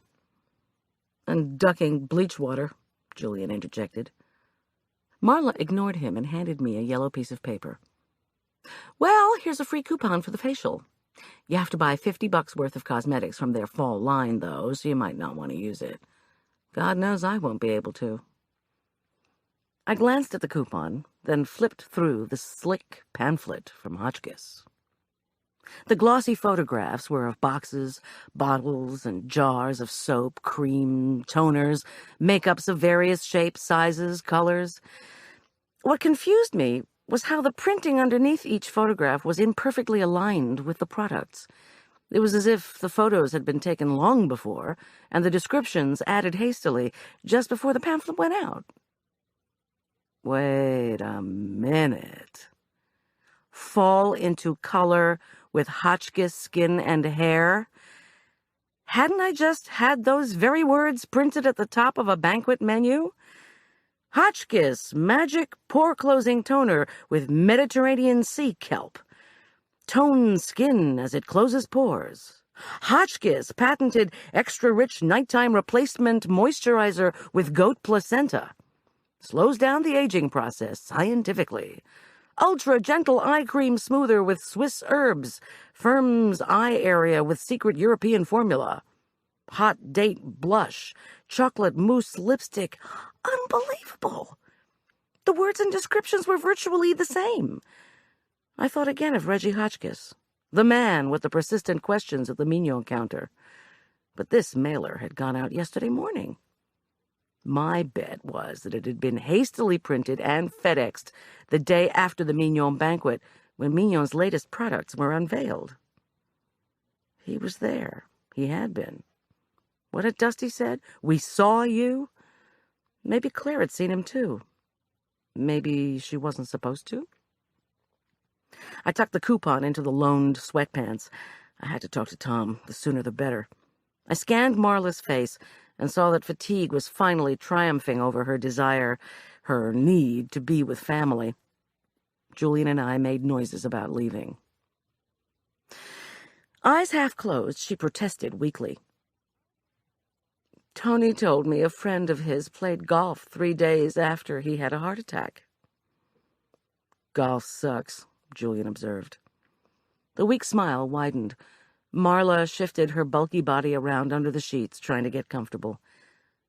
Tony thinks I should go to this dinner party with him tomorrow in the club. Since I'm pressuring Gordon to bust me out tomorrow, it's a possibility. I can't imagine anything more depressing than being at home alone when all the fireworks go off anyway. A party? I said, confused. A golf party? Golf parties suck, Julian contributed. Now Marla seemed to be having trouble breathing, but she inhaled and struggled onward anyway. The nurse in the corner looked up from her notes. The EKG machine didn't seem to be registering any distress, however, so she stayed put. Marla went on. No, at the Braithwaite's big estate. Do you know them? She's quite the socialite, and he's a scientist, I said. I know. Please don't talk about it. Marla, do you need the nurse to come over here? She pressed her dry lips together and shook her head. Do you know the people having the party? Yes, of course I know them. But I thought you knew them. I'm catering the dinner, for goodness sake. And Babs Braithwaite said you recommended me. I thought back to Babs' chatter about Marla. I said, almost to myself, so how did you hear about me if you didn't... Oh, Goldie, for heaven's sake, interjected Julian in a harsh whisper. You've got ads. You're in the yellow pages. You're doing the food fair. What's it matter how she heard about you? Marla had fallen asleep. Her chest rose and fell regularly. Julian and I tiptoed out of the hospital room and stopped in the hall. I faced Julian suddenly. I'll tell you why it matters. Babs Braithwaite lied. He gave me a patronizing look. This is the Braithwaites we're talking about? The scientist who's married to the woman who slammed into the rover? He demonstrated by whacking his hands together. When she said I didn't put on my turn signal, which I did? The very same. Goldie, she's a cow. She'd lie about anything. That rich cow called me before she hit you and said she'd heard so much about me from Marla. Why lie about that?" "I don't know," he said, resigned. "Look, here's a payphone. If you're going to call Tom, you'd better do it." I got Tom's voicemail at the sheriff's department. Where was he? I asked the tape. I added he might want to keep checking into Hotchkiss Skin and Hair, that they seemed to be involved in some very obvious industrial espionage with Mignon, courtesy of Reggie Hotchkiss. Dusty Rout, I said, claimed there was no relationship between Claire and Shaman Krill. I also told Tom there was an observation area behind the mirrors in the ladies' dressing room on the Prince and Grogan's second floor, and that he might want to check out the Braithwaites. And Charles Braithwaite, I said, finally, was deeply involved with roses. Blue ones, maybe? Suddenly I decided not to tell Tom about the bleach water or the threatening note. I knew he would get extremely upset. Julian gave me a curious glance, so I hung up and we took off for the mall garage to get the Range Rover. But retrieving the Rover wasn't that easy. Neither of us could remember where he'd left his car. As we drove up and down and back again, Julian became increasingly agitated. It had been stolen, he insisted. We'll find it, I assured him. The garage was just very confusing. I began another circle of the levels of the packed parking structure. No Rover. Finally, we decided to hunt on foot. I parked in the first available free spot. The parking space was by the shoe store's entrance, where, unfortunately, the Spare the Hairs people were back in force.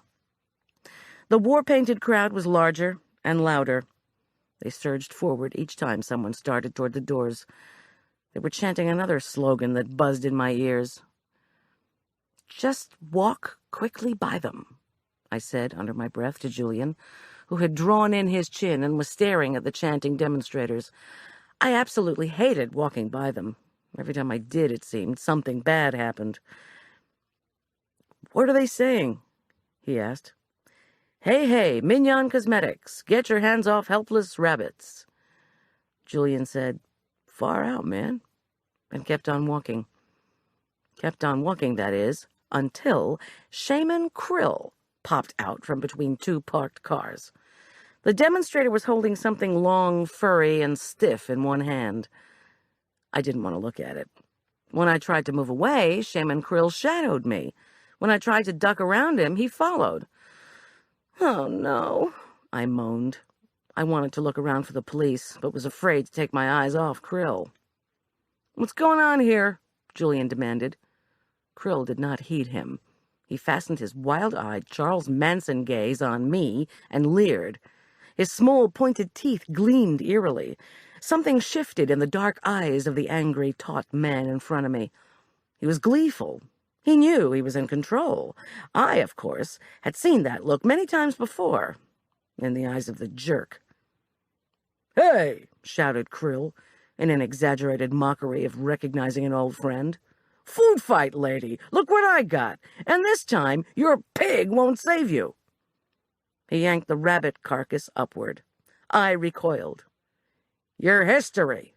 he screeched as he tossed the carcass at me. I ducked for the second time that day. The carcass bounced off my back. "That ought to even things up a little," Shaman laughed hysterically. "No luck from that rabbit's foot." "You're sick," I shouted. I stood up, my fists clenched. "You're crazy."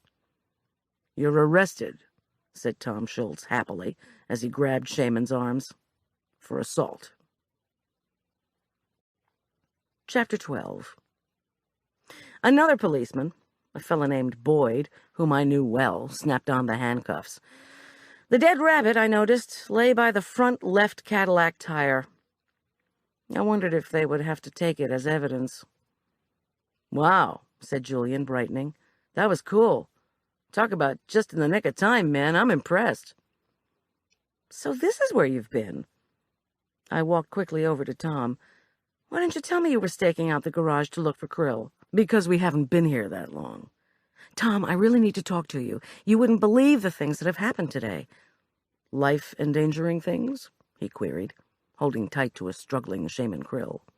"You pig!" shouted Krill. "You idiot!" Well, not exactly, I said. Look, Miss G, we just got a tip. He aimed his remark at Krill. From a real member of People for the Ethical Treatment of Animals that this guy was here. They call you the volunteer cheerleader, he told Krill. He turned back to me. Goldie, where'd you get those clothes? Oh, it's a long story. It always is with you. He eyed Julian. Is he okay? Who can tell? Check your voicemail when you're finished with this guy. I'll finish you, Krill yelled, but no one was listening. Officer Boyd picked up the rabbit carcass with gloved hands and put it into a paper evidence bag, and then the three of them took off in a sheriff's department vehicle. Who, I wondered, was Shaman Krill really working for? 2 levels down, Julian and I finally found the rover. Julian drove me back to my van, and we arrived home in tandem around 6 o'clock. When we came through the door, the melancholy rhythm of Sergeant Pepper's Lonely Hearts Club Band reverberated down the stairs from Arch's room. When I called to him, he replied that he was testing a strobe light and would be there in a minute. Trying to focus on things domestic in general, and on dinner in particular, I opened the walk-in. Wrapped triangles of creamy port salut, tangy brie, and crumbly gorgonzola cheeses beckoned. Tom had made a sign that said, "Ours," with an arrow pointing to the shelf below to distinguish the extravagant purchases of foodstuffs he'd made for our newly formed family. I could always count on that shelf to bulge with the choicest berries and other produce, the ripest cheeses, the most expensive seafoods. I was trying to decide from the Ours shelf when Arch arrived in the kitchen, still wearing the Panthers shirt. He'd found a pair of round-framed sunglasses and strap-up-the-leg sandals to go with the shirt. He looked like a beachcomber. "I'm hungry," he announced unceremoniously. "In fact, I'm going to faint if I don't have some food." He lifted up the sunglasses and glanced at my outfit, then at my face and hair. "Gosh, Mom, you look weird. I know you like coffee, but don't you want to advertise your business instead of Pete's?" "Arch, please." All right. Just when are we going to eat?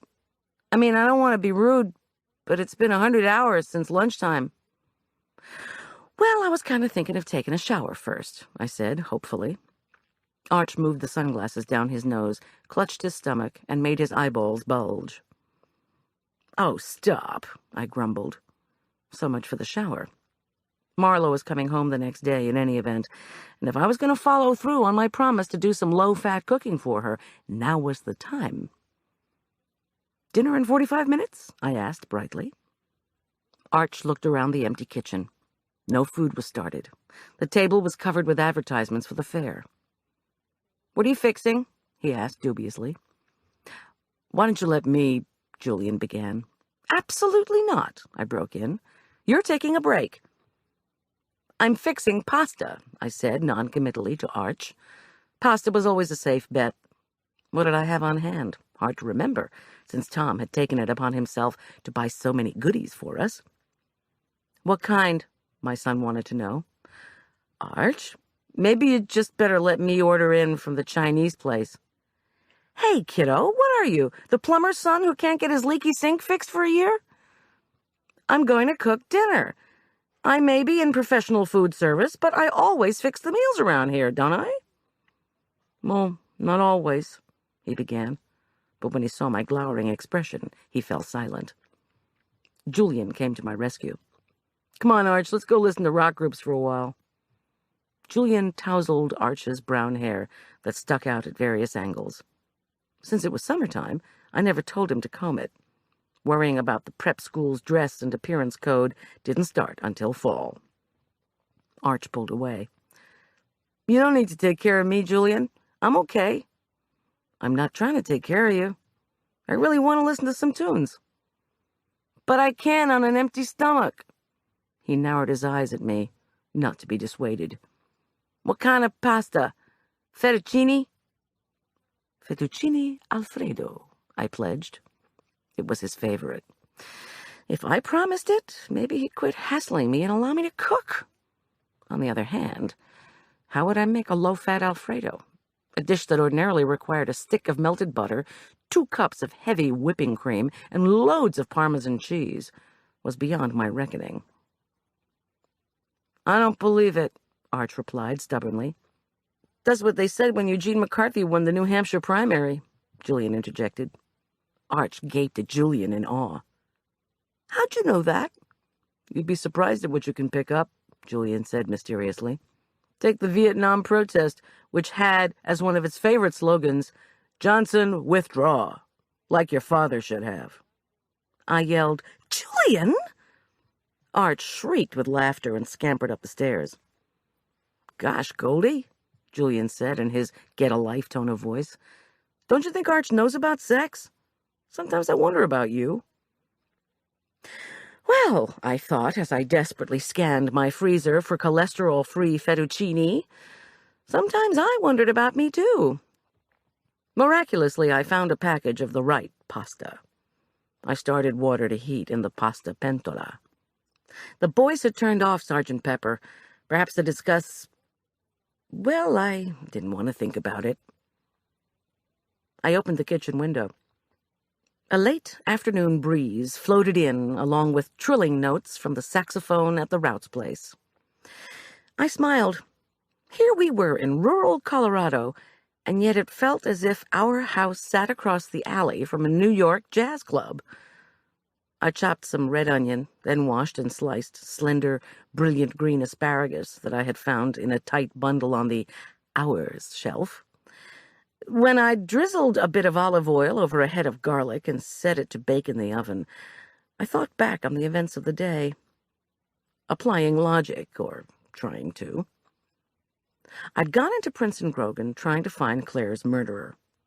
Tom had said it was all right to do some digging as long as I didn't get into trouble.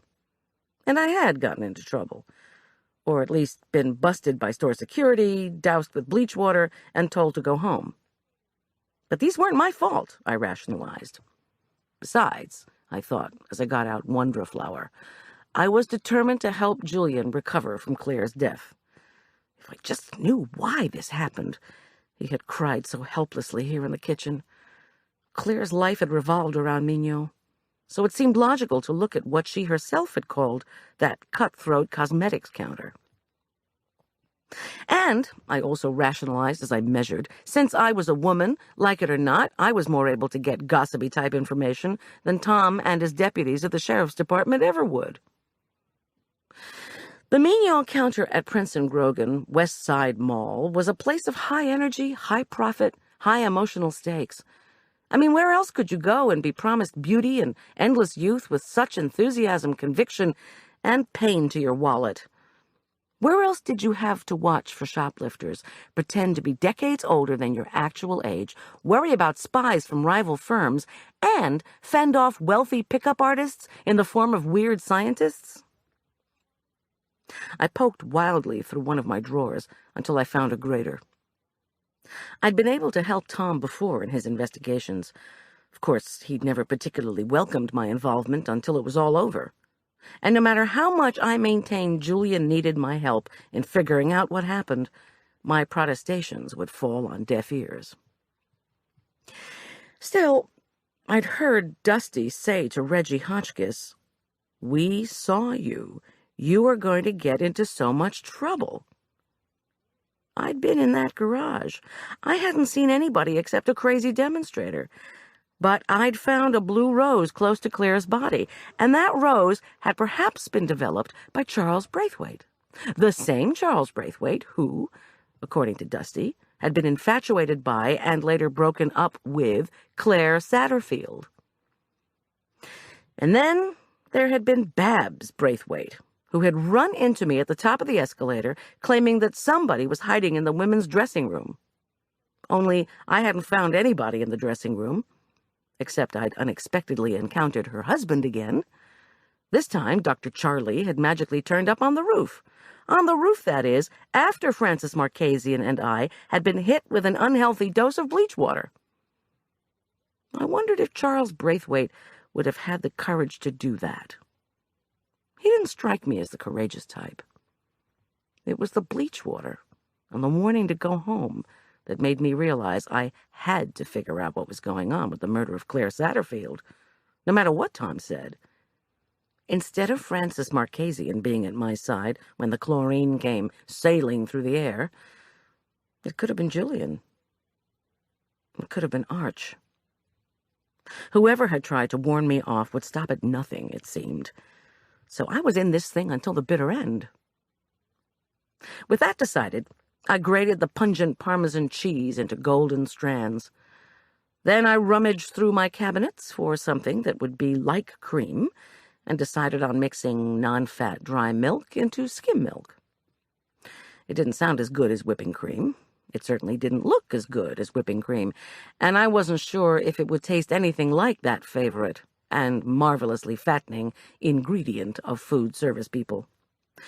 But the mixture didn't have any fat in it, so it was definitely worth a shot. For Marla. I also retrieved a package of low-fat cream cheese from my refrigerator, one of the remnants of the Mignon banquet vegetable dip saga, and decided to blend some of that into the sauce for richness. Or simulated richness, I thought dutifully, as I slowly poured the dry milk mixture over the flour and began to whisk vigorously. As I stirred, I tried to reflect. What could I deduce from my latest visit to the mall? I was becoming quite an expert on that place. The location of the covered catwalk around the entrance, called a blind by the security people who like to lurk there, the intricacies of hidden cameras trained and focused on customer transactions, the not-so-obsolete one-way mirrors. I glanced out my window. The pale leaves of the aspen trees in my backyard shuddered in the wind. The saxophone music lilting through the open windows made me think of Dusty.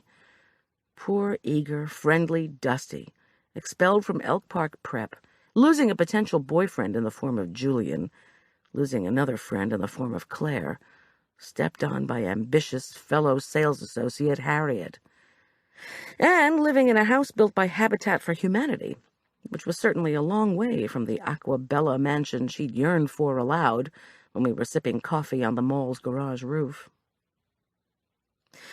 But looking back on her exchange with Reggie Hotchkiss, it seemed to me that she'd been radiant, teasing, even flirtatious before they'd argued. If it really was an argument, and not just more of a tease. In that relationship, Dusty was the sought-after one. Dusty was the one with the information, or so perhaps Reggie Hotchkiss had made it appear. And then I thought of Harriet, perfectly coiffed, ambitious, keeping her distance from the inquisitive Reggie, even attempting to prevent Dusty from talking to him. Harriet had been working at the Mignon counter a lot longer than Dusty had. Why didn't Reggie Hotchkiss ask her questions? Perhaps he had, or he'd tried to, yet she was loyal to the company. She certainly wouldn't want to jeopardize her commissions by telling secrets to the rival Hotchkiss Skin and Hair. Or would she? And what about the Braithwaites? Charlie was obsessed by more than science, that much was clear. Had he dropped the improbably hued rose near Claire's body? Why was Babs hanging out, literally, above the cosmetics counter when I was hauled away by Stan White, Nick Gentileschi's henchman? Did Babs know what was going on between Charlie and Claire, if anything? I scooped out some of the thickened cream sauce into the dollops of cream cheese, whisked them together, then stirred the mixture back into the sauce. While this was heating, I sautéed the red onion, and then added the smashed cloves of baked garlic and the asparagus, covered the pan, and put it aside. The water was boiling. I dropped in the ribbons of pasta, decided to serve it with a salad of fresh raspberries and lightly steamed baby peas, and turned my attention to dessert. If we were going to have pasta with vegetables, then we could handle a dark, rich dessert. I decided on the fudge soufflé that I'd stumbled upon in my attempt to make non-fat chocolate torte. When chocolate chips and skim milk were heating in the top of a double boiler, I beat egg whites with sugar, salt, and vanilla until they were fluffed and opaque. Then I swirled the chocolate and egg white mixtures together and put the resulting dark cloud of chocolate back in the double boiler to cook while we ate dinner. Next, I stirred the shredded parmesan into the fettuccine, vegetables, and sauce, heated this until the luscious-looking concoction was just bubbling, and called the boys. I looked at my watch. 6:45. Amazing. Not that Arch would appreciate my culinary speed and skill, however. I put a call into Tom and again got his voicemail. I told him we were eating the most delectable goodies for dinner that he could possibly imagine, and the later he got home, the less likely it was that he would get some. Mean, I knew, but tactics were tactics. And delectable the meal was. The cheesy, thickened cream sauce coated every delicate strand of fettuccine and crunchy bite of asparagus. The salad was light and refreshingly tart. Arch ate hungrily. Julian consumed nearly nothing. When I asked if they wanted fudge souffle for dessert, he merely shrugged. As I began to clear the dishes, I again suggested to Julian that he go to bed instead of trying to help clean up or work on the Braithwaite's party. He wouldn't be much help on the 4th if he was too exhausted to do anything. To my surprise, he assented and trudged up to his bunk. Arch, ecstatic that he'd get a double portion of dessert, gleefully sneaked away with it to the television room. Grateful for the quiet, I started to rinse dishes and place them in the dishwasher. It was 8:30. So much for Tom making it home for dinner. But as soon as I had that thought, the front door latch popped. Tom strode in, stood at the kitchen threshold, opened his arms, and said, "You look beautiful." Hard to ignore my runaway bleach-splotched hair, my face streaked with makeup, Pete's oversized Virtues of Coffee sweatsuit. "Is that a joke?" He circled me in an enormous hug. "Never," he whispered in my ear. For the first time that day, I relaxed. But then I tensed, trying to think of how to explain my appearance. "Some bleach water spilled on me today. It was sort of the truth. Half of the truth." Well, I wasn't going to ask. "How's Marla?" His mouth, close to my ear, sent shivers down my spine. "Surviving. Want to taste some of the low-fat food I'm teaching myself to cook for her? Want to hear how I got into trouble today?" "Do I have to? I'd rather do something else," he murmured. Incorrigible. Beautiful. Later. On that hopeful note, he reluctantly pulled away from me. I poured him a glass of red wine, started the fettuccine reheating, and asked if he'd listened to the voicemail. "Oh, yes," he replied with a broad smile. Yes, and I listened to my other messages, too. Had a little visit with the horticultural powers that be. Seems Charles Braithwaite, Ph.D., is in the process of getting the blue rose patented, which takes quite a while. One thing you have to do when you're patenting a flower, you name it. I put a plateful of the steaming pasta in front of him. He wound up a spoonful of the fettuccine and downed it. His bushy eyebrows arched upward. "Gosh, Goldie, this is delicious. Low fat? Don't act so surprised. What's Braithwaite going to name the rose? And did you do any research on Hotchkiss?" His green eyes twinkled. Charles Braithwaite was naming his blue rose the Claire Satterfield. Good Lord. Arch stuck his head into the kitchen, waved to Tom, and announced he was going up to bed early. I must have looked stunned. At the beginning of July, Arch was rarely willing to hit the sack earlier than he did during the school year. "But," I began. Arch pulled his mouth into a tight scowl. "I just don't want Julian to think I've abandoned him. I'm sure he doesn't think you've—" But he was gone. I didn't go after him because the phone rang. It was Tony Royce. While Tom savored the fettuccine and polished off the salad, Tony informed me that Hotchkiss Skin and Hair was a privately held company that didn't have to report its profits and losses to shareholders, so the information he'd been able to get from me was sketchy.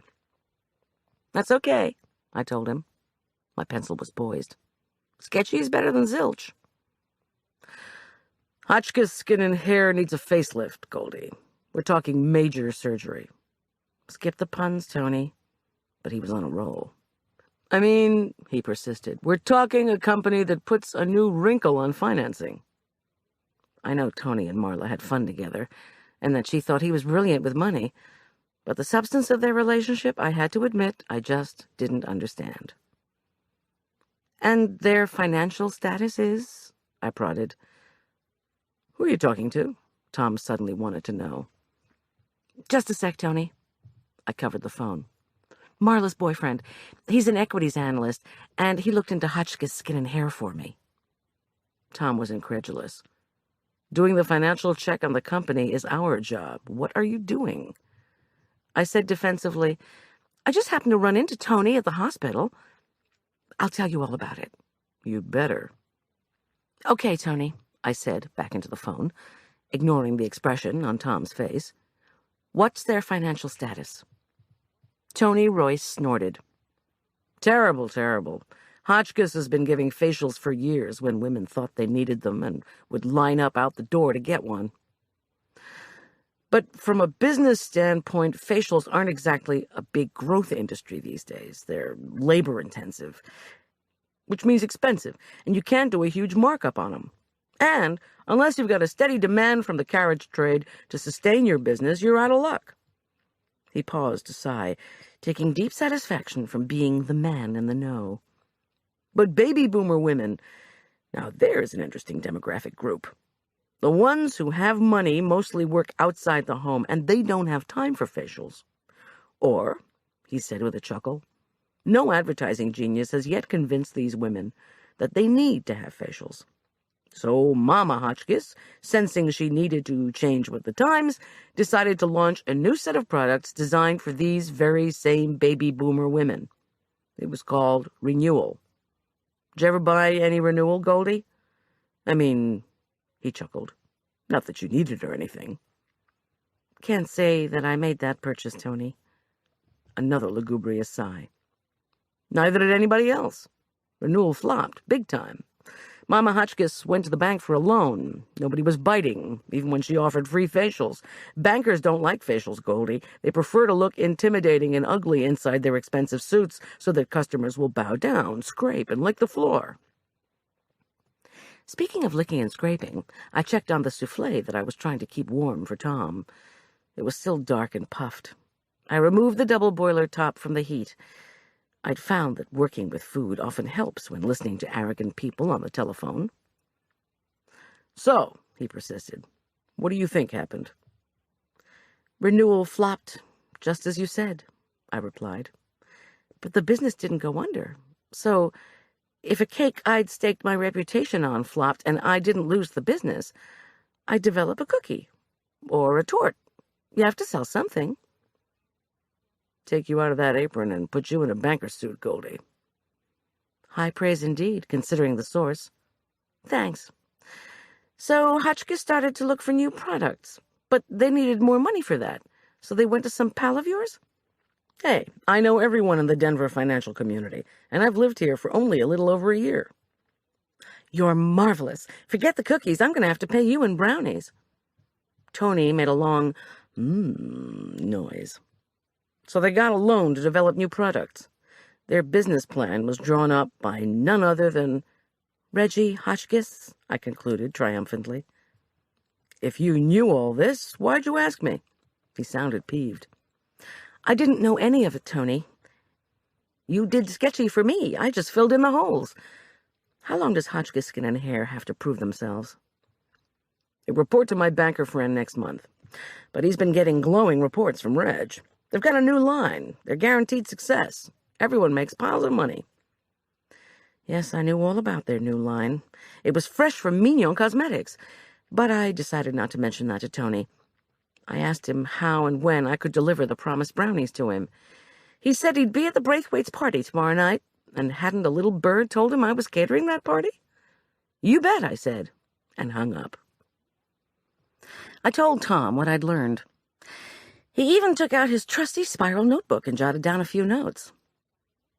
Then, while he watched in amusement, I flipped through the phone book, located Hotchkiss Skin and Hair, and put in a call. Lucky for me, the corporate number had a tape saying if I wanted a facial or any one of their products, leave my name and number.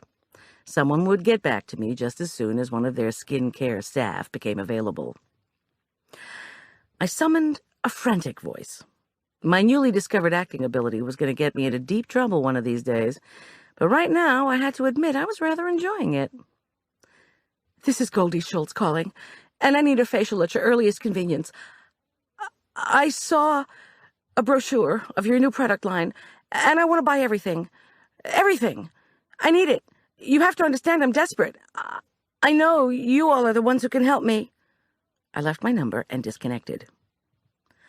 "Woman," Tom mused as he rinsed off his dish, "sometimes I don't know what to think about you." I ladled scoopfuls of hot fudge souffle into bowls and spooned on low-fat whipped topping. I handed one to Tom. "I've told you all I know. Now, what did you find out about Hotchkiss? And what about Shaman Krill? What's he up to?" Tom shook his head and took a bite. Oh, God. Oh, God was right. The fudge souffle was warm and rich and melted on the tongue, just the way the 1,000 calories a bite hot fudge sundaes did. Marlo was going to love this. "Tom, what did you find out?" He wrinkled his brow and dug into the souffle. "Hotchkiss is in trouble financially. Desperately needs to have success with his new line." "If you knew all that, why didn't you tell me?" "Because I have ways of investigating that don't involve sleazy characters like Tony Royce." I sighed. "So you don't mind if I get a facial?" "Of course not. Just don't get into trouble, I know." I felt guilty not telling him about the bleach water and the threatening note, but I knew he would halt my sleuthing around immediately if I fessed up. "There's a ton of fudge souffle here," I warned him. "Both of the guys went to bed already, so I hope you'll eat more." He gestured with his spoon.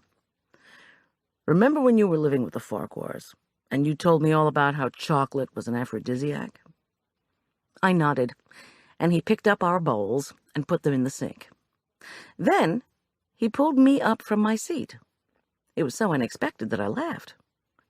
Maybe because he'd been gone so much lately, it felt as if we were going to be newlyweds forever. He kissed my cheek, then my other cheek, then my ear. "Isn't that what you told me? You're such a great caterer, to do all that research, I mean." He narrowed one eye and arched one of those bushy eyebrows. "Tell you what, though, I've always thought of myself as a good cop." "A great cop," I corrected him, and kissed him back. "But I certainly," he said as he scooped me up easily into his arms. "Never," I squealed as he started to walk out of the kitchen.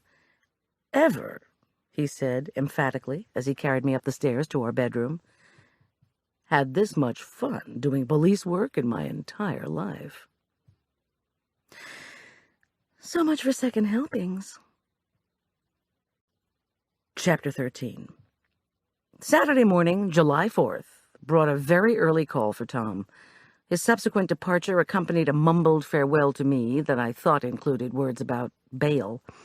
But I was still half asleep and registered only the loss of his body heat from our bed. At 5:30, I gave up on slumber.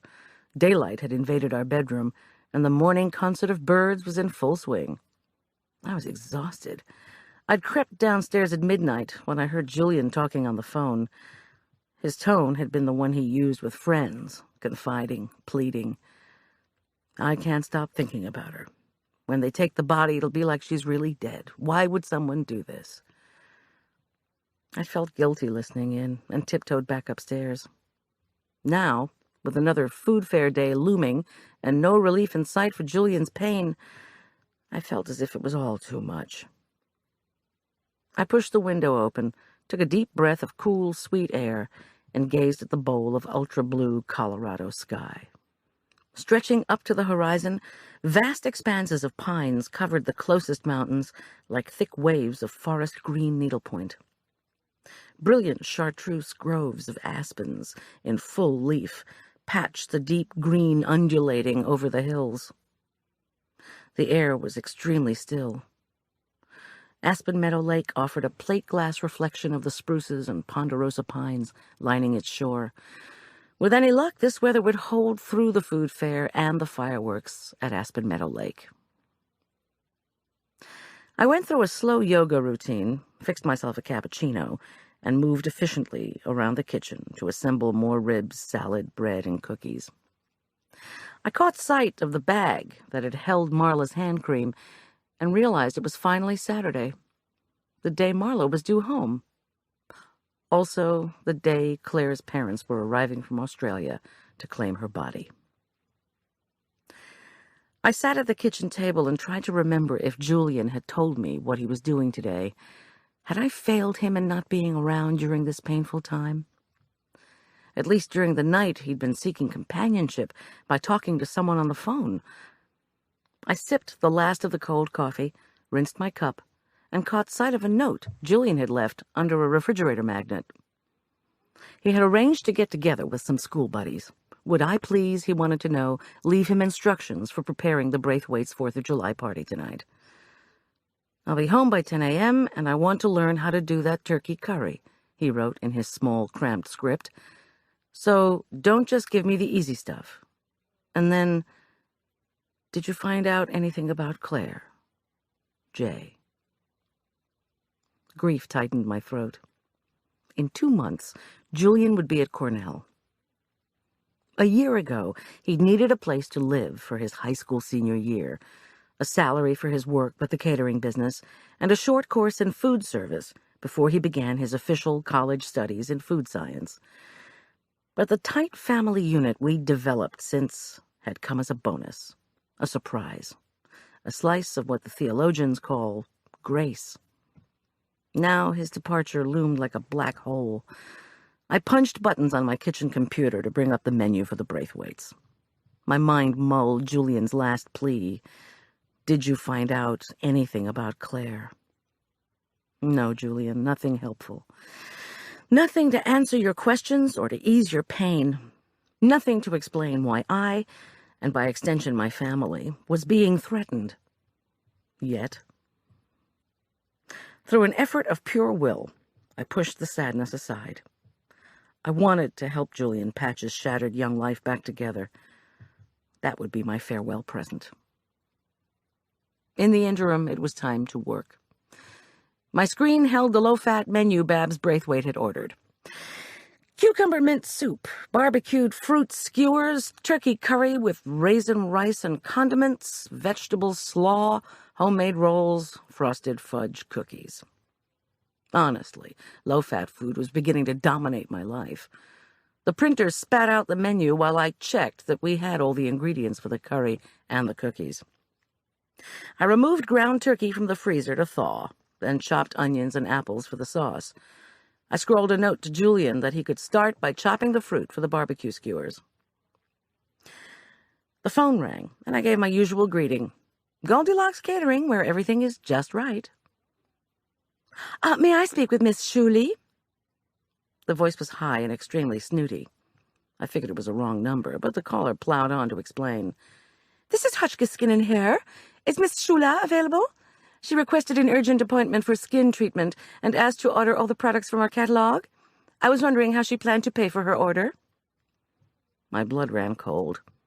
I'd never even had a facial, and here I was, a not well-to-do caterer, ordering all kinds of hideously expensive products and making an appointment for a treatment, which the woman pronounced with the same kind of awe usually reserved for electroshock therapy, under false pretenses. The caller was bound to ask all kinds of questions I wasn't prepared to answer. What is your skin type? Or do you even know? Is this your first visit? How many years of neglect are we talking about? I pressed my lips together and wondered how much of a drain it was going to be, from time, money, and emotional reserves, to find out exactly what Reggie Hotchkiss was up to. This is Mrs. Schulz. I made the call, and I have a coupon for the facial. The voice became instantly ingratiating. Oh, Mrs. Schulz, we can take you at your earliest convenience. There's no problem with scheduling a skin treatment, and of course we'll also provide you with all the products you requested. How soon can you make it in today? And do you plan to pay by check or credit card? Why did she need to know this? Did they have people stiff them for soap and moisturizer? Well, I live up in Aspen Meadow. In the country club area or in Flicker Ridge? Needless to say, the answer to that question was neither of the above, although I catered in million-dollar homes in those areas quite often. I imagined my interrogator with a pen poised over the same kind of client card that Dusty had filled out for me at Mignon. I said, "How much, time should I allow?" "Well, Mrs. Shoup, that depends on what you would like us to do for you. What problems are you having with your skin?" "Ah, what problems exactly?" "My, face is in a state of crisis. I don't feel as if I'm as attractive as I could be." "Mrs. Jute," purred the smug voice, "that's why we're here. You'd best allow 2 hours for a facial and makeup application. That's not very long to undo several decades of abuse." Decades of abuse sounded a bit extreme, but I said only, 2 hours? I can be there by 1. How do I get there from West Side Mall? She explained where in the Aquabella neighborhood Hotchkiss Skin and Hair was located. I could drive or I could walk. "And with the coupon," I said uneasily, "just how much more will it cost to undo several decades of complexion problems?" She told me. I said I'd put the whole thing on my credit card, hung up, then grabbed the counter to keep from fainting. "Gosh, Mom!" Arch entered the kitchen from the direction of the TV room. He pushed his glasses up his nose. "Now what?" Today's tie-dyed T-shirt was a symphony of bilious colors. "Remember when your soul separated from your sneakers and I couldn't afford to buy you a new pair? Only dorks call them sneakers these days, Mom. But okay, sure.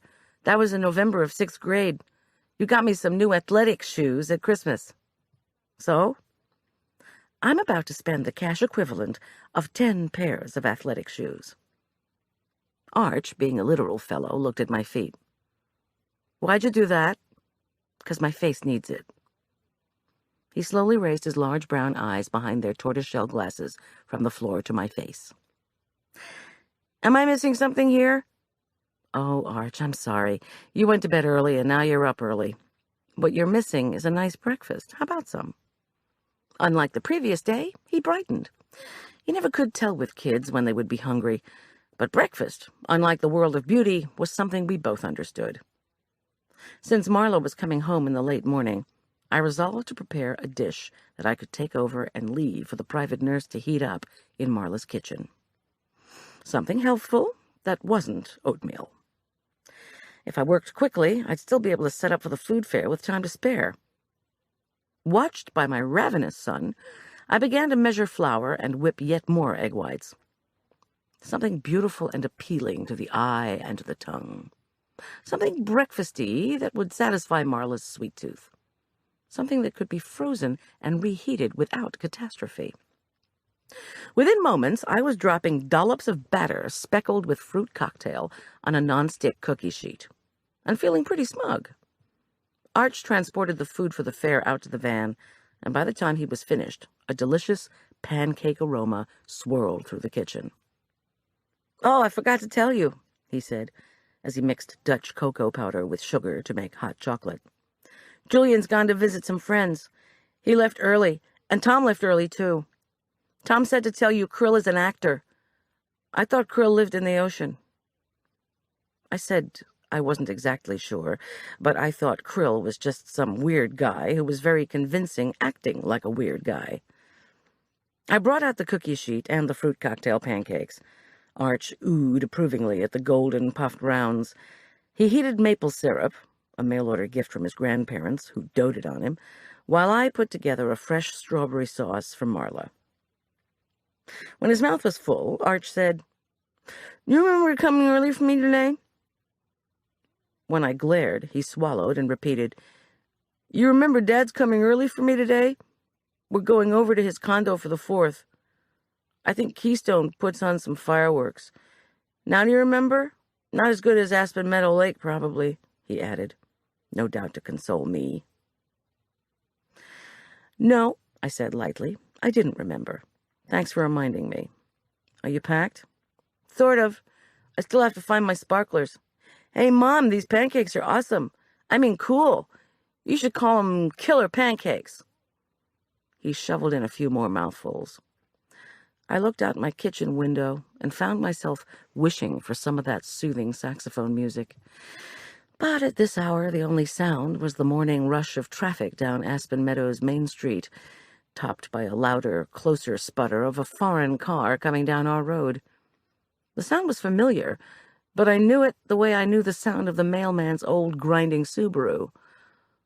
But I couldn't place it. Then I did hear a familiar roar. The jerk's Jeep. I sighed and headed for the front door to let him in before he staged some sort of stunt. He'd never touched me when Arch was present. On the other hand, when it came to my ex-husband, it was always a first time for most things bad. I opened the door and he strode in angrily. He bellowed for Arch. He seemed loaded for bear, although I judged him to be sober. Of course, I'd been wrong about that before, too. In the kitchen, was Arch's fearful response. Don't mind me, I said, as I started to close the front door, then thought better of it and left it ajar. John Richard bent over Arch's plate, which held only a half pancake and a puddle of syrup. Then he slowly moved his eyes to stare into the half-full cup of hot chocolate. Arch, who had stopped eating, gave me a confused glance. John Richard rasped, Why do you eat that shit your mother gives you? You want to grow up fat and sick and have a heart attack like Marla? I said, Get out. Why was he doing this? Did he secretly feel guilty himself about Marla having the heart attack? Unlikely. Gee, Dad, Arch interjected, it's okay. A loud knocking made the front door frame reverberate. A female "Ooh" echoed down the hall. John Richard stood with his hands on his hips, unmoving, staring at my collection of cookbooks as if fascinated by their arrangement on the shelf. Arch ran out of the kitchen and up the stairs. He knew he had to get his stuff, and quickly, to avoid a scene. "Ooh, Goldie, it's your partner in bleach," came the voice again. Frances Marchesian peered into the foyer. She had reverted to her normal attire, black t-shirt, frayed blue jeans, duct-taped sneakers, voluminous black raincoat, and equally voluminous black purse. She looked like a skinny bat. "There you are," she said. "Sorry to be here so early, but I was just trying to catch you before you went to the fair. Is that okay? Can we talk? Can I come in? I won't smoke." I came out onto the front porch and gestured in the direction of the porch swing. "Let's just stay out here. I thought I heard your Fiat. I just wasn't used to hearing it so early in the morning." Frances backed toward the swing, her head tilted as she appraised me. "Goldie, are you all right?" I attempted a smile. "Let's just say I had an unexpected visitor early this morning." "Who?" "Frances, what exactly is it you want me to do for you?" She drew out a Marlboro, held it up for my inspection, and I nodded. Much as I hated cigarettes, I knew Frances would get down to business more quickly if she had nicotine. She fished around in her purse for a lighter, brought one out along with a Jolt Cola, lit the cig, popped the can top, inhaled, exhaled, and took a big swig from the can, all in a quick series of practiced motions. "Okay," she said presently. "I need more Mignon cosmetics, and I don't want them to get suspicious. So, I was hoping you could get the stuff for me." "Oh, Frances, for heaven's sake! I have so much to do today." "And I've checked with my editor, and he wants you to cater a big shower for his wife in 2 weeks. Lots of guests, couples, 100 people. Name your price." She smiled broadly and took another drag. "I guess I could spare 5 or 10 minutes. Look, Frances, I can't spend a lot of time at that counter today. I have another appointment today. My friend is coming home from the hospital, and I have to cook for a big party tonight." I know, the Braithwaites. But that's not until tonight. And I was really hoping you could get this stuff for me today." I sighed. When did she think caterers did their preparations? The cigarette dangled from the side of her mouth as she rooted around in her purse again and finally pulled out a list along with a plastic zip bag. She unzipped the bag and fanned out its contents. $300 bills. Then she started reading the list. Magic Pore Closing Toner, 13 ounce. Extra Rich Nighttime Replacement Moisturizer, 10 ounce. Ultra Gentle Eye Cream Firmer, 10 ounce. She finished reading, inhaled, blew out a fat stream of smoke, then flicked her ashes over the side of the porch and handed me the money. She was probably the last person in the universe who would want to buy $300 worth of cosmetics. Okay, bring me the change, if there is any, and the receipt in the bag. I mean, not that I don't trust you, but you know. Sure, Francis, whatever you want, I replied, resigned. I'd long since found that it was easier just to give in to this most persistent reporter. Behind us, the screen door creaked open. A scowl darkened Frances's face. She flicked her cigarette in the direction of the sidewalk and began to root round again in her purse. "Goldie," came John Richard's angry voice, "would you mind leaving the cafe clatch until later and getting your butt in here to look for—" "What the hell?" His brow wrinkled, and his dark eyes were fastened on Frances as if mesmerized. I followed his gaze back to Frances and saw she was pointing what looked like a hunting knife handle at John Richard's solar plexus. "Oh, Frances," I snapped.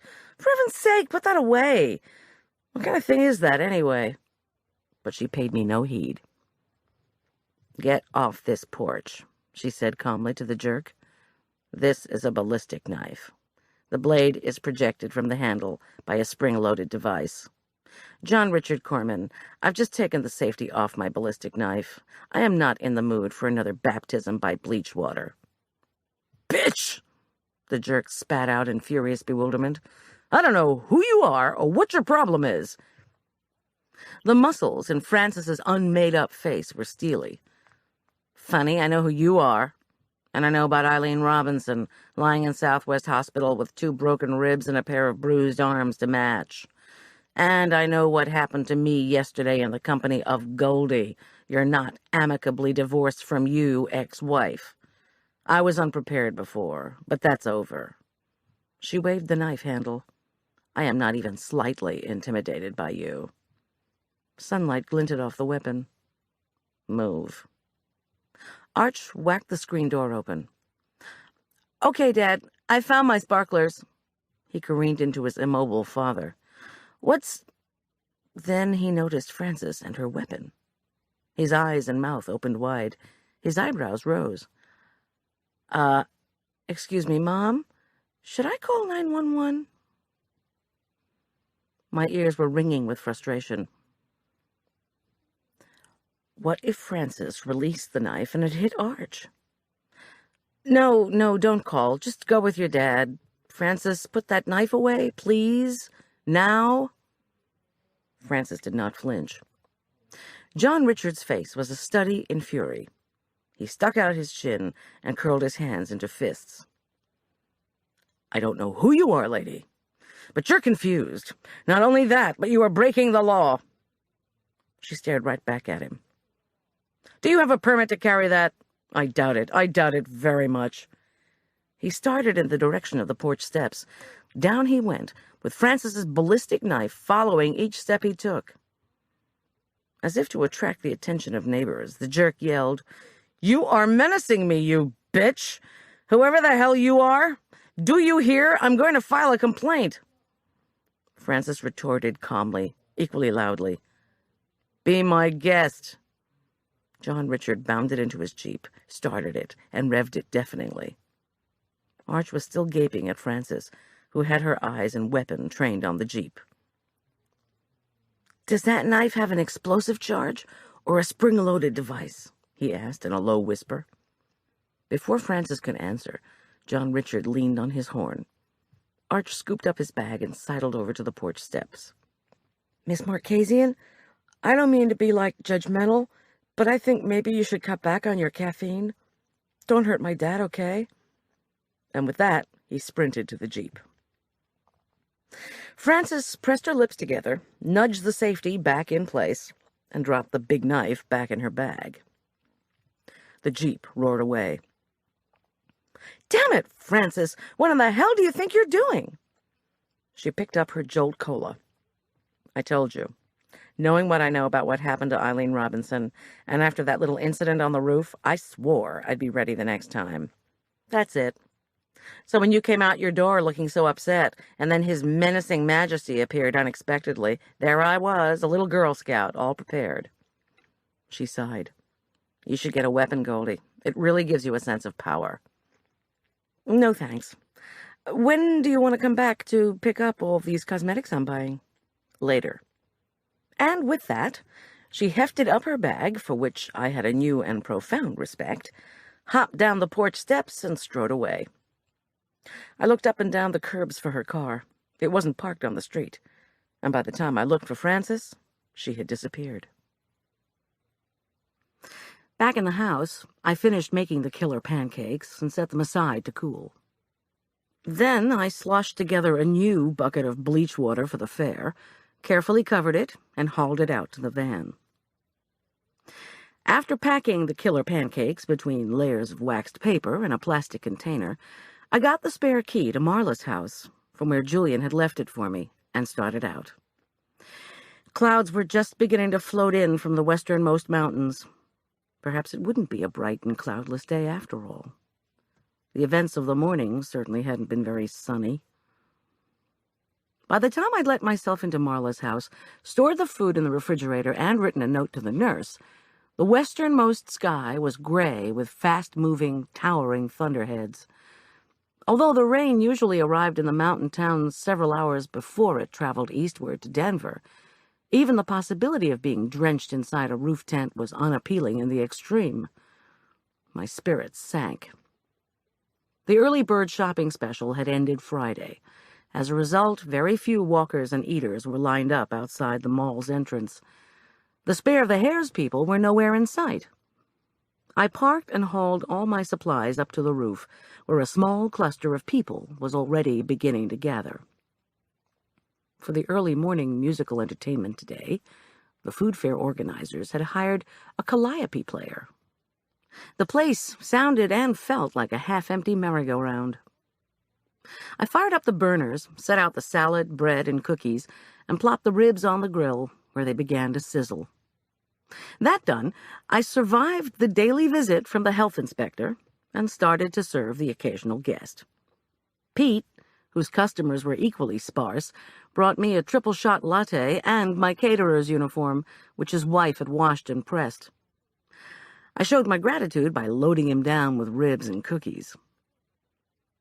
"This is probably the best brunch I'll have this year," he said appreciatively. I toasted him with the paper coffee cup. He frowned. When I looked confused, he said, "When you hold that cup up, turn the logo out, okay? I need all the advertising I can get." I obliged. After a very slow 2 hours, I packed up the leftovers, returned them to the van, and plucked Frances's list and money from my purse. I had an hour to shop and make it to nearby Hotchkiss Skin and Hair. With any luck, the visit to the cosmetics counter would take less than 10 minutes. There were hardly any shoppers inside the department store either. Dusty Rout wasn't at the Mignon counter. The only sales associate was Harriet Wells, and she was writing in the by-now familiar large ledger. "Hi-ho, remember me?" I called brightly as I approached. Her look was glazed. Then memories clicked into place, and she said brightly, "The caterer." She glanced from side to side and whispered, "Would you like another muffin? Tell me what you think is in this one. The store is so dead today, no one will notice. You look starved." Her laugh tinkled above all the crystal bottles of perfume and bright shelves of makeup. I gratefully took a fragrant golden-brown muffin. I bit into it. The orange flecks turned out to be carrot, and the spice ginger. I truthfully told her the muffin was wonderful and asked for the recipe. Always the most sincere form of thanks. While we were talking about the virtues of using sorghum versus honey for sweetener, the ceiling, or something nearby, cracked.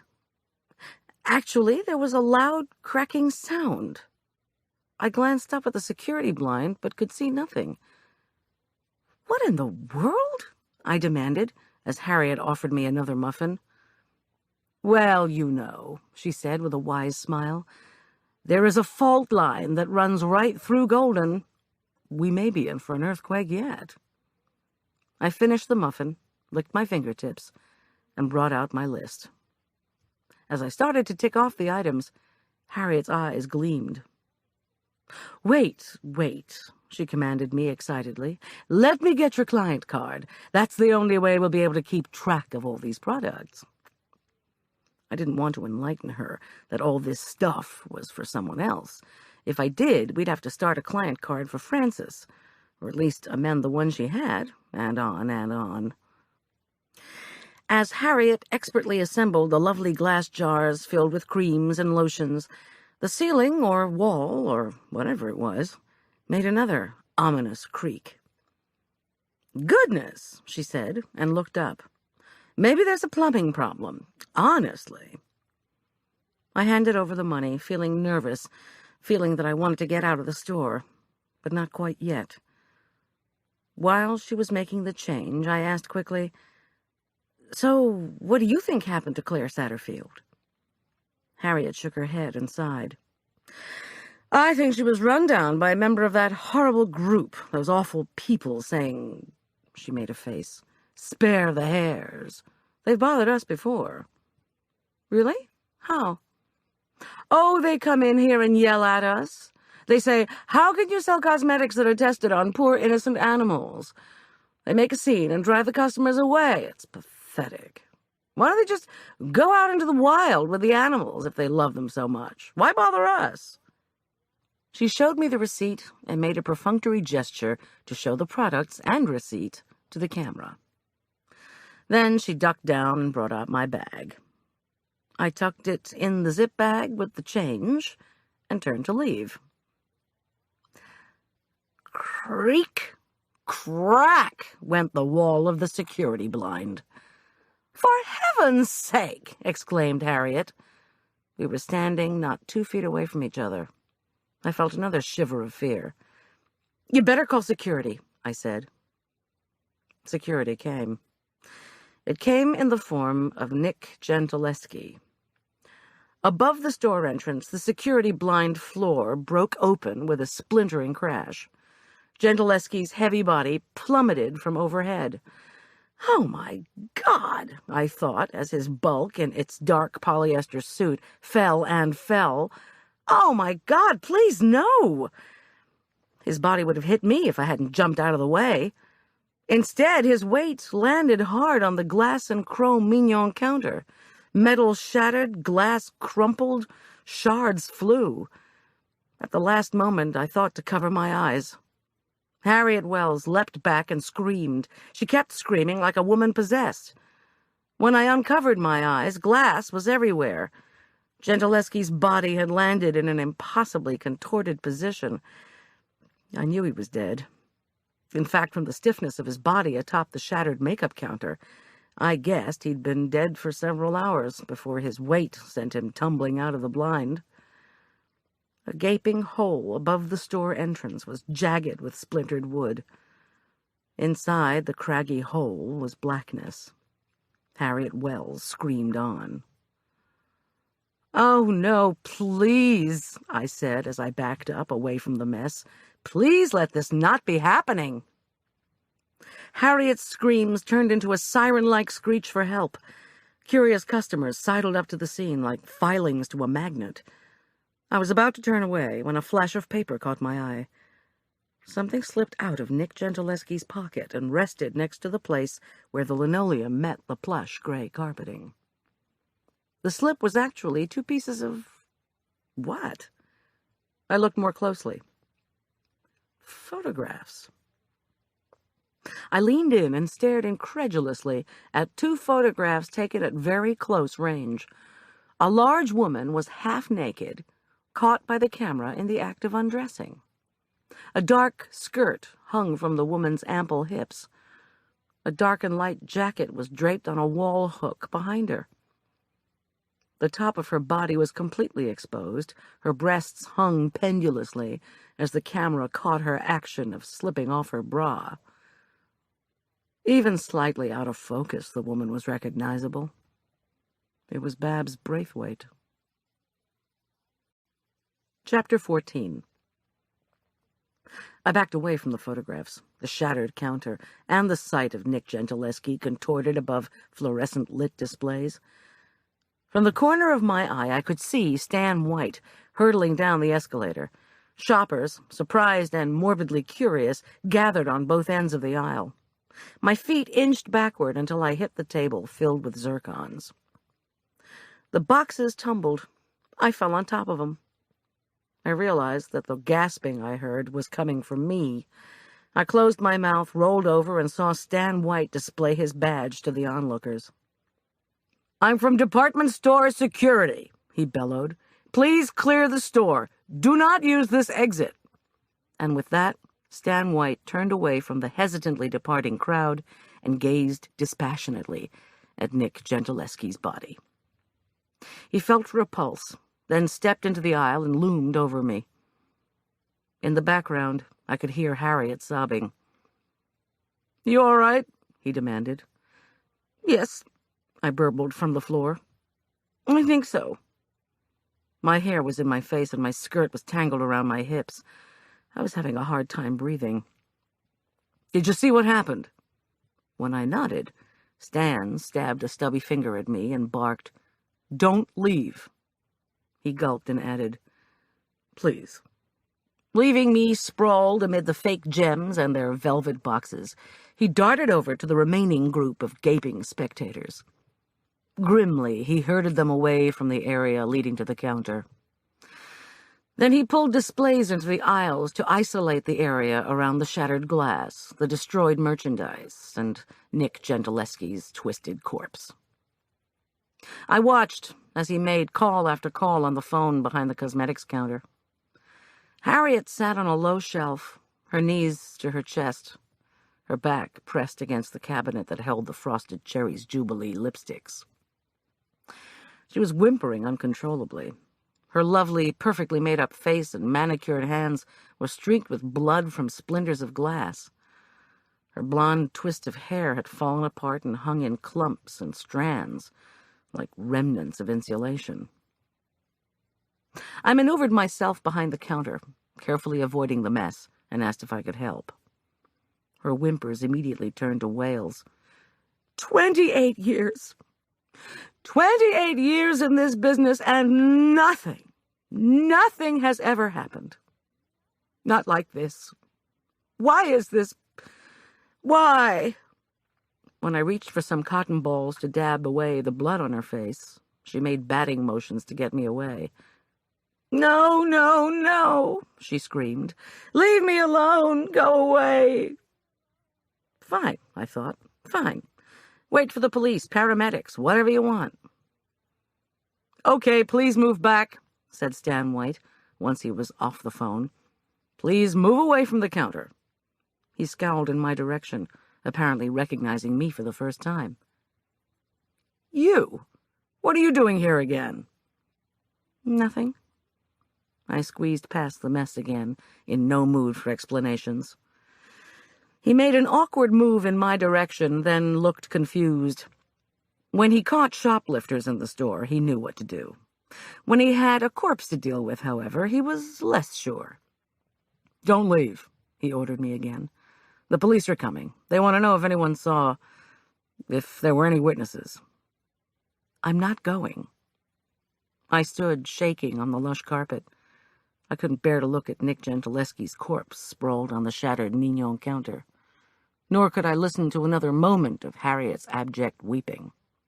Dizziness swept over me. An empty seat in the shoe department beckoned. I sat down uneasily, making sure that I faced away from Nick Gentileschi's body. The store's overhead speakers crackled, and the gentle background music stopped mid-bar. A female voice announced that, owing to an emergency, Prince and Grogan was now closed. Apparently, Stan White had called the office with the intercom. All shoppers should depart in an orderly fashion, the calm voice went on soothingly, either through the exit that went into the parking lot or via the elevator located next to lingerie. This would take them down to the parking lot exit. I glanced at the wall display of pumps, espadrilles, and walking shoes, and thought vaguely that the police wouldn't want everyone dismissed. But the store had a reputation to uphold, and that reputation said the only excitement was in shopping. The dramatic loss of their security chief didn't qualify as a good retail experience. It wasn't long before the Furman County Sheriff's Department arrived in force. Tom must have been tied up with another investigation, because the stern-looking team strode in without him. A victim advocate accompanied them. I stayed only long enough to give my name and phone number and the very sparse details of what I'd heard and seen. Cracking noises, a body falling, no one suspicious around. Yes, I'd known the deceased, but only in passing. When the investigating officers asked if I knew whether he had any enemies, I said they might want to look at the photos that had fallen out of his pocket. Why, the cops wanted to know. I told them the woman in the pictures had claimed someone was behind the mirror when she was trying on a bathing suit yesterday. The investigating team took their pictures, brushed fingerprint powder over every surface in sight, and sealed up the photos from Nick Gentileschi's pocket in evidence bags. They also strung up yellow police ribbons, assigned a smaller team to start on a search of the store in general, and the security office in particular. The victim advocate asked if I needed help. I said I didn't, but that I was fairly sure Harriet Wells needed quite a bit of it. A policeman stationed himself at each door. The store was now officially closed. I looked at my watch. 1:30. I should go home, I thought. Go home and cook. Forget this event, these people, this place. These people and their products are the farthest thing imaginable from what they say they offer. And what did they say they offered? Beauty? Freedom from stress? Longevity? What a joke. I walked out the exit by the parking lot. Rain pelted down. I slumped onto the curb and again fought dizziness. Frances Marchesian should have come herself to buy her cosmetics. If she had, she would have been the one to see Gentileschi tumble out of the blind and crash onto the glass. Thinking of Frances made my stomach turn over. She wouldn't be sitting on a curb feeling ill. She'd be back there asking questions and making a pest out of herself. I was crying. When I tried to wipe my face, I realized that somehow, through the horror and confusion, I was still clutching the bag with Frances's Mignon purchases. The paper, damp and limp from the rain, rustled softly when I looked inside. Yes, there were her jars of stuff, and a plastic bag of bills and loose change. I started walking. I wasn't ready to go back to the van. I needed to move, to clear my head. All around, people trotted through the rain to their cars or to the heavy main doors to the mall. I looked into a Prince & Grogan plate glass window. I didn't see the leggy mannequins clad in short black suits, but instead gaped at my bedraggled reflection. Standing there, watching my elongated, pained face, I thought about the body as it came falling down, down, down. What had Nick Gentileschi been doing up in the blind, especially when department store security supposedly didn't use them anymore? Why were the pictures of Babs in his pocket? Did this have anything to do with Claire's murder? The cars whooshed behind me on the wet thoroughfare. Oh, Claire, I found myself whispering. I am so sorry. I am so sorry I can't figure this out for you. I'm so sorry, Julian. It's just getting worse instead of resolved.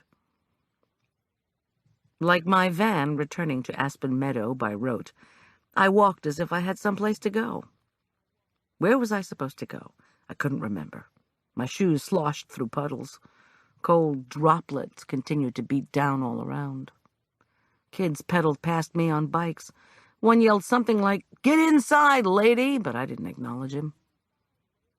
Forks of lightning flared in the distance. Thunder rumbled overhead. I walked on. I didn't care about the wet, didn't care that my caterer's outfit was getting soaked. If I got pneumonia, I thought absurdly, I could go to Marla's house and her nurse would take care of both of us. I walked down one street, then another. I saw Nick Gentileschi's body tumble from a great height.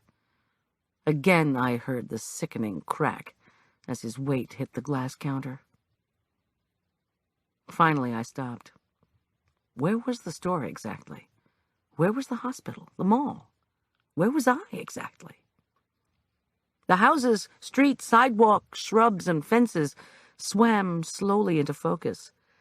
I had arrived in the old neighborhood of Aquabella that Dusty had pointed out so enviously when we were sipping our lattes on the mall's garage roof. Of course, older in Denver usually means from the 1950s. Along the sidewalk where I stood, drenched and disoriented, a Frank Lloyd Wright-style redstone and brick ranch was flanked by a white Georgian two-story with pristine black shutters and a turreted blue and pink neo-Victorian mini-mansion. The Victorian was like a large feminine presence. No one had controlled the zoning along this street, unfortunately, and none of these lovely buildings was an actual domicile. A small sign at the end of the sidewalk to the ranch home indicated it was now the office for a trio of dentists. The Georgian was devoted to accounting. A blue and pink picket fence primly separated the sidewalk from the lush green lawn in front of the Victorian. White wicker furniture brimming with blue and pink cushions dotted a spacious front porch. An elaborately lettered sign on the picket fence announced that the business was Hotchkiss Skin and Hair. Behind a glass door intricately patterned with white metal, the blue front door to Hotchkiss opened. Behind the fence, the rain, and the glass, a silhouette appeared in the lighted doorway. The visage regarded me, then beckoned. It was the young, cheerful face of Dusty Rout. I moved toward the Victorian house. Perhaps I had intended unconsciously to come here all along, since I had received the directions over the phone. But Dusty worked at Mignon, not at Hotchkiss. Hotchkiss was Mignon's competitor. Dusty held the glass door open as I stumbled in. "Goldie, geez, come in. You're like totally... Look at you, you're a wreck. I mean, I saw in the appointment book that you were coming, but you're so late. What were you doing out in the rain? Where's your van? Why didn't you wear a raincoat?"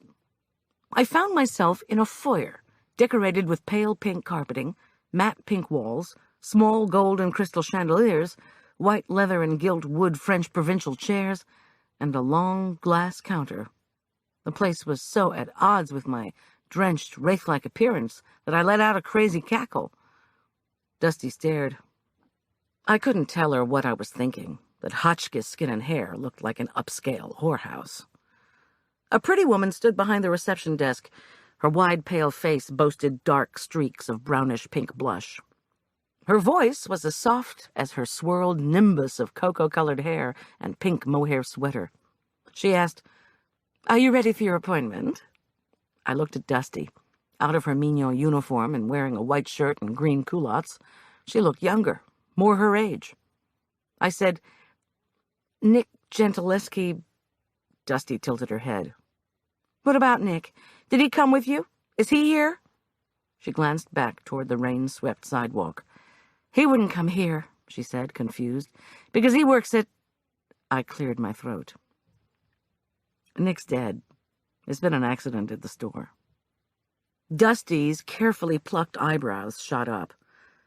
"Oh, my God! Dead? Nick? It's not true, is it?" When I nodded, she said, "I've got to go. Oh, this is unbelievable." "You are Mrs. Schultz, then?" inquired the soft-voiced woman at the desk.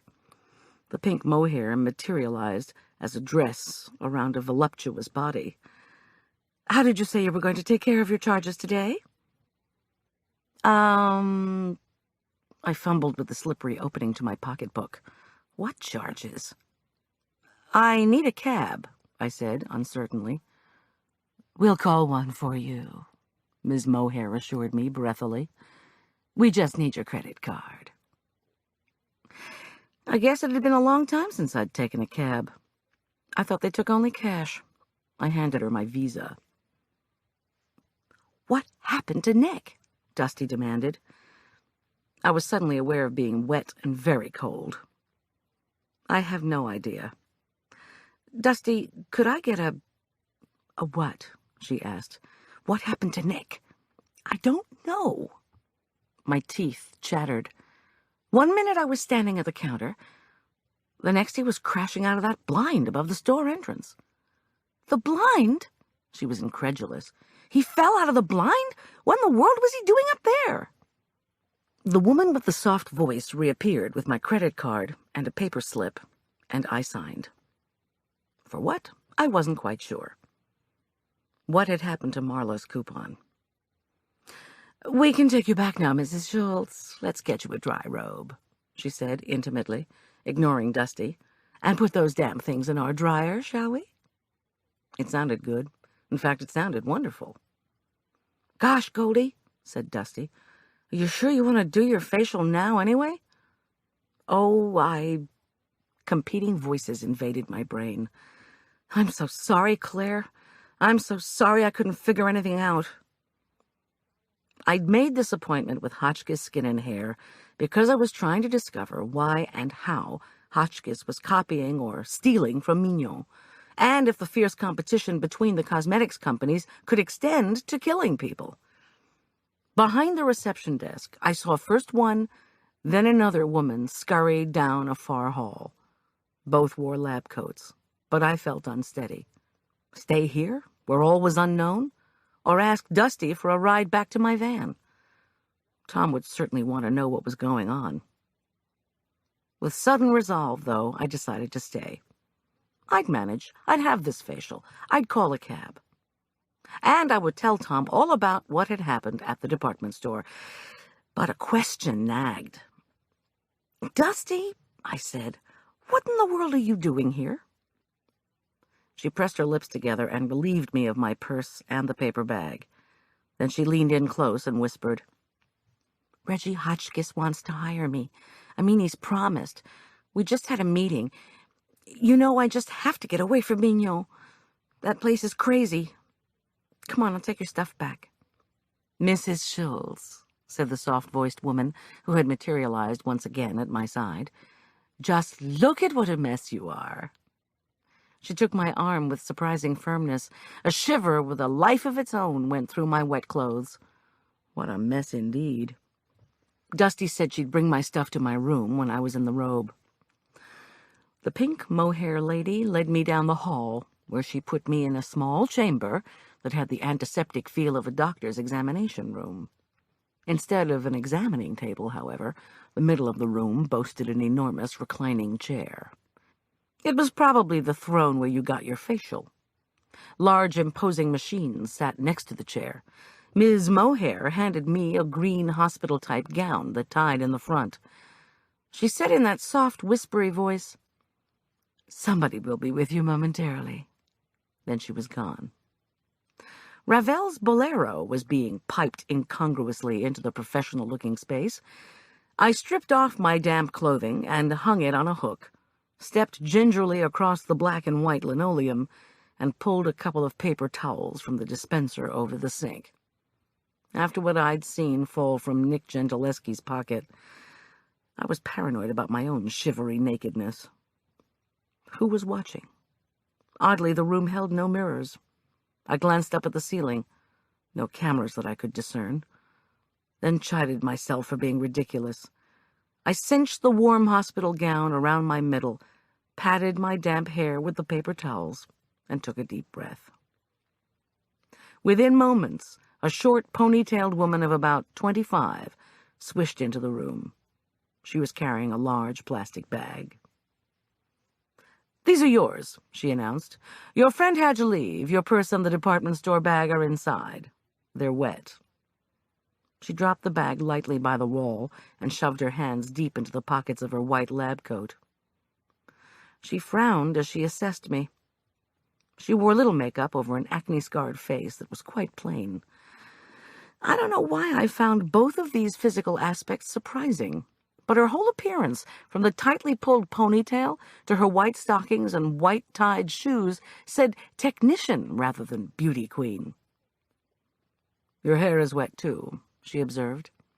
She strode efficiently to a cupboard, retrieved a warm, folded towel, and handed it to me. I thanked her and rubbed the towel over my scalp. "But you didn't make an appointment for hair," she said, with a slight, scolding shake of the head. "This towel's fine. My hair's just, well, my hair. No amount of money lavished on it was going to change that unstylish mass of curls into anything. Let's just start with the face today, okay?" And start she did. While Bolero played in the background, the white-coated woman, whose name was Lane, short, crisp, efficient, fitting her persona, told me we were beginning the process with a thorough cleansing. Her fingers energetically massaged thick, creamy stuff onto my face, which she then wiped off with a warm, wet towel. This was followed by a fruity-smelling toner, which she applied in simultaneous swipes across the left and right sides of my face. "Okay," she said when the toner was turning my face into what felt like a dry popsicle. "I'm going to start a list of all the products you should be using for your face. For starters, Wizard Cleanser and Pore Closing Toner." "Well, how much do they cost?" She waved this away. "We can just put it on your card." "I'm sorry, I need to know." She consulted a sheet. $36 for a 10-ounce bottle of cleanser. Impatient. $40 for a 12-ounce bottle of toner. I didn't mean to gasp, but I did anyway. I saw Arch going shoeless for the rest of his life. But that's even more than Mignon, and I thought they were the most expensive. Lane pursed her lips, then announced, "We are the most expensive. Do you want to improve your skin or not? We are the best. You'll see real results if you work with these products." I mumbled something along the lines of, "Okay." Lane slapped down the pencil on her tray. "Let's go to the next step, then." She turned on one of the imposing machines next to the chair. I became more nervous when she assured me that the machine was for brushing. Or, as I thought when Lane stroked my face with electric brushes attached to hoses that ran to the machine, it was sort of like getting a shoe polish for the face, minus the shoes and the polish. When she was done, Lane gave me a disapproving, suspicious look and ordered me to close my eyes.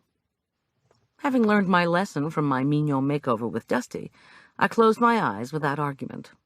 Lane placed a wet cloth over my closed lids, levered the chair back, and turned on a rumbly machine that she told me was for steam. "I'm taking your clothes to the dryer, and I'll be back in 20 minutes, she said. Her white nurse's shoes squeaked toward the door. "Relax." Left to steam, my thoughts and Bolero, I tried to unwind. I tried to think about what it was Maurice Ravel was setting to music. Unfortunately, all I could hear was the crash and thud of a vehicle hitting Claire, the shatter and crack as Nick Gentileschi fell out of the department store's blind. When Lane returned, she whipped the cloth off my eyes, turned off the steam, and retrieved what looked like a small magnifying glass from her pocket. I recoiled. My face had never been examined at close range. "I'm going to turn off the light," she declared bluntly, "and assess the amount of damage you've done over the years to your skin." By the time I'd managed to stammer, "Do I have to?" the overhead light was off. A purplish light had winked on, and Lane's magnified eye was accompanied by tisk-tisk noises, a la Sherlock Holmes. She flipped the lights back on, donned plastic gloves, and picked up a needle. Wait! I sat up quickly. I thought women came in to have facials because it was fun and relaxing, sort of like having a massage. "You're going to look so much better," she assured me. "We need to get rid of those blemishes." She brandished the needle. "Please, no," I said feebly. "I have a real problem with needles." Lane's countenance was that of a nurse with an unpleasant but utterly necessary medication. She said, "The receptionist reported you claimed you were terribly upset about your skin. Now you say you're unsure about buying products and you don't want to have a facial. Are you certain you came in here really wanting to improve your appearance? Or is there some other reason you're here?" Paranoia reared its unattractive head again, and I succumbed. "Why, it's why I'm here," I said meekly, and slumped back in the chair. Lane poked, and I shrieked. Again I got the displeased nurse routine. "Blemishes," she said as she spoke again. I felt blood drip down my forehead. Lane dabbed at it. She put down the needle with 2 plastic-gloved fingers, squeezed the skin on my nose with all her might. I screamed again. "At least with a dentist you got anesthetic." Lane sighed reprovingly and brought the gloved hands to her abdomen.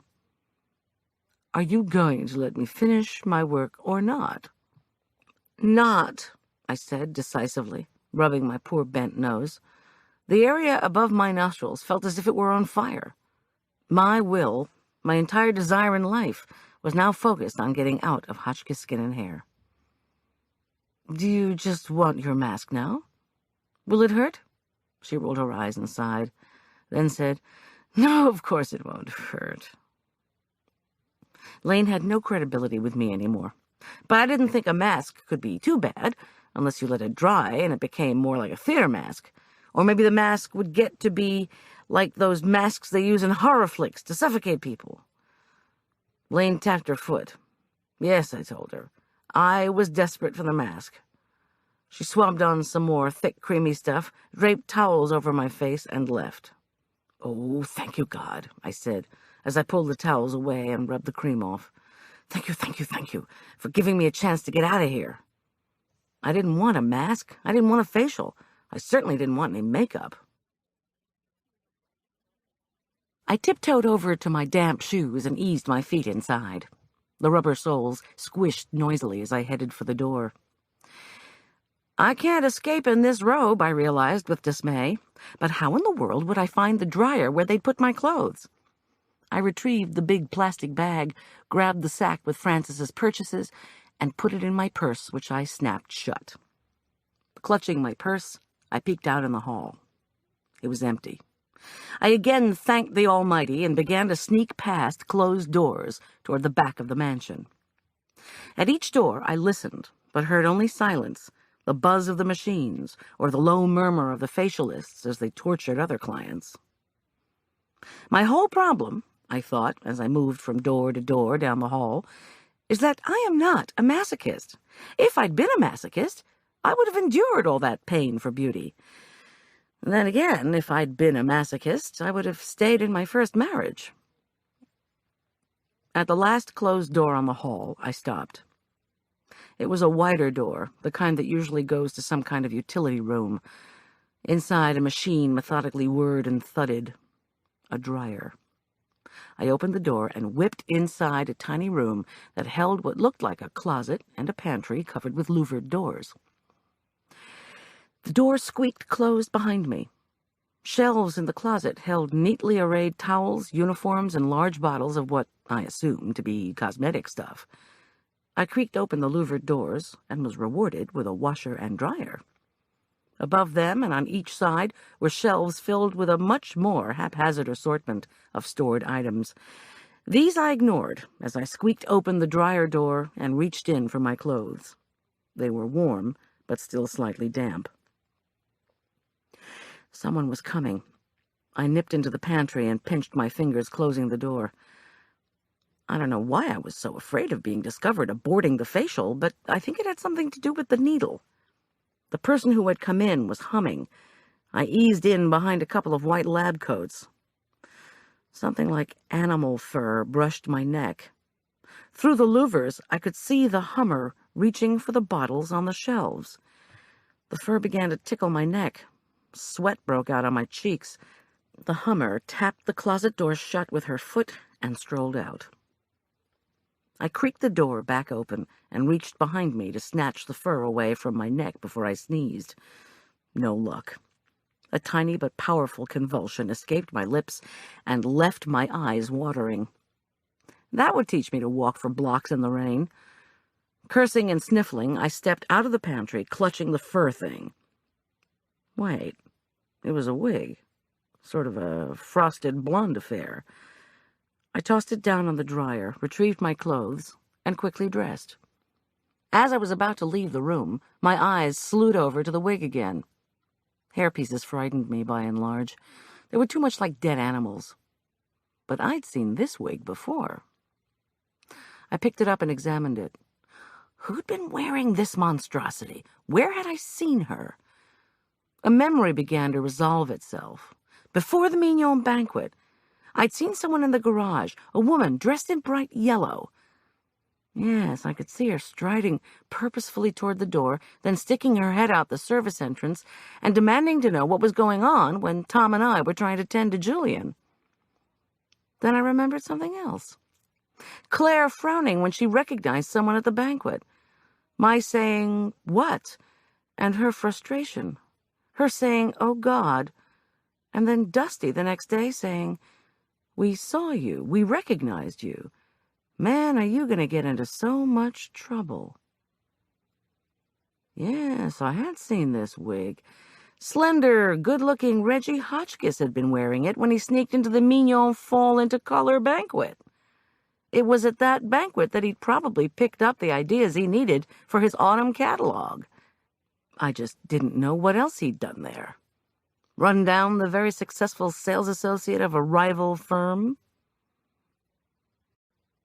Chapter 15. I tossed the wig back on the shelf. I slipped out the utility room door and saw illuminated red letters at the end of the hall. Exit. 10 steps to freedom. No alarm went off as I pressed the door bar, landed on a concrete step, and inhaled cool, rain-dampened air. Here, behind the Hotchkiss establishment, a ragtag lawn and overflowing rose bushes ran the length of the pink and blue picket fence. A rusty hinged gate interrupted the fence between the brambles at the far end of the yard. Praying that I wasn't being observed, I walked across the wet grass, lifted the latch, and felt a rush of light-headed relief as I escaped into an alley. Steam misted off the streets of the Aquabella neighborhood. Sunlight struggled to cut through the thickly humid air. To the west, clouds lifted along the foothills, leaving trails of creamy fog sneaking between dark green hills.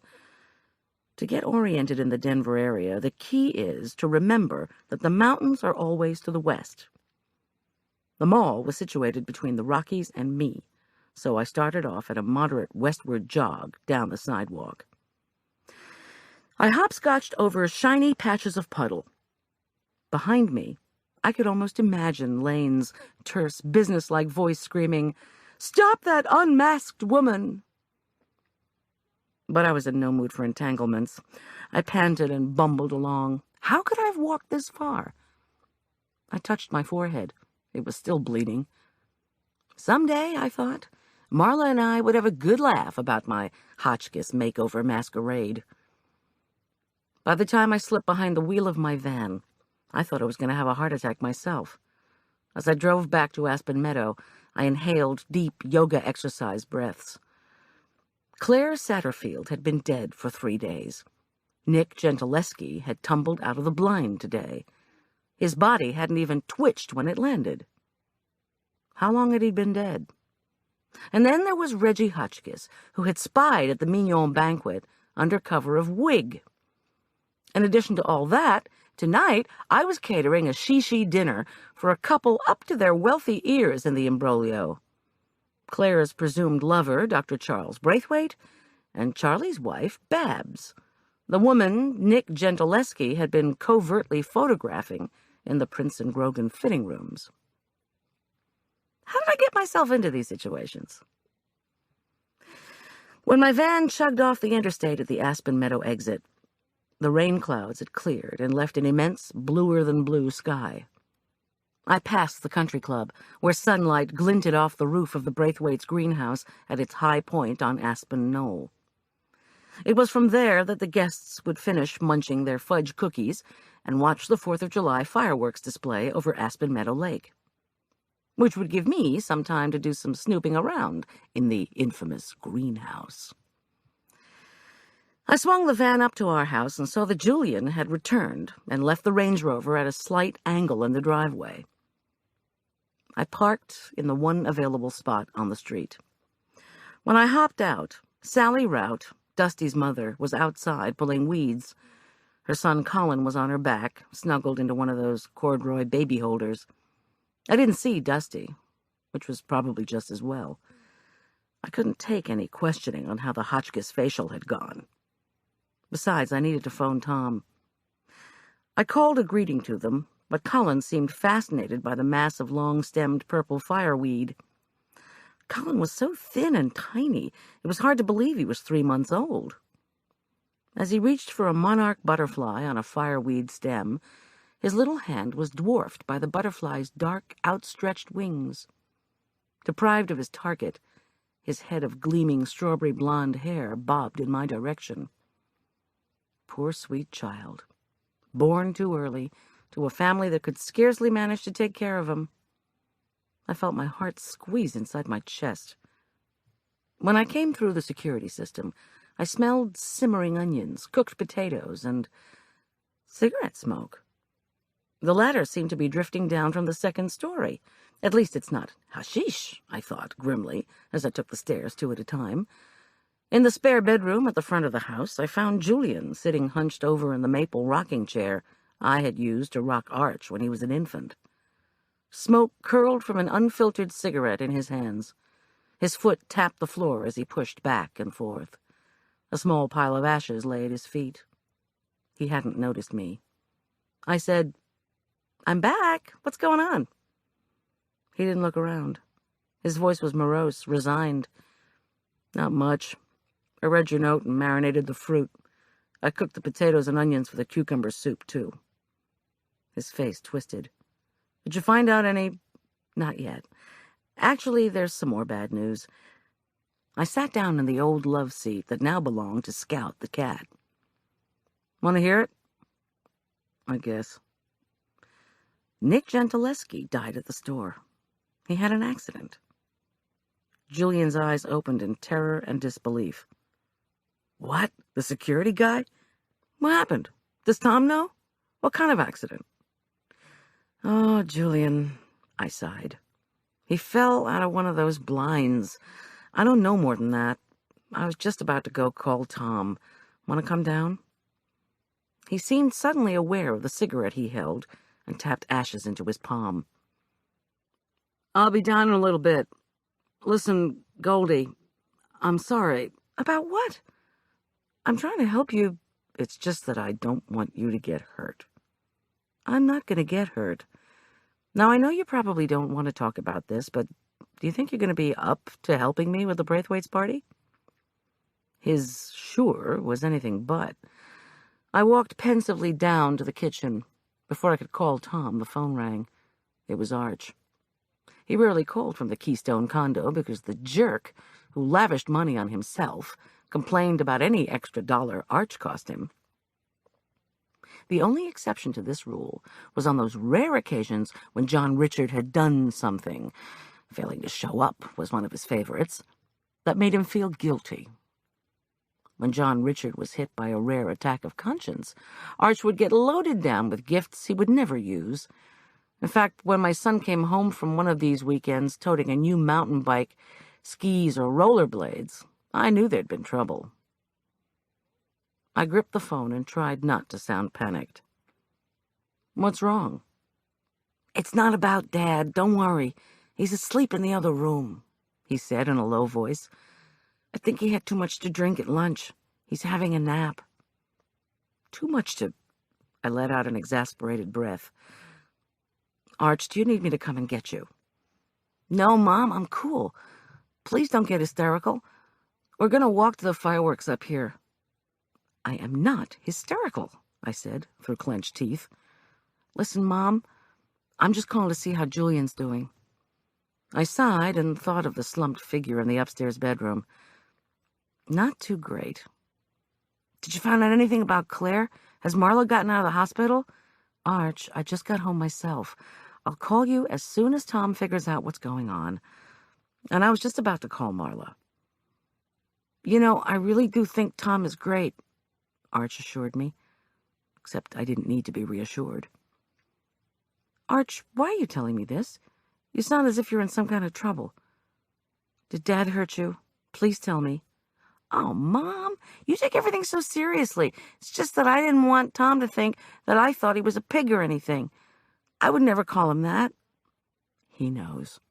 And I didn't get to say goodbye to him because he left so early, and then Francis Marchesian was waving that knife around later, and, well, you know.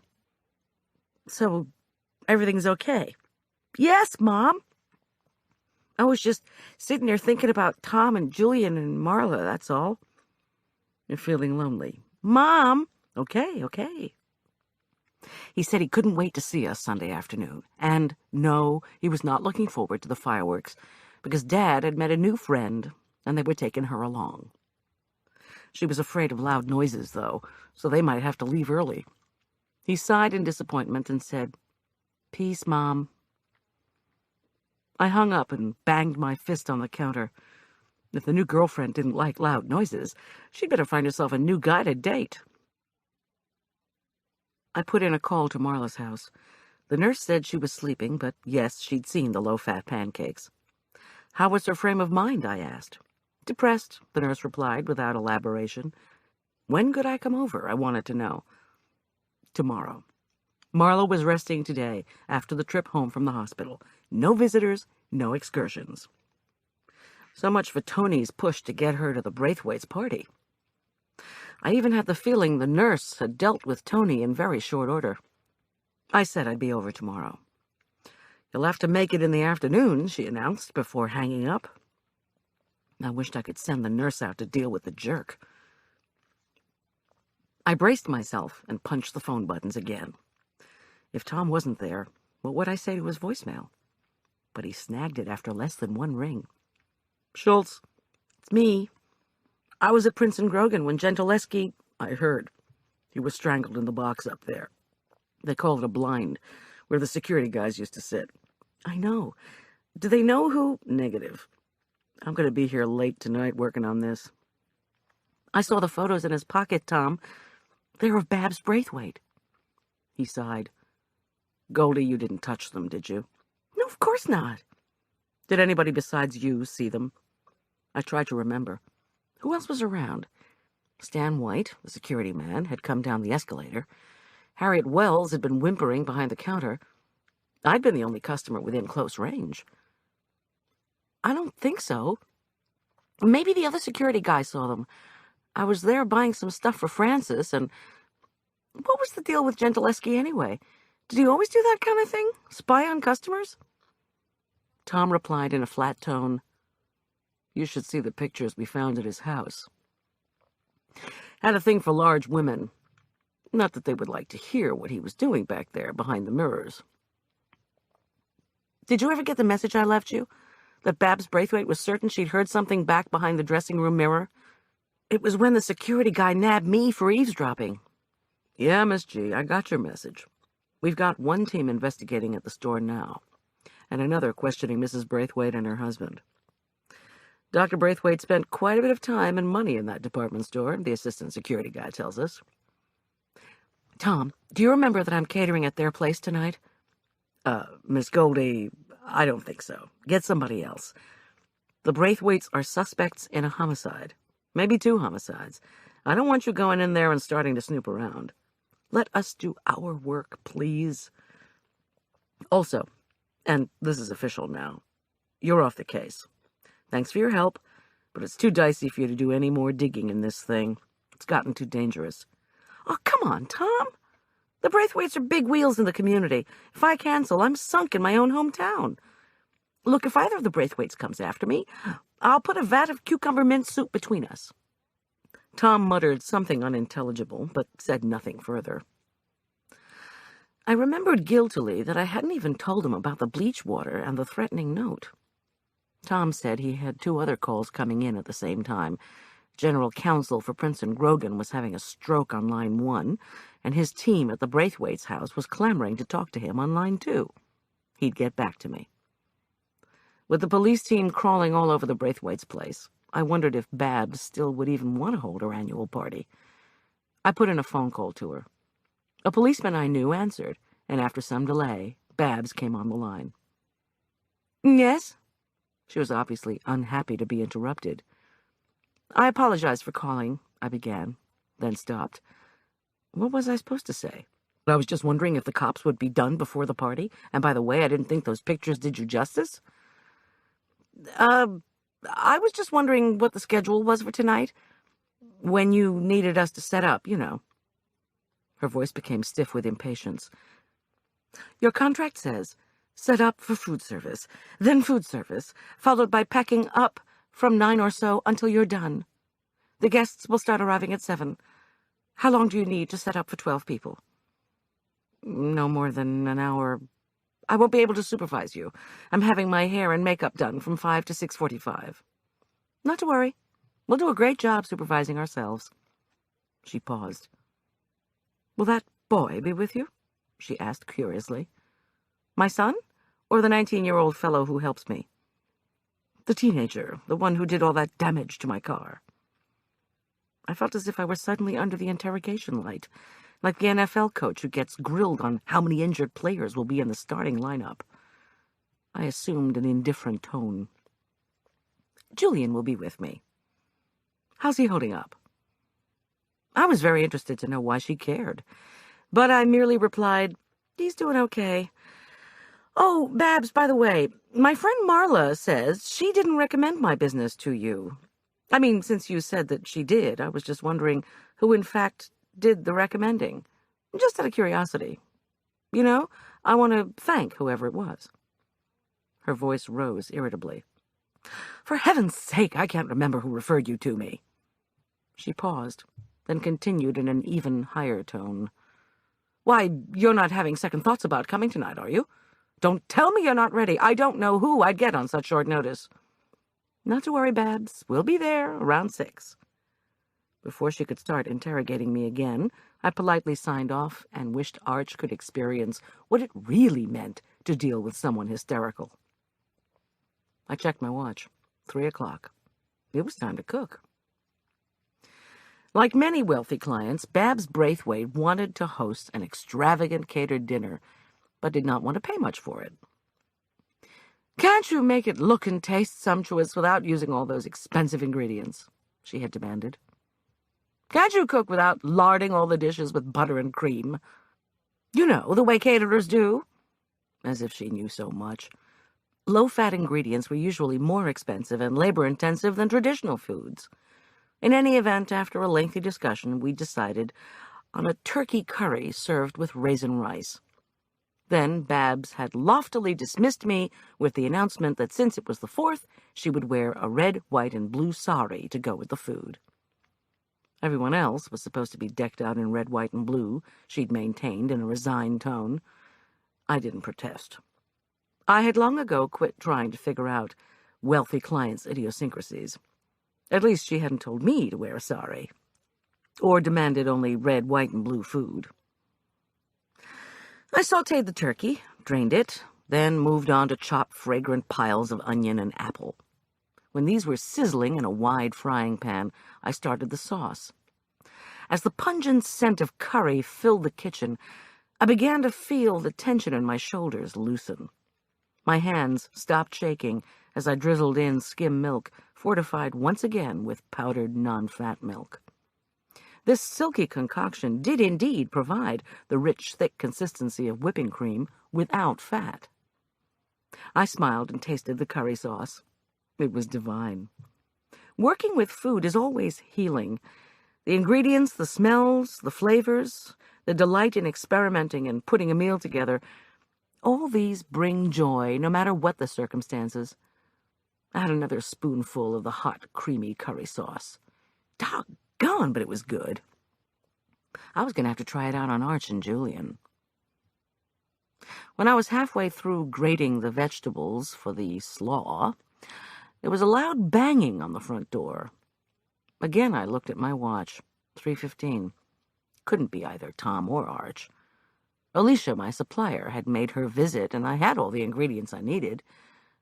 I turned off the blender and trudged to the door to peer through the peephole.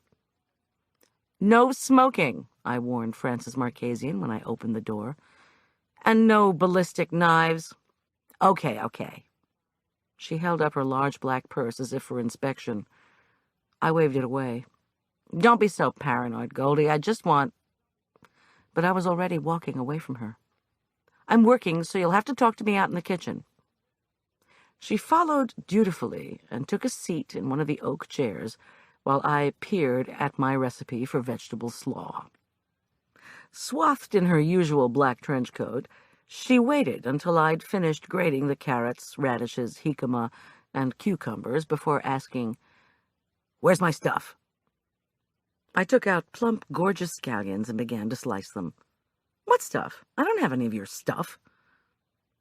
She rummaged through her bag for her pack of cigarettes, belatedly remembered she couldn't smoke, and impatiently wrapped the cigarette package on the table.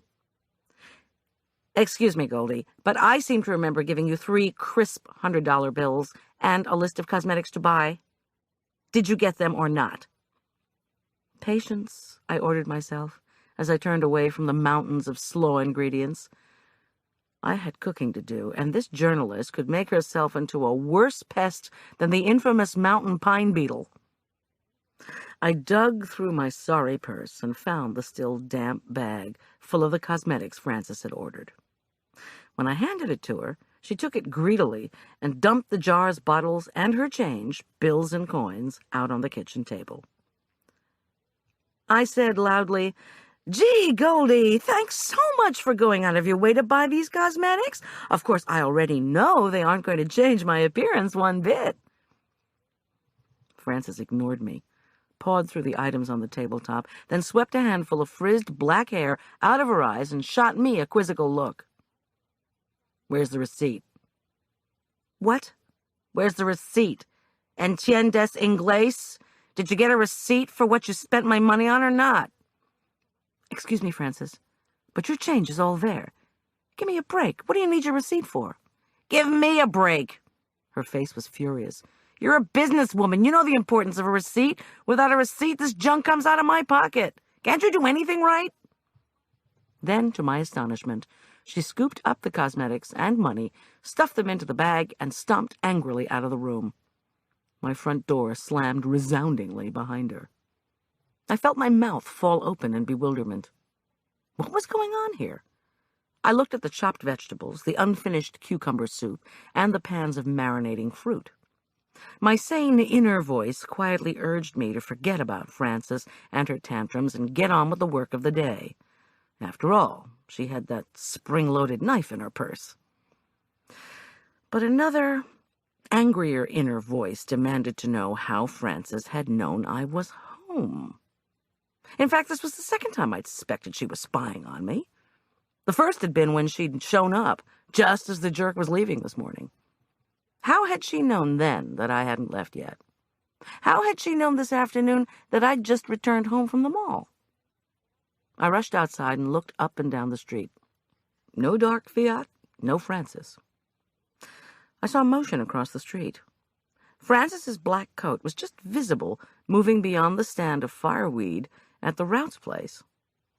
I darted after her. If it was Frances, what was she doing with the Routs? Was Dusty feeding Frances information? Given all that Dusty had told me, that didn't ring true. I'd introduced them to each other at the Mignon banquet, for heaven's sake. Whatever Frances was involved in preceded that introduction, unless they were both lying. What was it Tom had told me? In this business, expect to be deceived? As I came up the graded driveway, I saw the black-coated figure duck through a door at the side of the house. From the outside, it looked like an old-fashioned porch with jalousie windows instead of screens. I'd always assumed the saxophone music had been wafting out of this room, because the slatted windows were the only ones on the Routs' house that faced the street. With some trepidation, I started up the steps to this separate entrance. What would I say? Excuse me, just trying to be neighborly, but by the way, what's going on? The porch door was open. Frances stood next to a stout man whose white hair was brushed back in thin streaks. She was talking rapidly and intensely. Their backs were to me, and they were both oblivious of my presence. From the doorway, I could see the porch room was simply furnished, with a futon piled with unfashionably striped pillows, 2 mismatched chairs, and a table. On the table was an old rotary-dial telephone and a sax. My attention was drawn to the older man, listening intently to Frances. This, I assumed, was the grandfather I'd never seen. I tapped on the aluminum doorframe. Frances turned abruptly and fell silent. "Excuse me," I said politely. "May I come in?" Without waiting for a reply, I edged into the room. Through the jalousie windows on the other side of the small room, the roof of Frances's Fiat was just visible. So this was where she'd been parking. But who had told her when I was home? Maybe the grandfather was the one who'd been spying on my house. Uneasily, I asked, "Is Dusty home?" The man turned slightly in my direction, but not fully. "Are you Dusty's grandfather?" I asked politely. "I'm your neighbor, Goldie Schultz. Frances was just over at my house." I offered my hand. He ignored it. Mr. Rout's face looked like a pie crust that had spilled over its edges. I looked at Frances for guidance, but her face had tightened in quiet fury at my appearance. I said, "Mr. Rout?" He turned large, watery blue eyes to me. There was no way this man had been spying on my house. He was blind. Chapter 16. "I'm sorry," I stammered.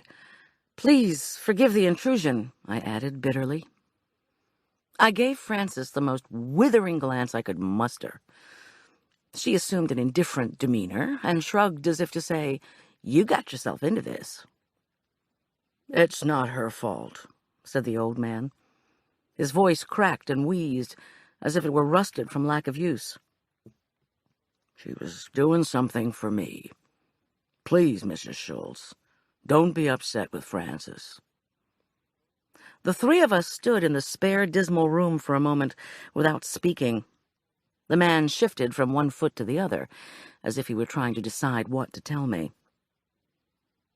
"I'm John Rout, Mrs. Schultz," he said at last. His rumpled white shirt hung in soft folds, as if it had been washed and dried but not ironed. The shirt was slack over John Rout's chest, but a button strained to stay clasped over his copious stomach. His gray pants were as wrinkled as the shirt. I had the painful feeling that he did his own laundry. "Forgive me," I said again. "I was just trying to find out why Frances here," I glared at her, "always seems to be turning up only when she's certain I'm home." Then I remembered the truck outside my window during the storm. I added, "Or spying on me at night." "I am not now, nor have I ever been engaged in spying on you," Frances countered defensively. "I got better things to do with my time." "Mr. Rout," I said, "I don't know what's going on here or how you're involved." To Frances, I said acidly, "Do you want to come back to my house, Ms. Journalism? Tell me the real reason you went in disguise to Prince and Grogan? Or is department store intelligence not on the same level with spying on a caterer?" Frances drew a cigarette out of her purse. She lit it and said, "Goldie, chill out. I'm working on a story. That's all you've ever needed to know." She blew smoke in my direction. "Oh, really? Are you going to do a story on how the Prince and Grogan head of security was found dead this afternoon?" This had the desired effect. Frances's body jerked. The cigarette dropped from her fingers. "Nicholas Gentileschi," John Rout said. "Dead?" "Yes. Did you know him?" John Rout was shaking his head. No, I did not." I said, "Well, then." His shoulders slumped. There was an uncomfortable silence. "You see, Mrs. Schultz," he said finally, "I was doing something for Frances, and she was doing something for me." "And what was that? I'm sorry, but this does affect our family. You see, my helper, Julian Teller, lost a dear friend." "I know," said John Rout. He absent-mindedly patted his wrinkled pants. "Oh, Mrs. Schultz, the reason I hired Frances is that Nicholas Gentileschi suspected my granddaughter of theft. I'm sorry to hear he died, but I'm not surprised with the people we're dealing with. Frances and I were trying to clear Dusty. That's why we needed the receipt. That's why Frances was asking you for it. Does that make sense? Dusty was being accused of not giving receipts, but our suspicion was that the whole place has a receipt problem." "I'm sorry, I don't understand. I don't know what happened to the receipt. I saw it, but then Nick Gentileschi's body... The receipt is probably back at the store, and I still don't understand why you would need it." John Rout said, "There's been some theft at the store. I was afraid Gentileschi suspected I was behind the thievery.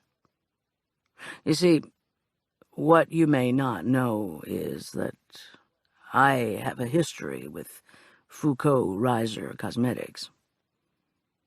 I was suddenly aware of how much work I had to do before deadline time for the Braithwaites' party. What John Rout was saying confused me. Outside, raindrops began to fall. I said, "What history? What theft?" He invited me to sit down. When the three of us were settled in the sparsely decorated room, he smiled wryly. "Mrs. Schultz, did your husband serve in Vietnam?" Taken off guard, I said, "Well, yes, as a matter of fact. That was before I knew him, though." "And he came back and became a policeman," Mr. Rout said. "He finished his degree first, I think. Then he went into law enforcement." Frances grunted, but John Rout held up an age-spotted hand. "When I got back from Korea in '54, I was 21.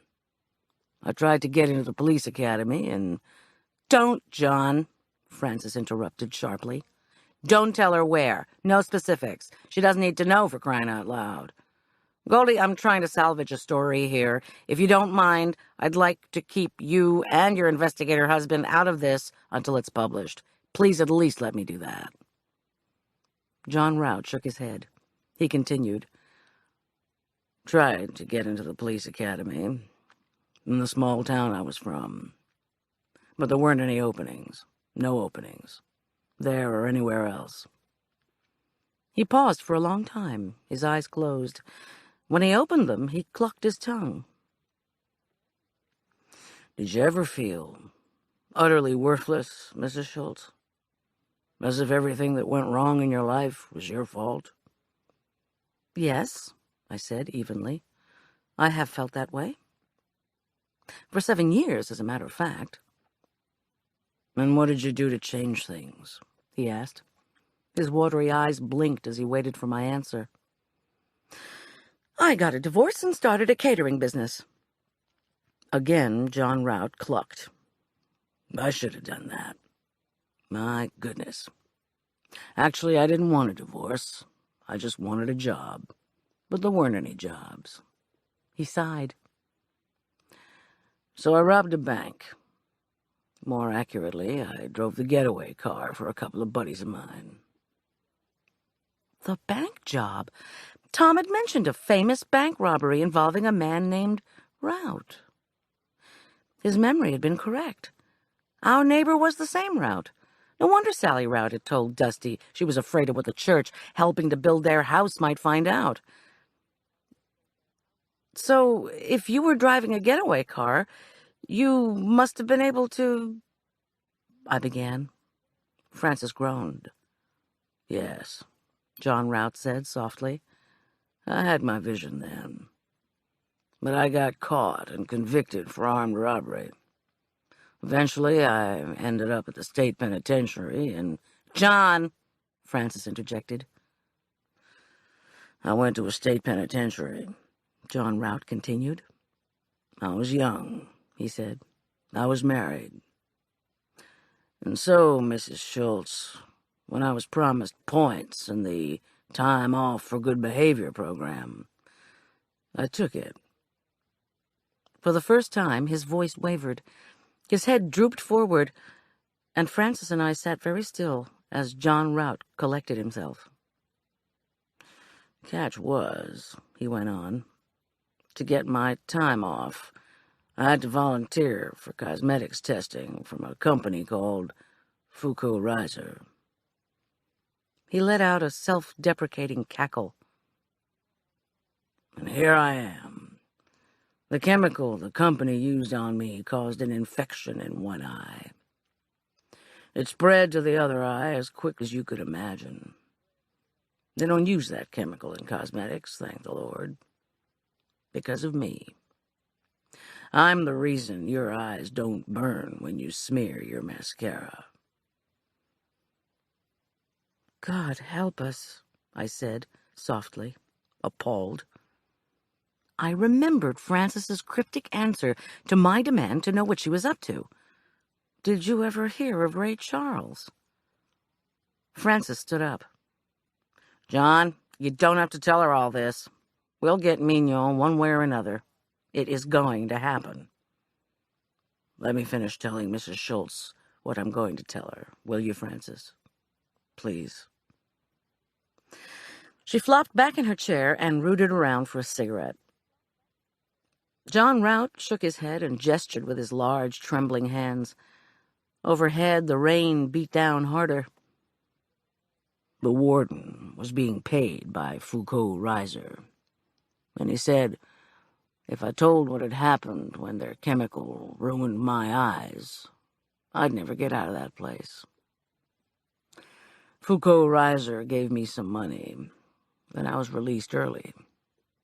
And before you ask, no, I didn't sue. When he shook his head, some strands of white hair came loose again. He patted them back into place. Nobody but rich folks sued back then. I learned to play the saxophone. My wife, Jaylene, supported us by being a nurse. But when Jaylene died last year, I came to live with my daughter. Sally's had a hard life. Connected up with two men who wouldn't marry her. Well, anyway, Sally's the one, Dusty's mother, that is, who read me the article Francis did on the high cost of cosmetics. That's why Francis is here. I called her. I told her I might have a big story for her newspaper. He chuckled. She was doing it all for me, trying to get justice, trying to get a big story. His voice turned serious. I didn't want my granddaughter to know. God only knows why she took a job with that same company. She knew what happened to me, but I guess it's like the children of race car drivers wanting to get involved in the same thing. He cackled sarcastically. They must pay well. They've always paid well. But no matter what, I didn't want to get Dusty involved. I could hear Dusty's voice as she applied eyeshadow to my lids. Don't open your eyes. You don't know what could happen. God only knew why she'd taken the job indeed. I wondered where Dusty was. Francis said, John, Francis, don't keep on. Mrs. Schultz, please call me Goldy. I just want to finish telling you, since you wanted to know why Francis was here. Last month, just after Francis and I started working together, Dusty told us they were targeting her for employee theft. He shook his head. I thought, oh my Lord, they must know. Mignon, the parent company, Foucault-Reiser, someone must know I'm trying to get back at them. So they're targeting my granddaughter, They're trying to frame her with employee theft. Frances could no longer contain herself. And then Claire Satterfield was run down, she interrupted. For a while, I even thought they were trying to get me. I felt more bewildered than ever. Who is they, and why spy on me? Frances Marchesian shook her head at my profound ignorance. First of all, Goldie, she said tartly, no one is spying on you. She blew out smoke. John has super-developed hearing. We knew you had the food fair this morning, and I didn't want to risk going into that store again so soon. So we had this idea that you could buy some stuff for us and see if any of the other sales associates were neglecting to give receipts. That's probably all that happened to Dusty. She just forgot to give somebody a receipt. Anyway, John heard your van come back, and that's how we knew you were home. That's it. They is Mignon Cosmetics, Goldie. She announced it the way a math teacher explains the end of a formula to a slow student. It's all a conspiracy, don't you see? No, I don't see. Frances's voice became frustrated. Mignon wanted to undermine John's story, so they cast suspicion on his granddaughter. When that didn't work, they killed Claire Satterfield, one of their top sales producers, and now they've killed the security guy. If John comes forward with his story, they'll be able to say, aha, this is the guy who's been causing all our problems, a convict undermining our company using hired killers. Don't you get it? I'm not long on conspiracy theories. The JFK assassination still has me stumped. Watergate had seemed beyond belief, and it had actually been true. But Frances, I could tell, was not going to be dissuaded. And I wasn't going to argue with her. My kitchen was calling. I had cooking to do if the Braithwaite's guests were going to eat. Tom and the cops could separate the myth from the reality. I had just one last question. Frances, why were you so insistent about having the receipt? Because Dusty's been in so much trouble, John began. Because Dusty was convinced she was being framed, Frances rasped. Claire said Gentileschi had been watching Dusty since the last inventory. Forgive me for being thick, I interrupted. Why since the inventory? John waved Frances's objections away. He said, it goes like this. A customer, say it's you, he gestured with an open hand, makes a large cash purchase. Say you buy a scarf. The employee makes a big show of putting your receipt in the bag, but instead he palms it. He closed his hand. Then the employee uses your receipt to do a cash refund to himself. If you discover you don't have the receipt at the end of the day, you, the shopper, you say, oops, I must have lost it in all my shopping. And nobody's the wiser until inventory time 6 months later, when they find out a scarf's been shoplifted. Or at least that's what they think. Oh my, I said. And had Prince and Grogan suffered a lot of loss? Prince and Grogan just did their big inventory in June, Frances replied impatiently. The store sharks were out to find out what had happened to thousands of dollars worth of shoes, costume jewelry, lipstick, and perfume. That's probably why the security guy was so quick to come after you yesterday. Her eyes narrowed to knowing slits. But why would Harriet not give me... I began.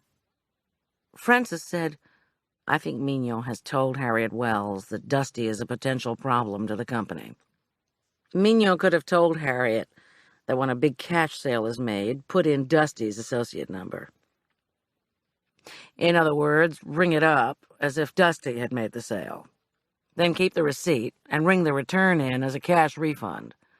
Also to her associate number, so she looks guilty all the way around. And it's all computerized, so it looks official. I'm telling you, they're trying to frame her. That's quite a conspiracy, if you ask me. Exactly. If you'll pardon my saying so. It's the cosmetics company, stupid. Okie doke, I said, rising. This time I didn't hold my hand out to John Rout, I just touched his forearm. Thank you for telling me your whole story, Mr. Rout. Do you mind if I share it with my husband? He might want to come over and chat with you. John Rout's voice caught in his throat.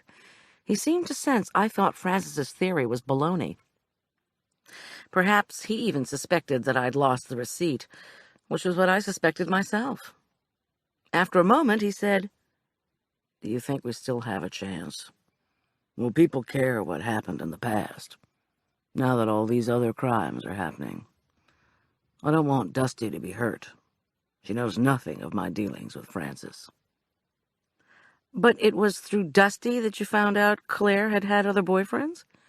And Francis suspected one of them was a good-looking animal rights activist?" I asked him. He hung his head. No wonder Francis had seemed to have so much information so early. Right from the beginning, she developed speculations, bizarre guesses, as it turned out, to go with Claire's being killed. "Mrs. Schultz," said John Rout, "do you think people will want to hear my story?" "I hope so," I said delicately. "Francis won't give up," I added truthfully. "You can count on her. Good luck." I excused myself and ran through the raindrops toward my house and my kitchen. Once I was safely ensconced in chopping a pile of mint leaves, I heard Francis's Fiat roar away. "Where have you been?" Julian asked as he toasted the kernels for the raisin rice. "At the Rout's place." "You were gone a long time." "I'm sorry. I'm working. In my absence, Julian had finished the slaw. I swirled yogurt and the freshly chopped mint into the soup, and we continued to work together in silence. We had a quiet teamwork in the kitchen that I would sorely miss when he went off to school. I reached for the ingredients for fudge cookies and wondered how much round-trip plane tickets cost from Denver to Ithaca. "Are you okay?" Julian asked as he poured stock over the golden brown rice, and it let out a delicious steamy hiss. "Oh, yes." What could have happened to that damn receipt? Had I ever had it? Had Harriet put it in the bag or handed it back to me with my change? But the change was in the bag. I'd never opened my wallet. Julian, why was Dusty expelled from Elk Park Prep? I really have no idea. You know, they were about to move into the Habitat house, and I guess her mom begged the school authorities to hush it up. I mean, since the Habitat house was sponsored by the church and all. They didn't want to look like the kind of people you wouldn't want to have in your law-abiding, middle-class neighborhood, I guess. Well. This undoubtedly was why I hadn't heard, through the town grapevine, that an ex-convict was living across the street. The Routs had managed to keep that quiet, too. I asked, could Dusty have been expelled for stealing? He laughed. Man, I doubt it. Right after she left, I had 4 CDs stolen from my locker. So if they threw Dusty out because they thought she was a thief, they didn't get the right person. Why do you care? Oh, I don't know. She just seems so needy or something. By the way, Arch called asking about you. Julian raised his eyebrows. So, what should I have told him? How are you, Julian? He sighed. Functioning. Listen, we've still got 2 hours before we're due up at the Braithwaite's place. If you think you can finish the rice, I'd like to take some food over to Marla's house. Low fat, of course. Hey, I was born making fudge cookies and curry at the same time. But I should warn you, Marla's stormtrooper nurse may not let you see her. He turned on our Jen Air grill and brought out some chicken breasts he'd marinated separately. I don't really need to see her. I just want her to start eating again. What is it you're always telling me? When all else fails, send in food. Exactly. He laid the chicken pieces on the grill. They sputtered invitingly.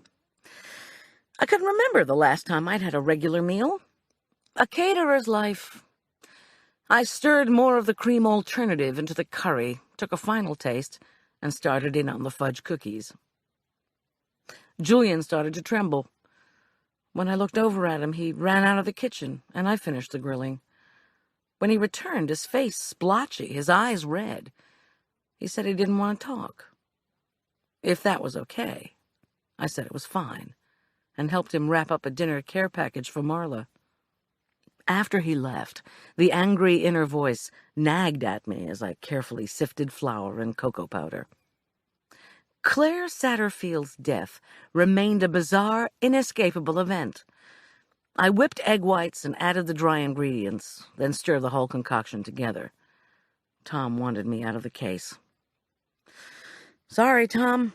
Not when I must help Julian. Before the store inventory, someone had been stealing from Mignon Cosmetics. One shoplifting theory was that employees palmed the merchandise receipts instead of giving them to customers, and then used the receipts later to get cash refunds. Who were the people there most often? Harriet, Claire, Dusty. All three knew the workings of the camera. But would they have dared to steal right in front of it?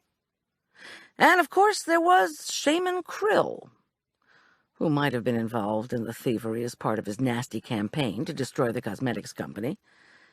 How could he get the receipts if that indeed was how the shoplifting was done?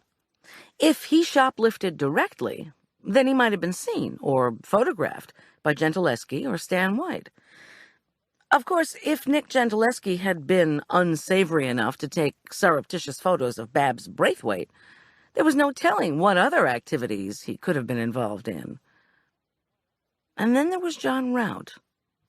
He couldn't see to shoplift, so he was out. And Frances was up in the stratosphere with her conspiracy theories. That left Reggie Hotchkiss, the man with the wig. He had spied on Mignon, and he'd shamelessly copied their promo campaign for fall products. Would he also have tried to sabotage them? I dropped perfect rounds of shiny fudge batter onto a cookie sheet, set the cookie sheet into the oven, and stirred the curry. Maybe Reggie Hotchkiss would be at the Braithwaites' house tonight. Babs wanted to impress people, and the Hotchkiss heir apparent would be a perfect name for her guest list. I wondered who was doing her makeup. I set aside the curry and rice to cool before Julian packed them into the van. Within half an hour, he returned with the good news that although Marla was still asleep, the nurse had gratefully taken the dinner he'd brought and said his aunt had told her he was a brilliant cook. And yes, Julian could come over tomorrow when I visited, as long as we didn't upset Marla. Who, us? I said with a laugh as I started frosting the cooled fudge cookies.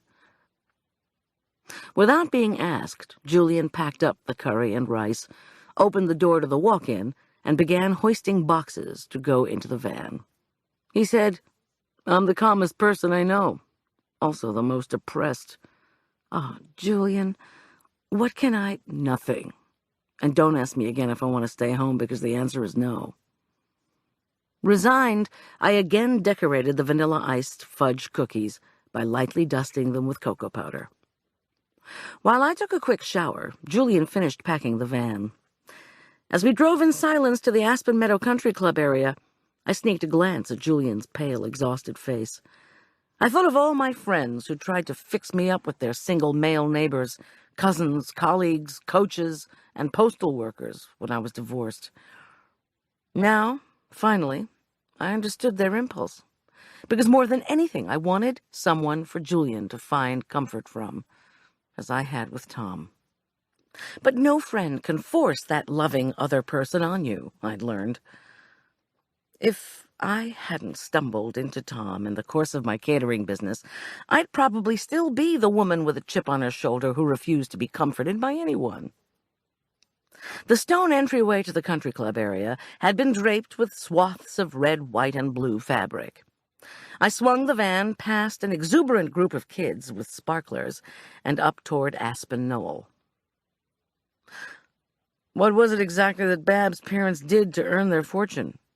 Julian asked, as we passed hillocks of elegant, showy landscaping that featured lush sprays of pampas grass, miniature aspens, iris of every conceivable hue, and masses of pink and yellow perennials. "Butter," I said. "And here I thought all the money in this part of the country was tied up with oil." I was still laughing when we pulled around to the back entrance of the colossal, contemporary-style house. Neither Charles nor Babs were in sight. We didn't have any luck at the garage door, so we tried the front. A maid directed us to deck stairs that led to the side door to the kitchen.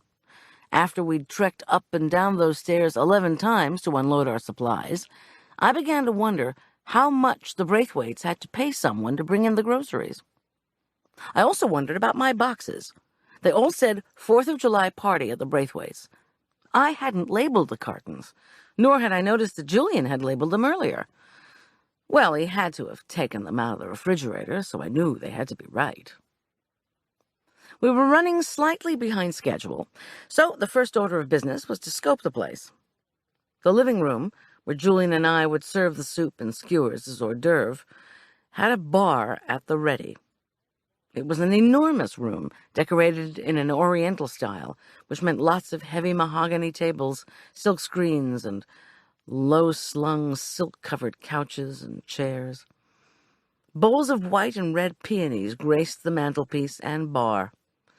The maid had already set the dining room table for 12. A lovely floral arrangement of red roses, white lilies, and blue gladiolas carried out the July 4th theme for the evening. Each plate also boasted a miniature American flag with the name of the guest engraved on its flagpole. We circled the table under the maid's watchful eye.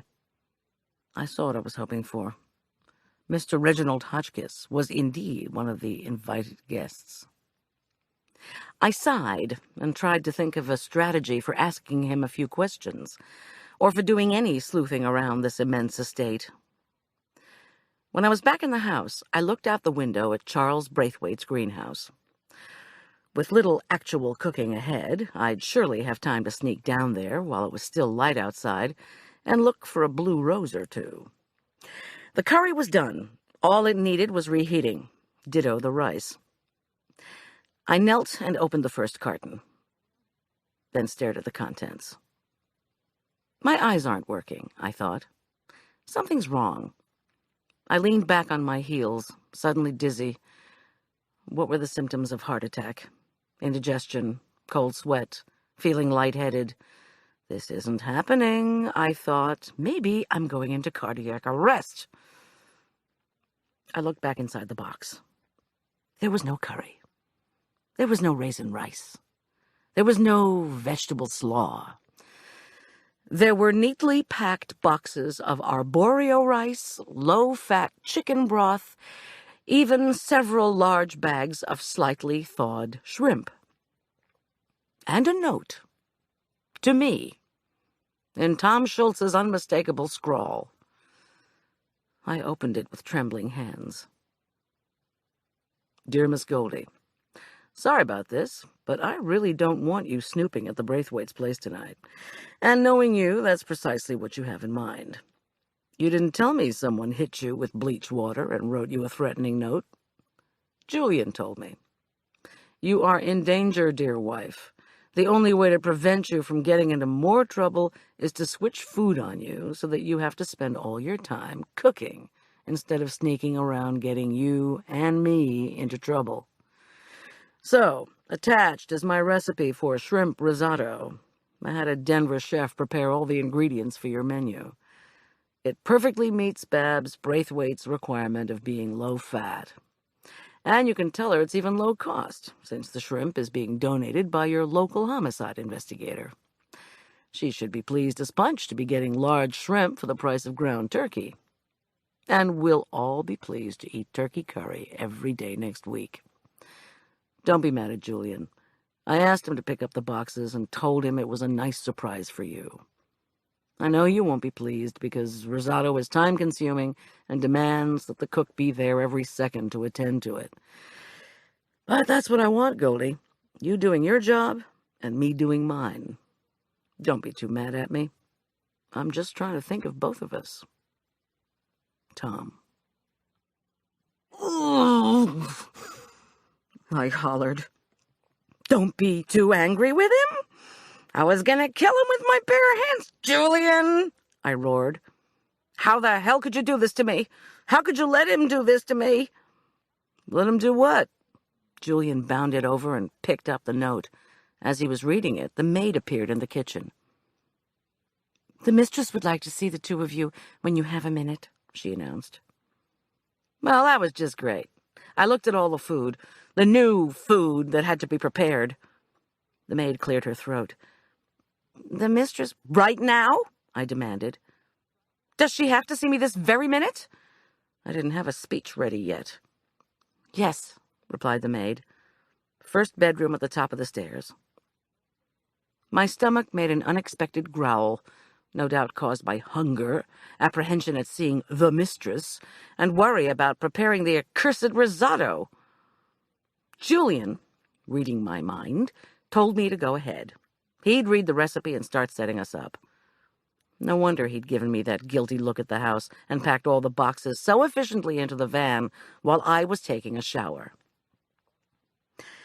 You and I are going to have a talk, I told him.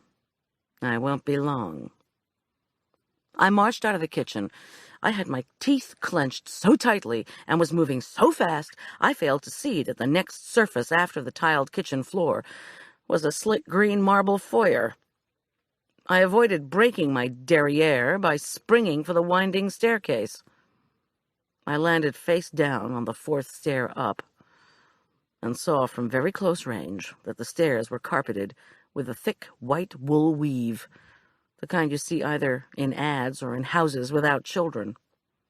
I stood up and walked more cautiously past two large silk screens, showing carp floating in an ocean of gold. Again I felt my jaw clench with anger, and I averted my eyes. Carp made me think of bodies of water, and thinking of bodies of water made me think of shrimp, and thinking of shrimp in general, and shrimp risotto in particular, renewed a fury that was rapidly becoming volcanic. When I came to the top of the stairs, I took a deep breath and sat down, facing the upstairs hallway. Relax, I told myself. Think about something else. How much you love preparing labor-intensive Italian food, for example. When that didn't work, I took a few deep yoga breaths. I should go see Babs, I thought. Maybe I can get her to tell me something I don't know about Claire. More about Claire and her husband. But I wasn't ready. I let air out of my lungs and stared at two portraits hanging on the opposite wall. The one on the left was of Babs, flatteringly painted with a somewhat slimmer face than the actuality. But the artist had been right on target with wide pink brushstrokes that had frozen Babs' girlish, insecure smile permanently into place.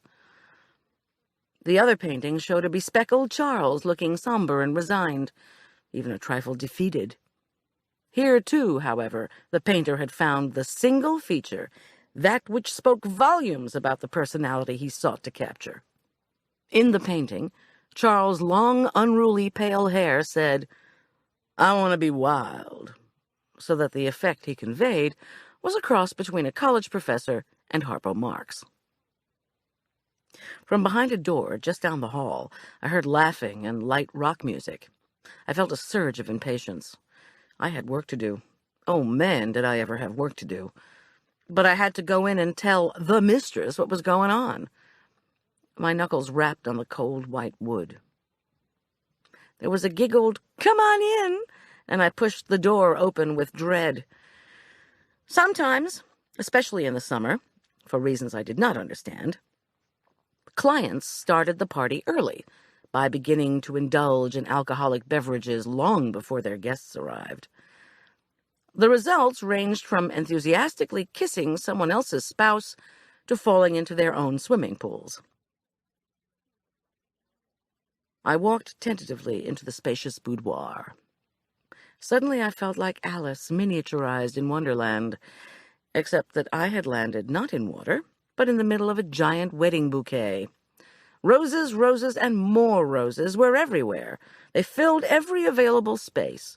White roses, red roses, pink roses, and yellow roses were bunched in vases, arranged in baskets, gathered into bowls that bedecked every shelf, bureau, and windowsill. Lush scent filled the air. It was unnerving. I struggled for my bearings. In the midst of the bower, 2 figures were visible in front of a lighted bank of mirrors at the far end of the room. It took me a moment to realize that the seated person was Babs Braithwaite. With her hair full of rollers, her face covered with pasty-looking goo, and her large body swathed in a pink terry-cloth robe, she looked like a matronly alien in a science fiction movie. Standing next to her, an impeccably restored Harriet Wells wore a crisp, white, knee-length smock. Below the smock, her legs emerged long and ballerina-like. Harriet turned her sparkling smile on me, and I saw a small bandage on her forehead. She sure didn't look like someone who was 62, much less someone who'd been surprised earlier by a dead body tumbling down on the glass counter in front of her. "Well, come on in," Babs called gaily into the mirror. "Have one of Harriet's herb rolls. I don't suppose you'd better have any Asti Spumante, though." "Well, we've got juice, low-cal," Babs cried impatiently. "Well, come on, Goldie, we're not going to bite. Where's that young fellow who works for you?" Getting the food set up. There's something I need to talk to you. Don't you think your assistant deserves a snack, too?" Bab's speech was already slurred. When she talked, the facial paste moved up and down. "Julian's fine," I assured her. "He really needs to work on getting things going. As do I, actually." Call me old-fashioned, but I didn't think it would be appropriate to bring Julian into a rose-filled boudoir, where the partially clad hostess was halfway to being plastered, in more ways than one. If Julian was still intent on a career in food service, he'd have plenty of time to discover just how idiosyncratic clients could be, and just how idiosyncratic errant spouses could be. "Well, you come on, then," said Babs, disgruntled. "This'll just take a minute. Have a little snack and come on over. I want to talk to you about tonight." Babs allowed Harriet to start wiping off the pink goo. From my newfound knowledge, I recognized that it was a cosmetic mask. I strolled over to the silver tea cart. The cart's top shelf held a globe vase of white and pink roses, a silver ice bucket containing a large green bottle set at a rakish angle, 2 tulip champagne glasses next to a stack of luncheon plates, a woven silver basket of puffed, delectable-looking rolls, and a silver plate piled with scoops of chèvre and pats of butter. My stomach growled in reproval. So, to be sociable, I reached for a plate, a roll, a dollop of chèvre, and one of those inviting pats of butter. When I pulled the roll apart, I was surprised to see it was speckled with bits of green. "The rolls contain rosemary from my garden." Harriet shot a quick, shy smile in my direction. "You don't have to guess this time." I took a bite. The soft, herb-flavored roll was feathery and light. "Out of this world," I told her. Harriet nodded as she told Babs to close her eyes and relax. With her lids shut, Babs asked, "Did you know the police were here all afternoon, Goldie?" "Ah," I said, and stalling, took another bite of my roll. Babs was a gossip who was always digging for nuggets, it seemed. I needed to be careful. Not only that, but how I would steer the conversation from the cops visiting to shrimp risotto was going to be tricky. "Seems to me I did hear about that. Harriet probably told you about the terrible thing that happened at the store." "You're damn right she did," Babs said gruffly. "Don't you remember that day I told you someone was back in the dressing room when I was changing into a bathing suit? I told you." Tears trickled out over the remaining goop on her face. "I'm so embarrassed." Harriet patted her shoulder.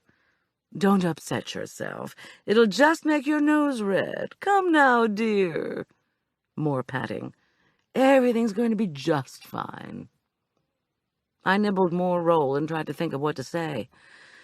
"Well, I sure am glad I never bought a bathing suit there. Would be kind of crass." Babs sniffed mightily, grabbed the tissues Harriet offered, and dabbed at her closed eyes. She said, So how are the police doing in their investigation? I really don't have a clue, I replied, truthfully. I've been too busy even to talk to my husband. And when I do talk to him, it's not going to be about the investigation, you can be sure of that. It's going to be about what a pain in the behind preparing shrimp risotto from scratch is. Babs opened one eye. Yes, I've been hearing from one of our guests just how busy you've been. That's why I was wondering if you were doing a little undercover work for the Ferman County Sheriff's Department. The eye glared at me accusingly. Excuse me? Harriet's shoulders slumped in frustration as Babs slapped her hand away impatiently. Reggie Hotchkiss is an important member of this community, Goldie, Babs said. He's not someone you or I or anyone else can afford to alienate. If there's police work to be done, leave it to the police. I didn't alienate Hotchkiss, I said defensively. I haven't even seen him today, and the last thing I would want to do, believe me, is get in the way of police work. And of course now, I wasn't going to have a chance to. And Babs, I do need to talk to you about the menu. Reggie called just an hour ago, Babs accused. She pointed a freshly manicured nail. He said you'd gone to his boutique and pretended you wanted a facial, then went snooping all around and sneaked out when no one was looking. I finished the roll and put the empty plate down on the tray.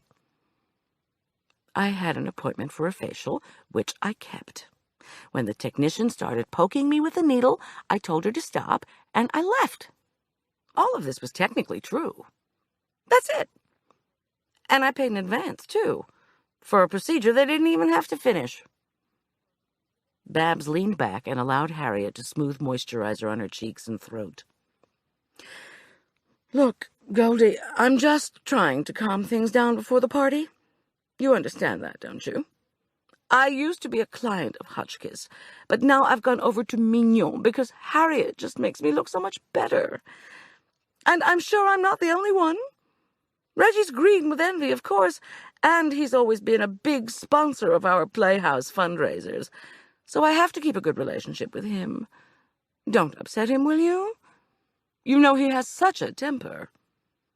I won't upset him, I said acidly. But I think he knows a lot more about Mignon Cosmetics than he's revealing. Did I know Reggie had a temper? All I knew was that he was a pretty smooth industrial spy. Harriet stopped putting on Babs's makeup and gave me a very puzzled look, which I ignored. Please, Babs, I blurted out. There's something I have to tell you. My shipment of ground turkey didn't come in. I substituted large, very expensive shrimp, and I'm absorbing the cost difference myself. I'll be making a risotto, and it's a very delicious... I know what a risotto is, she snapped. I love it.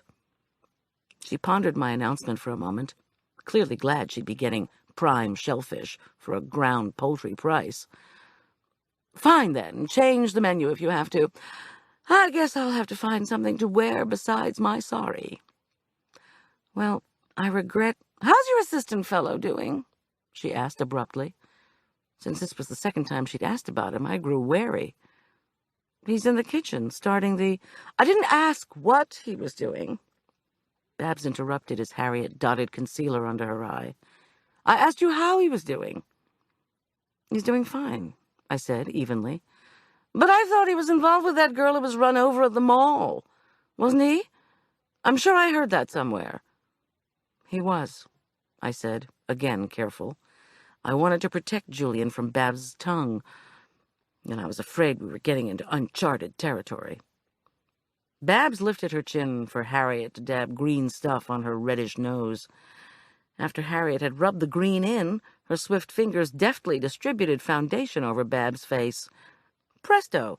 The green disappeared, and there were no more dark bags under Babs' eyes. No more red nose. Her face was a smooth, even tone. I was impressed. Babs turned around again in her white leather chair.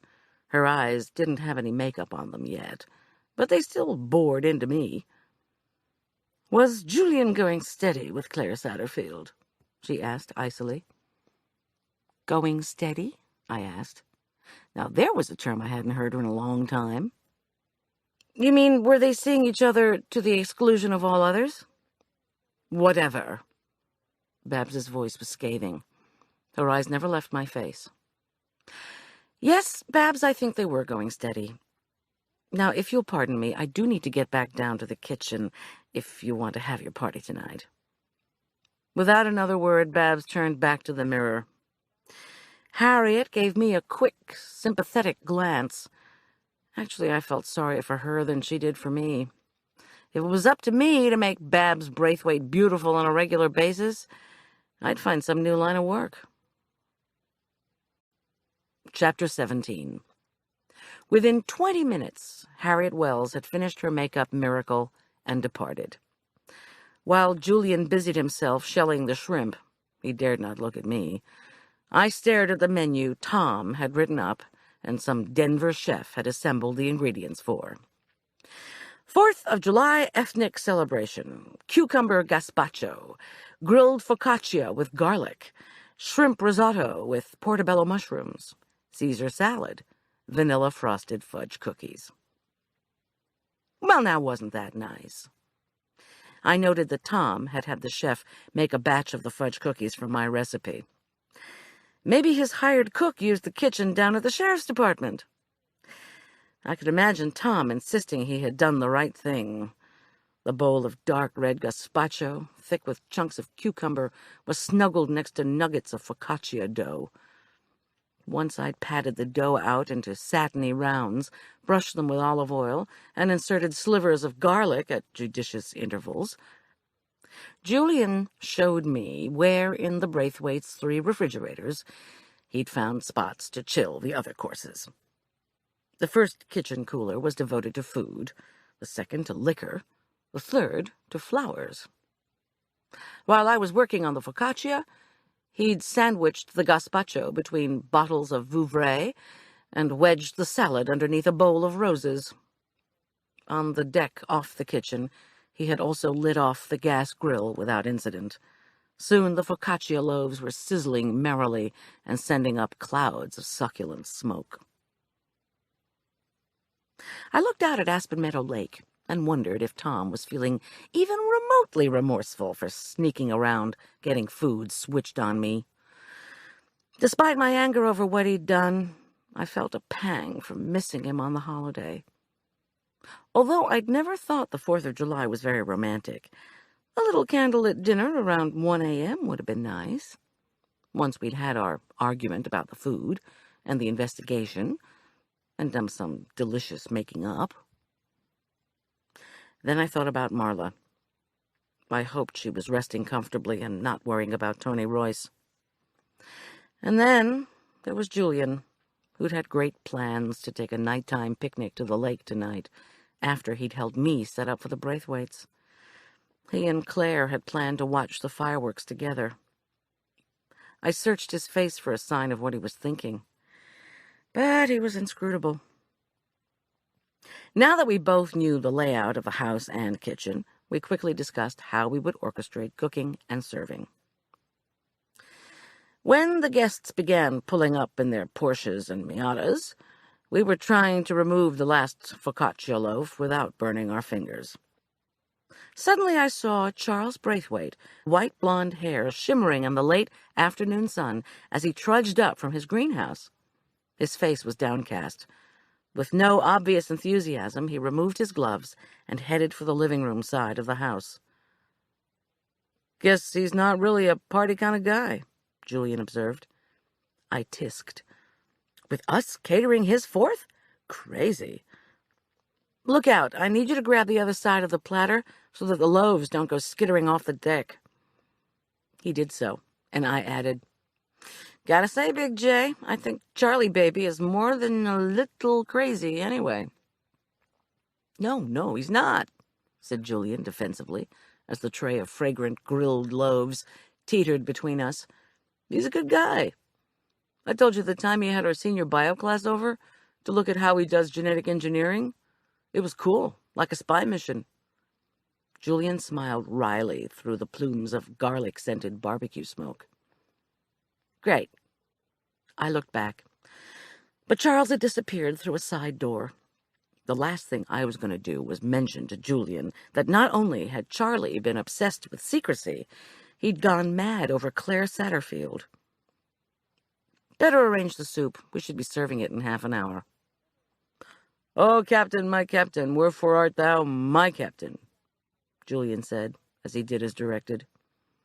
I lifted the platters of bread and tried not to smile. He bowed in my direction and doffed a pretend hat. Maybe he would recover. Maybe he was just acting. I said, let's try to have fun in spite of Tom's stunt. We're still going to make a lot of money tonight. Then it's fun by definition, he said grimly. When I came out to the living room with the loaves, the guests, all clad in some variation of red, white, and blue, were chatting amiably. Tony Royce, resplendent in a bright red shirt, navy bandana, and white pants, had the guts to invite another woman to replace Marla. His date was plump and 40-ish, her bleached blonde hair held up in 2 perky pigtails. Her outfit matched Tony's. Although I didn't know her, something about her said wealthy widow. Too bad for Tony that his brownies were still in my walk-in refrigerator, along with the turkey curry. Reggie Hotchkiss, playing the part of casual, cool, rich guy, wore blue jeans and a shirt printed with a collage of the American flag. In my role as servant, I didn't dare tell Reg that his apparel came off as unpatriotic. But I couldn't have enlightened him anyway, as Reg made a great point of giving me his back when I offered him the platter of focaccia wedges. La-dee-da, I thought. So much for sympathizing with the proletariat.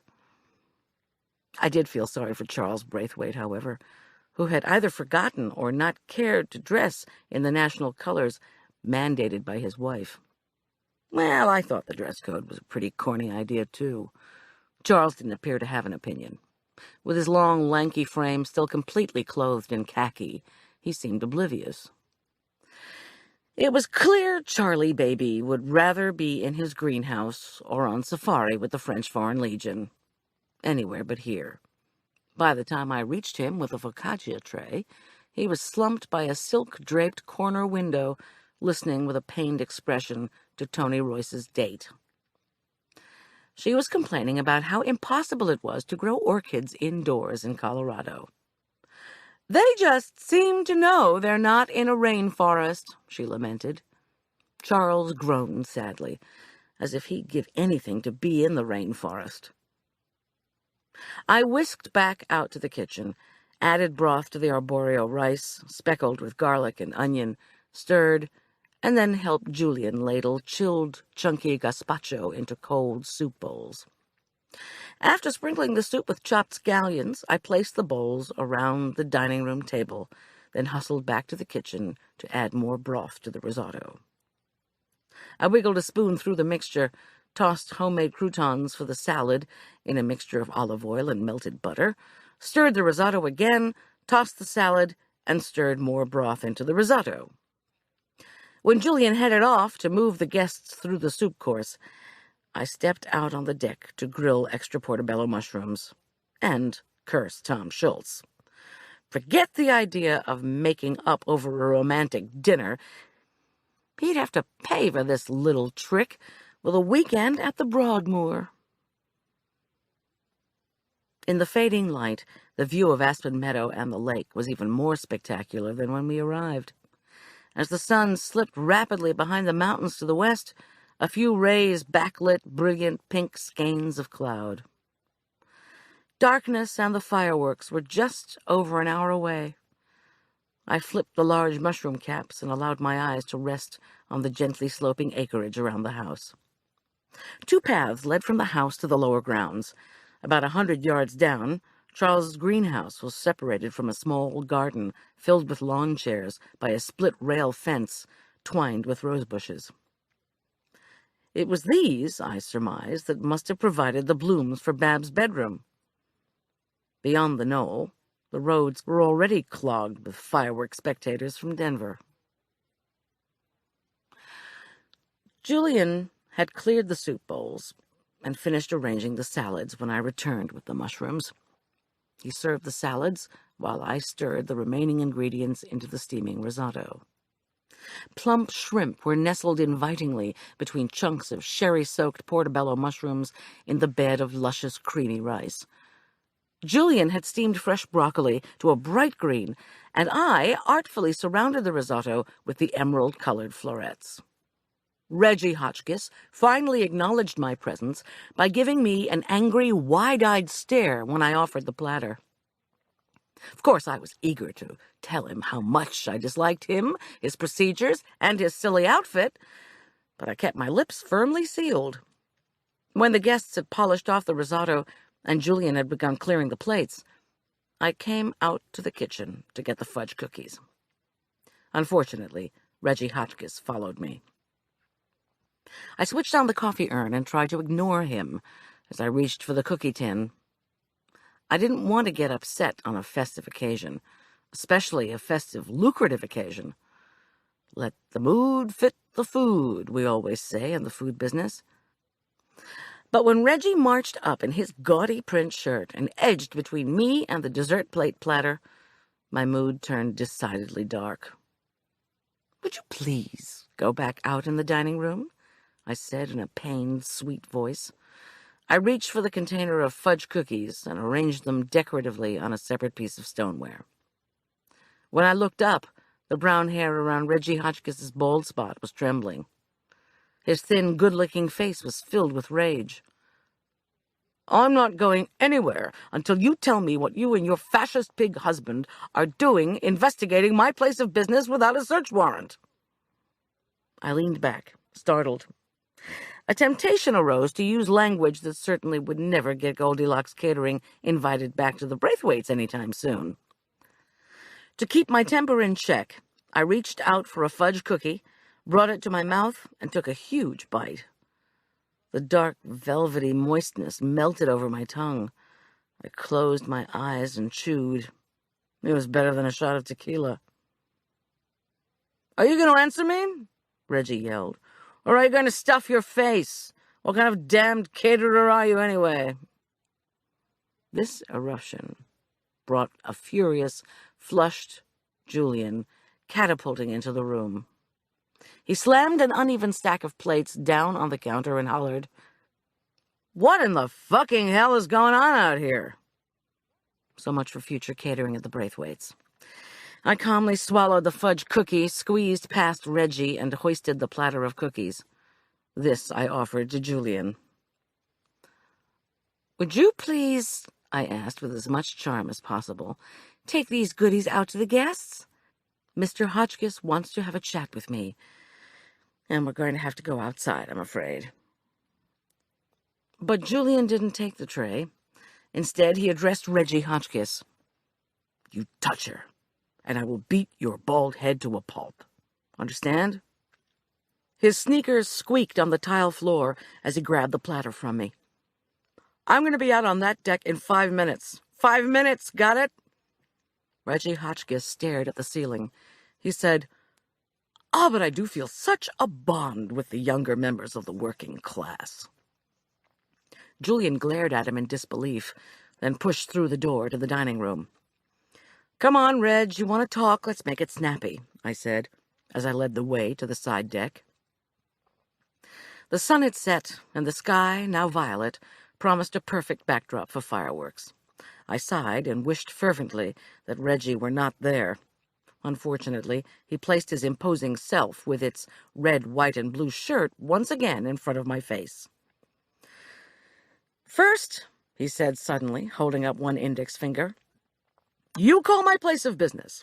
You say," and here he raised his voice to a falsetto that resembled nothing that had ever come out of my mouth, "Oh my, but I want to buy all kinds of stuff from your fall catalog."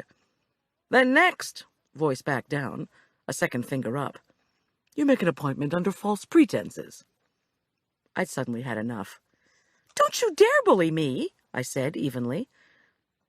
"I made an appointment. I kept it. I even paid for a job that didn't get finished. What's your complaint, anyway? I've got work to do, and you're interrupting it. Oh, I'm interrupting your work. Oh, excuse me. Reggie flailed his arms. And what about all our new products that you wanted to order? You mean all those products you stole from the fall line of Mignon Cosmetics? Those? His face colored in great red and white splotches that clashed with the loud shirt. What? He bellowed. What? Excuse me, Reg, I said, furious myself now. I think you know quite well what I'm talking about. I catered that banquet for Mignon. You were there, too, spying in your cute blonde wig. You got your list of what you figured would be money-making Mignon products, and you just copied them into your fall catalog. Anybody with half a brain could see the plagiarism. His face contorted with rage. Maybe I'd gone too far. Maybe it took a full brain to figure the theft he'd committed. But he'd made me so angry with his accusations I couldn't help it. And besides, I hadn't told him the cute blonde wig had fallen on my head when I was escaping Lane, the needle-wielding facialist. You are in some kind of trouble, Reggie warned in an ominous voice. This time the index finger trembled when he pointed. You have just dug yourself into a hole so deep you'll never get out, lady. Hey, you stupid fuck, yelled Julian from the deck door. He strode angrily out onto the deck and squared off against Reggie's patriotically clad paunch. What did I tell you about not threatening her? I know who you are, too, Reggie raged at Julian, still wagging his finger. You're the low-class creep that Claire Satterfield had finally decided was her one and only. Lucky you, boy. She went from robbing the grave to robbing the cradle. The colors in his face were decidedly unhealthy. You better watch what you say, growled Julian, suddenly aware, as was I, that the rest of the guests had appeared on the other deck. Their faces filled with curiosity about the disappearance of their fellow guest, their servers, and the resulting commotion. Reggie held up his hands. No competition for me, Guy. I didn't want to sleep with her. I just wanted to hire her. That woman could sell cosmetics just by standing still. How was she in bed? That did it. Julian lunged forward. Reggie began to whack indiscriminately. I tried to step between them and caught the brunt of Julian's force, angry body on one side and Reggie's chest on the other. From the middle of the male sandwich, I choked out, Go inside, Julian, please. He obeyed by whirling around and striding angrily back into the kitchen. Reggie Hotchkiss fell against the deck rail. Absent male support, I tottered on the deck planks. I caught my balance just a moment before my trajectory would have landed me on the grill. The pain from Julian's body crashing into mine was concentrated in my head. I rubbed my temples and tried to clear my brain. When I looked up at Reggie Hotchkiss, he had recovered. Standing stock still, he hissed, I have been mistreated and misjudged, and I am not going to forget it. Fine. He brushed imaginary dust off the American flag shirt and made his final pronouncement in my direction. In the classless society, there will be no need for servants. You will be obsolete.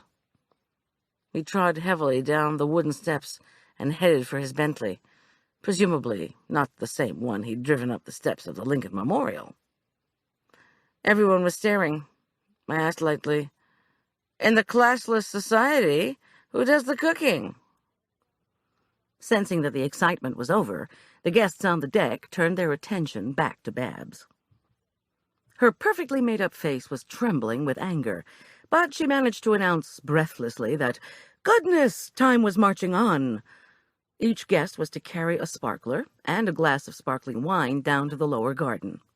Lawn chairs were set up there, she trilled on. Even as she spoke, the maid was moving across the yard, lighting upright torches. The dark-haired woman Reggie Hotchkiss had come with volunteered to light the sparklers and pour the wine. Her high, laughing voice seemed to indicate that she minded not in the least that Reggie had deserted her. But there was more abandonment going on. In the fading light, Charles Braithwaite skulked away from his guests, walking swiftly down the path toward his greenhouse. From the furtive, quick nature of his stride, it didn't look as if his purpose was to set up chairs, join in festivities, or have sparkling anything. I took a deep breath of evening air and tried to remember what I still had to do. Babs was paying her maid to stay late and clean up, so all Julian and I faced was packing the pans and containers we had brought and schlepping them back down the deck stairs to the van. But cigarette smoke drifting upward from underneath the deck made me doubt Julian's commitment to the packing task. "If a caterer is smoking next to the house," I announced downward into the deepening darkness, "that could get him into distinct trouble with the hostess, to the extent that a certain caterer and her capable assistant wouldn't get paid. We might not get paid anyway after having a little squabble with a guest." I didn't tell him I needed help. If Julian wanted to unwind from his encounter with Reggie Hotchkiss, then that was fine by me, as long as he didn't get into any more arguments. Arch was in Keystone. Tom was working late. I had nothing to look forward to, except an empty house and a rousing argument with Tom over switching my food. The later I got to it, the better. The glowing butt of Julian's cigarette moved past one of the torches. I watched him turn not toward the garden, but in the direction of the greenhouse. After I'd brought our platters in from outside and come back out to check that the grill was off and the deck clear, I couldn't see him anymore, as the guests holding their champagne and their twinkling sparklers moved in a slow, loud knot down to the chairs. The maid bustled about, helping me clean pans. I checked my watch when all the catering supplies were in boxes. 9:45. Julian hadn't returned. The fireworks would be starting soon. There was no sign of Charles Braithwaite either. But that didn't surprise me. I decided to wait 10 more minutes out on the deck. It wasn't like Julian to be inconsiderate. On the other hand, he'd been so upset that he probably lost track of time. There was a flash of light, followed by a loud pa-pa sound, and a puff of gray smoke beside the lake. A white shot of light rocketed upward, paused, and then a shower of white light sprayed down from the sky over Aspen Meadow. The blossom of brilliance reflected gloriously in the smooth surface of the lake. The show had begun. There was another boom and flash, and this time the shower of overhead glitter was emerald. In the few seconds of light, my eyes scanned the garden and the greenhouse. Julian's silhouette was briefly visible, along with the smoke from a cigarette. He was standing beside the rose-laden fence. For heaven's sake, I wondered, what was he doing? An explosion-generated scream accompanied the next luminous fall of bits of light, and I felt a wave of unease. Impulsively, I headed toward the torch-lit path. Maybe Julian was watching the fireworks and had forgotten about me completely. Maybe he was in one of his grieving and smoking spells and needed me to snap him out of it. I made my way down the paved walk and learned to fix the path ahead by stopping at the torches, then waiting for the intermittent sprays of colored lights overhead. I knew I was getting close when the heady smell of roses and the laughter of Babs and her guests announced my proximity to the split-rail fence. I maneuvered around the fence and soon found myself at the edge of the greenhouse. "Julian?" I whispered. "Where are you?" "Over here," came his called response after a moment. "Come on around to the front." I followed his voice and tried to figure out where the front was. In a flash of pink and blue sparkles that reflected in the near side of the greenhouse panes, I saw that I was on the shorter wall. The door was probably somewhere along the longer one. When I came around to the length side of the greenhouse rectangle, I could make Julian out. He was standing beside a slightly open door. "Julian, for heaven's sake, what are you doing?" "Sorry if you've been waiting for me," he said when I was by his side. "I was thinking about that awful Hotchkiss guy. and smoking where Babs couldn't see me, and then I just got here. The door's open, and that worries me. You stayed down here in the dark and left me to wonder what in the world had befallen you, and now you're worried about a door? So what about the damn door? Julian's earnest, boyish face and blunt-cut blonde hair was suddenly revealed by a glistening shower of red, white, and blue. Don't be upset, he pleaded. It's just that Dr. Braithwaite... You don't understand. He'd never leave this place open, especially if he was going to be having guests who were strangers. The guy's a security nut about his experiments. I don't know where he is, but I think I should stay here and guard the place until he gets back. He's got a lot of stuff in there that's pretty dangerous. I took a deep breath and tried to think. Really, Julian's loyalty to Charles Braithwaite was admirable. Misguided, but admirable. Okay, look, I told him. We can't stay here and wait for the host to show. Just close and lock the door. Please. No, said Julian stubbornly. I owe it to Dr. Braithwaite at least to check if there's been any damage. Then we can call the police or something. Okay, then, I said, as amiably as possible. Let's go inside and turn on the light, if there is one, and see if there's been any vandalism or whatever. Maybe there's a phone to call the main house or the police. Otherwise, we really need to go back up to the house. Okay. Together, we moved up the concrete steps to the open door. Actually, he added meekly, I was kind of afraid to go in there alone. Well, that was just peachy, I thought rather indignantly, as my hand felt along the inside of the plexiglass. Did a lot of stuff that's pretty dangerous include woman-eating plants? I groped along the slick surface. My fingers brushed something cold, and I instinctively recoiled. Then I realized it was a conduit leading to a light switch. Triumphantly, my fingers found the switch. I flipped on an overhead fluorescent fixture. After the near darkness, it took a moment to adjust to the light. Julian stepped forward and peered around the greenhouse, which really looked more like a lab than a place to raise flowers. Row upon row of tables was neatly piled with equipment that meant nothing to me. There were plants arranged on shelves, too, a cornucopia of flora in all stages of development. But at least the place seemed orderly, and not as if someone had broken in and made a mess trying to steal, vandalize, or whatever it was Julian seemed so worried about. Looks pretty innocent, I commented, as I moved toward one of the tables. Maybe he just forgot to lock the door? No, don't touch anything, Julian warned. He gestured at the space. You're looking at a lab set up for molecular biology, he said with genuine awe. He pointed to 2 metal boxes on a near table. Those are gel boxes for electrophoresis. That's the process for analyzing DNA. When our class visited, Mr. Braithwaite told us he was looking for an enzyme in plants that produces blue color. You know, because scientists hadn't had any luck at, splicing it into roses because the color receptors just weren't there. I looked at the boxes, fascinated. So this was where he'd created the blue rose. In spite of the uneasy feeling that Julian and I didn't belong here, I found it astonishing that someone could put together this kind of complicated scientific setup in our little burg of Aspen Meadow.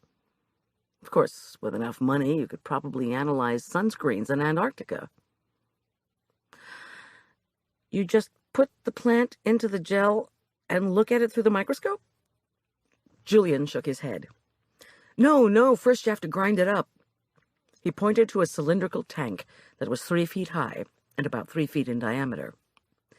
You have to put the flower petals into liquid nitrogen, which is what's in that vat. You grind the petals in there till they're like a fine powder. Then you have to add a buffer. Liquid nitrogen? I interrupted. Isn't that pretty cold stuff? He grinned. It was the first time I'd seen him amused since Claire's death. Try minus 196 degrees. That cold enough for you? You wear latex gloves, Goldie. He pointed to some gloves tidily placed by a mortar and pestle next to the tank. If you put your hands in there unprotected, they'd break off. Put your head in, and you'd be the headless horseman, not to mention that the fumes would suffocate you. I decided I'd had enough science lesson. Okay, Julian, thanks. Let's go back up to the house. But I haven't told you about the sequencing gel apparatus and the laminar airflow hood. Not to mention the gene gun. That's really cool. Cooler than minus 196, I couldn't imagine. Gene gun? Can you shoot anybody with it? Very funny. He moved to a table and picked up what looked like an elongated pistol. You introduce your bit of DNA into the axillary buds of the flower you're experimenting with, and you pray like mad that you end up with your blue daffodil, or whatever it is. He fell silent as his eyes rested on a cluster of flowering plants that I could just dimly see. They were grouped next to the vat of liquid nitrogen. What the hell? Julian peered in closely at the flowers. He had these covered up last time, and... oh my God, it's a friggin' blue rose! He picked up a small pot and held it up to the light. I felt my heart stumble in my chest. I wanted to get out of there so badly. Judas Priest! Cried Julian. Look at this, Goldie! I can't believe it! Do you know what this means? A whimper came from behind a shelf of books at the far end of the lab. Julian and I gaped at each other. Go away, sobbed the voice. Just leave. Julian carefully put the pot down with the others. It's him, he stage whispered to me. The sobs grew louder. Just go away. Leave me in peace. Dr. Braithwaite, Julian said, as he moved toward the shelves. We were just worried about you. When the door was open, the entire shelf of books erupted at that moment as a growling Charles Braithwaite heaved them forward and emerged with his arms outstretched. Julian jumped back from the cascade of volumes. Sobbing, his arms raised, Charles Braithwaite had the aspect of a skinny, white-haired ogre. He growled at us, then screeched, Go away! Leave! Julian, I yelled, let's get out of here! Julian didn't move. Why won't you leave? Charles Braithwaite bellowed. He stood with his thin legs apart, his long arms outstretched. Nothing means anything! Then, defeated, he stumbled through the fallen books and sank against one of the tables. In a much lower, more subdued voice, he murmured, If you will just please go away, I won't turn you in for smoking as a minor. The guy was losing it, that much was clear. First he was howling like a crazy person, then he was making calm pronouncements. I was sorely tempted to exit as bidden, but Julian stepped with determination over the piles of disheveled books. Dr. Braithwaite, he said calmly, you're upset. Smart kid, I thought. Just keep your tone low. Smarter yet, I thought ruefully, get the heck out. Julian held out his hand. Why don't you just come up with us? No! Charles Braithwaite roared, his white hair shaking wildly. Leave me alone. Come on, Julian, I implored from the entrance to the greenhouse. Let's just... I'm not doing it, Julian said in my direction, his voice sharp but still low. We're not leaving without him. Look, Dr. Braithwaite, you don't have to... The white-haired man raised a mournful face to Julian. He raised his index finger, calm again in his bizarre way. He acted as if he were instructing Julian in an important point of molecular biology. Claire Satterfield brought something into my life that I'd never had. So there's just one thing I want you to know before I die. Oh, hell, I thought. And that is, he continued, that you did not cause the accident with my wife. He spat out the word. No.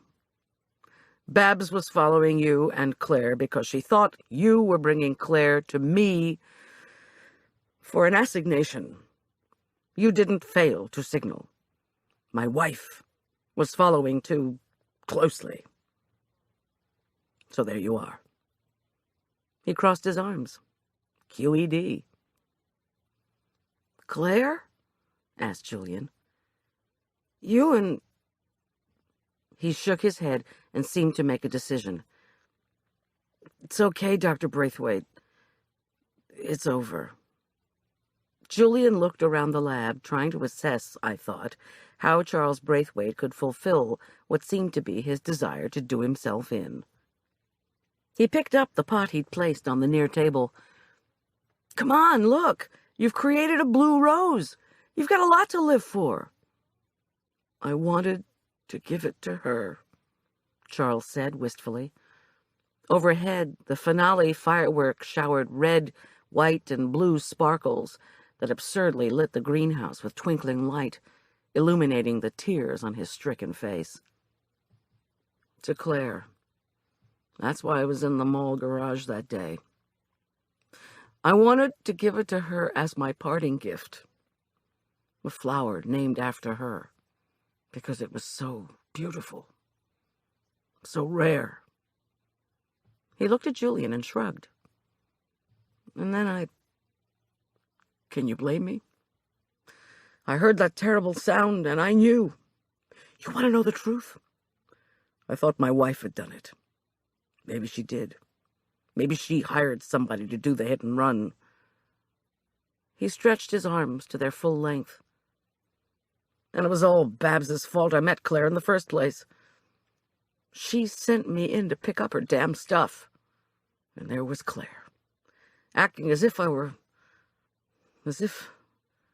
the most wonderful—" He dropped his arms and shook his head vigorously, as if he'd just come to the realization of whatever it was he'd been concentrating on before he'd digressed.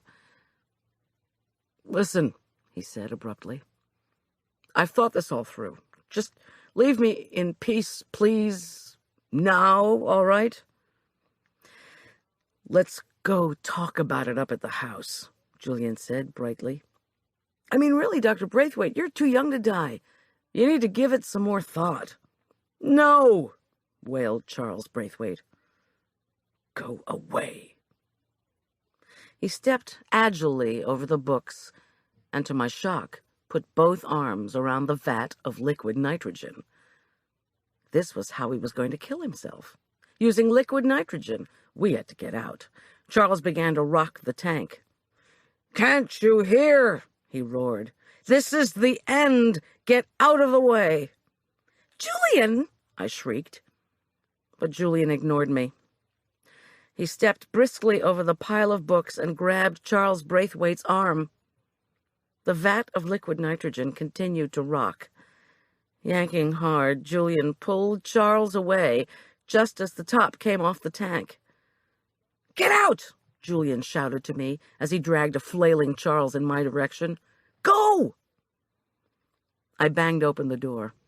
When I looked back, the tank teetered as the freezing chemicals splashed over one side, emitting clouds of white smoke. Julian scrambled toward the exit, his arms firmly encircling Charles Braithwaite's chest. Charles, his white hair wild, kicked half-heartedly. But he was no match for young Julian's strength. The three of us bounded out of the greenhouse, just as the vat crashed downward. I couldn't help it. I looked back again, just in time to see the liquid nitrogen spilling over and destroying the blue rose plants. Chapter 18. Our odd trio darted through the guests meandering up to the house.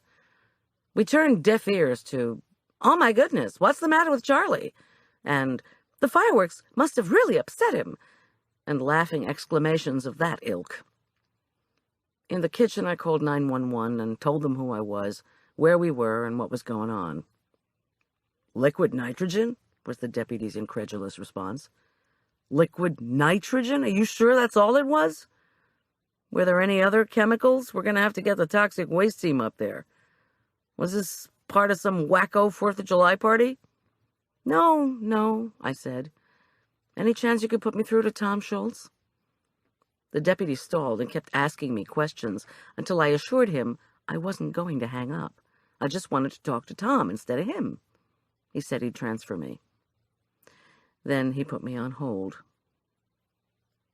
I tapped my fingers on the kitchen counter and watched as Julian ministered to Charles Braithwaite. Using a low, quiet voice, Julian admonished Charles to lie relaxed on the spotless kitchen floor and to breathe normally. Was he hurt? Julian wanted to know. When Charles shook his head, Julian asked him who he was and what was going on. Tears ran down Charles's thin face as he gave halting responses to Julian's steady questions. Then Julian patted his shoulders and checked his pulse and told him in a voice that rippled out like custard that everything was going to be all right. Julian amazed me, really. He'd proven himself to be single-mindedly ambitious in the schoolroom and the kitchen. He loved and hated with a ferocity that was frightening and occasionally explosive. But there were times like these when I was reminded he'd spent most of his life among the Navajo in Bluff, Utah. He had an uncanny ability to act the wise healer when it was needed. I watched him calmly checking Charles Braithwaite for shock. What had he said to Charles in the greenhouse? You're too young to die? Claire Satterfield had been much too young to die, too. What was still unclear to me was whether Julian would be able to heal from that terrible loss. He was too young to have the loving part of himself die. The deputy's voice crackled in my ear. Tom Schulz isn't here. At that moment, the first wave of law enforcement and fire vehicles pulled up, so I signed off. Hours later, when the fireworks had ended and the moon had risen and the guests, including an angry Tony Royce, without his promised brownies, had finally left, when Babs Braithwaite had exploded in a fit of hysterics and Charles had been taken to the hospital for observation, when the toxic waste team had realized only nitrogen, a fertilizer, had spilled, and Julian had decided to spend the night at a friend's, I drove the van home. The fireworks spectators had all departed, but in the moonlight I could see the enormous mess of trash they'd left on the golf course by the lake. I came through the door just before 2 a.m. Tom, amazingly enough, was in the kitchen making chocolate ice cream. Waiting for me, and undoubtedly too wired from the investigation to sleep, he'd decided to concoct a Neapolitan ice cream torte with a chocolate cookie crumb base and layers of homemade vanilla, fresh strawberry, and finally dark chocolate ice cream. Allowing 30 minutes per batch of ice cream, I figured he'd been at this for quite some time. The kitchen was a mess of cream containers, beaters, and bowls. It's not exactly the colors of the flag, he said ruefully when I peered into the bowl and raised my eyebrows. But it's going to be great. Can't wait for you to try it. Where have you been, anyway? I guess my little ruse didn't work. Little ruse? Little ruse? Is that what you call it? I glared at him. He grinned widely. After a few seconds of trying to keep up my withering stare, I couldn't help myself. I burst out laughing. And when did you have time to do all that menu planning, Mr. Investigator? I am never going to forgive you. He grabbed me by the waist and swung me perilously close to the clutter of ice creams. Sure you're going to forgive me, he reassured me as I giggled wildly. And I didn't have time to do the cooking.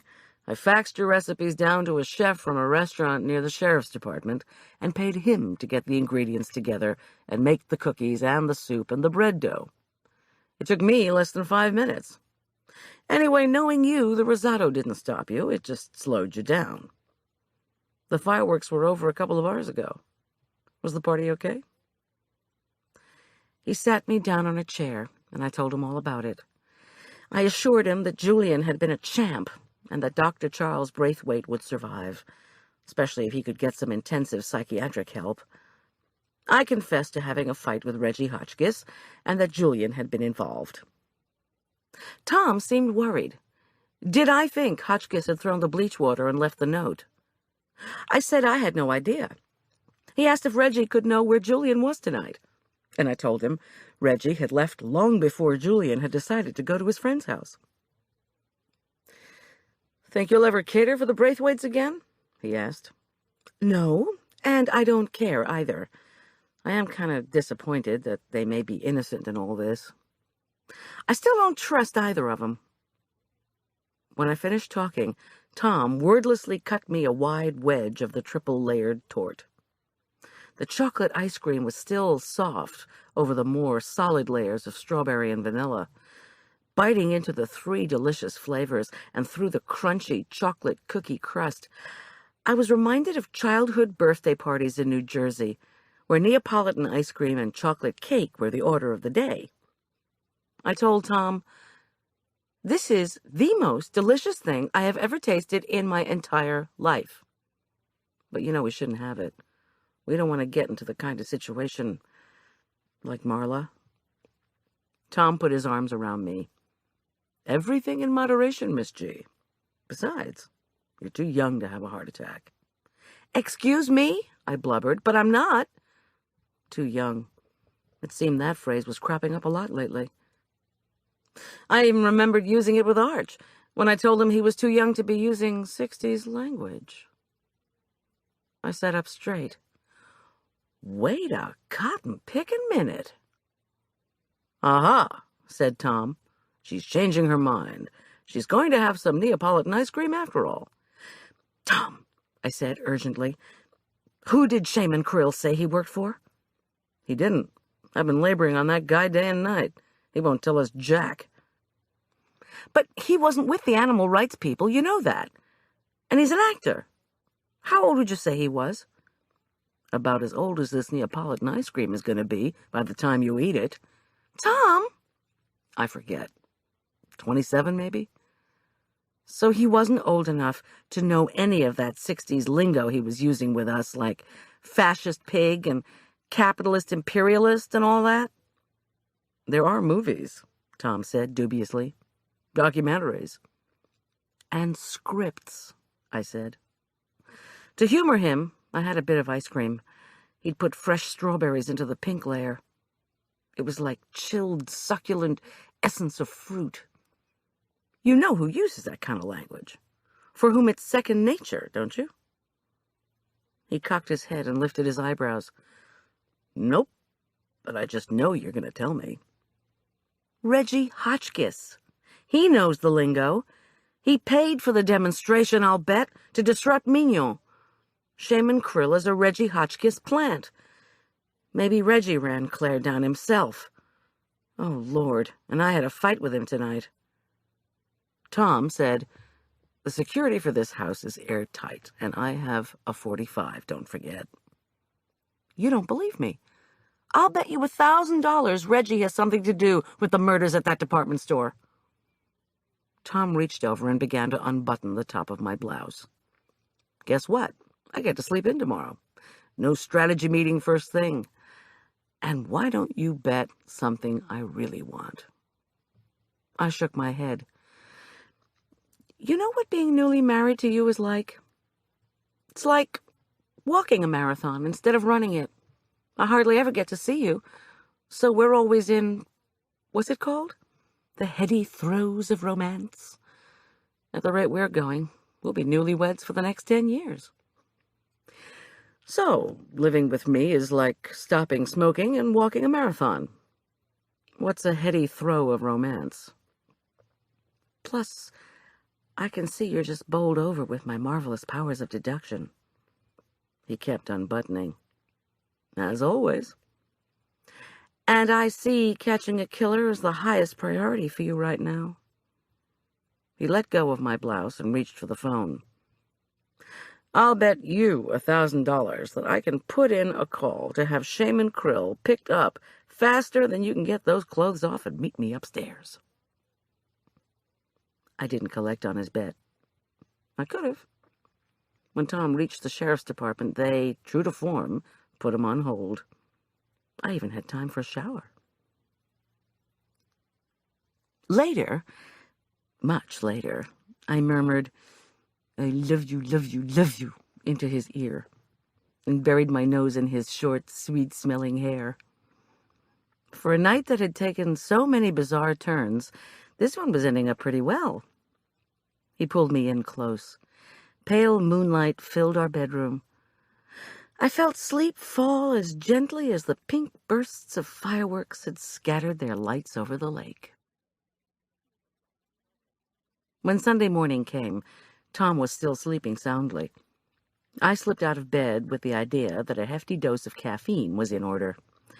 But Scout the cat boldly rolled onto his back in front of the espresso machine and demanded attention. I rubbed his stomach as he writhed from side to side, demanding more and more. Eventually, he decided he'd had enough affection and hopped off the counter, and I was able to load the machine with fresh beans and water. Soon, dark strands of espresso hissed into the twin shot glasses, and I poured them over milk and ice and stepped out onto the front porch.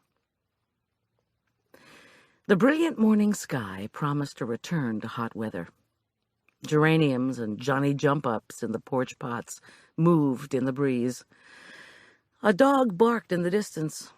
Across the street, the Routs' house was silent. No Colin crying, no jazz saxophone. The morning of the 5th of July always felt odd. It was as if time had slipped around midnight during the fight for independence and left the whole country to suffer a summer hangover. I sipped my icy latte and wondered how Charles Braithwaite was doing. Julian had just gone through shock. He'd managed to recover fairly quickly, but Charles was older. Age usually dictated a longer recuperation from trauma. And speaking of recovering from trauma, Marla was due to greet the world again this afternoon. I checked my watch. 7:20. When I finished the coffee, I felt heavy-hearted and tired.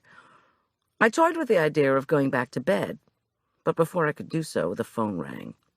I bolted for it so the ringing wouldn't wake up Tom. It was Officer Boyd from the Sheriff's Department. "He's asleep," I whispered. "Can it wait?" "Just tell him we got Krill," said Boyd. "Tom said it was your idea anyway, that the guy was a phony. Looks as if you were right, Goldie. Krill buckled when we asked him if his employer was Hotchkiss. He told us Hotchkiss hired him to be disruptive. He even gave him a script. The lingo, the chants, the dead bunny, you name it." "But did Krill drive the truck that killed Claire? Did he have some connection to Gentileschi?" "Not that he'll admit to. But don't worry," Boyd said in his laconic, confident manner. "He'll crack. Give it time. Tell Schulz when he wakes up that we'll have a confession in no time." I hung up. I remembered my promise to give an update on Marla to the St. Luke's parishioners at the early service. Rather than wake Tom, I left him a note on the kitchen table that said Boyd was working on Krill and that he should call the department. As I quietly slid into a skirt and blouse, the key to Prince and Grogan's storage caught my eye from where I'd left it on the bureau after removing it from my bra on Friday. I was, after all, going to church, I reflected guiltily, and there was that bit about "thou shalt not steal." I slid the key into my pocket. I would return the key. Eventually. The sparse congregation at St. Luke's all looked droopy-eyed. The interim pastor, who was serving while the parish committee searched for a new rector after the loss of our last one, forgot to turn on the altar lights, but no one minded. We moved slowly through the prayers. Thankfully, there weren't any hymns. The choir, the organist, and our voices were on vacation. When asked by the priest, I gave a very brief update on Marla's condition. During the intercessions, when we made special requests for intervention and healing, I tried to allow my mind to become blank. The excitement of the past few days would eventually fade. The spirit would return to its old rhythms. Into the blankness, I summoned Marla's face. Then Charles Braithwaite's. Then old Mr. Routs. I prayed for Julian, for the repose of the souls of Claire and Nick. Without warning, the parade of faces became muddled in my mind. The more I struggled to focus, the more curiosity insinuated itself, like Scout plopping between me and the espresso machine. "You're tired," I told myself. "You've been through a lot." I leaned back in the pew. All around me, parishioners continued to offer their supplications. I opened my eyes, then shut them. It didn't help. My mind was preoccupied with images, questions, memories that didn't connect. I remembered Arch repeating his science teacher's assertion that the memory was like a Rolodex. When you can't remember something, it's not that you don't have the information, you just can't access it. In my mind's eye, I saw a vehicle following mine down to the mall the morning of the Mignon banquet. Saw again someone watching outside our house at night. Heard Shaman Krill shout 60s-style derision. Saw him swing a dead rabbit at me. Viewed the pain on Mr. Rout's unseeing face. Felt the spray of glass as Nick Gentileschi's body hit the Mignon counter.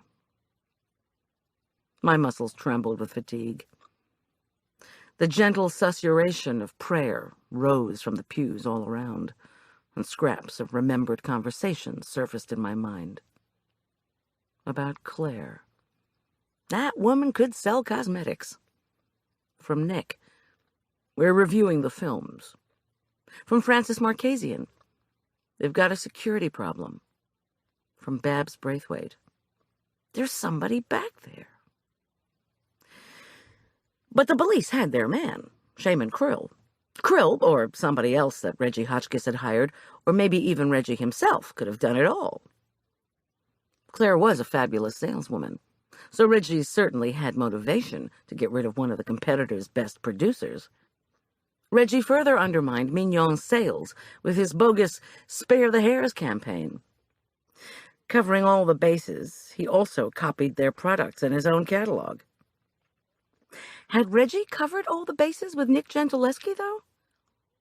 That was what didn't fit. Why would someone have to kill the security chief? Because of potentially embarrassing photographs? Because of something that had turned up on the films? What about the cash refund problem? Francis had said, it's all computerized, so it looks official. But what was official? I'd seen stacks of computer printouts in the department store office. Would they detail transactions, or would those be in the ledger? Someone touched my shoulder. I opened my eyes. "We're passing the piece," a woman told me. She had gray hair, pulled back in a neat bun, crinkles around her eyes, and a worried smile. "Are you all right?" "Fine, thank you." I stood quickly and shook her hand. "The peace of the Lord." She smiled and squeezed my hand. Peace. Which was what Arch had said. And Reggie Hotchkiss, the plagiarizing pacifist. With enormous effort, I turned my attention back to the service and went through the communion portion of the liturgy. Afterward, the tired crowd engaged in half-hearted chat, and I nabbed a cup of church coffee. The stuff tasted like something you would lick off the inside of a 20-year-old aluminum pot. It was 9:15. As I climbed into the van, the curious voices rocketing around in my brain began shooting off again. What could that camera above the Mignon counter record? What did the printouts and the ledger show? If Shaman Krill was under arrest, what harm could it do if I went down to the store and just looked around a little bit?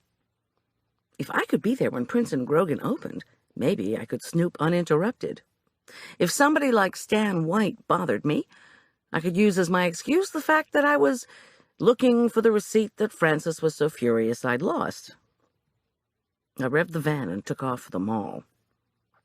When I arrived, I realized that people were as reluctant to shop on the morning of July the 5th as they were to go to church. I felt foolish going into Prince and Grogan when the doors were finally unlocked. The place was virtually empty. When I arrived at the department store offices, I announced to the woman behind the credit window, "I need to see Lisa in accounts payable. Is she in yet?" "I don't know. You can check." Lisa was not in. I rifled through the stacks of printouts on her office floor until I came to the one marked Cosmetics. I scanned each of the folded pages, but they yielded only columns of numbers, and then rows of numbers across from the columns under headings like YTD. Doggone it. Determined, I picked up the accordion-folded sheaf, slipped the printout under my blouse, and headed out of Lisa's office. If I compared the printout to the ledger, maybe it would all make sense. Hugging the printout to my body, I rode down the escalator. The Mignon counter looked as if a bomb blast had hit it. Tape held together the web of remaining glass. Plywood covered the bare spots. The broken blind was also haphazardly covered with strips of plywood. Harriet Wells, her blonde hair frothed up in another of her twists, her Mignon uniform crisp, was tidying up. She looked up at me with a surprised, happy face. "You're the last person I expected to see here," she said, with a high, tinkly laugh. She sat on her stool beside the counter and scowled. "This is always a slow morning." I shifted the printout around and said, "Listen, Harriet, I'm looking for a receipt that I might have dropped in here the other day when Nick fell." She tilted her head at me appraisingly, then closed her eyes and shuddered.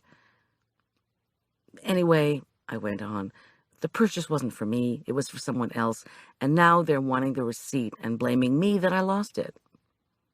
Before she could answer, a male customer came up to the far side of the counter and began to test perfumes. Harriet slid off her stool, came over to the counter, and reached underneath for a Tupperware container of muffins. "Are you hungry?" she asked with a bright smile. My stomach reminded me that I had had quite a bit of caffeine, and nothing substantial in the last 3 hours. "Of course, especially for something you've baked." "These are made with sour cream," she confessed, as she took the top off the container. "But see if you can guess the other ingredient. You're so good at that." I took a bite. Sour cream, though fattening, was a good ingredient for keeping things fresh. I even had a pound cake recipe that required that the finished cake be wrapped for 24 hours before being served. The muffin was buttery, rich, and delicious. It was flecked with tiny bits of green that tasted like mint. "Can't tell what it is," I said, then looked down at the customer testing perfumes. It was Reggie Hotchkiss. My heart sank. "Okay, Harriet," he crowed. "Tell me what was so important you had to see me on a Sunday morning." "Look in the trash if you want," Harriet said over her shoulder. "This shouldn't take long. I never tell Hotchkiss a thing. You can try in front of the counter, too, although the cleaning crew's been in to vacuum up all the glass and, you know." Did I ever? I scooted behind the counter and slipped the computer paper out of my blouse. What a relief. I just hoped Harriet hadn't seen it. When Reggie quizzed Harriet and sprayed one cologne on his right arm, the other on his left, I looked up at the security camera. From where it was positioned, it could take in the entire front of the counter, the cash register at right angles to the counter, and the file cabinets and storage areas behind the counter. Harriet was murmuring questions to Reggie, and he replied more expansively and loudly to each inquiry. Eventually, he began to yak about perfume, citrus versus floral, pine versus patchouli. He seemed to be ignoring me, but I'd seen him do that before. I took another bite of muffin. First things first, I put the computer paper beside the large blue ledger that I'd seen Dusty flipping through Thursday, the first day I'd visited the Mignon counter. Then I squinted at the file drawer. I remembered Dusty writing down all the information about my complexion and putting it on a client card. Would it be filed under my name or Dusty's? I took another careful bite of muffin and slid open the file drawer. Route, Satterfield, Wells.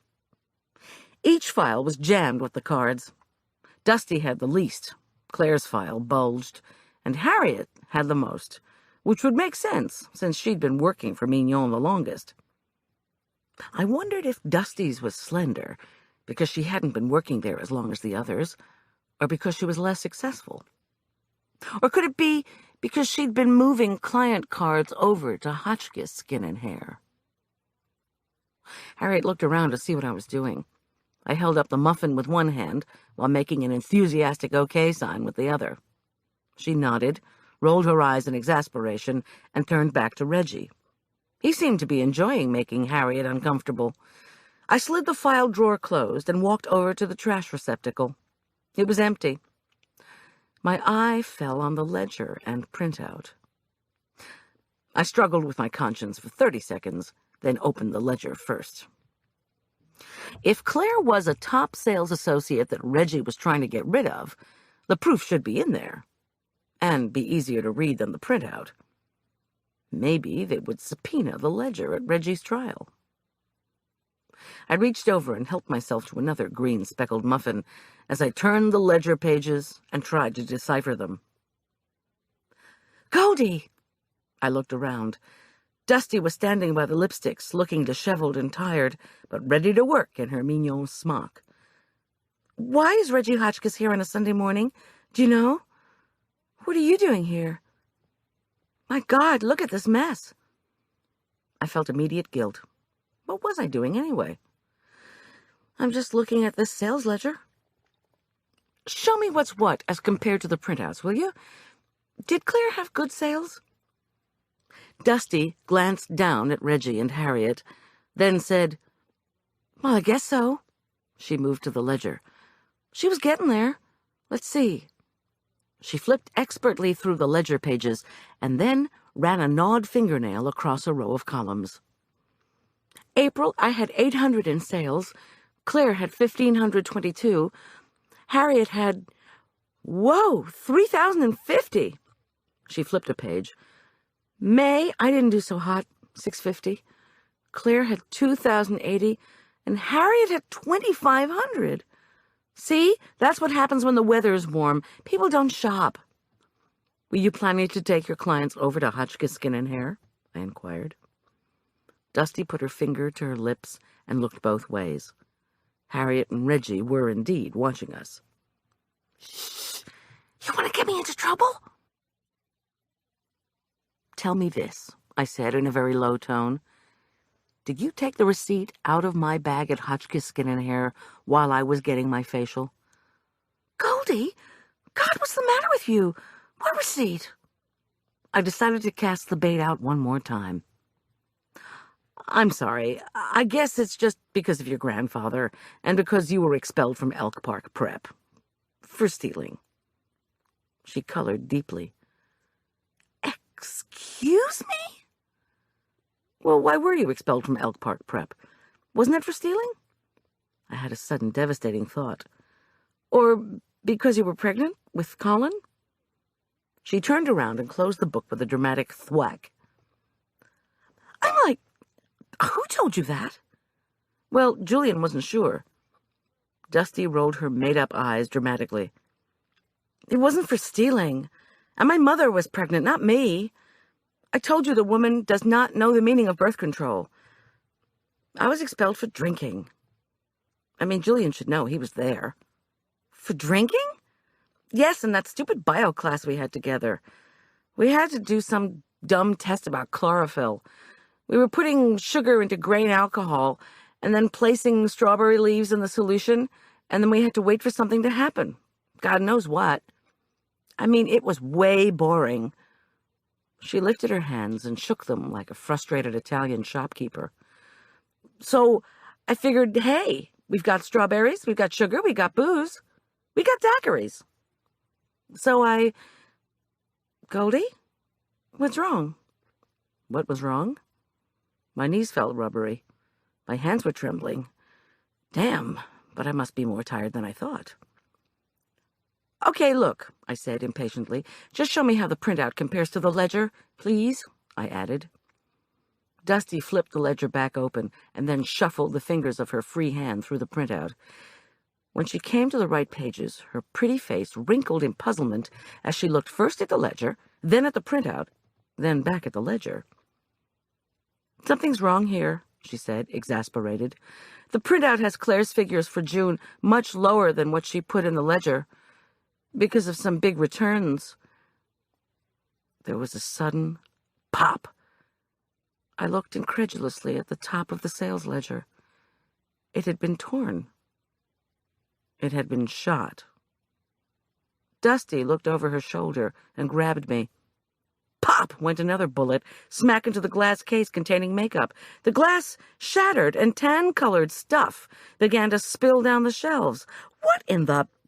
"Move away from that book, Dusty," said Harriet's voice. Holding me tight, either to protect herself or me, Dusty let out a small shriek. Together we stumbled backward. I couldn't see Reggie Hotchkiss. Harriet was holding a small gun. She shot at my hand that had pulled the ledger down off the counter. I dropped the book and dived into the aisle. "What the hell, Harriet?" Dusty crawled over to my side and glared at the other saleswoman. "What the hell's the matter with you? Put that down. We weren't doing anything. Go away," she yelled at Reggie, who was advancing down the aisle. "Reggie, help! We've got a gun here!" Reggie shouted something unintelligible and ran toward the exit. I started to crab walk sideways toward the entrance of the shoe department. "You just had to know," said Harriet acidly, as she came steadily toward me. Questioning Nick, sucking up to Dusty, going after Reggie. "You said he was the one who knew too much." "That's why I told him to come here this morning." "But it's you. And now you're getting into the printouts. Did you view the films, too?"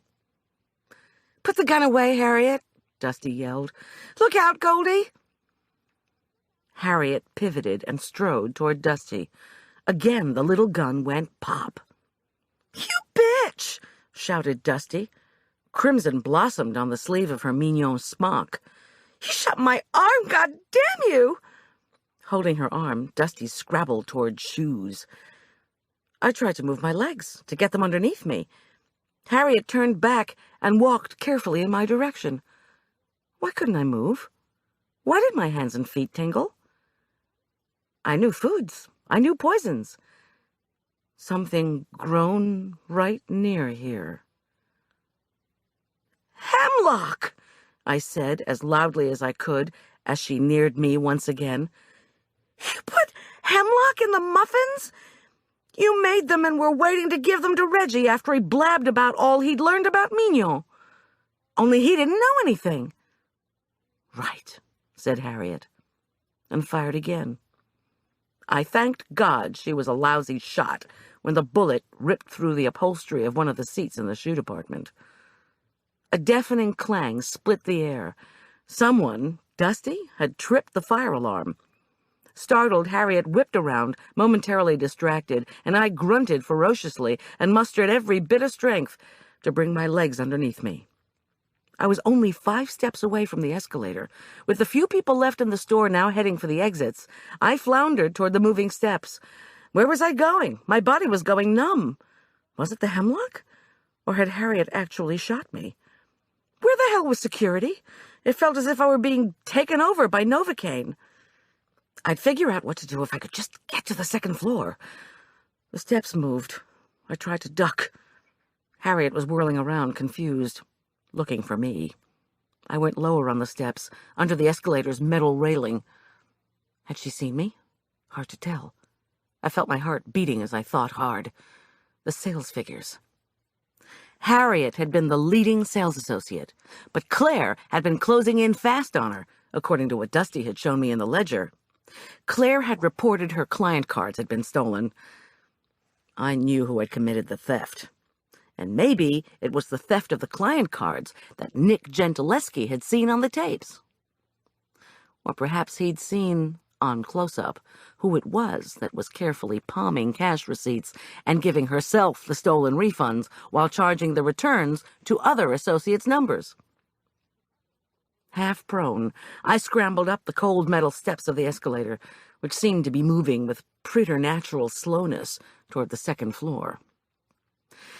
Yes, Harriet knew the ins and outs of this business. She knew what Nick Gentileschi was up to behind the mirrors in the women's fitting room. She'd probably offered to trade her knowledge of his illegal activities for his silence and the photos of Babs. It wouldn't have been too hard for Harriet to convince Mr. Kinky Gentileschi that she was willing to have some kind of interesting encounter up in the blind. Hell, she'd probably offered to bribe him in the way he enjoyed best. Then she'd put the incriminating photos in his pocket, I wagered, to implicate the Braithwaites in his death. "Goldie," Harriet shouted, "I just want to talk to you." "Yeah, sure." Like when she followed us down to the mall to see where Claire parked so that she could order her out to get something from her car. Like when she threw bleach water on me when I'd started snooping around. Or when she'd watched outside my house so she could see if I headed down for the mall and the telltale printout sometime, maybe early in the morning, when she wasn't personally working at the cosmetics counter. Finally, I was at the top of the moving stairs. Not yet sure of how much muscular control I still had, I rolled wildly onto the floor and hit a china display. The whole thing toppled over with an ear-splitting crash. I cursed and hauled myself to my feet. I had an absurd vision of Socrates. How much time did hemlock take to kill someone? But I knew something the doomed philosopher hadn't. Thank God for Pete the Espresso Man's advertising. I'd learned the antidote for hemlock from his pamphlet. It was one of my favorite substances, coffee. And I'd had enough of it this morning, a 4-shot latte and a big strong cup after church, that the poison wasn't having the swift lethal effect Harriet envisioned. I just needed more caffeine, and quick. I could hear her heels tap-tap-tapping up the escalator. I tottered recklessly through the bathing suit department. Harriet would be up here any moment with her little gun. I didn't have time to get to the exit. She'd see me and catch up. Damn. Then I noticed the dressing room. Hope bloomed. Could I still have the stolen key in my pocket? I certainly hoped so. Moving seemed a little easier at this point, and I had the absurd thought that perhaps hemlock was like heroin. If you kept propelling yourself around during an overdose, things might not end up so badly. I groped in my pocket, found the key, and fumbled to unlock the door to the storage room. I turned the handle and prayed. It opened. I careened into the darkness. "Goldie!" came Harriet's voice again over the blare of the fire alarm.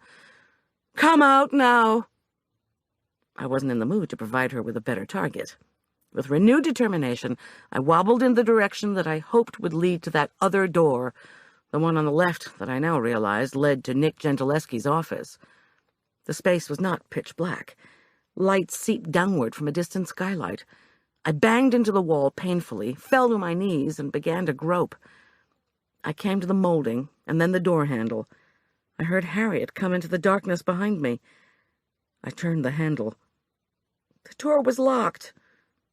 "Goldie, quit running. You just don't understand. I had to do what I did." I felt the wall, wondering if Harriet had reloaded. My hand touched metal. Metal steps. I was confused. A metal staircase? To what? "I'm going to find a light," Harriet warned. Close. Too close. "I'm going to turn it on." I scrambled up the steps. There had to be some exit up there at the top. And then I remembered Francis Marchesian sitting on something, a raised box or platform that was just there, on top of the roof. Had it been the Prince and Grogan roof? Oh, please let that be it, I thought desperately. Some exit that they used for repairs. Please, anything. Up, I climbed. Thin fluorescent lights blinked once, then came on, just as I reached the top step. Oh, Lord! The raised box was fastened with a schoolhouse lock. I glanced down. Harriet had the pistol pointed up at me. She shouted, "Goldie, come down now." Then she fired again. The bullet ricocheted deafeningly off metal. I twisted the lock and pushed vertically with all my strength. The heavy door groaned. I was on the roof. I was out. The fair organizers were in the throes of breaking down the tents. Nearly everyone was gone, but I thanked the powers that be that Pete's Espresso Bar was the last tent standing. The king of advertising wasn't going to be the first to leave, especially when volunteer crew members might want to buy coffee. I ran awkwardly across the concrete and fell at Pete's ankles. "Espresso, straight, at least 6 shots. Quick," I panted. Pete switched on the machine and looked down. Today's t-shirt said, "I'm lean, mean, and full of caffeine." "I swear, Goldie," he said, "I wish every customer was like you." And then we heard a pistol shot. It was over. Chapter 19.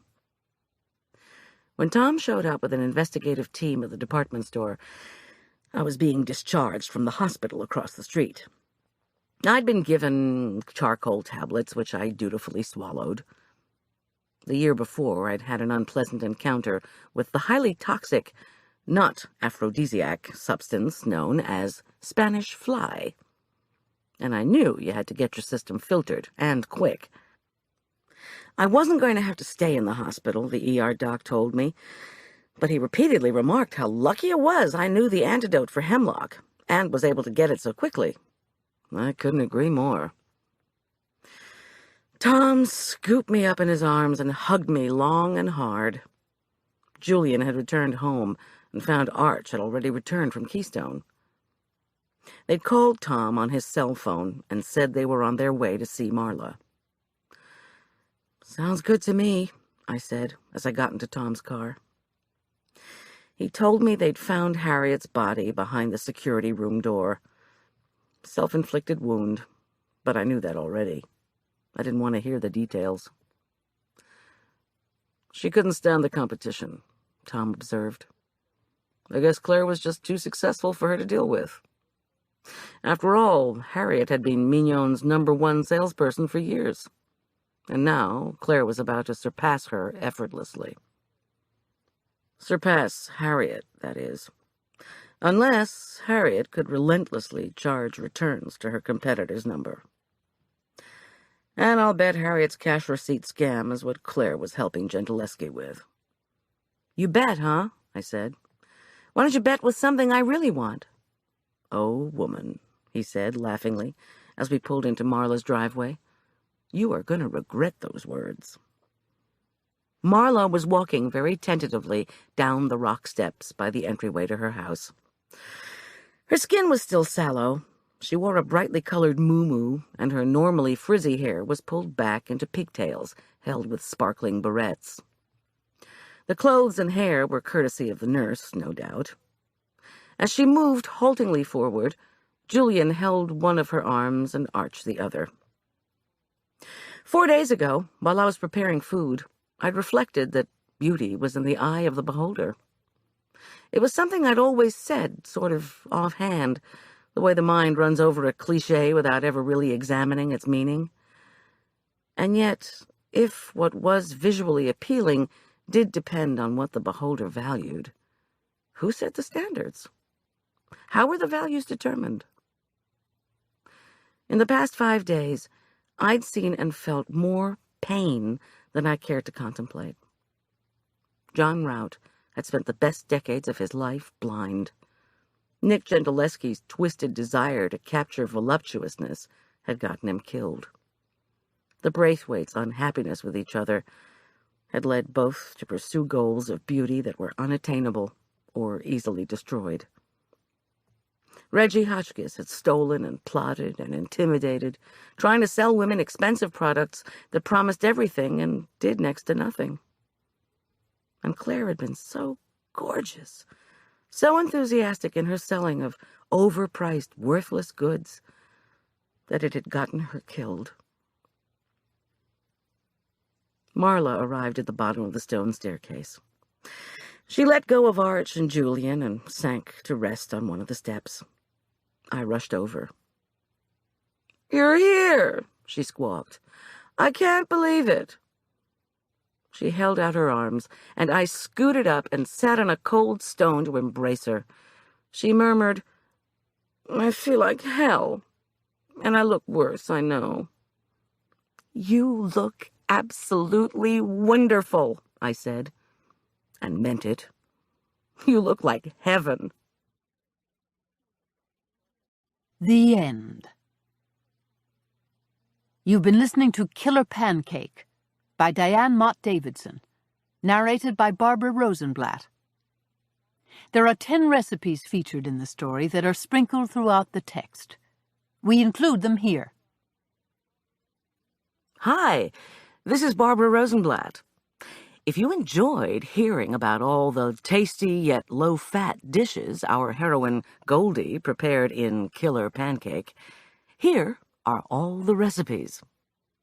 They are hoisin turkey with roasted pine nuts in lettuce cups, Grand Marnier cranberry muffins, vanilla frosted fudge cookies, what to do with all the egg yolks bread, low-fat fettuccine alfredo with asparagus, fudge souffle, killer pancakes, turkey curry with raisin rice, low-fat chicken stock, and shrimp risotto with portobello mushrooms.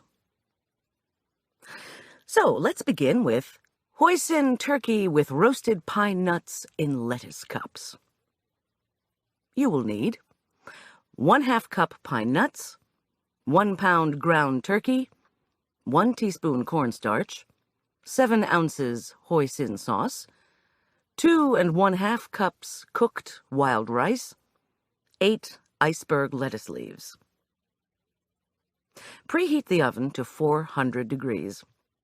On a rimmed cookie sheet, toast the pine nuts for 5 to 10 minutes or until golden brown.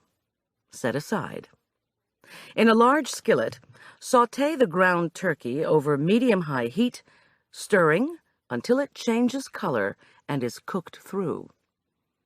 Drain well and return to the pan. Stir in the cornstarch and hoisin sauce.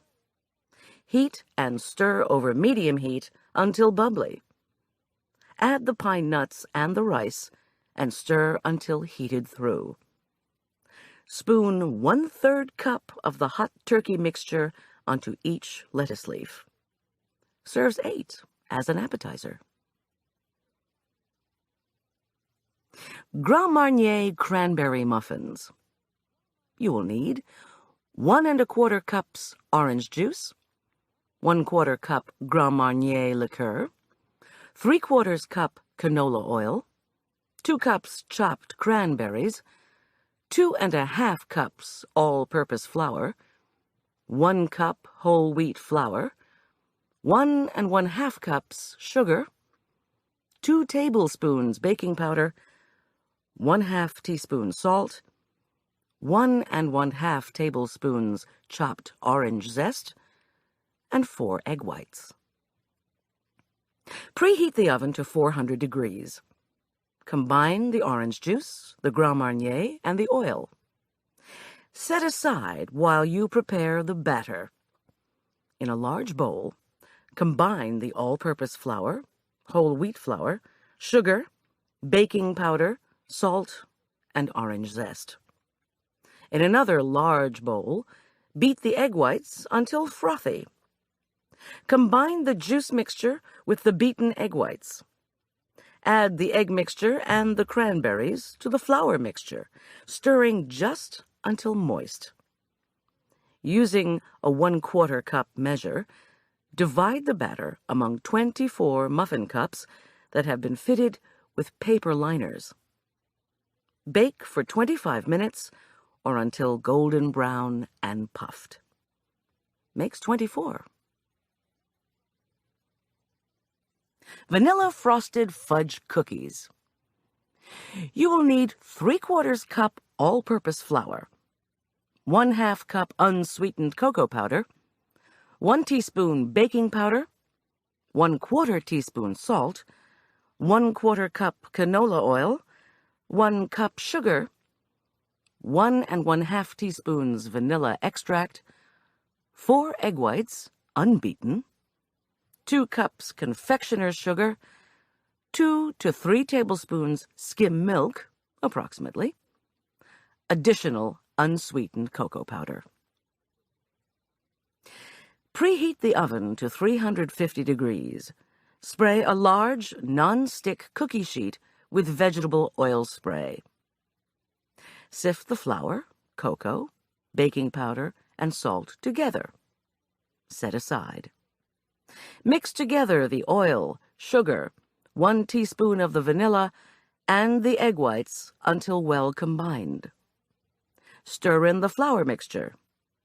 Chill 1 hour.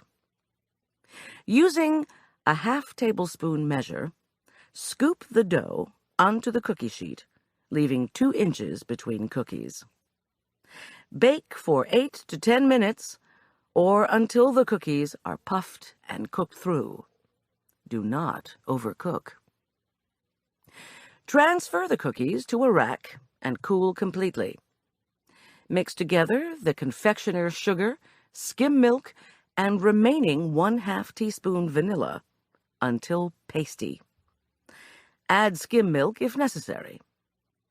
Spread a small amount of vanilla frosting on each cookie. Put the cookies back on the rack, dust lightly with cocoa powder, and allow the frosting to dry. Makes 4 dozen cookies. What to do with all the egg yolks? Bread. You will need 2 1/2 teaspoons, that's 1 1/4 ounce envelope, of active dry yeast, 1/4 cup sugar, 1/4 cup warm water, 3/4 cup skim milk, 1/4 cup butter, melted, 1/2 cup canola oil, 1 tablespoon chopped orange zest, 1 teaspoon salt, 4 egg yolks, lightly beaten, 3 1/2 to 4 cups all-purpose flour, 3/4 cup sun-dried cranberries, and 1 cup chopped pecans. Butter a 10-inch tube pan. Set aside. In a large mixing bowl, combine the yeast, 1 teaspoon of the sugar, and warm water. Set aside for 10 minutes. Combine the milk, butter, oil, zest, remainder of the sugar, and salt, and stir into the yeast mixture. Add the egg yolks, stirring well. Add the flour 1/2 cup at a time, stirring well after each addition to incorporate the flour thoroughly. Knead 5 to 10 minutes until the dough is smooth, elastic, and satiny. Knead in the cranberries and pecans. Put the dough back in the bowl, cover the bowl, and let the dough rise at room temperature until it is doubled in bulk. Using a wooden spoon, beat down the risen dough for about a minute. Place the dough into the buttered tube pan and allow it to rise at room temperature until it is doubled in bulk. Preheat the oven to 375 degrees. Bake the bread for 45 to 50 minutes or until it is dark golden brown and sounds hollow when tapped. Place on a rack to cool or serve warm. Once cooled, the bread is also excellent sliced and toasted. Makes 1 large loaf. Low-fat fettuccine alfredo with asparagus. You will need 2 tablespoons finely chopped red onion, 2 1/2 cups diagonally sliced asparagus with tight tips, tough ends of stalks removed, 1 teaspoon, that's about 2 cloves, mashed and chopped baked garlic. 1/3 cup non-fat dry milk. 1½ cups skim milk or more as needed. 1½ tablespoons Wondra instant blending flour. 2 tablespoons light process cream cheese product, not non-fat. 2/3 cup grated Parmesan cheese. 9 ounces cholesterol-free fettuccine. 1/2 cup chopped arugula. Heat a medium-sized non-stick sauté pan. Remove from the heat and spray with vegetable oil spray. Add the onion and sauté over medium heat until limp, about 5 or 10 minutes. Add the asparagus and the garlic. Cover the pan and turn off the heat. The steam from the onion will cook the asparagus. In a large skillet, combine the dry milk and skim milk and whisk until blended. Add the flour, stir, and cook over medium-high heat until thickened. In a small bowl, add 2 tablespoons of the hot sauce to the cream cheese and stir until smooth. Return this mixture to the hot sauce. Add the Parmesan and stir until melted. Keep hot. If the mixture becomes too thick, thin it out with small amounts of skim milk. The consistency should be like cream, not gravy. Cook the fettuccine in boiling water according to the package directions until it is al dente. Drain. Add the hot pasta and the garlic and the vegetables to the sauce in the skillet. Stir and cook over medium-low heat until heated through. Serve garnished with chopped arugula. Serves 4. Now just a note about baking garlic. To bake the garlic, preheat the oven to 350 degrees. Place a whole head of garlic in a small baking pan. Drizzle 1 teaspoon of olive oil over the head of garlic. Add 1/4 cup water to the pan. Bake the garlic, loosely covered with aluminum foil, for 45 to 60 minutes or until the cloves are soft. The cloves will slip right out of their skins to be mashed, chopped, or served whole. The whole garlic cloves can be served as a side dish with any roast meat. The mashed garlic cloves are also delicious, mixed with hot, homemade mashed potatoes.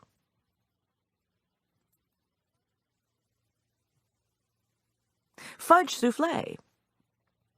You will need 1/2 cup unsweetened cocoa powder, 1/2 cup confectioner's sugar, 1 cup skim milk, 1/3 cup semi-sweet chocolate chips, 5 egg whites, 1/4 cup sugar, 1/2 teaspoon vanilla extract, low-fat whipped topping.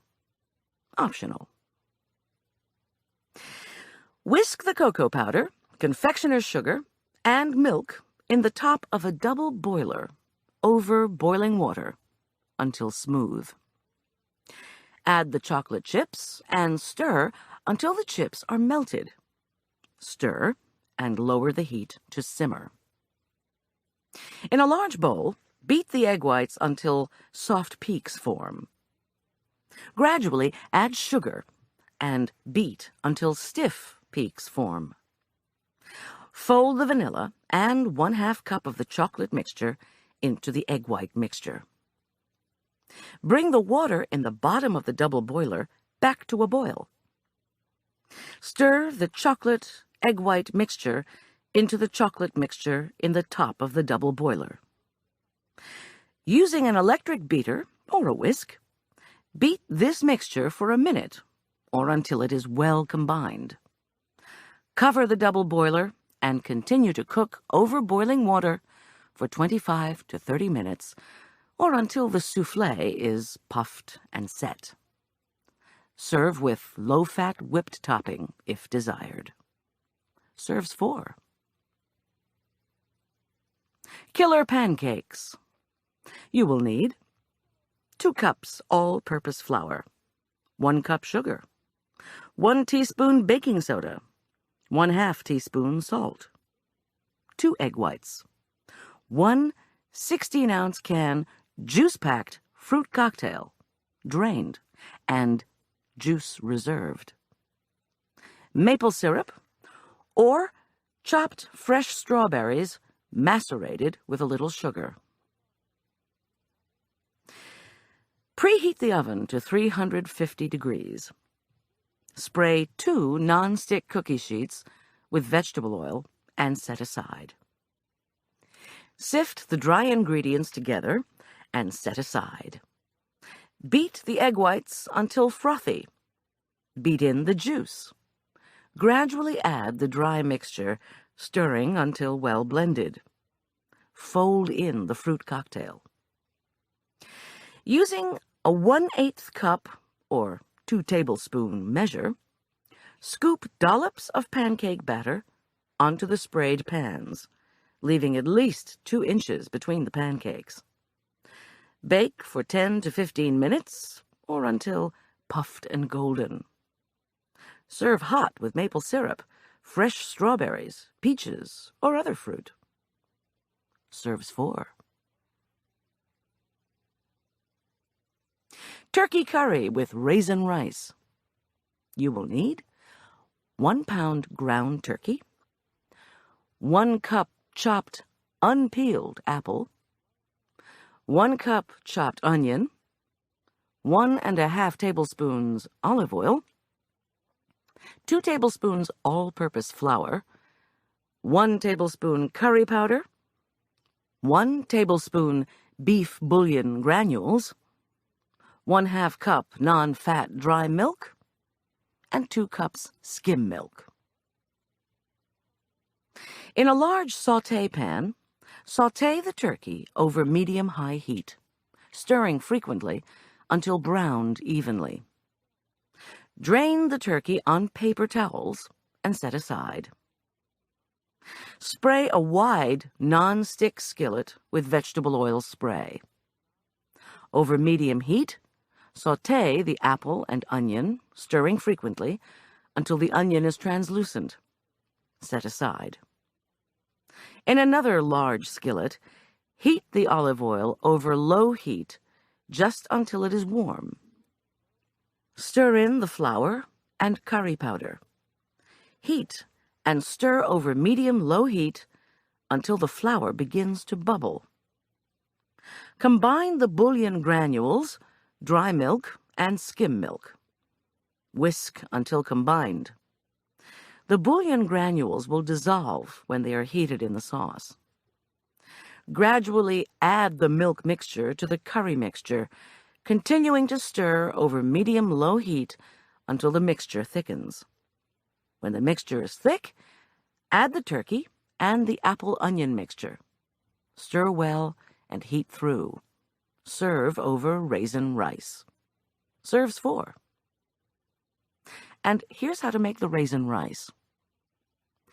In a large non-stick skillet, toast 1 cup of raw white rice over medium heat, stirring frequently until most of the rice is brown. Appearance may be mottled. This is desirable. Add 1/2 cup raisins and 2 1/4 cups low-fat chicken stock. Bring the mixture to a boil. Reduce the heat to low, cover the pan, and cook for 25 minutes or until the liquid is absorbed. Low-fat chicken stock. You will need 12 1/3 cups of canned chicken broth, which is 2 49½ ounce cans. 1 large onion, chopped. 1 carrot, chopped. 3 to 3½ pounds chicken legs and thighs, skinned and all visible fat removed. 12 1/3 cups water. That's 2 cans of water. 1 celery stalk with leaves. 2 bay leaves. 1 teaspoon dried thyme. Discard fat from the top of the cans of chicken broth. Heat a very large stock pot. If you don't have a very large stock pot, you can divide the ingredients and make the stock in 2 stock pots. Remove from the heat and spray twice with vegetable oil spray. Toss in the onion and carrot. Lower the heat and cover the pot. Cook, stirring frequently over medium-high. Add the chicken and cook until the chicken flesh is browned on both sides, about 5 minutes. Pour in the chicken broth and water. Add the celery and bay leaves and bring to a boil. Boil for 5 minutes. As foam accumulates, skim it off and discard.